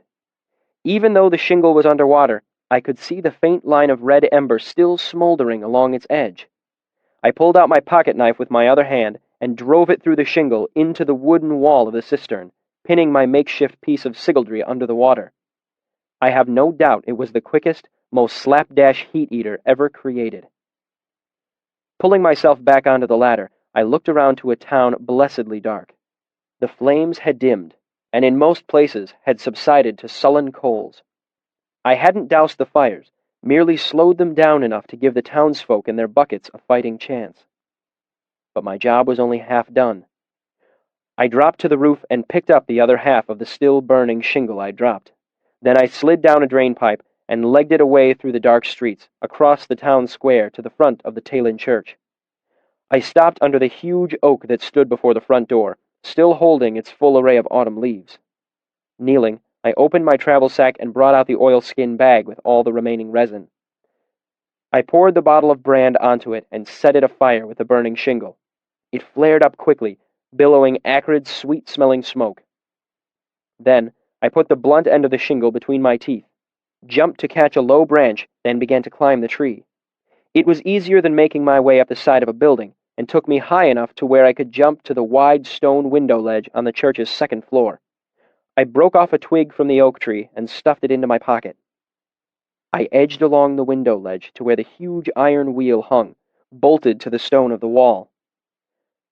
Climbing that was quicker than a ladder, though the iron spokes were startlingly cold against my still wet hands. I made my way to the top of the wheel, and from there pulled myself onto the flat peak of the highest roof in town. The fires were still dark for the most part, and most of the shouting had died down to sobs and low murmur of urgent, hurried talk. I took the piece of shingle out of my mouth and blew on it until it was flaming again. Then I concentrated, muttered another binding, and held the oak twig above the flame. I looked out over the town and saw the glimmering coals dim even further. A moment passed. The oak tree below burst into sudden brilliant flame. It flared brighter than 1,000 torches as all its leaves caught fire at the same time. In the sudden light, I saw the Dracus raise its head 2 streets away. It bellowed and blew a cloud of blue flame even as it started to run toward the fire. It turned a corner too quickly and caromed wildly into the wall of a shop, smashing through with little resistance. It slowed as it approached the tree, blowing flame again and again. The leaves flared and faded quickly, leaving nothing but 1,000 embers, making the tree look like an immense extinguished candelabrum. In the dim red light, the Dracus was hardly more than a shadow, but I could still see the beast's attention wander now that the bright flames were gone. The massive wedge of a head swayed back and forth, back and forth. I cursed under my breath. It wasn't close enough. Then the Dracus huffed loud enough for me to hear from where I stood 100 feet above. The head snapped around as it smelled the sweet smoke of the burning resin. It snuffed, grunted, and took another step toward the smoking bag of resin. It didn't show nearly the restraint it had earlier, and practically pounced on it, snapping up the smoldering sack in its great wide mouth. I took a deep breath and shook my head, trying to clear away some of the sluggishness I felt. I had performed 2 rather substantial pieces of sympathy in quick succession and was feeling rather thick-headed because of it. But as they say, 3rd time pays for all. I broke my mind into 2 pieces, then, with some difficulty, into a 3rd. Nothing less than a triple binding would do for this. As the Dracus worked its jaw, trying to swallow the sticky mass of resin, I fumbled in my travel sack for the heavy black scale, then brought the lodenstone out from my cloak. I spoke my bindings clearly and focused my ailer. I brought the scale and stone up in front of me until I could feel them tugging at each other. I concentrated, focused. I let go of the lodenstone. It shot toward the iron scale. Below my feet was an explosion of stone as the great iron wheel tore free from the church wall. A ton of wrought iron fell. If anyone had been watching, they would have noticed that the wheel fell faster than gravity could account for. They would have noticed that it fell at an angle, almost as if it were drawn to the Dracus, almost as if Telu himself steered it toward the beast with a vengeful hand. But there was no one there to see the truth of things, and there was no god guiding it, only me. Chapter 81. Pride. Looking down, I saw the Dracus pinned beneath the great wrought iron wheel. It lay motionless and dark in front of the church, and despite the necessity of it, I felt a pang of regret for killing the poor beast. I had one long moment of exhausted, pure relief. The autumn air was fresh and sweet despite the wood smoke, and the stone roof of the church was cool under my feet. Feeling rather smug, I tucked the scale and the lodenstone back into my travel sack. I drew a deep breath and looked out over the town I had saved. Then I heard a grating noise and felt the roof shift beneath me. The front of the building sagged, crumbled, and I staggered as the world fell out from underneath me. I looked for a safe roof to leap to, but there were none close enough. I scrambled backward as the roof disintegrated into a mass of falling rubble. Desperate, I leaped for the charred branches of the oak tree. I grabbed one, but it snapped under my weight. I tumbled through the branches, struck my head, and fell into darkness. Chapter 82. Ash and Elm. I awoke in a bed. In a room. In an inn. More than that was not immediately clear to me. I felt exactly like someone had hit me in the head with a church. I had been cleaned and bandaged, very thoroughly bandaged. Someone had seen fit to treat all my recent injuries, no matter how minor. I had white linen around my head, my chest, my knee, and one of my feet.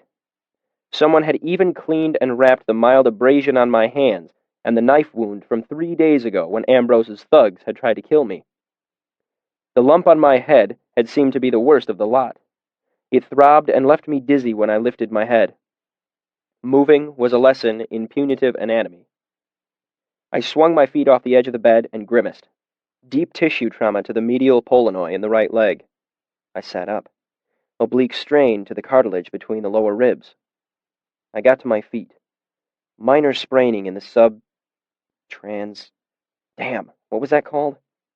I pictured Arwell's face frowning behind his round spectacles. My clothes had been washed and mended.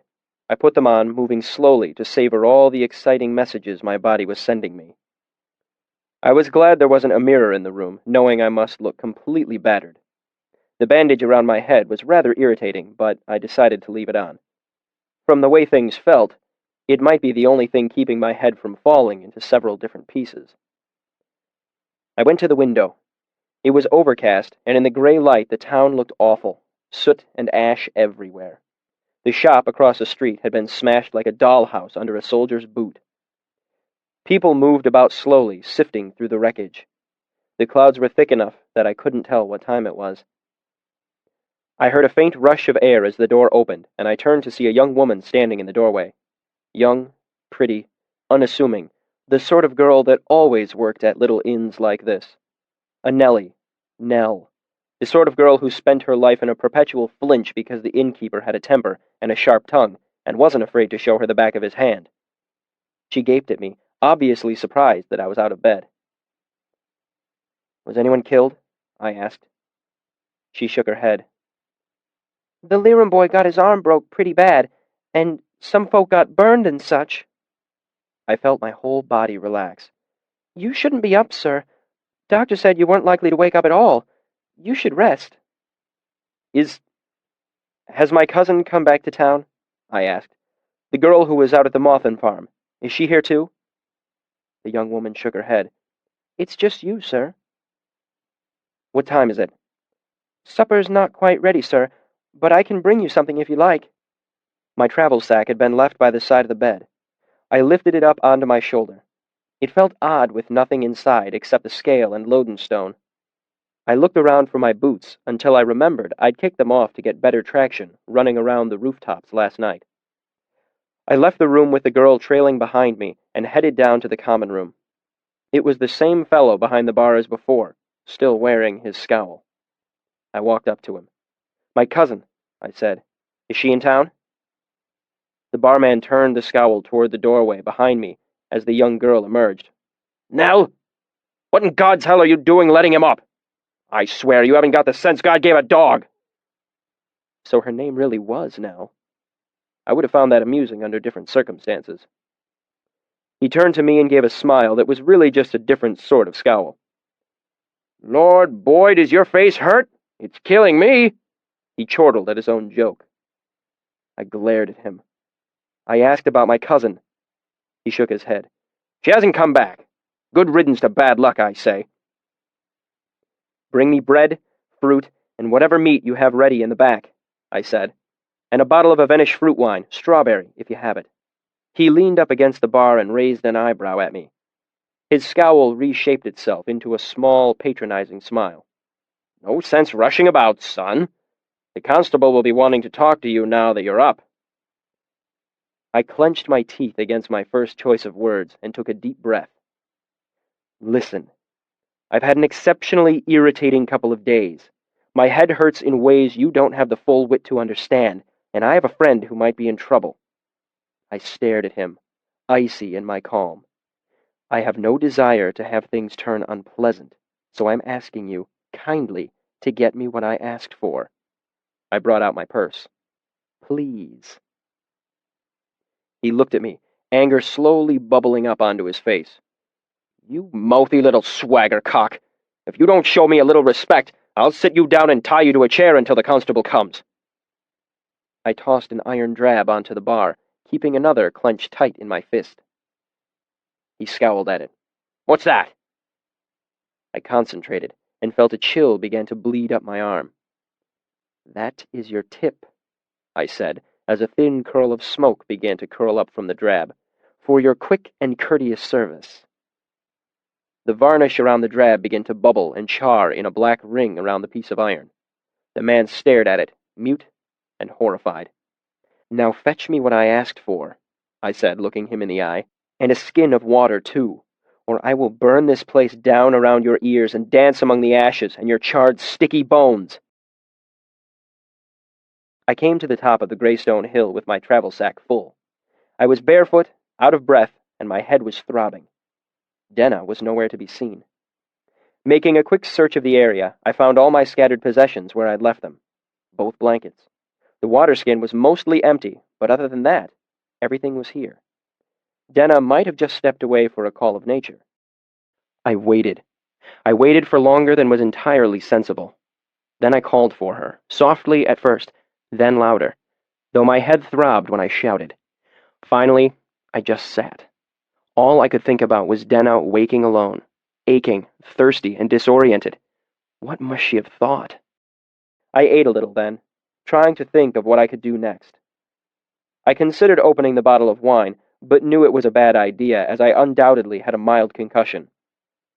I fought off the irrational worry that Denna might have wandered into the woods in a delirium, and that I should go look for her. I considered lighting a fire so she would see it and come back. But no. I knew she was simply gone. She woke, saw that I wasn't there, and left. She had said it herself when we left the inn in Traben.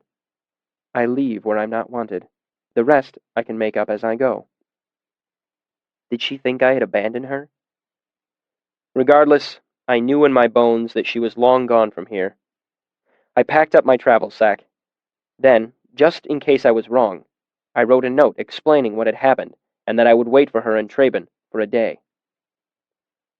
I used a piece of coal to write her name on one of the gravestones, then drew an arrow down to where I left all the food I had brought, a bottle of water, and one of the blankets.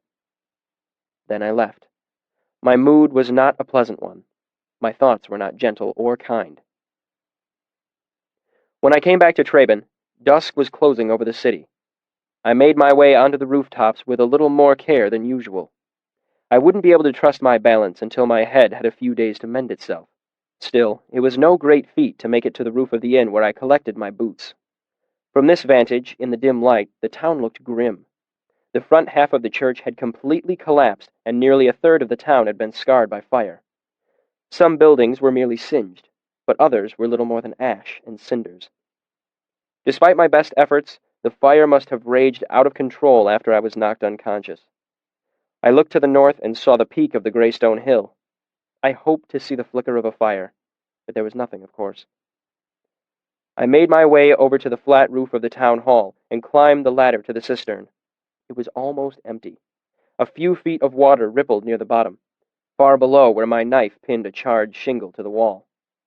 That explained the state the town was in. When the water level had dropped below my makeshift sigildry, the fire had flared up again. Still, it had slowed things down. If not for that, there might not be any town left at all. Back at the inn, a great many somber, sooty people were gathering to drink and gossip. My scowling friend was nowhere to be seen, but a cluster of folk were gathered around the bar, excitedly discussing something they saw there. The mayor and the constable were there too. As soon as they spotted me, they rushed me into a private room to talk. I was tight-lipped and grim, and after the events of the last several days, not terribly intimidated by the authority of two paunchy old men. They could tell, and that made them nervous.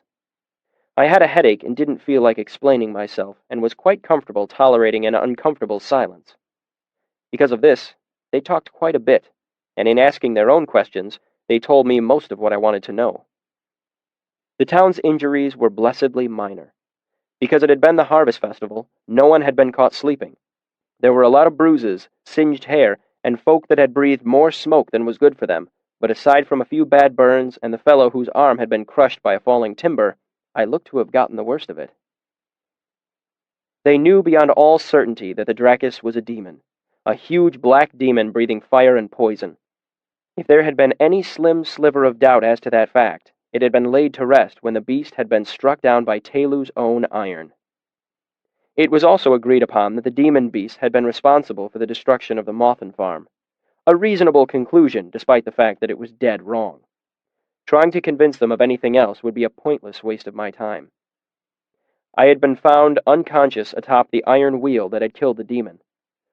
The local sawbone doctor had patched me up as best he could, and unfamiliar with the remarkable thickness of my skull, expressed serious doubts as to whether or not I would ever wake. At first, the general opinion was that I was merely an unlucky bystander, or that I had somehow pried the wheel off the church. However, my miraculous recovery, combined with the fact that I had charred a hole into the bar downstairs, encouraged people to finally take notice of what a young boy and an old widow had been saying all day, that when the old oak had gone up like a torch, they had seen someone standing on the roof of the church. He was lit by the fire below. His arms were raised in front of him, almost as if he were praying.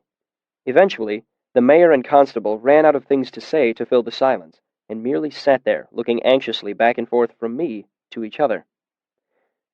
It occurred to me they didn't see a penniless, ragged boy sitting across from them. They saw a mysterious, battered figure who had killed a demon. I saw no reason to dissuade them. In fact, it was high time I caught a piece of luck in this business. If they considered me some sort of hero or holy man, it gave me useful leverage. "What did you do with the demon's body?" I asked, and watched them relax. Until this point, I had barely spoken a dozen words, responding to most of their tentative questions with grim silence. "Don't worry about that, sir," the constable said. "We knew what to do with it." My stomach nodded, and I knew before they told me. They'd burned and buried it. The creature was a scientific marvel, and they had burned and buried it like trash. I knew naturalist scribs in the archives who would have cut off their hands to study such a rare creature. I had even hoped, deep in my heart, that bringing such an opportunity to their attention might win me my way back into the archives. And the scales and bones, hundreds of pounds of denatured iron that alchemists would have fought over. The mayor nodded eagerly and sing-songed, "Dig a pit that's 10 by 2, ash and elm and rowan too." He cleared his throat. "Though it had to be a bigger hole than that, of course. Everyone took a turn to get it done as quickly as possible." He held up his hand, proudly displaying a set of fresh blisters. I closed my eyes and fought down the urge to throw things around the room and curse them in 8 languages. That explained why the town was still in such a sorry state. Everyone had been busy burning and burying a creature worth a king's ransom. Still, there was nothing to be done about it. I doubted my new reputation would be enough to protect me if they caught me trying to dig it up. "The girl that survived the Mothin wedding," I said. "Has anyone seen her today?" The mayor looked at the constable questioningly. "Not that I've heard. Do you think she was connected to the beast in some way?" What? The question was so absurd, I didn't understand it at first. "No! Don't be ridiculous!" I scowled at them. The last thing I needed was to somehow implicate Denna in all this. "She was helping me in my work," I said, careful to keep things ambiguous. The mayor glared at the constable, then looked back to me. "Is your work finished here?" he asked carefully, as if afraid of giving offense. "I certainly don't mean to pry into your affairs, but—" He licked his lips nervously. "Why did this happen? Are we safe?" "You're as safe as I can make you," I said ambiguously. It sounded like a heroic thing to say. If all I was going to gain from this was a bit of reputation, I might as well make sure it was the right sort. Then I had an idea. "To be certain of your safety, I need one thing." I leaned forward in my chair, lacing my fingers together. "I need to know what Mothin dug up on Barrow Hill." I saw them look at each other, thinking, how does he know about that? I leaned back in the chair, fighting the urge to smile like a tomcat in a dovecote. "If I know what Mothin found up there, I can take steps to make sure that this sort of thing doesn't happen again. I know it was a secret, but someone in town is bound to know more. Spread the word. and have anyone who knows anything come talk to me." I came to my feet smoothly. It took a conscious effort not to wince at the various twinges and aches. "But have them come quickly. I leave tomorrow evening. I have pressing business to the south." Then I swept out the door, my cloak trailing rather dramatically behind me. I am a trooper to my bones, and when the scene is set, I know how to make an exit. I spent the next day eating good food and dozing in my soft bed. I took a bath, tended to my various wounds, and generally took a well-deserved rest. A few people stopped by to tell me what I already knew. Mawthen had dug up barrow stones and found something buried there. What was it? Just something. No one knew more than that. I was sitting beside my bed, toying with the idea of writing a song about the Dracus, when I heard a timid tapping at my door, so faint I almost missed it. "Come in." The door opened a crack, then wider. A young girl of 13 or so looked around nervously and scurried inside, closing the door softly behind her. She had curling, mousy brown hair and a pale face with 2 spots of color high on each cheek. Her eyes were hollow and dark, as if she had been crying, or missing sleep, or both. "You wanted to know what Mawthen dug up?" She looked at me, then away. "What's your name?" I asked gently. "Verania Greyflock," she said dutifully, then dropped a hurried curtsy, looking at the floor. "That's a lovely name," I said. "A verane is a tiny red flower." I smiled, trying to set her at ease. "Have you ever seen one?" She shook her head, eyes still on the floor. "I'm guessing no one calls you Verania, though. Are you a Nina?" She looked up at that. A faint smile showed itself on her stricken face.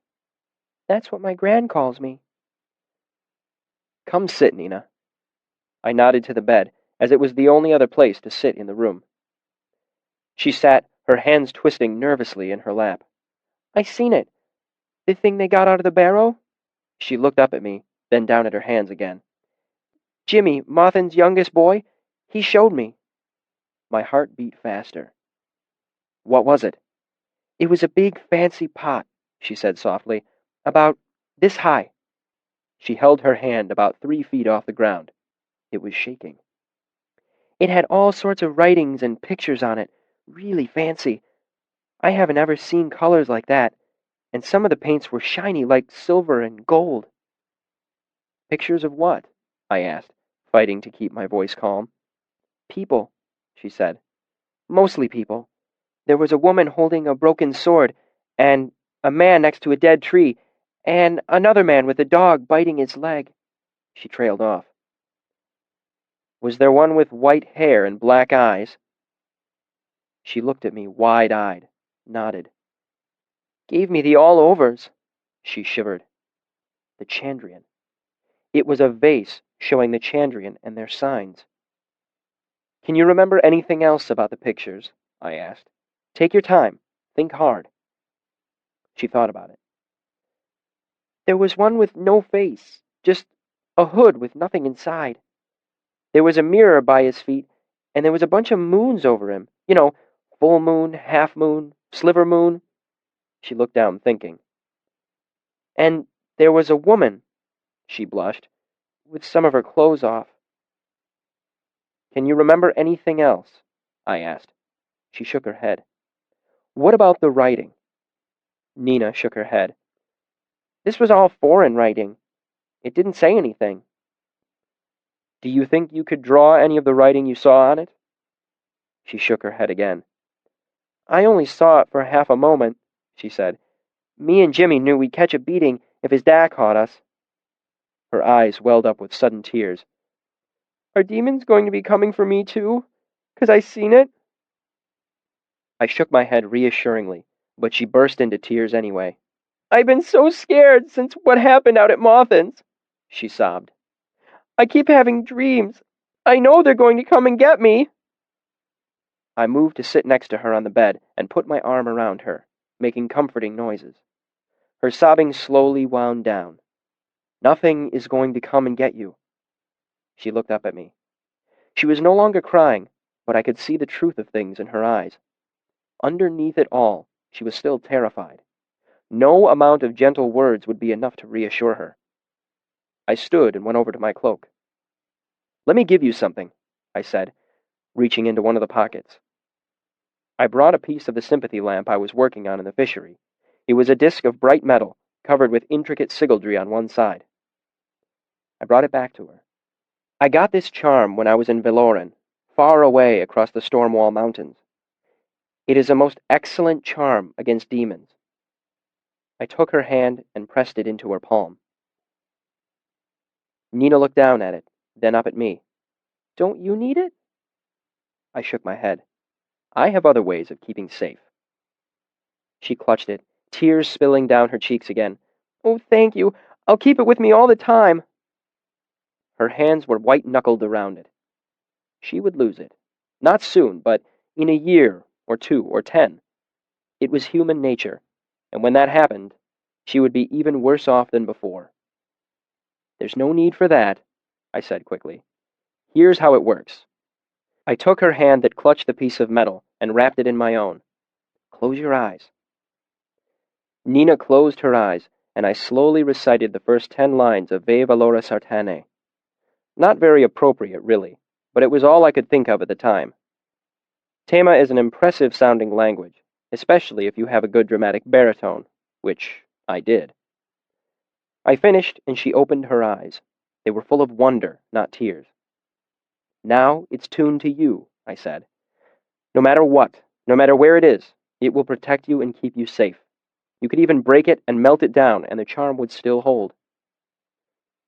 She threw her arms around me and kissed my cheek, then stood suddenly, blushing. No longer pale and stricken, her eyes were bright. I hadn't noticed it before, but she was beautiful. She left soon after that, and I sat for a while on my bed, thinking. Over the last month, I had pulled a woman from a blazing inferno. I had called fire and lightning down on assassins and escaped to safety. I had even killed something that could have been either a dragon or a demon, depending on your point of view.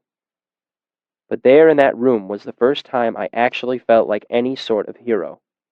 If you are looking for a reason for the man I would eventually become, if you are looking for a beginning, look there. Chapter 83. Return.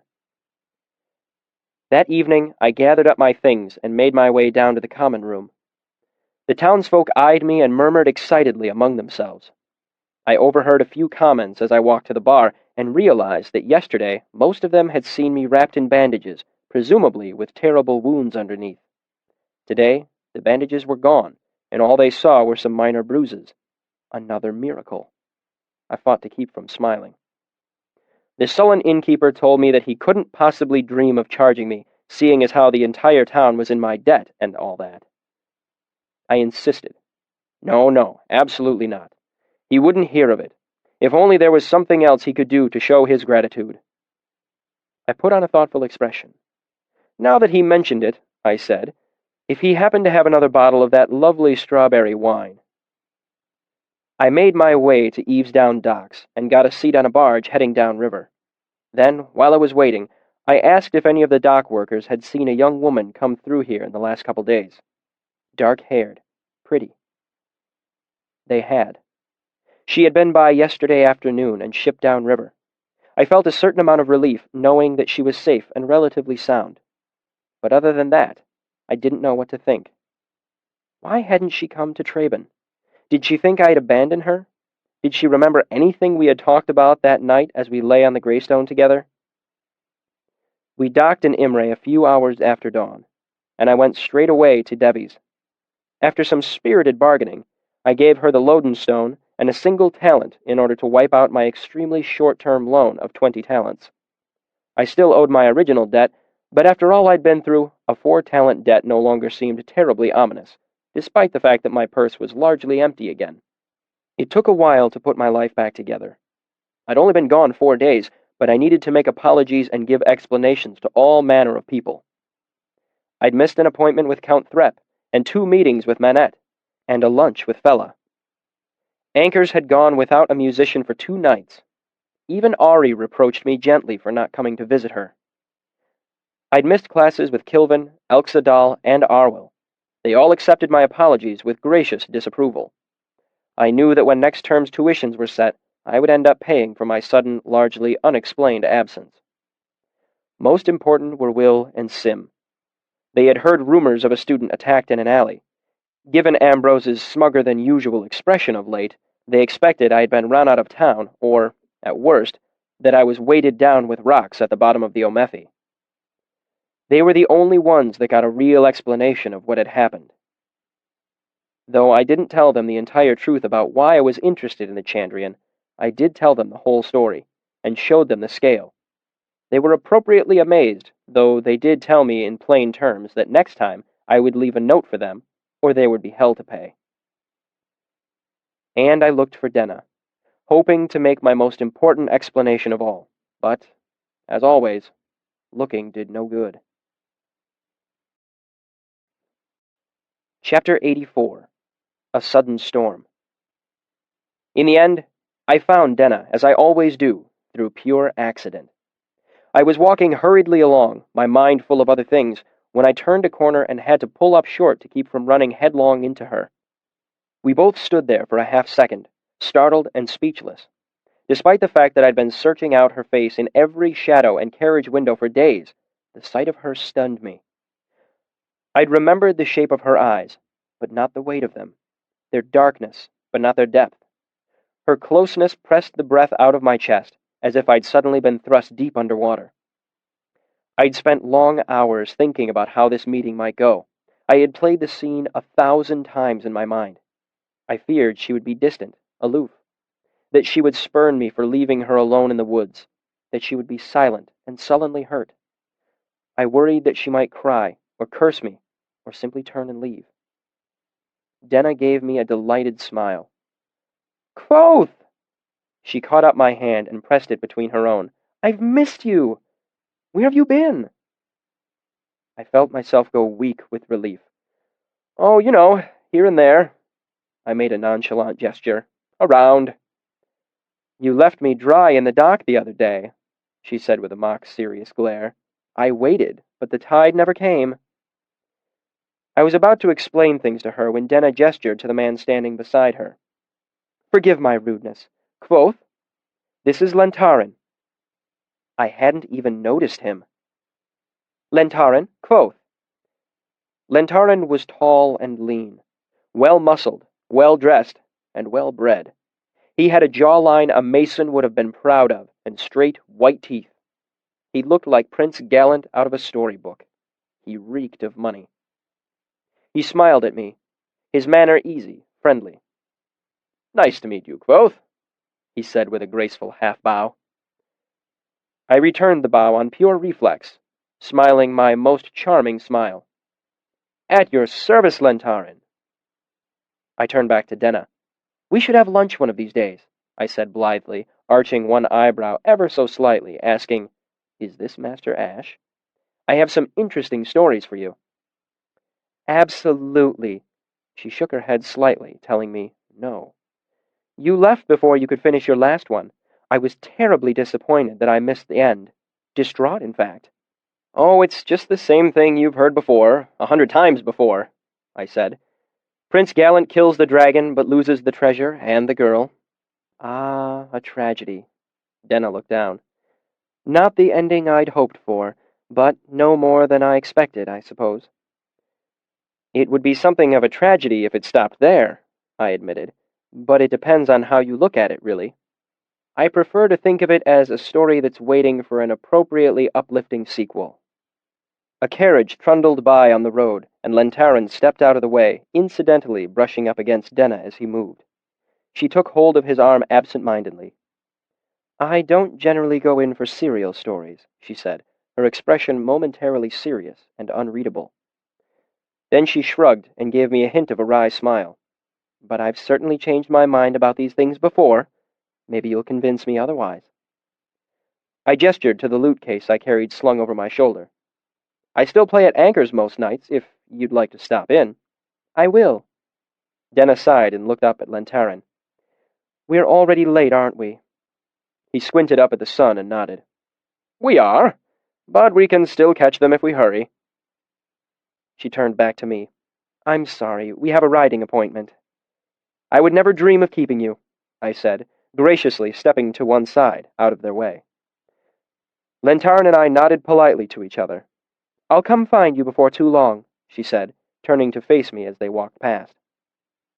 Go on, I nodded in the direction they'd been heading. Don't let me keep you. They turned to go. I watched them walk through the cobbled streets of Imre, together. Will and Sim were waiting for me by the time I arrived. They had already claimed a bench with a good view of the fountain in front of the Aeolian. Water flared up around statuary nymphs being chased by a satyr. I laid my loot case down beside the bench and absent-mindedly flipped open the lid, thinking my loot might enjoy the feel of a little sun on its strings. If you aren't a musician, I don't expect you to understand. Will handed me an apple as I took a seat next to them.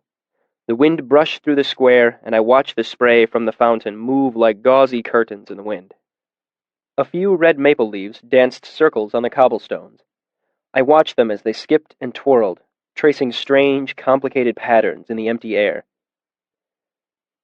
I'm guessing you finally found Dana, Willem asked after a while. I nodded without looking away from the leaves. I didn't really feel like explaining. I can tell because you're quiet, he said. Didn't go well? Sim asked gently. Didn't turn out the way I'd hoped, I said.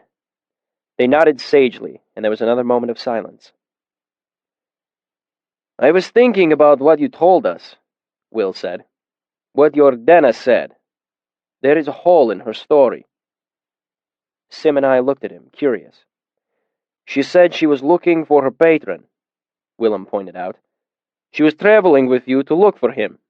But later, she said she knew he was safe because he... Will hesitated significantly. Met with her as she was heading back to the burning farm. It does not fit. Why would she hunt for him if she knew he was safe? I hadn't considered that.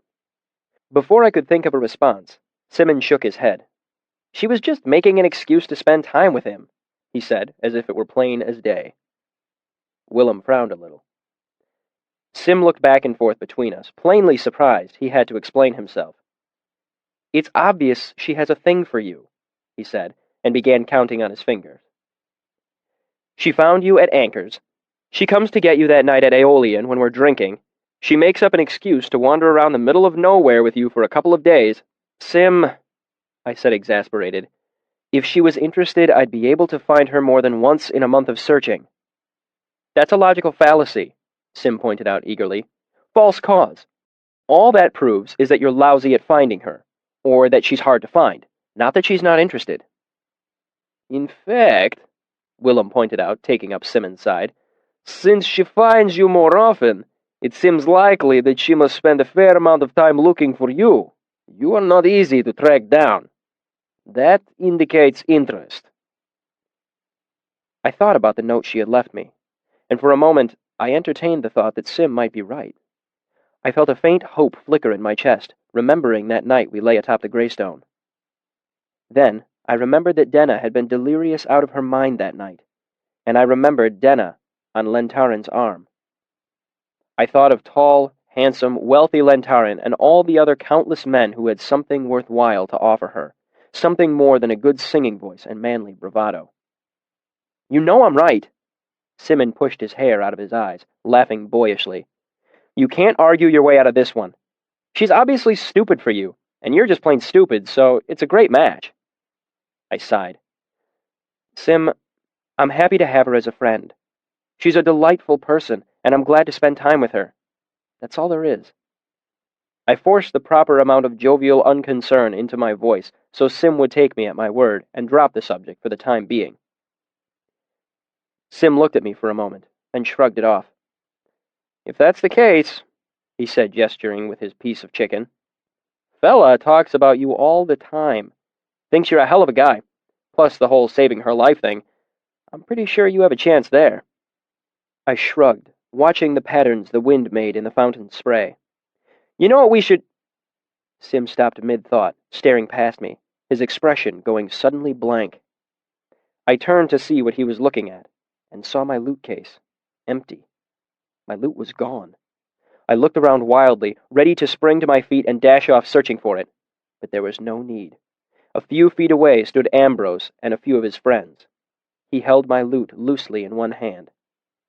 "Oh, merciful Telu," Simon muttered behind me. Then, at a normal volume, he said, "Give it back, Ambrose." "Quiet, Elir," Ambrose snapped. "This is none of your concern." I got to my feet, keeping my eyes on him, on my lute. I had come to think of Ambrose as taller than me, but when I stood, I saw that we were eye level with each other. Ambrose seemed a bit surprised as well. "Give it to me," I said, and stretched out my hand. I was surprised to see that it wasn't shaking. I was shaking inside, half fear, half fury. Two parts of me tried to speak at the same time. The first cried, "Please don't do anything to it, not again. Don't break it, please give it back. Don't hold it by the neck like that." The other half of me was chanting, "I hate you, I hate you, I hate you," like spitting out mouthfuls of blood. I took a step forward. "Give it to me." My voice sounded odd to my own ears, emotionless and flat. Flat as my outstretched palm. I had stopped shaking inside. He paused for a moment, caught unaware by something in my tone. I could sense his unease. I wasn't acting the way he had expected. Behind me, I could hear Willem and Simon hold their breath. Behind Ambrose, his friends paused, suddenly unsure. Ambrose smiled and cocked an eyebrow. "But I've written a song for you, and it needs to be accompanied." He gripped the lute roughly and dragged his fingers across the strings, with no thought for rhythm or tune. People stopped to watch as he sang. "There once was a rabble named Kvothe, whose tongue was quick as quipping. The masters thought him clever, and rewarded him with whipping." A few passers-by had stopped to watch by this point, smiling and laughing at Ambrose's little show. Encouraged, Ambrose made a sweeping bow. "Everyone sing!" he shouted, raising his hands like an orchestra conductor, gesturing with my lute like a baton. I took another step forward. "Give it back, or I will kill you." At that moment, I meant it in perfect earnest. Everything grew quiet again. Seeing he wasn't going to get the rise he had expected from me, Ambrose affected nonchalance. "Some people have no sense of humor," he said with a sigh. "Catch!" He tossed it to me, but lutes are not meant to be tossed. It twisted awkwardly in the air, and when I grabbed, there was nothing in my hands. Whether he was clumsy or cruel makes not the slightest difference to me. My lute hit the cobblestones bowl first and made a splintering noise. The sound reminded me of the terrible noise my father's lute had made, crushed beneath my body in a soot-streaked alley in Tarbean. I bent to pick it up, and it made a noise like a wounded animal. Ambrose half turned to look back at me, and I saw flickers of amusement play across his face. I opened my mouth to howl, to cry, to curse him, but something other tore from my throat, a word I did not know and could not remember. Then all I could hear was the sound of the wind. It roared into the courtyard like a sudden storm.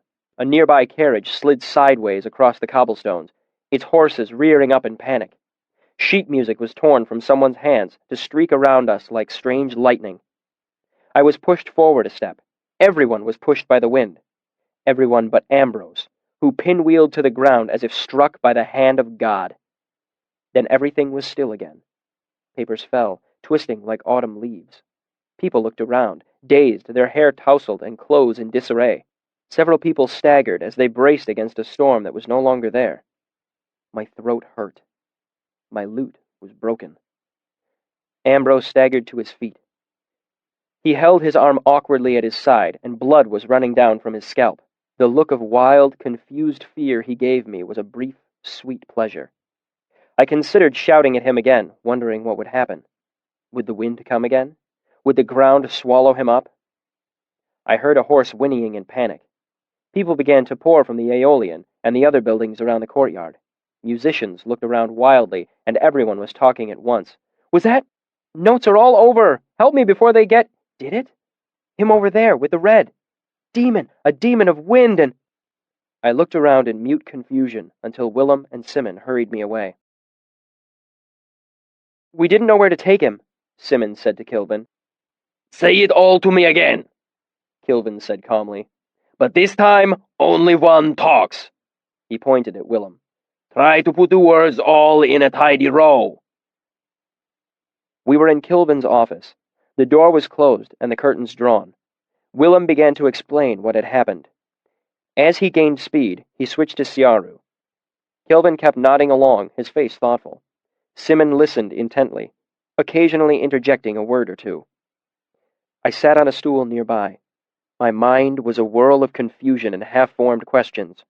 My throat was sore. My body was weary and full of sour adrenaline. In the middle of it all, deep in the center of my chest, a piece of me burned in anger like a forge coal fanned red and hot. All around me there was a great numbness, as if I were sealed in wax 10 inches thick. There was no Kvothe, only the confusion, the anger, and the numbness wrapping them. I was like a sparrow in a storm, unable to find a safe branch to cling to, unable to control the tumbling motion of my flight.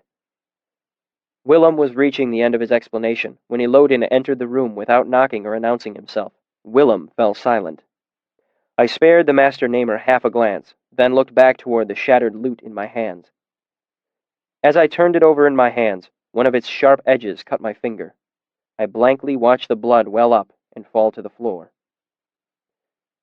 Elodin came to stand directly in front of me, not bothering to speak to anyone else. Kvothe?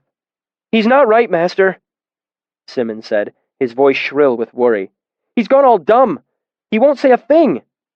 While I heard the words, knew they had meaning, even knew the meanings that belonged to them, I couldn't pull any sense from them. I think he struck his head, Willem said. He looks at you, but nothing is there. His eyes are like a dog's eyes. Kvothe? Elodin repeated. When I didn't respond or look up from my lute, he reached forward and gently tipped my chin up until I met his eye. Kvothe. I blinked. He looked at me. His dark eyes steadied me somewhat, slowed the storm inside me. Erlev Sedi, he said. Say it. What? Simmons said somewhere in the distant background.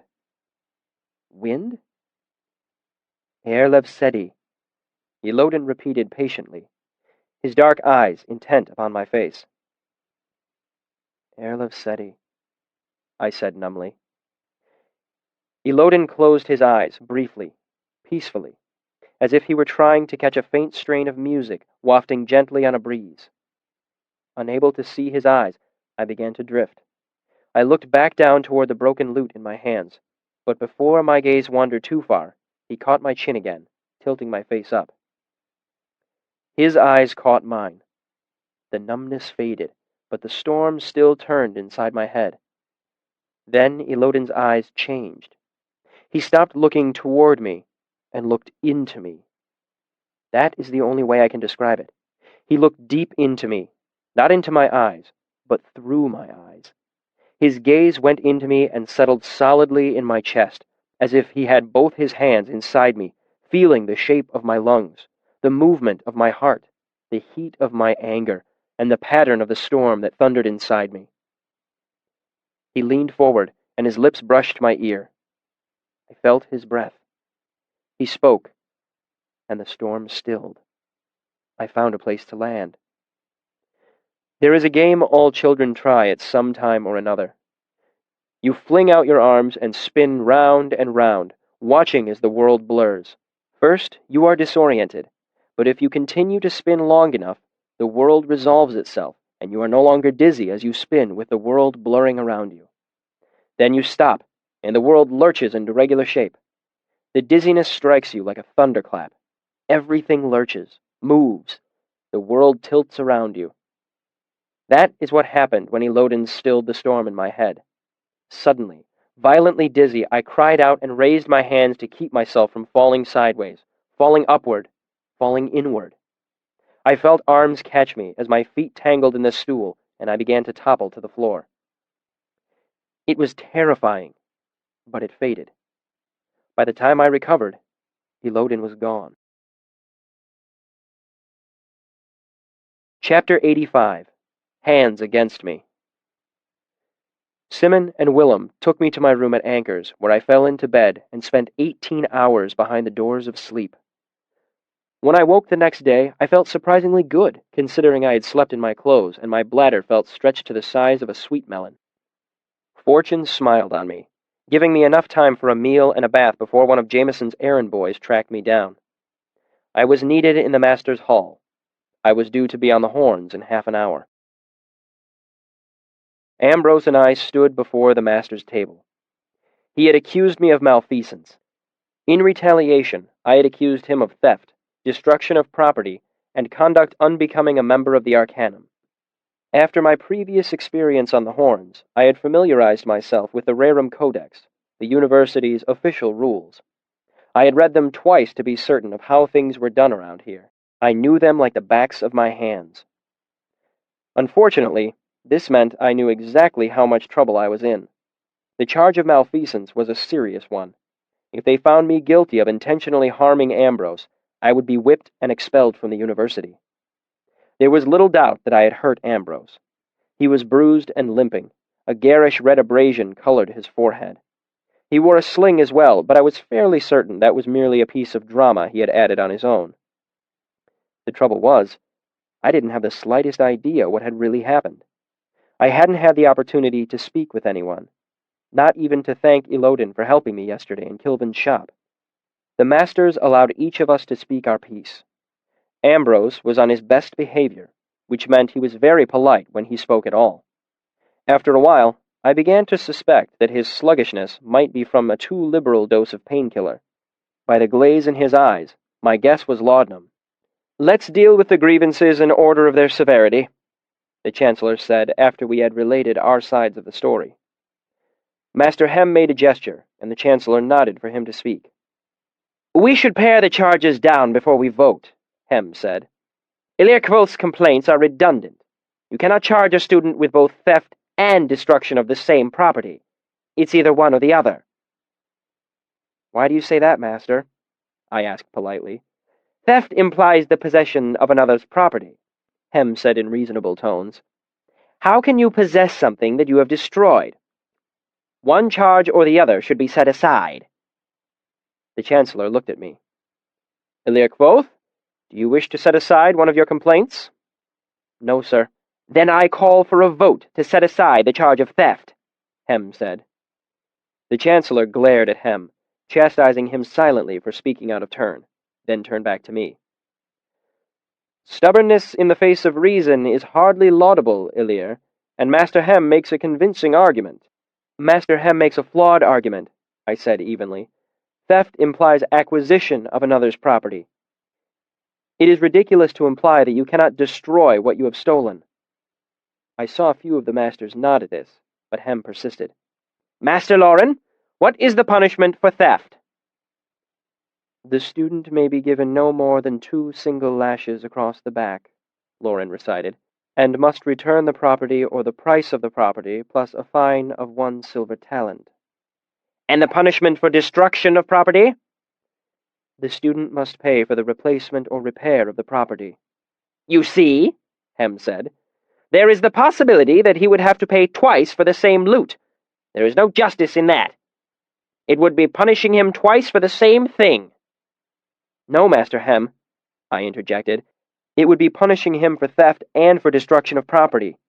The Chancellor gave me the same look Hem had earned before for speaking out of turn, but I bulled ahead. If I had lent him my loot and he had broken it, that would be one matter. If he had stolen it and left it intact, that would be another. But it is not one or the other. It's both. The Chancellor rapped his knuckles on the table to quiet us. "I take it then that you will not set aside one of the charges." "I will not." Hem raised a hand and was recognized. "I call for a vote to strike the charge of theft." "All in favor?" the Chancellor said wearily. Hem raised his hand, as did Brandur, Mandrag, and Lauren. 5.5 to 4. Grievance stands. The Chancellor pressed on before anyone could slow things down. "Who finds Relar Ambrose guilty of destruction of property?" Everyone raised their hands but Hem and Brandur. The Chancellor looked at me. "How much did you pay for your loot?" 9 talents and 6, I lied, knowing it to be a reasonable price. Ambrose roused himself at this. Come now! You've never held 10 talents in your life! Annoyed, the Chancellor rapped his knuckles at the interruption, but Brandur raised a hand to speak. Rilar Ambrose does raise an interesting point. How does a student who came to us destitute come by such money? A few of the masters looked at me speculatively. I looked down as if embarrassed. I won at playing corners, sir. There was an amused mutter. Elodin laughed out loud. The Chancellor rapped the table.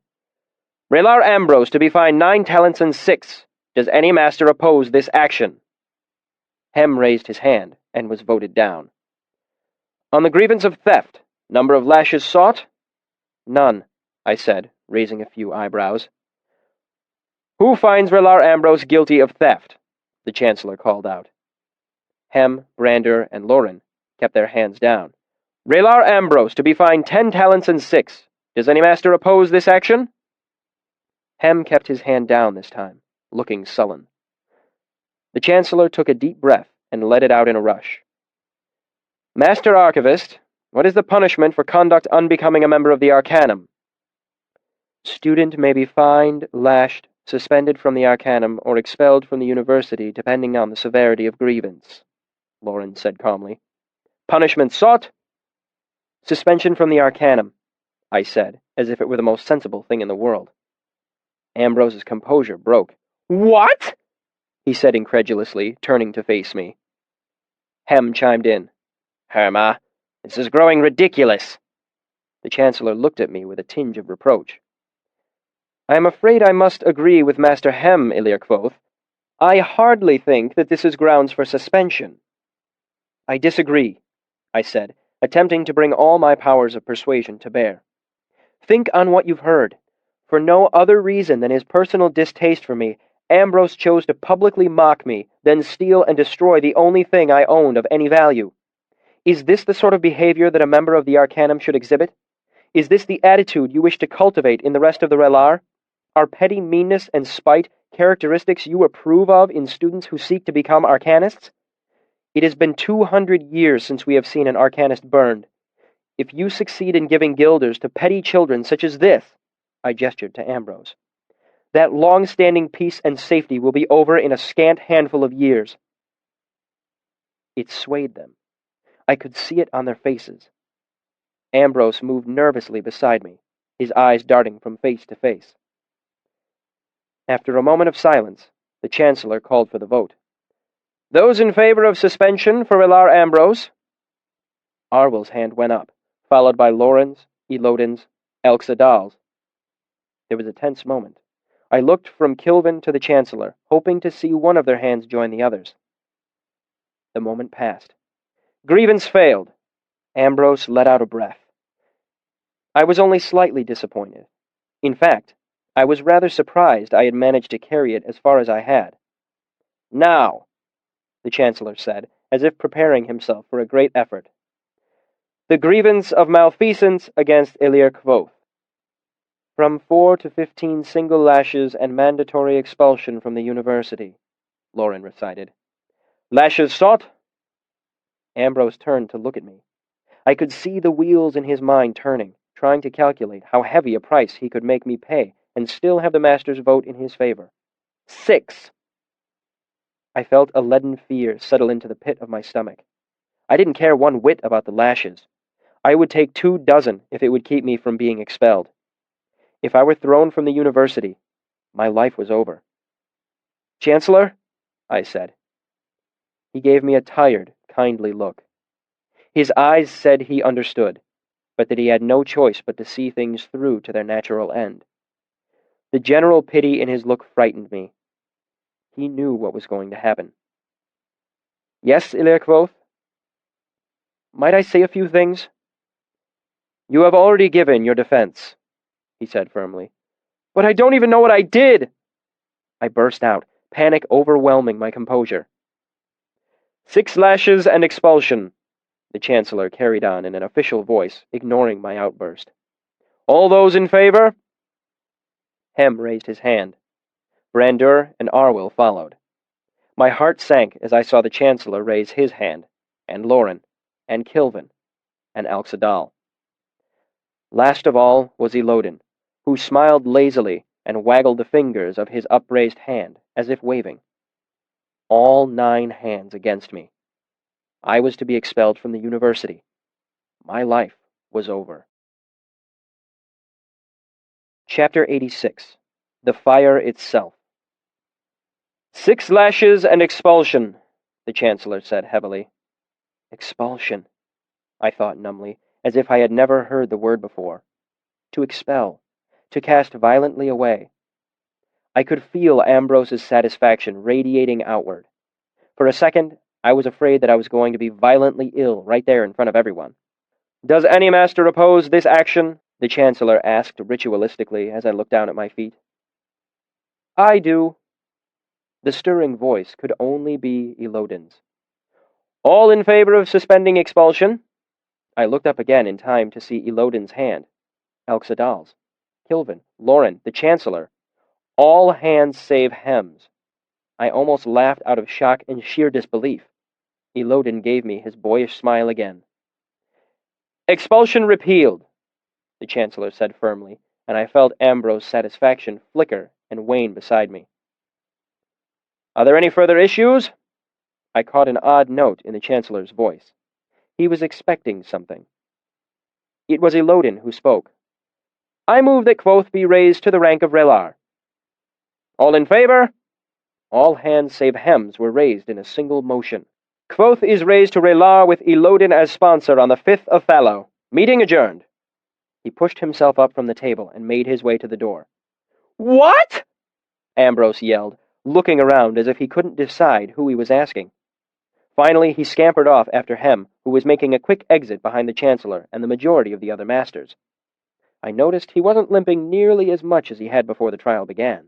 Bewildered, I stood stupidly until Elodin came over and shook my unresponsive hand. Confused? He asked. Come walk with me. I'll explain. The bright afternoon sunlight was a shock after the shadowy cool of hollows. Elodin awkwardly pulled his master's robes up over his head. Underneath, he was wearing a simple white shirt and a pair of rather disreputable-looking pants held up by a piece of frayed rope. I saw for the first time that he was barefoot. The tops of his feet showed the same healthy tan as his arms and face. Do you know what Relar means? He asked me conversationally. It translates as speaker, I said. Do you know what it means? He stressed the word. Not really, I admitted. Elodin drew a deep breath. Once upon a time, there was a university. It was built in the dead ruins of an older university. It wasn't very big, perhaps 50 people in all, but it was the best university for miles and miles, so people came and learned and left. There was a small group of people who gathered there, people whose knowledge went beyond mathematics and grammar and rhetoric. They started a smaller group inside the university. They called it the Arcanum, and it was a very small, very secret thing. They had a ranking system among themselves, and your rise through those ranks was due to prowess and nothing else. One entered this group by proving they could see things for what they really were. They became Elir, which means seer. How do you think they became Relar? He looked at me expectantly. By speaking? He laughed. Right! He stopped and turned to face me. But speaking what? His eyes were bright and sharp. Words? Names, he said excitedly. Names are the shape of the world, and a man who can speak them is on the road to power. Back in the beginning, the Arcanum was a small collection of men who understood things, men who knew powerful names. They taught a few students, slowly, carefully encouraging them toward power and wisdom, and magic, real magic. He looked around at the buildings and milling students. In those days, the Arcanum was a strong brandy. Now, it is well-watered wine. I waited until I was sure he was finished. Master Elodin, what happened yesterday? I held my breath and hoped beyond hope for an intelligible answer. He gave me a quizzical look. You called the name of the wind, he said, as if the answer were obvious.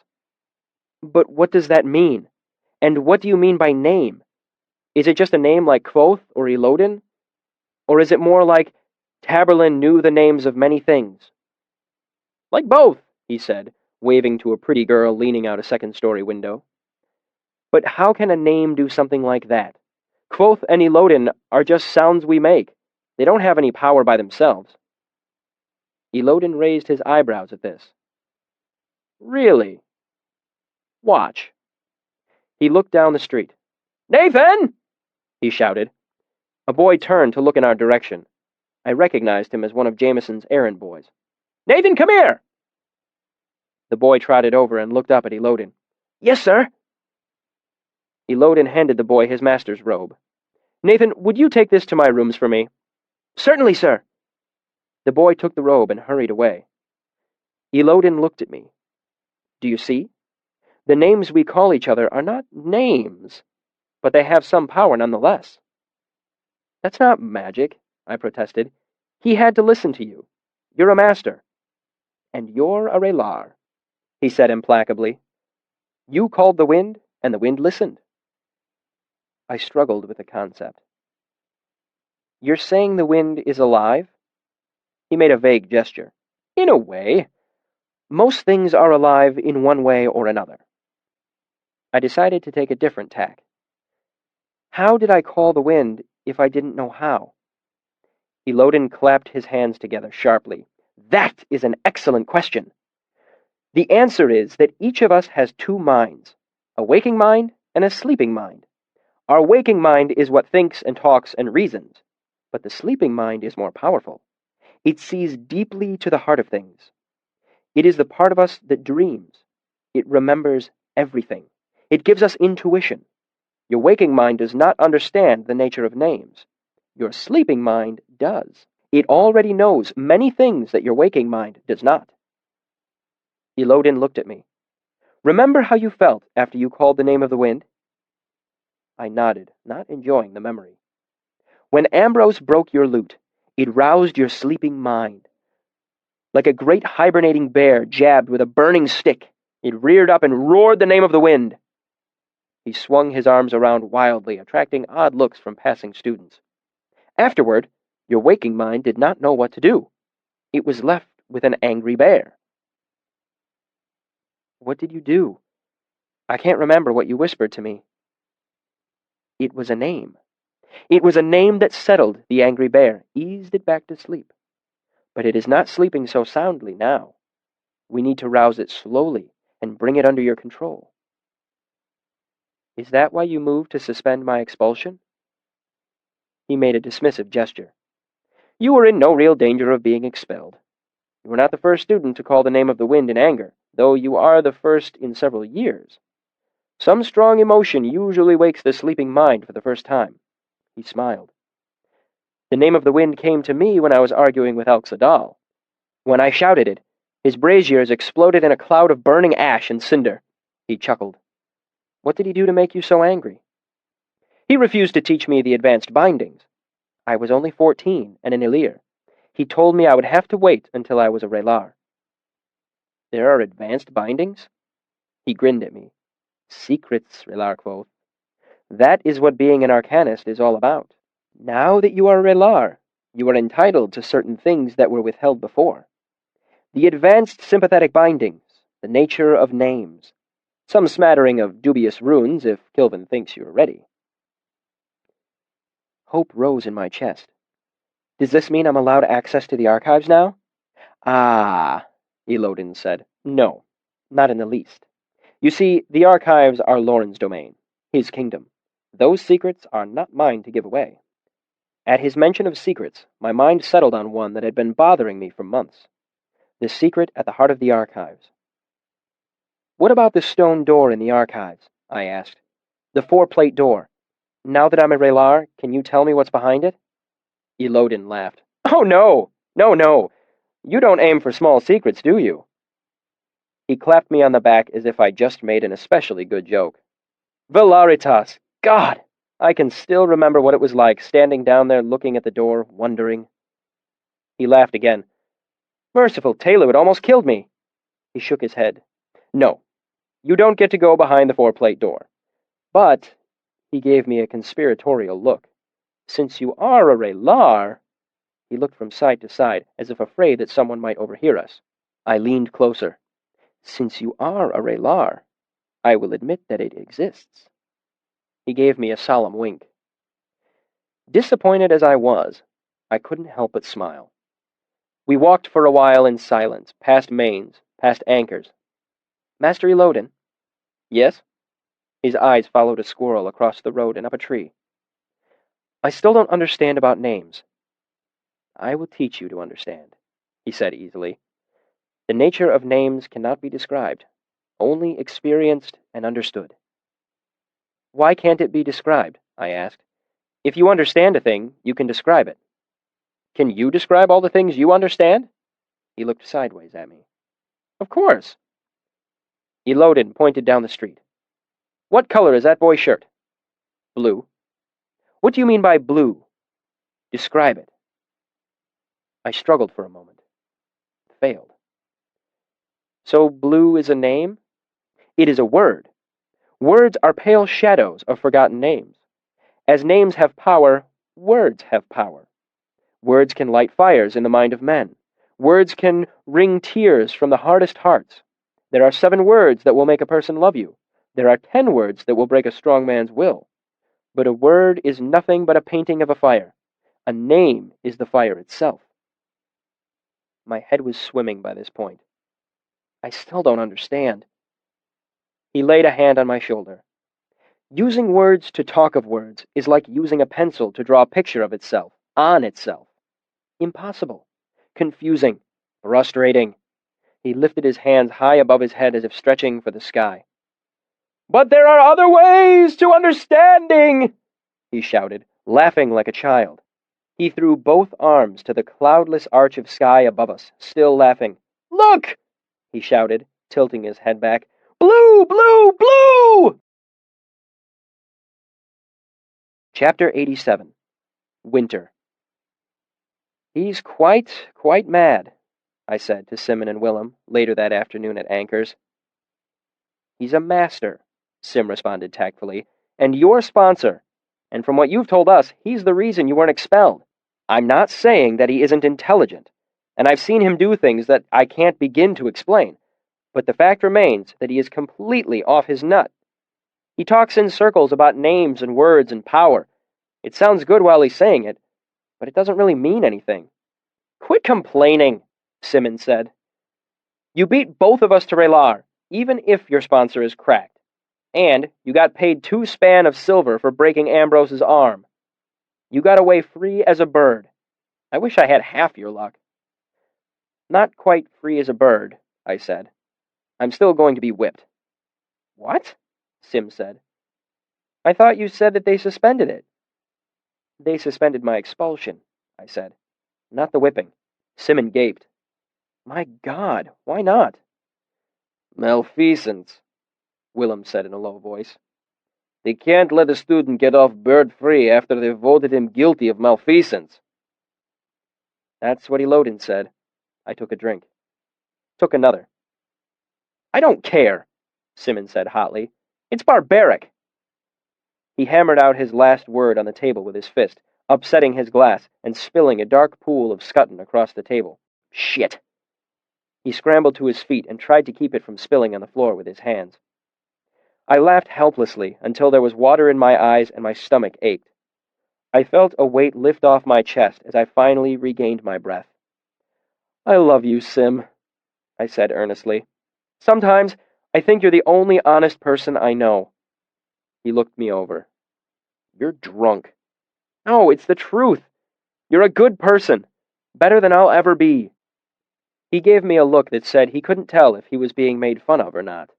A serving girl came over with wet rags, wiped the table clean, and made a few barbed comments. Sim had the decency to look embarrassed enough for all of us. By the time I made it back to the university, it was fully dark. I stopped briefly at Anchors to pick up a few things, then made my way onto the roof of Mainz. I was surprised to find Ari waiting for me on the roof despite the clear sky. She sat on a short brick chimney, swinging her bare feet idly. Her hair made a gauzy cloud around her tiny form. She hopped down when I came closer and gave a little half-step sideways that was almost like a curtsy. Good evening, Kvothe. Good evening, Ari, I said. How are you? I am lovely, she said firmly, and it is a lovely night. She held both her hands behind her back and shifted from foot to foot. What have you brought me tonight? I asked. She gave her sunny smile. What have you brought me? I pulled a narrow bottle from underneath my cloak. I brought you some honey wine. She took hold of it with both hands. Why, this is a princely gift. She peered down at it wonderingly. Think of all the tipsy bees. She pulled the cork and sniffed it. What's in it? Sunlight, I said, and a smile, and a question. She held the mouth of the bottle up to her ear and grinned at me. The question's at the bottom, I said. A heavy question, she said, then held her hand out to me. I brought you a ring. It was made of warm, smooth wood. What does it do? I asked. It keeps secrets, she said. I held it to my ear. Ari shook her head seriously, her hair swirling around her. It doesn't tell them, it keeps them. She stepped close to me and took the ring, sliding it onto my finger. It's quite enough to have a secret, she chided me gently. Anything more would be greedy. It fits, I said, somewhat surprised. They're your secrets, she said, as if explaining something to a child. Who else would it fit? Ari brushed her hair away behind her and made her curious half-step to the side again, almost like a curtsy, almost like a tiny dance. I was wondering if you would join me for dinner tonight, Kvothe, she said, her face serious. I have brought apples and eggs. I can also offer a lovely honey wine. I'd love to share dinner with you, Ari, I said formally. I have brought bread and cheese. Ari scampered down into the courtyard, and in a few minutes returned with a delicate porcelain teacup for me. She poured the honey wine for both of us, drinking hers in a series of dainty sips from a silver beggar's cup hardly bigger than a thimble. I sat down on the roof, and we shared our meal. I had a large loaf of brown barley bread and a wedge of hard white Dalaneer cheese. Ari had ripe apples and a half-dozen brown-spotted eggs that she had somehow managed to hard-boil. We ate them with salt I brought out from a pocket in my cloak. We shared most of the meal in silence, simply enjoying each other's company. Ari sat cross-legged with her back straight and her hair fanning out to all sides. As always, her careful delicacy somehow made this makeshift meal on a rooftop seem like a formal dinner in some nobleman's hall. The wind has been bringing leaves into the underthing lately, Ari said conversationally toward the end of the meal. Through the grates and tunnels. They settle in the downings, so things are all a-rustle there. Is that so? She nodded. And a mother owl has moved in, made her nest right in the middle of the Grey 12, bold as brass. She's something of a rarity, then? She nodded. Absolutely. Owls are wise. They are careful and patient. Wisdom precludes boldness.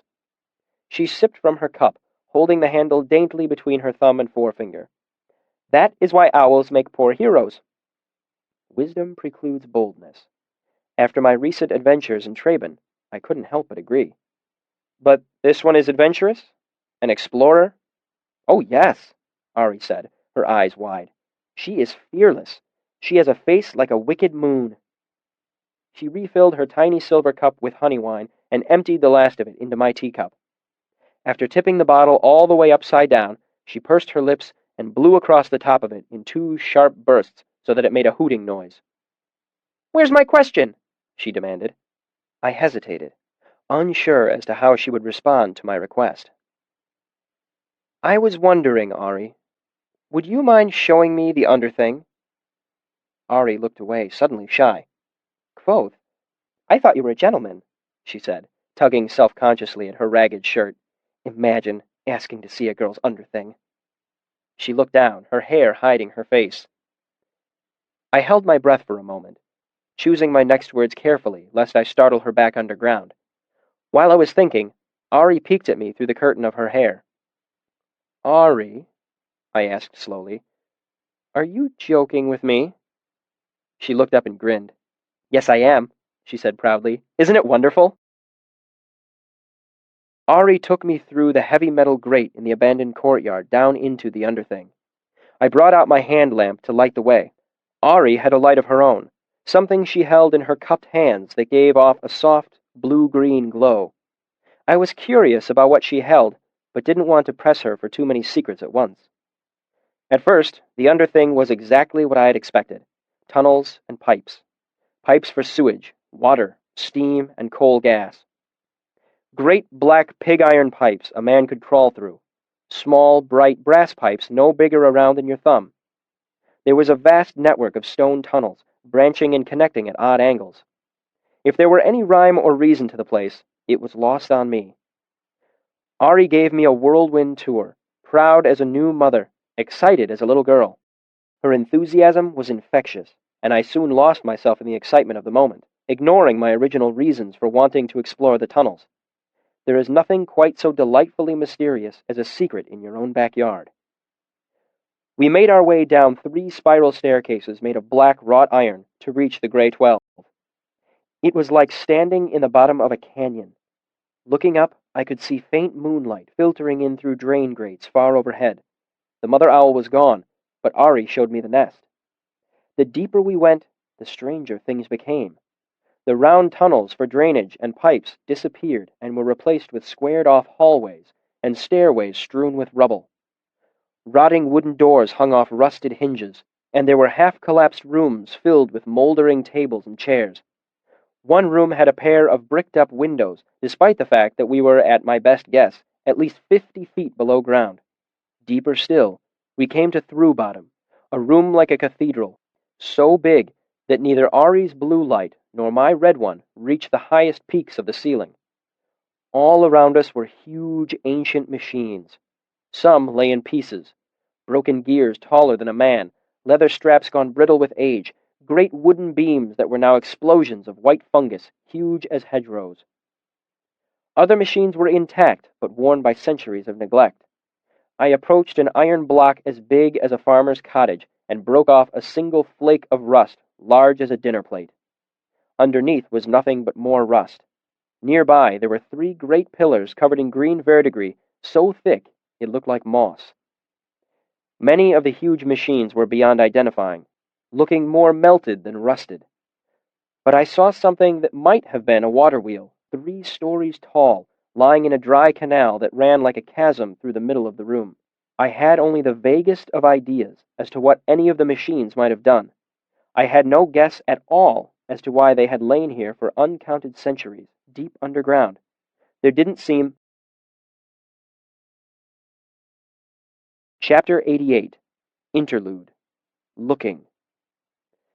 The sound of heavy boots on the wooden landing startled the men sitting in the Waystone Inn.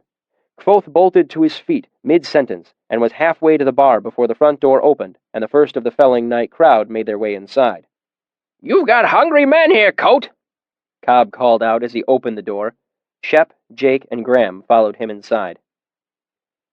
"We might have a little something in the back," Kvothe said. "I could run and fetch it straight away, unless you'd like drinks first." There was a chorus of friendly assent as the men settled onto their stools at the bar. The exchange had a well-worn feel, comfortable as old shoes. Chronicler stared at the red-haired man behind the bar. There was nothing left of Kvothe in him. It was just an innkeeper, friendly, servile, and so unassuming as to almost be invisible.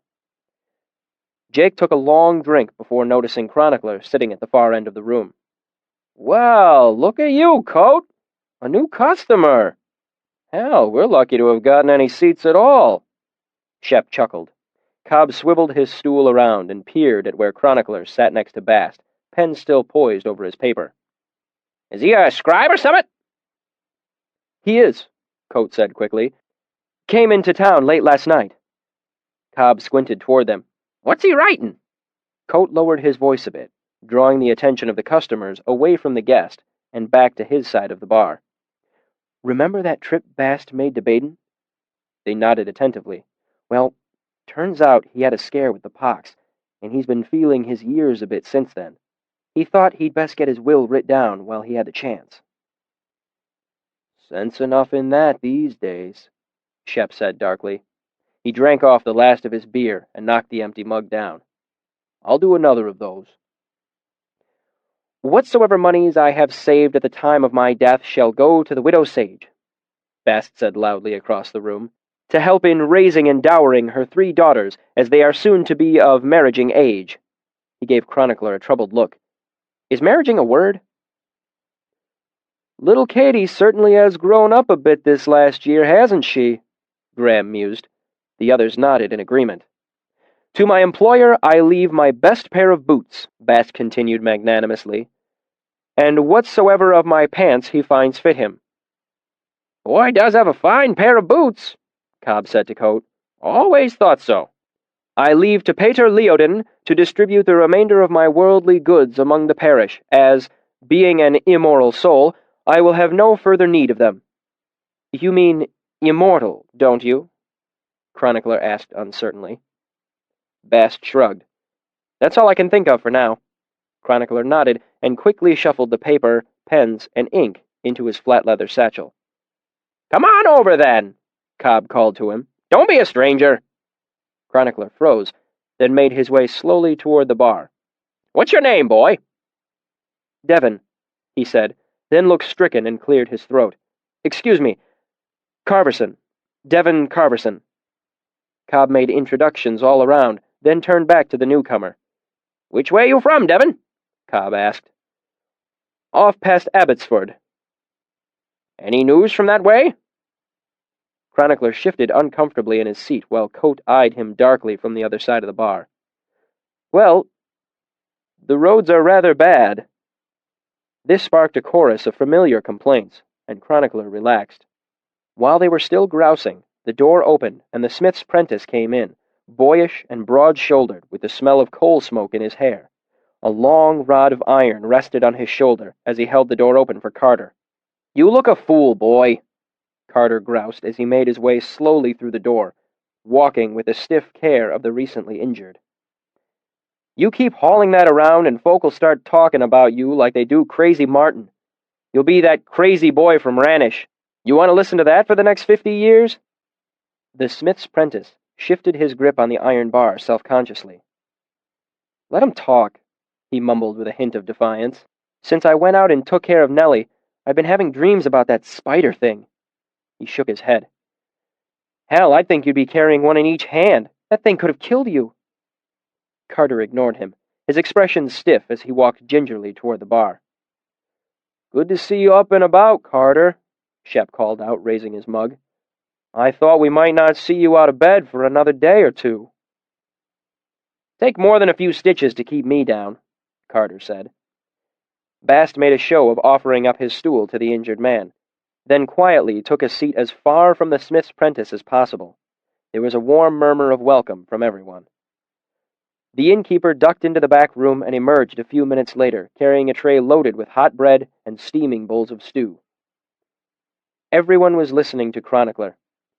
If I remember right, Kvothe was off in Severin when it happened.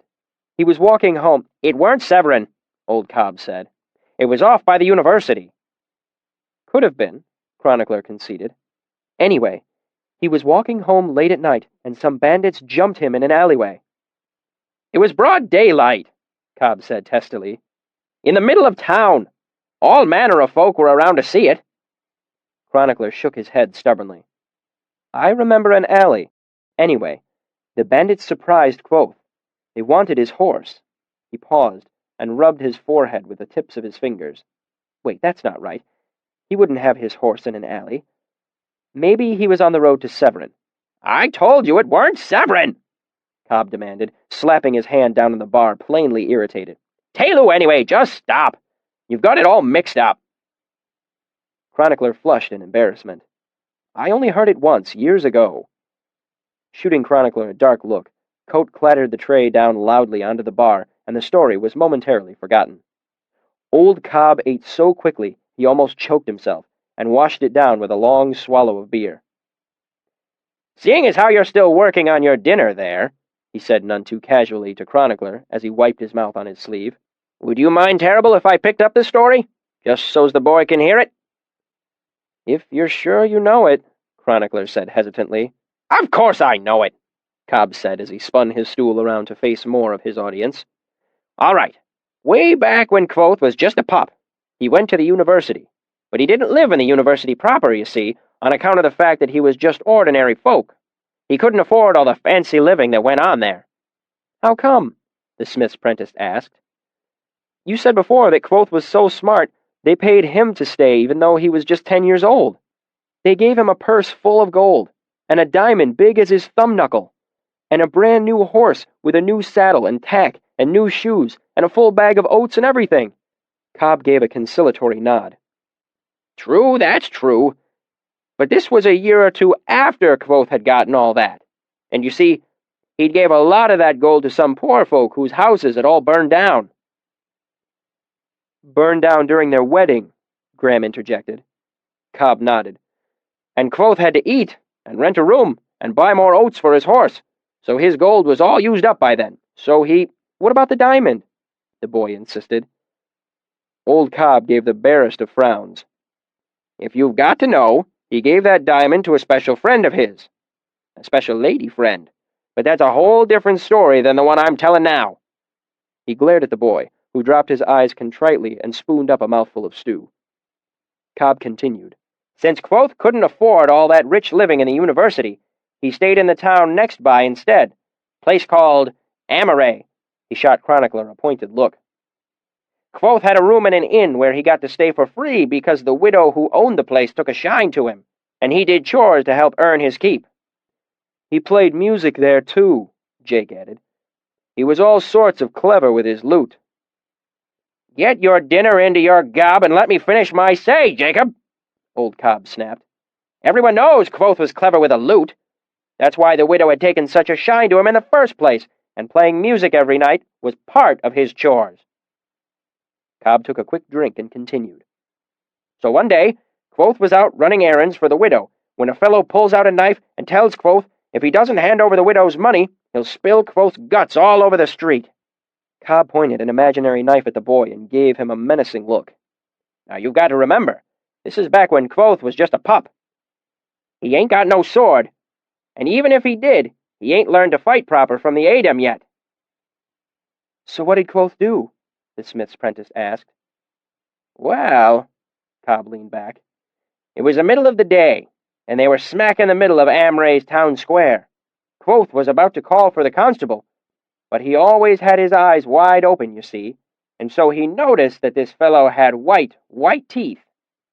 The boy's eyes grew wide. He was a sweet-eater? Cobb nodded. And even worse, the fellow was starting to sweat like a hard-run horse. His eyes were wild, and his hands... Cobb widened his own eyes and held out his hands, making them tremble.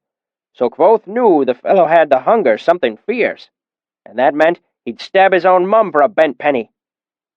Cobb took another long drink, drawing out the tension. Whatever did he do? Bast burst out anxiously from the far end of the bar, wringing his hands dramatically. The innkeeper glared at his student. Cobb continued. Well, first he hesitates. Then the man comes closer with a knife, and Kvothe can see the fellow ain't going to ask again. So Kvothe uses a dark magic that he found locked away in a secret book in the university. He speaks 3 terrible secret words and calls up a demon. A demon? The apprentice's voice was almost a yelp. Was it like the one... Cobb shook his head slowly. Oh, no. This one weren't spiderly at all. It was worse. This one was made all of shadows, and when it landed on the fellow, it bit him on the chest, right over his heart, and it drank all the blood out of him like you'd suck the juice out of a plum. Lacking hands, Cobb, Carter said, his voice thick with reproach. You're going to give the boy nightmares. He'll be carrying around that damn iron stick for a year with all your nonsense stuffed in his head. That's not how I heard it, Graham said slowly. I heard there was a woman trapped in a burning house, and Kvothe called up a demon to protect him from the fire. Then he ran inside and pulled the lady out of the fire, and she wasn't burned at all. Listen to yourselves, Jake said, disgusted. You're like kids at midwinter. Demon stole my doll. Demon spilled the milk. Kvothe didn't meddle with demons. He was at the university learning all manner of names, right? The fellow came at him with a knife, and he called out fire and lightning, just like Taborlin the Great." "It was a demon, Jake," Cobb said angrily. "Otherwise, the story don't make a lick of sense. It was a demon he called up, and it drank up the fellow's blood, and everyone who saw was powerful shook up by it. Someone told the priest. Then the priest went to the constable, and the constable went and pulled him out of the widow's inn that night. Then they slapped him into jail for consorting with dark forces and such." "Folk probably just saw the fire and thought it was a demon," Jake persisted. "You know how folk are." "No, I don't, Jacob," Cobb snapped, crossing his arms in front of his chest and leaning back against the bar. "Why don't you tell me how folk are? Why don't you just go ahead and tell this whole damn story, well—" Cobb stopped at the sound of heavy boots clumping on the wooden landing outside. After a pause, someone fumbled with the latch. Everyone turned around to look at the door, curious, as all the regular customers were already there. "Two new faces in one day," Graham said gently, knowing he was touching on a delicate subject. "Looks like your dry spell might be over, Kvothe." "Roads must be getting better," Shep said into his drink, a hint of relief in his voice. "About time we got a touch of luck." The latch clicked, and the door swung slowly open, moving in a slow arc until it struck the wall. A man stood outside in the dark, as if deciding whether or not to come in. "Welcome to the Waystone," the innkeeper called out from behind the bar. "What can we do for you?" The man stepped into the light, and the farmer's excitement was smothered by the sight of the piecemeal leather armor and heavy sword that marked a mercenary.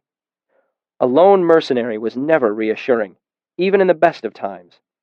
Everyone knew that the difference between an unemployed mercenary and a highwayman was mostly one of timing.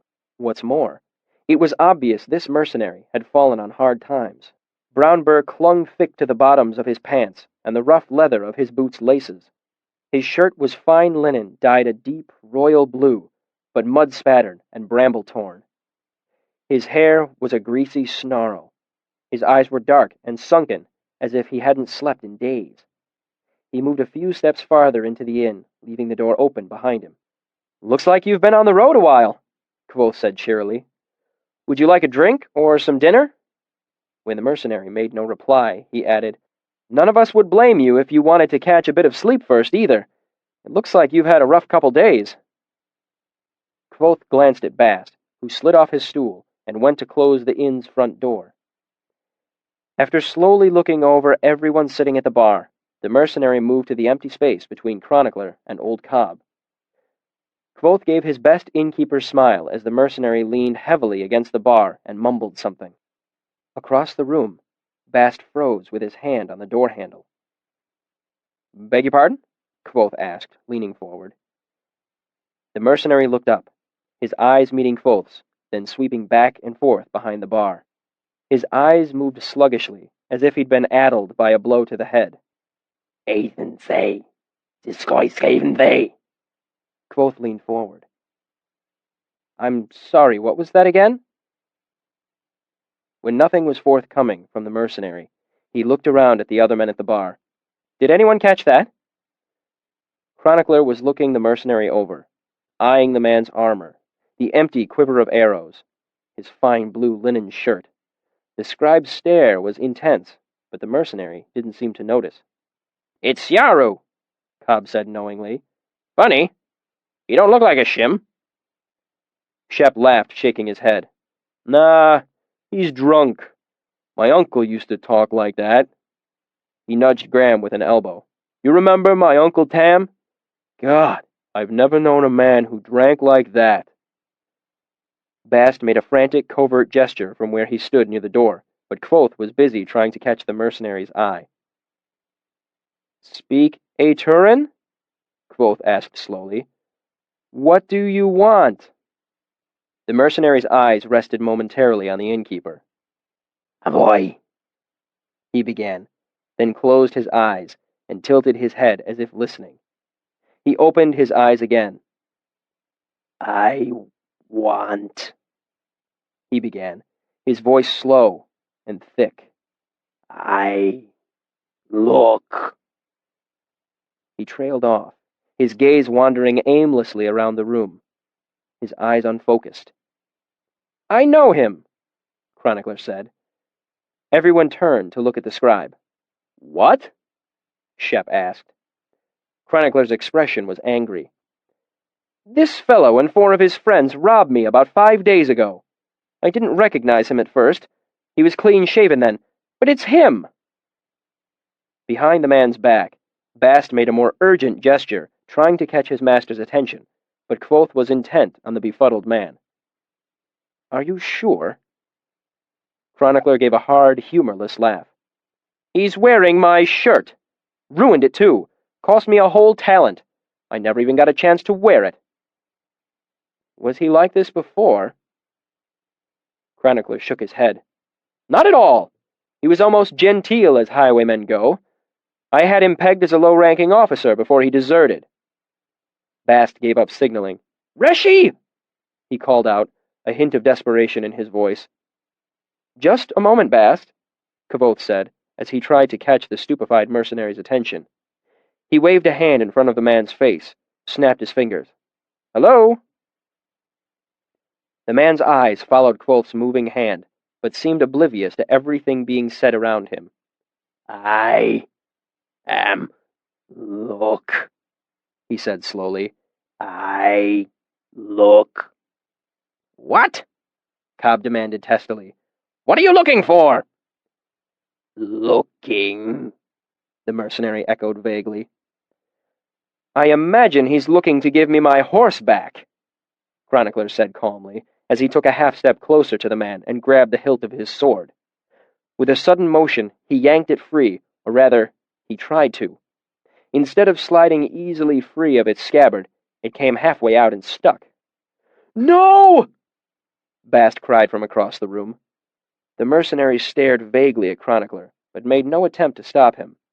Standing awkwardly, still gripping the hilt of the man's sword, the scribe tugged harder, and the sword pulled slowly free. The broad blade was mottled with dried blood and rust. Taking a step back, Chronicler regained his composure and leveled the sword at the mercenary. And my horse is just for starters. Afterward, I think he's looking to give me my money back and have a nice chat with the constable. The mercenary looked at the point of the sword where it swayed unsteadily in front of his chest. His eyes followed the gently swaying motion for a long moment. Just leave him be! Bast's voice was shrill. Please! Cobb nodded. Boy's right, Devon. Fella's not right in his head. Don't go pointing that at him. He looks likely to pass out on top of it. The mercenary absent-mindedly lifted a hand. I am looking, he said, brushing the sword aside as if it were a branch blocking his path. Chronicler sucked in a breath and jerked the sword away as the man's hand ran along the edge of the blade, drawing blood. See? Old Cobb said. What'd I tell you? Sod's a danger to hisself. The mercenary's head tilted to the side. He held up his hand, examining it. A slow trickle of dark blood made its way down his thumb, where it gathered and swelled for a moment before dripping onto the floor. The mercenary drew a deep breath through his nose, and his glassy, sunken eyes came into sudden, sharp focus. He smiled wide at Chronicler, all the vagueness gone from his expression. Teverian, Arroy, Sethala Vemela, he said in a deep voice. I don't follow you, Chronicler said, disconcerted. The man's smile fell away. His eyes hardened, grew angry. Te Tauren Scraolet? Amaun! I can't tell what you're saying, Chronicler said, but I don't care for your tone. He brought the sword back up between them, pointing at the man's chest. The mercenary looked down at the heavy notched blade, his forehead furrowing in confusion. Then, sudden understanding spread across his face, and the wide smile returned. He threw back his head and laughed. It was no human sound. It was wild and exulting, like a hawk's shrill cry. The mercenary brought up his injured hand and grabbed the tip of the sword, moving with such sudden speed that the metal rang dully with the contact. Still smiling, He tightened his grip, bowing the blade. Blood ran from his hand, down the sword's edge to patter onto the floor. Everyone in the room watched in stunned disbelief. The only sound was the faint grating of the mercenary's finger bones grinding against the bare edges of the blade. Looking Chronicler full in the face, the mercenary twisted his hand sharply, and the sword broke with a sound like a shattered bell. As Chronicler stared dumbly at the ruined weapon, the mercenary took a step forward and laid his empty hand lightly on the scribe's shoulder. Chronicler gave a choked scream and jerked away as if he had been jabbed with a hot poker. He swung the broken sword wildly, knocking the hand away and notching it deep into the meat of the mercenary's arm. The man's face showed no pain or fear, or any sign of awareness that he'd been wounded at all. Still holding the broken tip of the sword in his bloody hand, the mercenary took another step toward Chronicler. Then Bast was there, barreling into the mercenary with one shoulder, striking him with such force that the man's body shattered one of the heavy bar stools before slamming into the mahogany bar. Quick as a blink, Bast grabbed the mercenary's head with both hands and slammed it into the edge of the bar. Lips pulled back in a grimace, Bast drove the man's head viciously into the mahogany, once, twice. Then, as if Bast's action had startled everyone awake, chaos erupted in the room. Old Cobb pushed himself away from the bar, tipping his stool over as he backed away. Graham began shouting something about the constable. Jake tried to bolt for the door and tripped over Cobb's fallen stool, sprawling to the floor in a tangle. The smith's apprentice grabbed for his iron rod and ended up knocking it to the floor, where it rolled in a wide arc and came to rest under a table. Bast gave a startled yelp and was thrown violently across the room to land on one of the heavy timber tables. It broke under his weight, and he lay sprawled in the wreckage, limp as a rag doll. The mercenary came to his feet, blood flowing freely down the left-hand side of his face.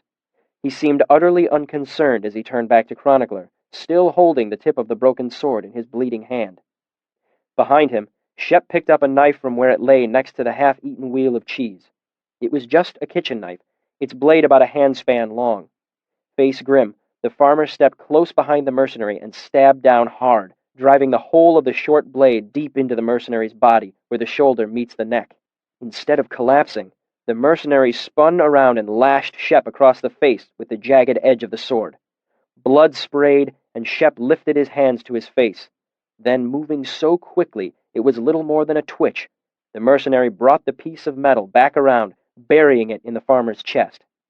Shep staggered backward against the bar, then collapsed to the floor with the broken end of the sword still jutting between his ribs. The mercenary reached up and curiously touched the handle of the knife lodged in his own neck. His expression more puzzled than angry. He tugged at it. When it didn't budge, he gave another wild, bird-like laugh.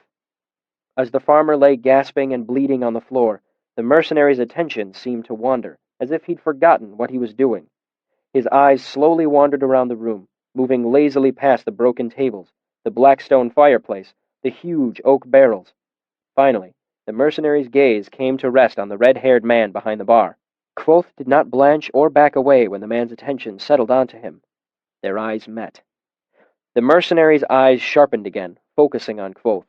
The wide, humorless smile reappeared, made macabre by the blood running down his face. "Te Ethan Sethaloi?" he demanded. "Te Rinte?"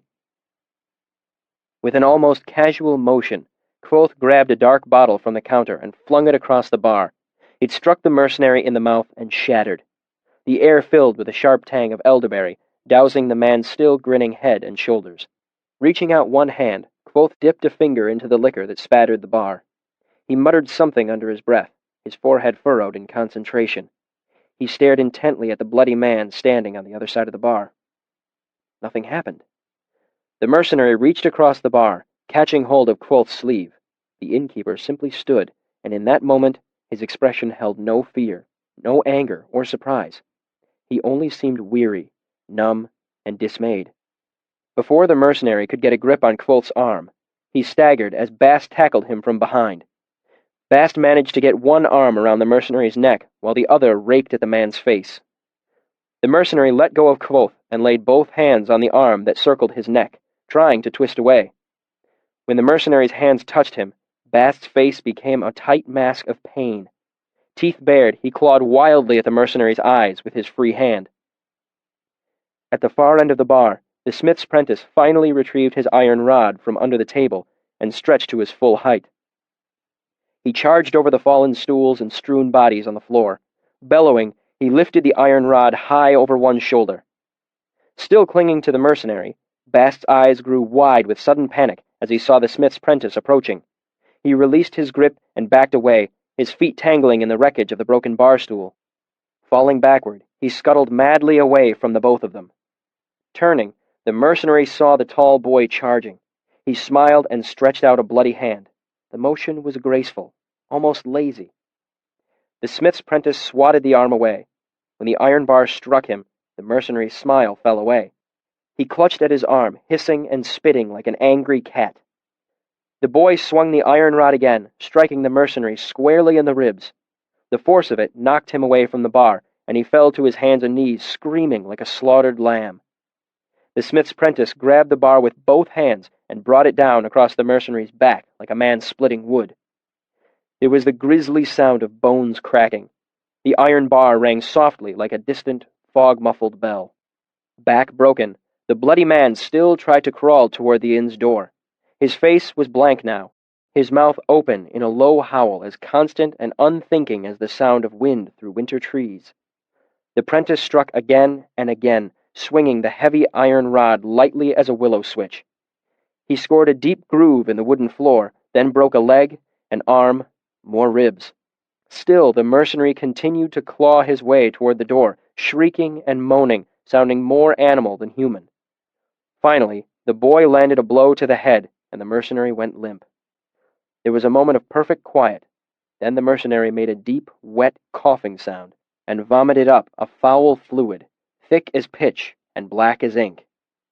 It was some time before the boy stopped battering at the motionless corpse, and even when he did stop, he held the bar poised over one shoulder, panting raggedly and looking around wildly. As he slowly caught his breath, the sound of low prayers could be heard from the other side of the room where old Cobb crouched against the black stone of the fireplace. After a few minutes, even the praying stopped, and silence returned to the Waystone Inn. For the next several hours, the Waystone was the center of the town's attention. The common room was crowded, full of whispers, murmured questions, and broken sobbing. Folk with less curiosity, or more propriety, stayed outside, peering through the wide windows and gossiping over what they'd heard. There were no stories yet, just a roiling mass of rumor. The dead man was a bandit come to rob the inn. He'd come looking for revenge against Chronicler who'd deflowered his sister off in Abbotsford. He was a woodsman gone rabid.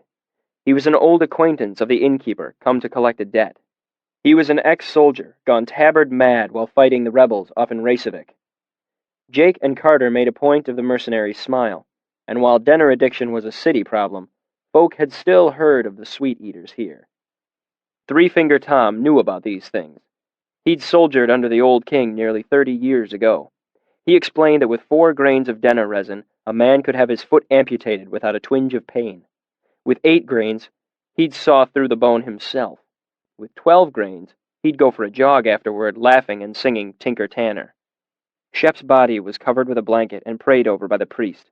Later, the constable looked at it as well, but the man was clearly out of his depth, and was looking because he felt he should, rather than because he knew what to look for.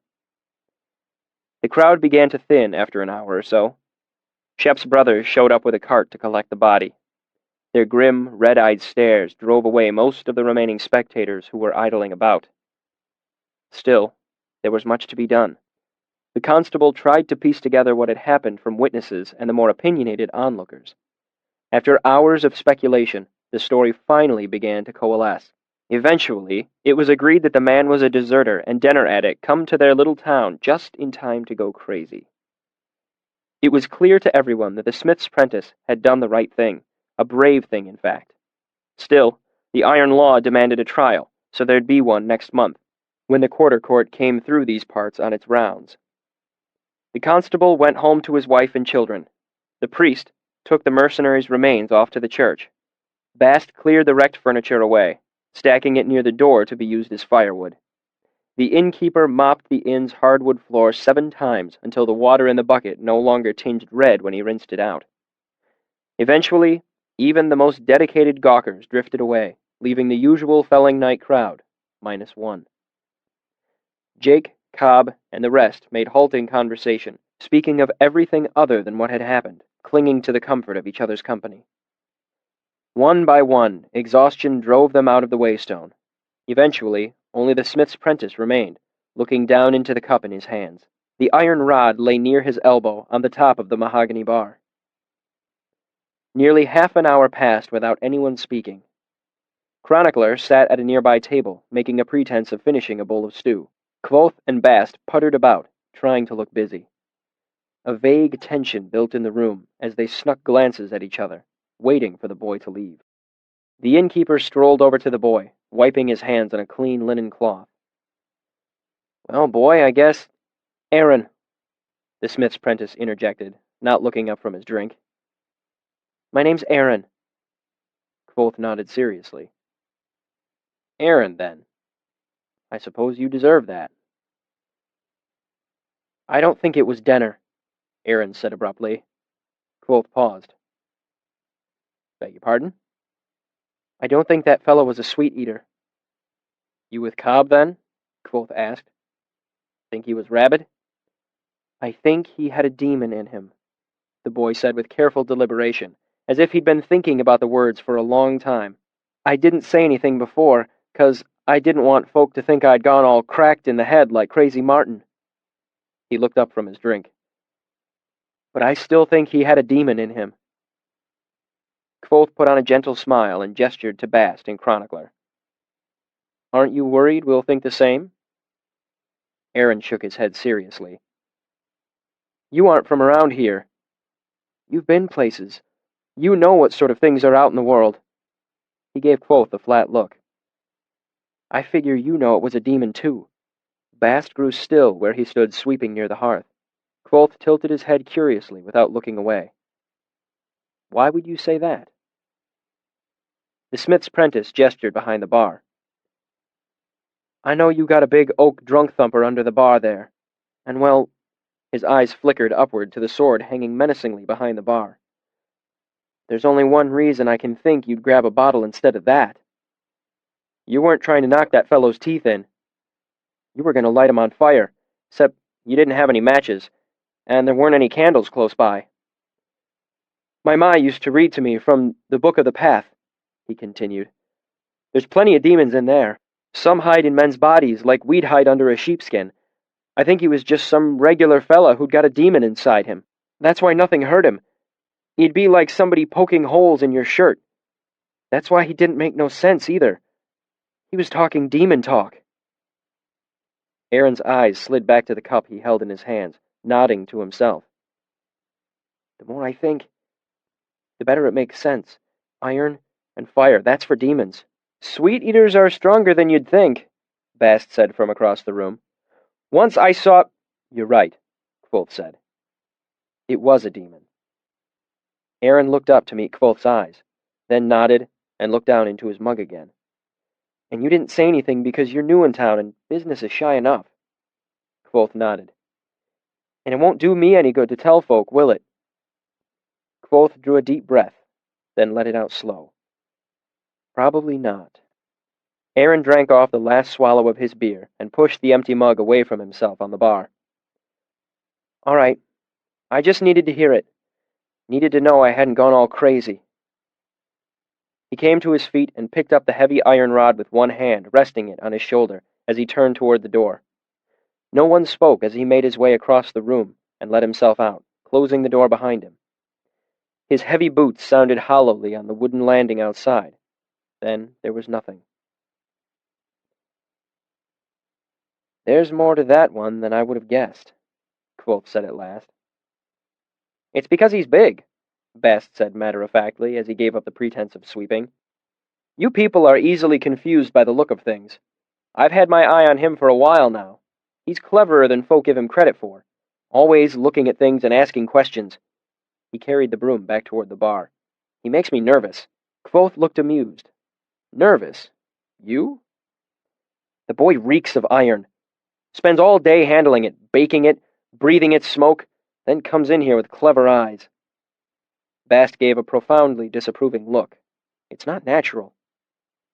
Natural? Chronicler finally spoke up. There was a tinge of hysteria in his voice. What do you know about natural? I just saw a demon kill a man. Was that natural?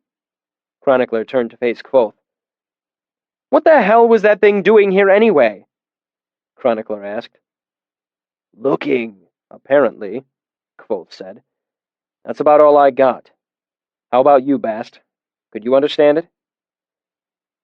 Bast shook his head. I recognized the sound more than anything, Reshi. Its phrasing was very old, archaic. I couldn't make heads or tails of it. Fine, it was looking, Chronicler said abruptly. Looking for what? Me, probably, Kvothe said grimly. Reshi, Bast admonished him. You're just being maudlin. This isn't your fault. Kvothe gave his student a long, weary look. You know better than that, Bast. All of this is my fault. The Scrael, the war, all my fault.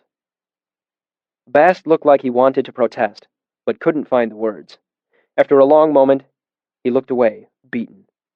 Kvothe leaned his elbows onto the bar, sighing. What do you think it was, anyway? Bast shook his head.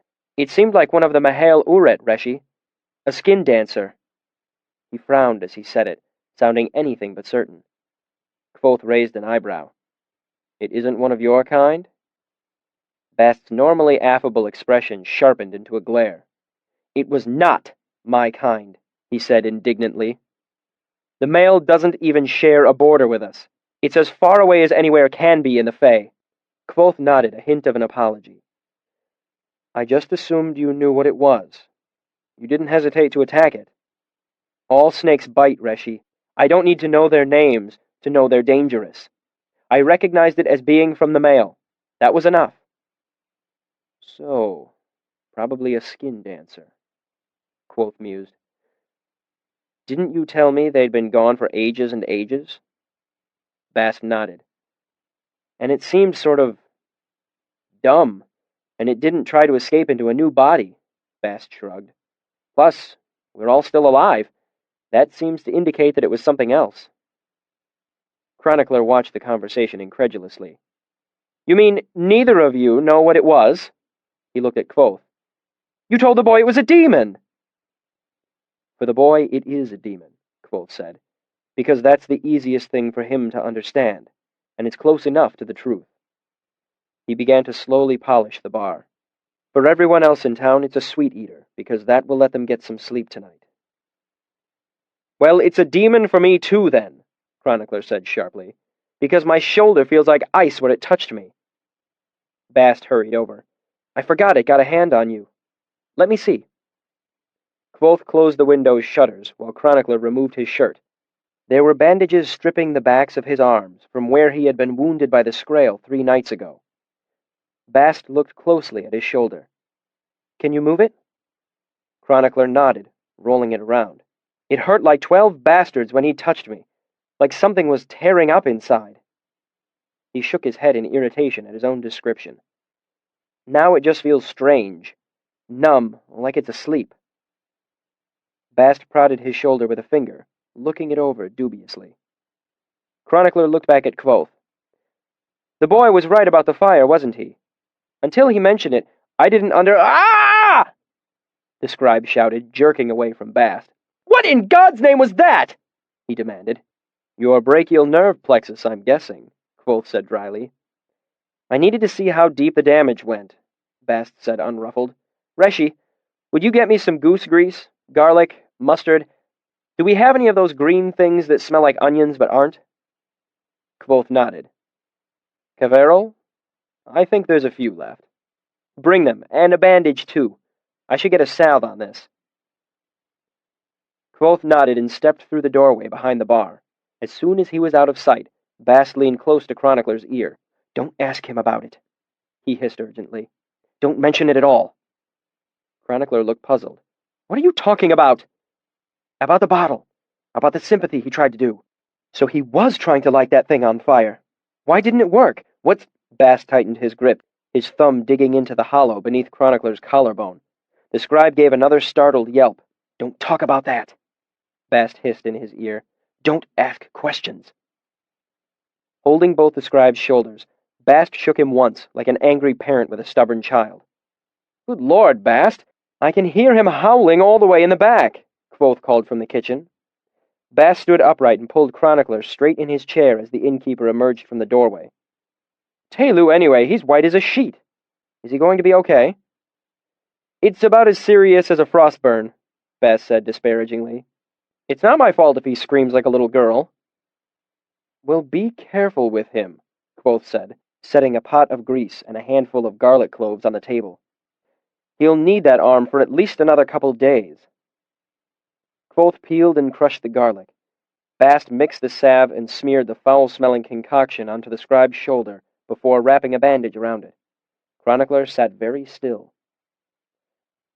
Do you feel up for a little more writing tonight?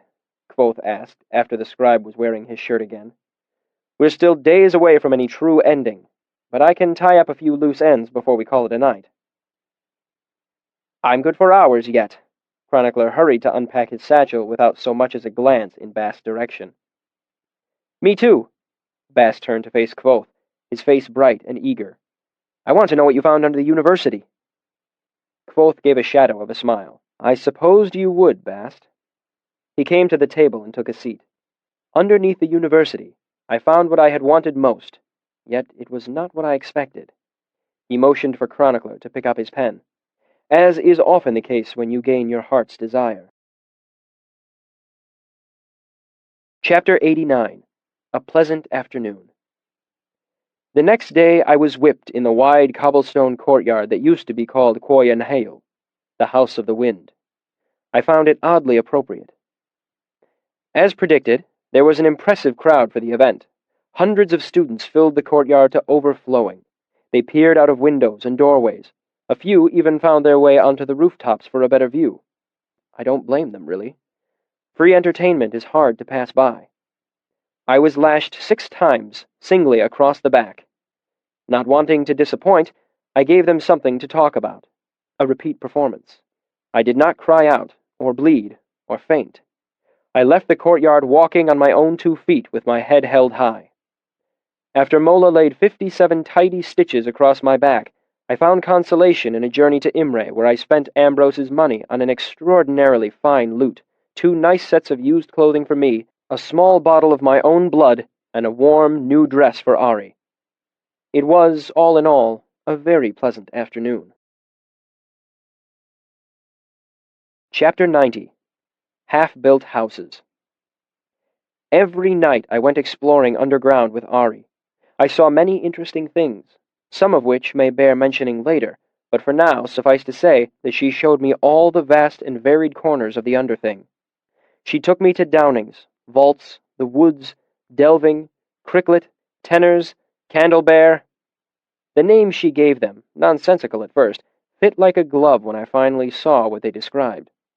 The woods didn't resemble a forest in any way. It was just a series of crumbling halls and rooms where ceilings were propped up with thick wooden support beams. Cricklet had a tiny trickle of fresh water running down one wall. The moisture attracted crickets, who filled the long, low room with their tiny songs. Vaults was a narrow hallway with 3 deep cracks running across the floor. I only understood the name after watching Ari jump all 3 in quick succession to make it to the other end.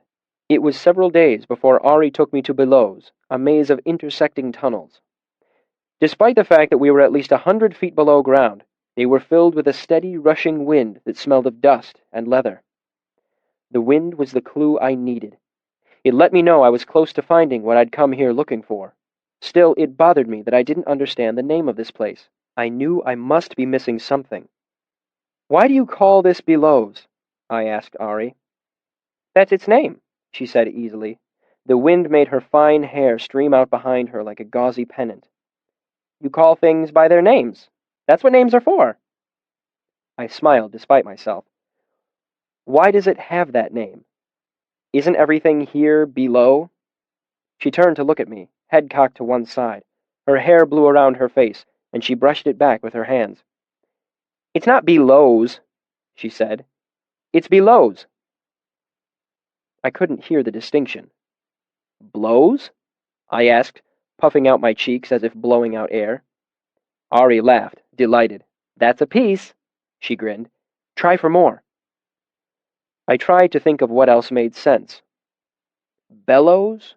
I made a gesture with both arms as if working a forge bellows.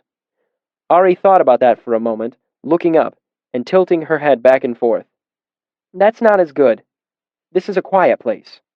She reached out a small hand and took hold of the edge of my cloak, pulling it out to the side so the slow wind caught it, filling it like a sail.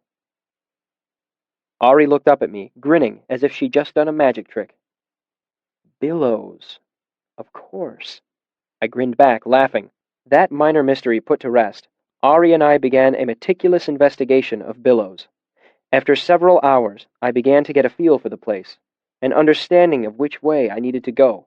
It was just a matter of finding the tunnel that led there. It was maddening. The tunnels twisted, leading in wide, unhelpful detours. Those rare times when I found a tunnel that stayed true to its course, the way was blocked. Several passages turned straight up or straight down, leaving me with no way to follow them. One passage had thick iron bars driven deep into the surrounding stone, blocking the way. Another grew steadily narrower until it was barely a handspan across. A third ended with a cave-in of tangled wood and soil. After days of searching, we finally found an ancient, moldering door. The damp wood crumbled to pieces when I tried to open it. Ari wrinkled her nose and shook her head. I'll skin my knees. Shining my sympathy lamp past the ruined door, I saw what she meant.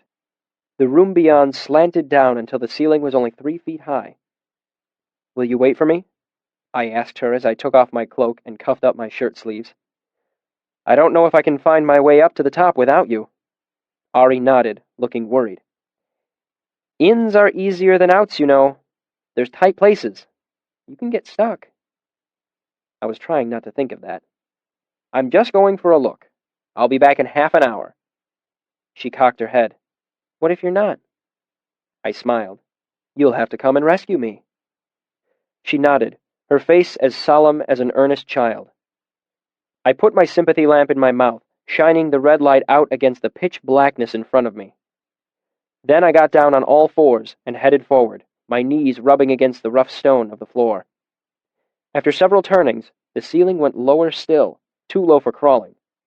After a long moment of consideration, I dropped to my belly and pressed on, pushing my lamp ahead of me. Each twist of my body pulled at the rows of stitches all across my back. If you have never been deep underground, I doubt you can understand what it is like. The darkness is absolute, almost tangible. It lurks outside the light, waiting to rush in like a sudden flood. The air is still and stale. There's no noise except what you make yourself. Your breathing becomes loud in your own ears. Your heart thumps, and all the while there is the overwhelming knowledge that thousands of tons of earth and stone are pressing down above you. Still, I continued to worm my way ahead, moving by inches. My hands were grimy, and sweat dripped into my eyes. The crawlway grew smaller yet, and I foolishly let one of my arms get pinned to my side. Cold sweat burst out across my whole body as I panicked. I struggled, trying to get it stretched out in front of me.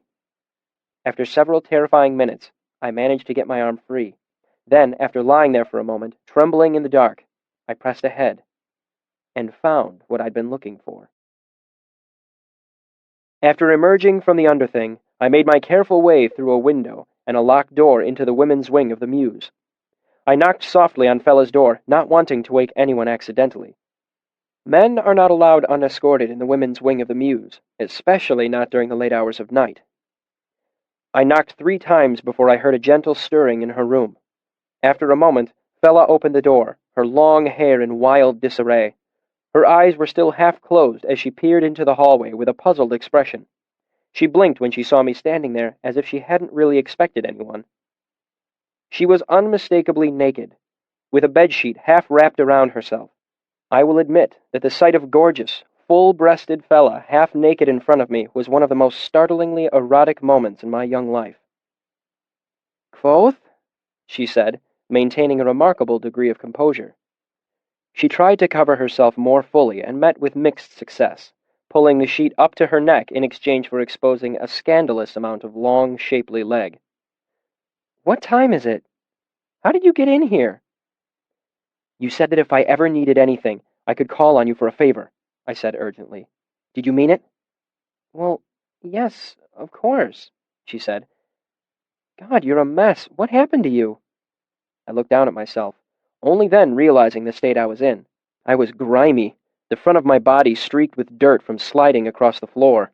I'd torn open my pants across one knee, and it looked like I was bleeding underneath. I'd been so excited that I hadn't even noticed or thought to change into my new clothes before I came. Fella took a half step back and swung the door wider, making room for me to enter. As it opened, the door made a tiny wind that pressed the sheet against her body, outlining her nudity in perfect profile for a moment. "Do you need to come in?" "I can't stay," I said without thinking, struggling against the urge to gawk openly. "I need you to meet a friend of mine in the archives tomorrow evening. 5th bell, by the 4-plate door. Can you do that?" "I have class," she said, "but if it's important, I can skip it." "Thank you," I said quietly as I backed away. It says a great deal about what I had found in the tunnels underneath the university that I was halfway back to my room at Anchor's before I realized I had turned down an invitation from a near-naked fella to join her in her room. The next day, Fella skipped her lecture on advanced geometries and made her way to the archives. She climbed down several flights of stairs and through a maze of corridors and shelves to find the only section of stone wall in the entire building that wasn't lined with books. The 4-plate door stood there, silent and immobile as a mountain. Valeritas. Fella looked around nervously, shifting her weight from foot to foot. After a long moment, a hooded figure stepped out of the dark and into the ruddy light of her hand lamp. She smiled anxiously. "Hello," she said softly. "A friend asked me to—" She paused and ducked her head a little, trying to glimpse the face under the shadow of the hood. You probably wouldn't be surprised at who she saw. "Kvothe?" she said incredulously, looking around in sudden panic. "My God, what are you doing in here?" "Trespassing," I said flippantly. She grabbed hold of me and pulled me through a maze of shelves until we came to one of the reading holes scattered throughout the archives. She pushed me in and closed the door firmly behind us and leaned against it. "How did you get in here? Lorne will burst a vessel! Do you want to get us both expelled?" "They wouldn't expel you," I said easily. "You're guilty of willful collusion at the very most. They can't expel you for that. You'd probably get off with a fine, since they don't whip women." I shifted my shoulders a little, feeling the dull tug of the stitches across my back, which seems a little unfair if you ask me. "How did you get in here?" she repeated. "Did you sneak past the desk?" "You're better off not knowing," I hedged. It had been billows, of course. Once I smelled old leather and dust on the wind there, I knew I was close. Hidden away in the maze of tunnels was a door that led directly into the lowest level of the stacks. It was there so the Scrivs would have easy access to the ventilation system. The door had been locked, of course, but locked doors have never proved much of a hindrance to me, more's the pity. I didn't tell Fella any of that, however. I knew my secret route would only work as long as it remained secret. Telling a Scriv, even a Scriv who owed me a favor, simply wasn't a good idea. "Listen," I said quickly. "It's safe as houses. I've been here for hours, and no one's come even close to me. Everyone carries their own light, so it's easy to avoid them." "You just surprised me," Fella said, as she brushed her dark hair back over her shoulders. "You're right, though. It's probably safer out there." She opened the door and peered outside, making sure the coast was clear. "Scrivs spot-check the reading holes periodically to make sure no one's sleeping in here or having sex." "What?" "There's a lot you don't know about the archives," she smiled as she opened the door the rest of the way.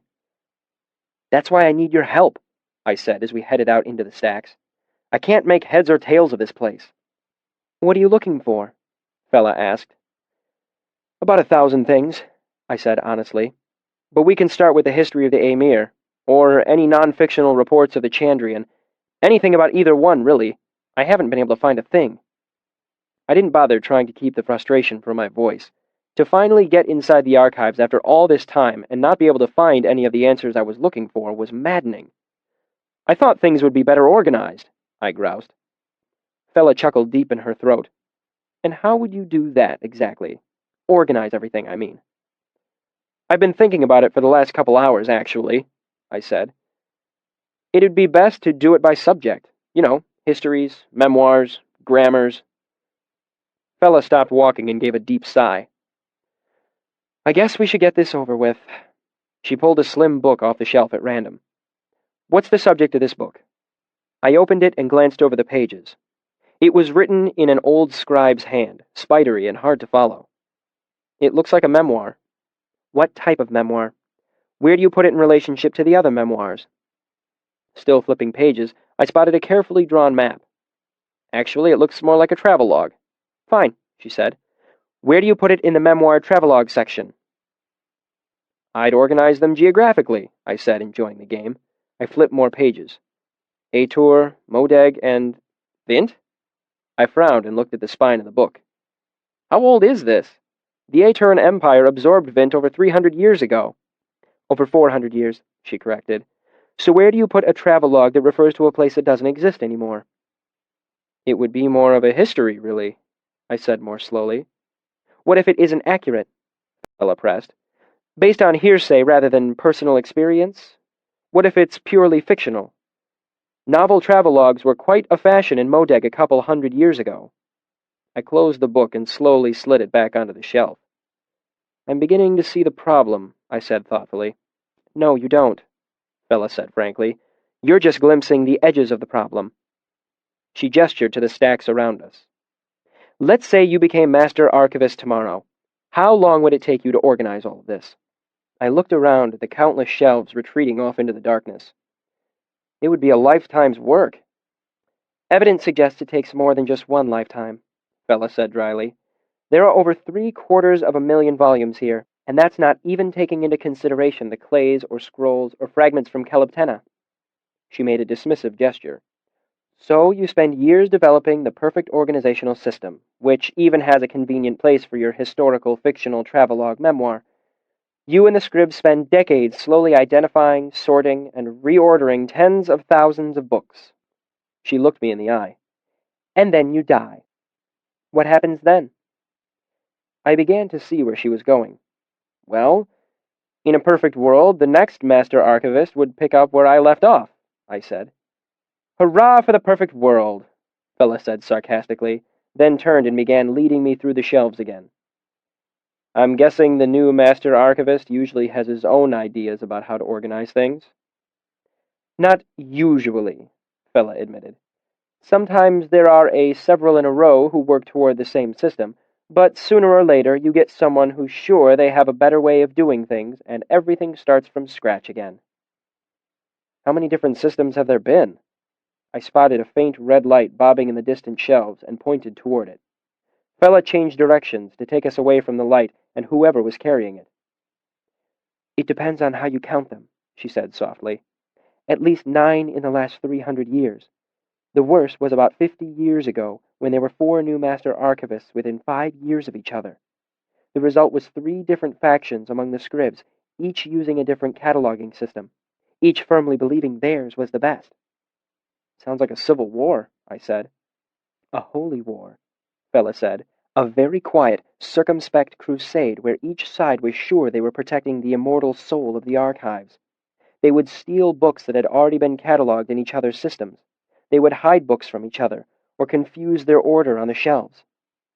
How long did this go on? Almost 15 years, Fella said. It might still be going on today if Master Tolem's scribes hadn't finally managed to steal the Larkin ledger books and burn them. The Larkins couldn't keep going after that. And the moral of the story is that people get passionate around books, I teased gently. Hence the need to spot-check the reading holes. Fella stuck out her tongue at me. The moral of the story is that things are a mess in here. We effectively lost almost 200,000 books when Tolem burned the Larkin ledgers. They were the only records on where those books were located. Then, 5 years later, Tolem dies. Guess what happens then? A new Master Archivist looking to start over with a clean slate? It's like an endless chain of half-built houses, she said, exasperated. It's easy to find books in the old system, so that's how they build the new system. Whoever's working on the new house keeps stealing lumber from what's been built before. The old systems are still there in scattered bits and pieces. We're still finding pockets of books scribs hid from each other years ago.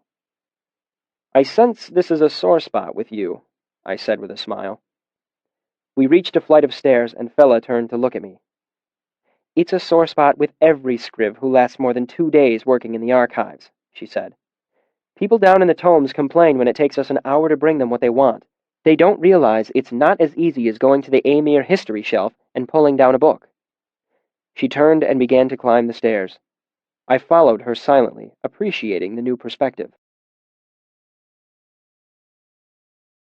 Chapter 91, Worthy of Pursuit. Fall term settled into a comfortable pattern after that. Fella slowly introduced me to the inner workings of the archives, and I spent what time I could spare skulking about, trying to dig up answers to my 1,000 questions. Elodin did something that could conceivably be referred to as teaching, but for the most part, he seemed more interested in confusing me than shedding any real light on the subject of naming. My progress was so non-existent that I wondered at times if there was any progress to be made at all. What time I didn't spend studying or in the archives, I spent on the road to Imre, braving the coming winter wind, if not looking for its name. The Aeolian was always my best bet for finding Denna, and as the weather worsened, I found her there more and more. By the time the first snow fell, I usually managed to catch her 1 trip of 3. Unfortunately, I rarely managed to have her wholly to myself, as she usually had someone with her. As Diak had mentioned, she was not the sort who spent a lot of time alone. Still, I kept coming. Why? Because whenever she saw me, some light would go on inside her, making her glow for a moment. She would jump to her feet, run to me, and catch hold of my arm, then, smiling, bring me back to her table and introduce me to her newest man. I came to know most of them. None were good enough for her, so I held them in contempt and hated them. They in turn hated and feared me. But we were pleasant to each other. Always pleasant. It was a game of sorts. He would invite me to sit, and I would buy him a drink. The 3 of us would talk, and his eyes would slowly grow dark as he watched her smile toward me. His mouth would narrow as he listened to the laughter that leaped from her as I joked, spun stories, sang. They would always react the same way, trying to prove ownership of her in small ways, holding her hand, a kiss, a too casual touch along her shoulder. They clung to her with desperate determination. Some of them merely resented my presence, saw me as a rival. But others had a frightened knowledge buried deep behind their eyes from the beginning. They knew she was leaving, and they didn't know why. So they clutched at her like shipwrecked sailors, clinging to the rocks despite the fact that they are being battered to death against them. I almost felt sorry for them. Almost. So they hated me, and it shone in their eyes when Denna wasn't looking. I would offer to buy another round of drinks, but he would insist, and I would graciously accept, and thank him, and smile. I have known her longer, my smile said. True, you have been inside the circle of her arms, tasted her mouth, felt the warmth of her, and that is something I have never had. But there is a part of her that is only for me. You cannot touch it, no matter how hard you might try. And after she has left you, I will still be here, making her laugh. My light shining in her. I will still be here long after she has forgotten your name. There were more than a few. She went through them like a pen through wet paper. She left them disappointed, or, frustrated, they abandoned her, leaving her heart sore, moved to sadness, but never as far as tears. There were tears once or twice, but they were not for the men she had lost or the men she had left. They were quiet tears for herself, because there was something inside her that was badly hurt. I couldn't tell what it was, and didn't dare to ask. Instead, I simply said what I could to take the pain away, and helped her shut her eyes against the world. Occasionally, I would talk about Denna with Willem and Simon. Being true friends, they gave me sensible advice and compassionate sympathy in roughly equal amounts. The compassion I appreciated, but the advice was worse than useless. They urged me toward the truth, told me to open my heart to her, to pursue her, Write her poetry. Send her roses. Roses. They didn't know her. Despite the fact that I hated them, Denna's men taught me a lesson that I might never have learned otherwise. What you don't understand, I explained to Simon one afternoon as we sat under the pennant pole, is that men fall for Denna all the time. Do you know what that's like for her? How tiresome it is? I am one of her few friends. I won't risk that. I won't throw myself at her. She doesn't want it. I will not be one of the 100 cow-eyed suitors who go mooning after her like love-struck sheep. I just don't understand what you see in her, Sim said carefully. I know she's charming, fascinating and all of that, but she seems rather... He hesitated. Cruel. I nodded. She is. Simon watched me expectantly, finally said, What? No defense for her? No. Cruel is a good word for her, but I think you're saying cruel and thinking something else. Denna is not wicked or mean or spiteful. She is cruel. Sim was quiet for a long while before responding. I think she might be some of those other things, and cruel as well. Good, honest, gentle Sim. He could never bring himself to say bad things about another person, just imply them. Even that was hard for him. He looked up at me. I talked with Savoy. He's still not over her. He really loved her, you know. Treated her like a princess. He would have done anything for her. But she left him anyway. No explanation. Denna is a wild thing, I explained. Like a hind or a summer storm. If a storm blows down your house or breaks a tree, you don't say the storm was mean. It was cruel. It acted according to its nature, and something unfortunately was hurt. The same is true of Denna. What's a hind? A deer. I thought that was a hart. A hind is a female deer. A wild deer. Do you know how much good it does to chase a wild thing? None. It works against you. It startles the hind away. All you can do is stay gently where you are and hope in time that the hind will come to you. Sim nodded, but I could tell he didn't really understand. Did you know they used to call this place the questioning hall? I said, pointedly changing the subject. Students would write questions on slips of paper and let the wind blow them around. You would get different answers depending on the way the paper left the square.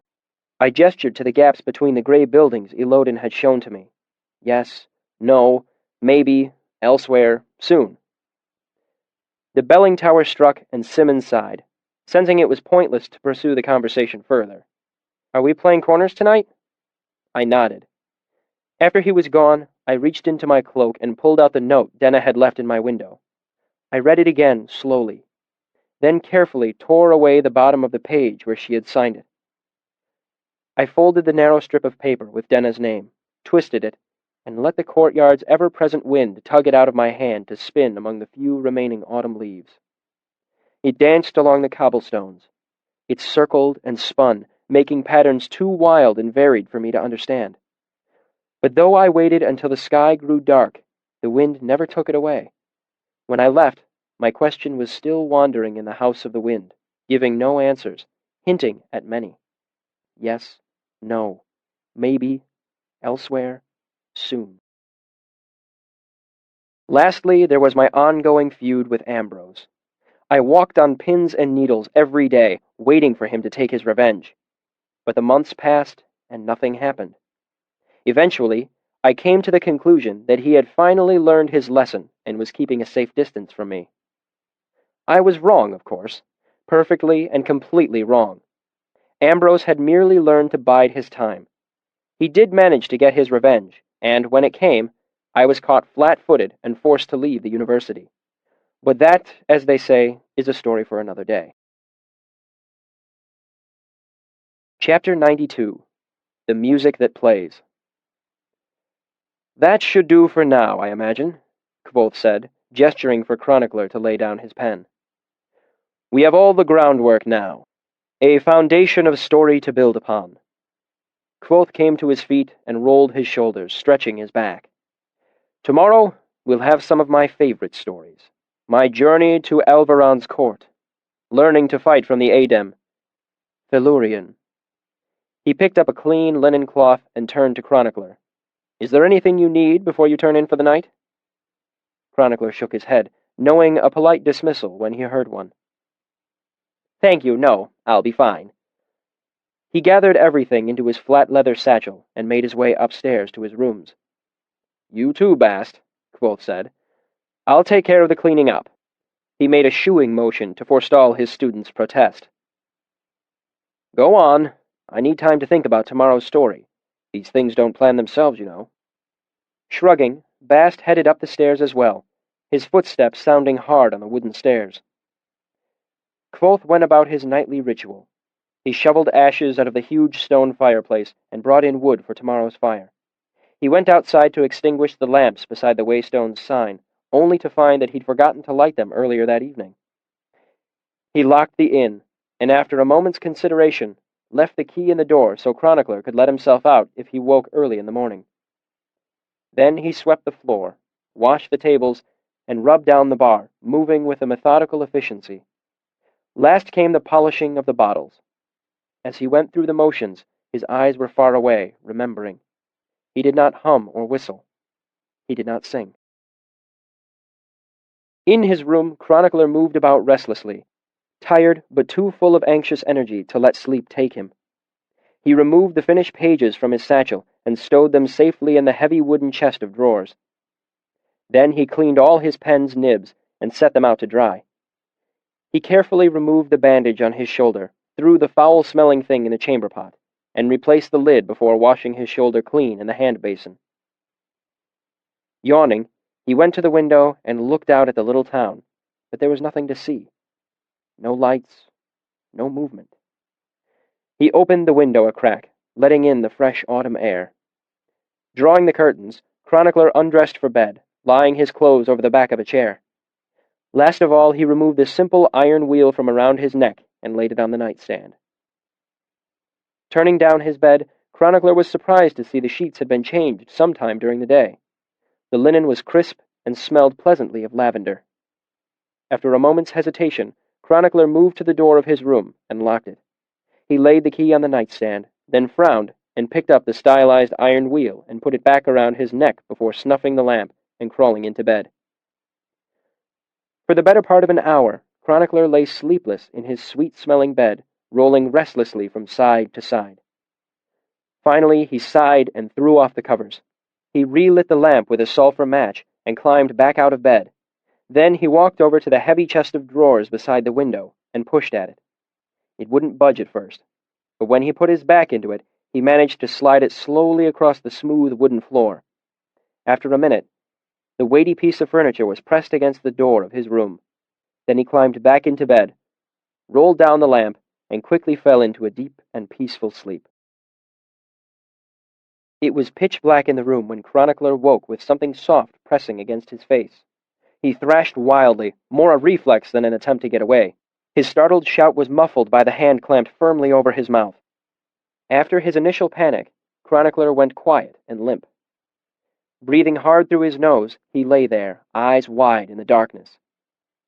"It's just me," Bast whispered without removing his hand. Chronicler said something muffled. "We need to talk." Kneeling beside the bed, Bast looked down at the dark shape Chronicler made, twisted in his blankets. "I'm going to light the lamp, and you're not going to make any loud noises. All right?" Chronicler nodded against Bast's hand. A moment later, a match flared, filling the room with jagged red light and the acrid smell of sulfur. Then gentler lamplight welled up. Bast licked his fingers and pinched the match between them. Trembling slightly, Chronicler sat up in the bed and put his back against the wall. Bare-chested, he gathered the blanket self-consciously around his waist and glanced toward the door. The heavy dresser was still in place. Bast followed his gaze. "That shows a certain lack of trust," he said dryly. "You better not have scratched up his floors. He gets mad as hell about that sort of thing." "How did you get in here?" Chronicler demanded. Bast flailed his hands frantically at Chronicler's head. "Quiet!" he hissed. "We have to be quiet. He has ears like a hawk." "How?" Chronicler began more softly, then stopped. "Hawks don't have ears." Bast gave him a puzzled look. What? You said he has ears like a hawk. That doesn't make any sense. Bast frowned and made a dismissive gesture. You know what I mean. He can't know that I'm here. Bast sat on the edge of the bed and smoothed down his pants self-consciously. Chronicler gripped the blankets bunched around his waist. Why are you here? Like I said, we need to talk. Bast looked at Chronicler seriously. We need to talk about why you're here. This is what I do, Chronicler said, irritated. I collect stories, and when I get the chance, I investigate odd rumors and see if there's any truth behind them. Out of curiosity, which rumor was it? Bast asked. Apparently, you got soppy drunk and let something slip to a wagoneer, Chronicler said. Rather careless, all things considered. Bast gave Chronicler a profoundly pitying look. Look at me, Bast said, as if talking to a child. Think. Could some wagon herder get me drunk? Me? Chronicler opened his mouth, closed it. Then? He was my message in a bottle. One of many. You just happened to be the first person to find one and come looking. Chronicler took a long moment to digest this piece of information. I thought you two were hiding. Oh, we're hiding all right, Bast said bitterly. We're tucked away so safe and sound that he's practically fading into the woodwork. I can understand you feeling a little stifled around here, Chronicler said, but honestly, I don't see what your master's bad mood has to do with the price of butter. Bast's eyes flashed angrily. It has everything to do with the price of butter, he said through his teeth. And it's a damn sight more than a bad mood, you ignorant, wretched Anhalt Fane. This place is killing him. Chronicler went pale at Bast's outburst. I'm not... Bast closed his eyes and drew a deep breath, obviously trying to calm himself. You just don't understand what's going on, he said, speaking to himself as much as Chronicler. That's why I came to explain. I've been waiting for months for someone to come. Anyone. Even old enemies come to settle scores would be better than him wasting away like this. But you're better than I'd hoped for. You're perfect. Perfect for what? Chronicler asked. I don't even know what the problem is. It's like... Have you ever heard the story of Martin Maskmaker? Chronicler shook his head, and Bast gave a frustrated sigh. How about plays? Have you seen The Ghost and the Goose Girl, or The Halfpenny King? Chronicler frowned. Is that the one where the king sells his crown to an orphan boy? Bast nodded. And the boy becomes a better king than the original. The goose girl dresses like a countess, and everyone is stunned by her grace and charm. He hesitated, struggling to find the words he wanted. You see, there's a fundamental connection between seeming and being. Every Fey child knows this, but you mortals never seem to see. We understand how dangerous a mask can be. We all become what we pretend to be. Chronicler relaxed a bit, sensing familiar ground. That's basic psychology. You dress a beggar in fine clothes, people treat him like a noble, and he lives up to their expectations. That's only the smallest piece of it, Bast said. The truth is deeper than that. It's... Bast floundered for a moment. It's like everyone tells a story about themselves inside their own head. Always. All the time. That story makes you what you are. We build ourselves out of that story. Frowning, Chronicler opened his mouth, but Bast held up a hand to stop him. No, listen. I've got it now. You meet a girl. Shy, unassuming. If you tell her she's beautiful, she'll think you're sweet, but she won't believe you. She knows that beauty lies in your beholding. Bast gave a grudging shrug. And sometimes that's enough. His eyes brightened. But there's a better way. You show her she is beautiful. You make mirrors of your eyes, prayers of your hands against her body. It is hard, very hard, but when she truly believes you... Bast gestured excitedly. Suddenly, the story she tells herself in her own head changes. She transforms. She isn't seen as beautiful. She is beautiful seen.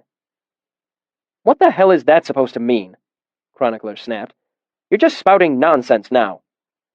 I'm spouting too much sense for you to understand, Bast said testily. But you're close enough to see my point. Think of what he said today. People saw him as a hero, and he played the part. He wore it like a mask, but eventually he believed it. It became the truth. But now, he trailed off. Now people see him as an innkeeper, Chronicler said. No, Bast said softly. People saw him as an innkeeper a year ago. He took off the mask when they walked out the door. Now he sees himself as an innkeeper, and a failed innkeeper at that. You saw what he was like when Cobb and the rest came in tonight. You saw that thin shadow of a man behind the bar tonight. It used to be an act. Bast looked up excited. But you're perfect. You can help him remember what it was like. I haven't seen him so lively in months. I know you can do it. Chronicler frowned a bit. I'm not sure. I know it will work, Bast said eagerly. I tried something similar a couple of months ago. I got him to start a memoir. Chronicler perked up. He wrote a memoir? Started a memoir, Bast said. He was so excited, talked about it for days, wondering where he should begin his story. After his first night's writing, he was like his old self again. He looked 3 feet taller with lightning on his shoulders. Bast sighed. But something happened. The next day he read what he'd written and went into one of his dark moods, claimed the whole thing was the worst idea he'd ever had. What about the pages he wrote? Bast made a crumpling motion with his hands and tossed imaginary paper away. What did they say? Chronicler asked. Bast shook his head.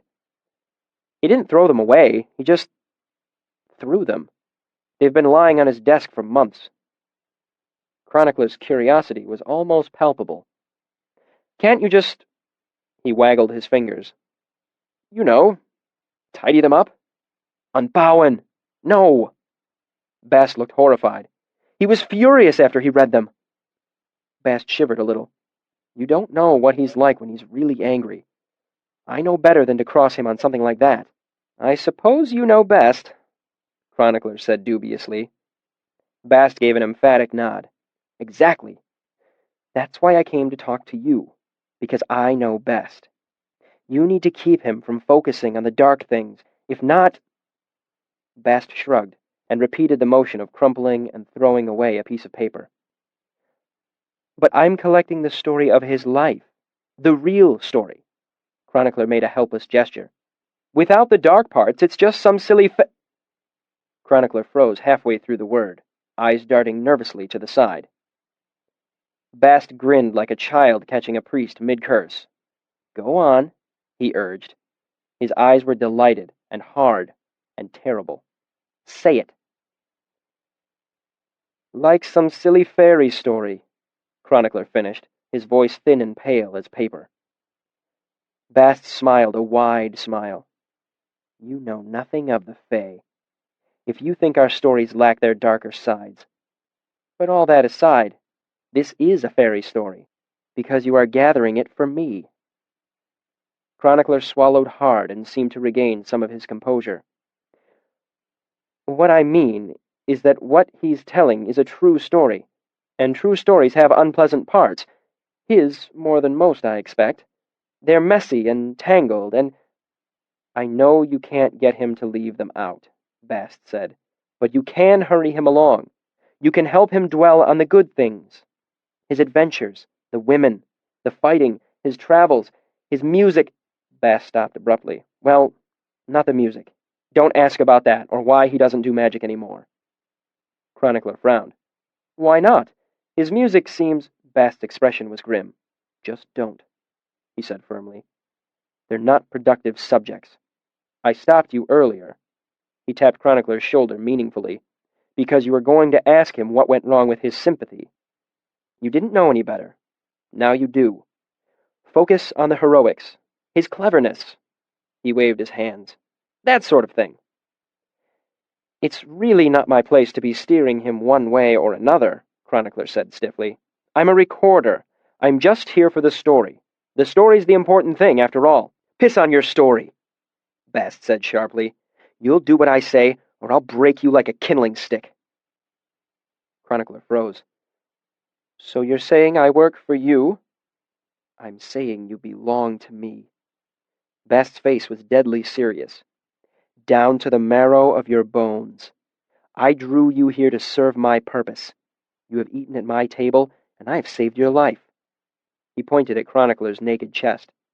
3 ways I own you. That makes you wholly mine, an instrument of my desire. You will do as I say.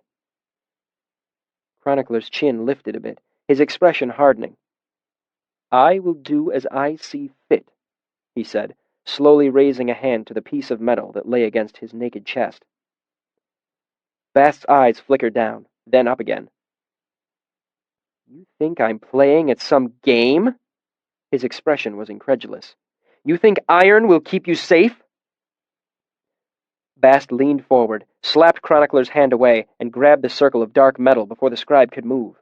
Immediately, Bast's arms stiffened, and his eyes clenched shut in a grimace of pain. When he reopened them, they were solid blue, the color of deep water or the darkening sky. Bast leaned forward, bringing his face close to Chronicler's. The scribe panicked and tried to scrabble sideways out of the bed, but Bast took hold of his shoulder and held him fast. Hear my words, manling, he hissed. Do not mistake me for my mask. You see light dappling on the water and forget the deep, cold dark beneath. The tendons in Bast's hand creaked as he tightened his grip on the circle of iron. Listen, you cannot hurt me. You cannot run or hide. In this, I will not be defied. As he spoke, Bast's eyes grew paler until they were the pure blue of a clear noontime sky. I swear by all the salt in me, if you run counter to my desire, the remainder of your brief mortal span will be an orchestra of misery. I swear by stone and oak and elm, I'll make a game of you. I'll follow you unseen and smother any spark of joy you find. You'll never know a woman's touch, a breath of rest, a moment's peace of mind. Bast's eyes were now the pale blue-white of lightning, his voice tight and fierce. And I swear by the night sky and the ever-moving moon, if you lead my master to despair, I will slit you open and splash around like a child in a muddy puddle. I'll string a fiddle with your guts and make you play it while I dance. Bast leaned closer until their faces were mere inches apart, his eyes gone white as opal, white as a full-bellied moon. You are an educated man. You know there are no such things as demons. Bast smiled a terrible smile. There is only my kind. Bast leaned closer still. Chronicler smelled flowers on his breath. You are not wise enough to fear me as I should be feared. You do not know the first note of the music that moves me. Bast pushed himself away from Chronicler and took several steps back from the bed. Standing at the edge of the candle's flickering light, he opened his hand, and the circle of iron fell to the wooden floor, ringing dully. After a moment, Bast drew a slow, deep breath. He ran his hands through his hair. Chronicler remained where he was, pale and sweating. Bast bent to pick up the iron ring by its broken cord, knotting it together again with quick fingers. Listen, there's no reason we can't be friends, he said matter-of-factly as he turned and held the necklace out to Chronicler. His eyes were a human blue again, his smile warm and charming. There's no reason we can't all get what we want. You get your story. He gets to tell it. You get to know the truth. He gets to remember who he really is. Everyone wins, and we'll all go our separate ways, pleased as peaches. Chronicler reached out to take hold of the cord, his hand trembling slightly. What do you get? He asked, his voice a dry whisper. What do you want out of this? The question seemed to catch Bast unprepared. He stood still and awkward for a moment, all his fluid grace gone. For a moment, it looked as if he might burst into tears. What do I want? I just want my Reshi back. His voice was quiet and lost. I want him back the way he was. There was a moment of awkward silence. Bast scrubbed at his face with both hands and swallowed hard. I've been gone too long. he said abruptly, walking to the window and opening it. He paused with one leg over the sill and looked back at Chronicler. Can I bring you anything before you go to sleep? A nightcap? More blankets? Chronicler shook his head numbly, and Bast waved as he stepped the rest of the way out the window, closing it gently behind him. Epilogue. A silence of 3 parts. It was night again. The Waystone Inn lay in silence, and it was a silence of 3 parts. The first part was a hollow, echoing quiet, made by things that were lacking. If there had been horses stabled in the barn, they would have stamped and champed and broken it to pieces.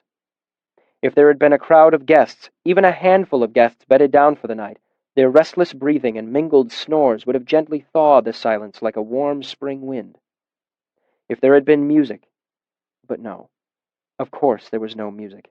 In fact, there were none of these things, and so the silence remained. Inside the Waystone, a man huddled in his deep, sweet-smelling bed. Motionless, waiting for sleep, he lay wide-eyed in the dark. In doing this, he added a small, frightened silence to the larger, hollow one.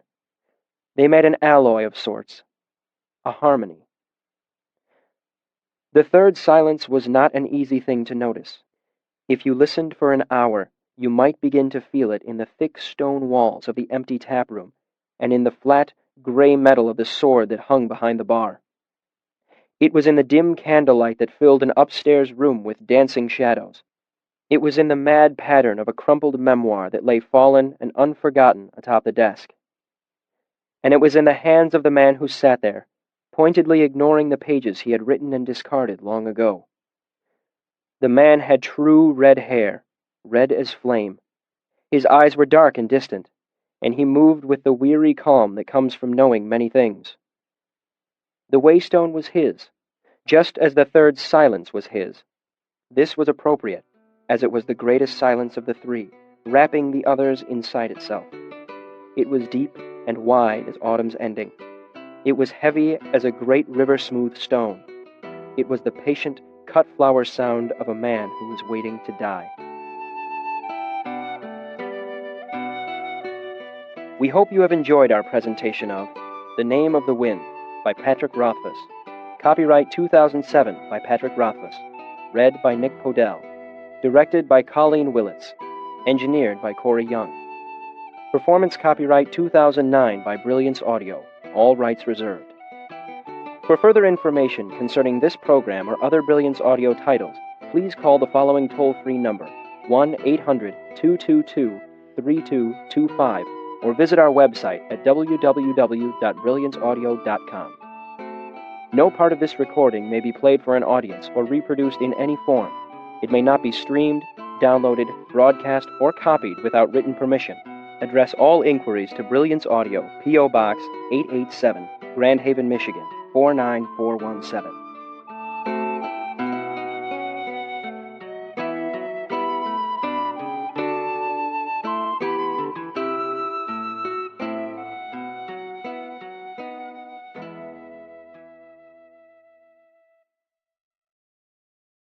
Audible hopes you have enjoyed this program.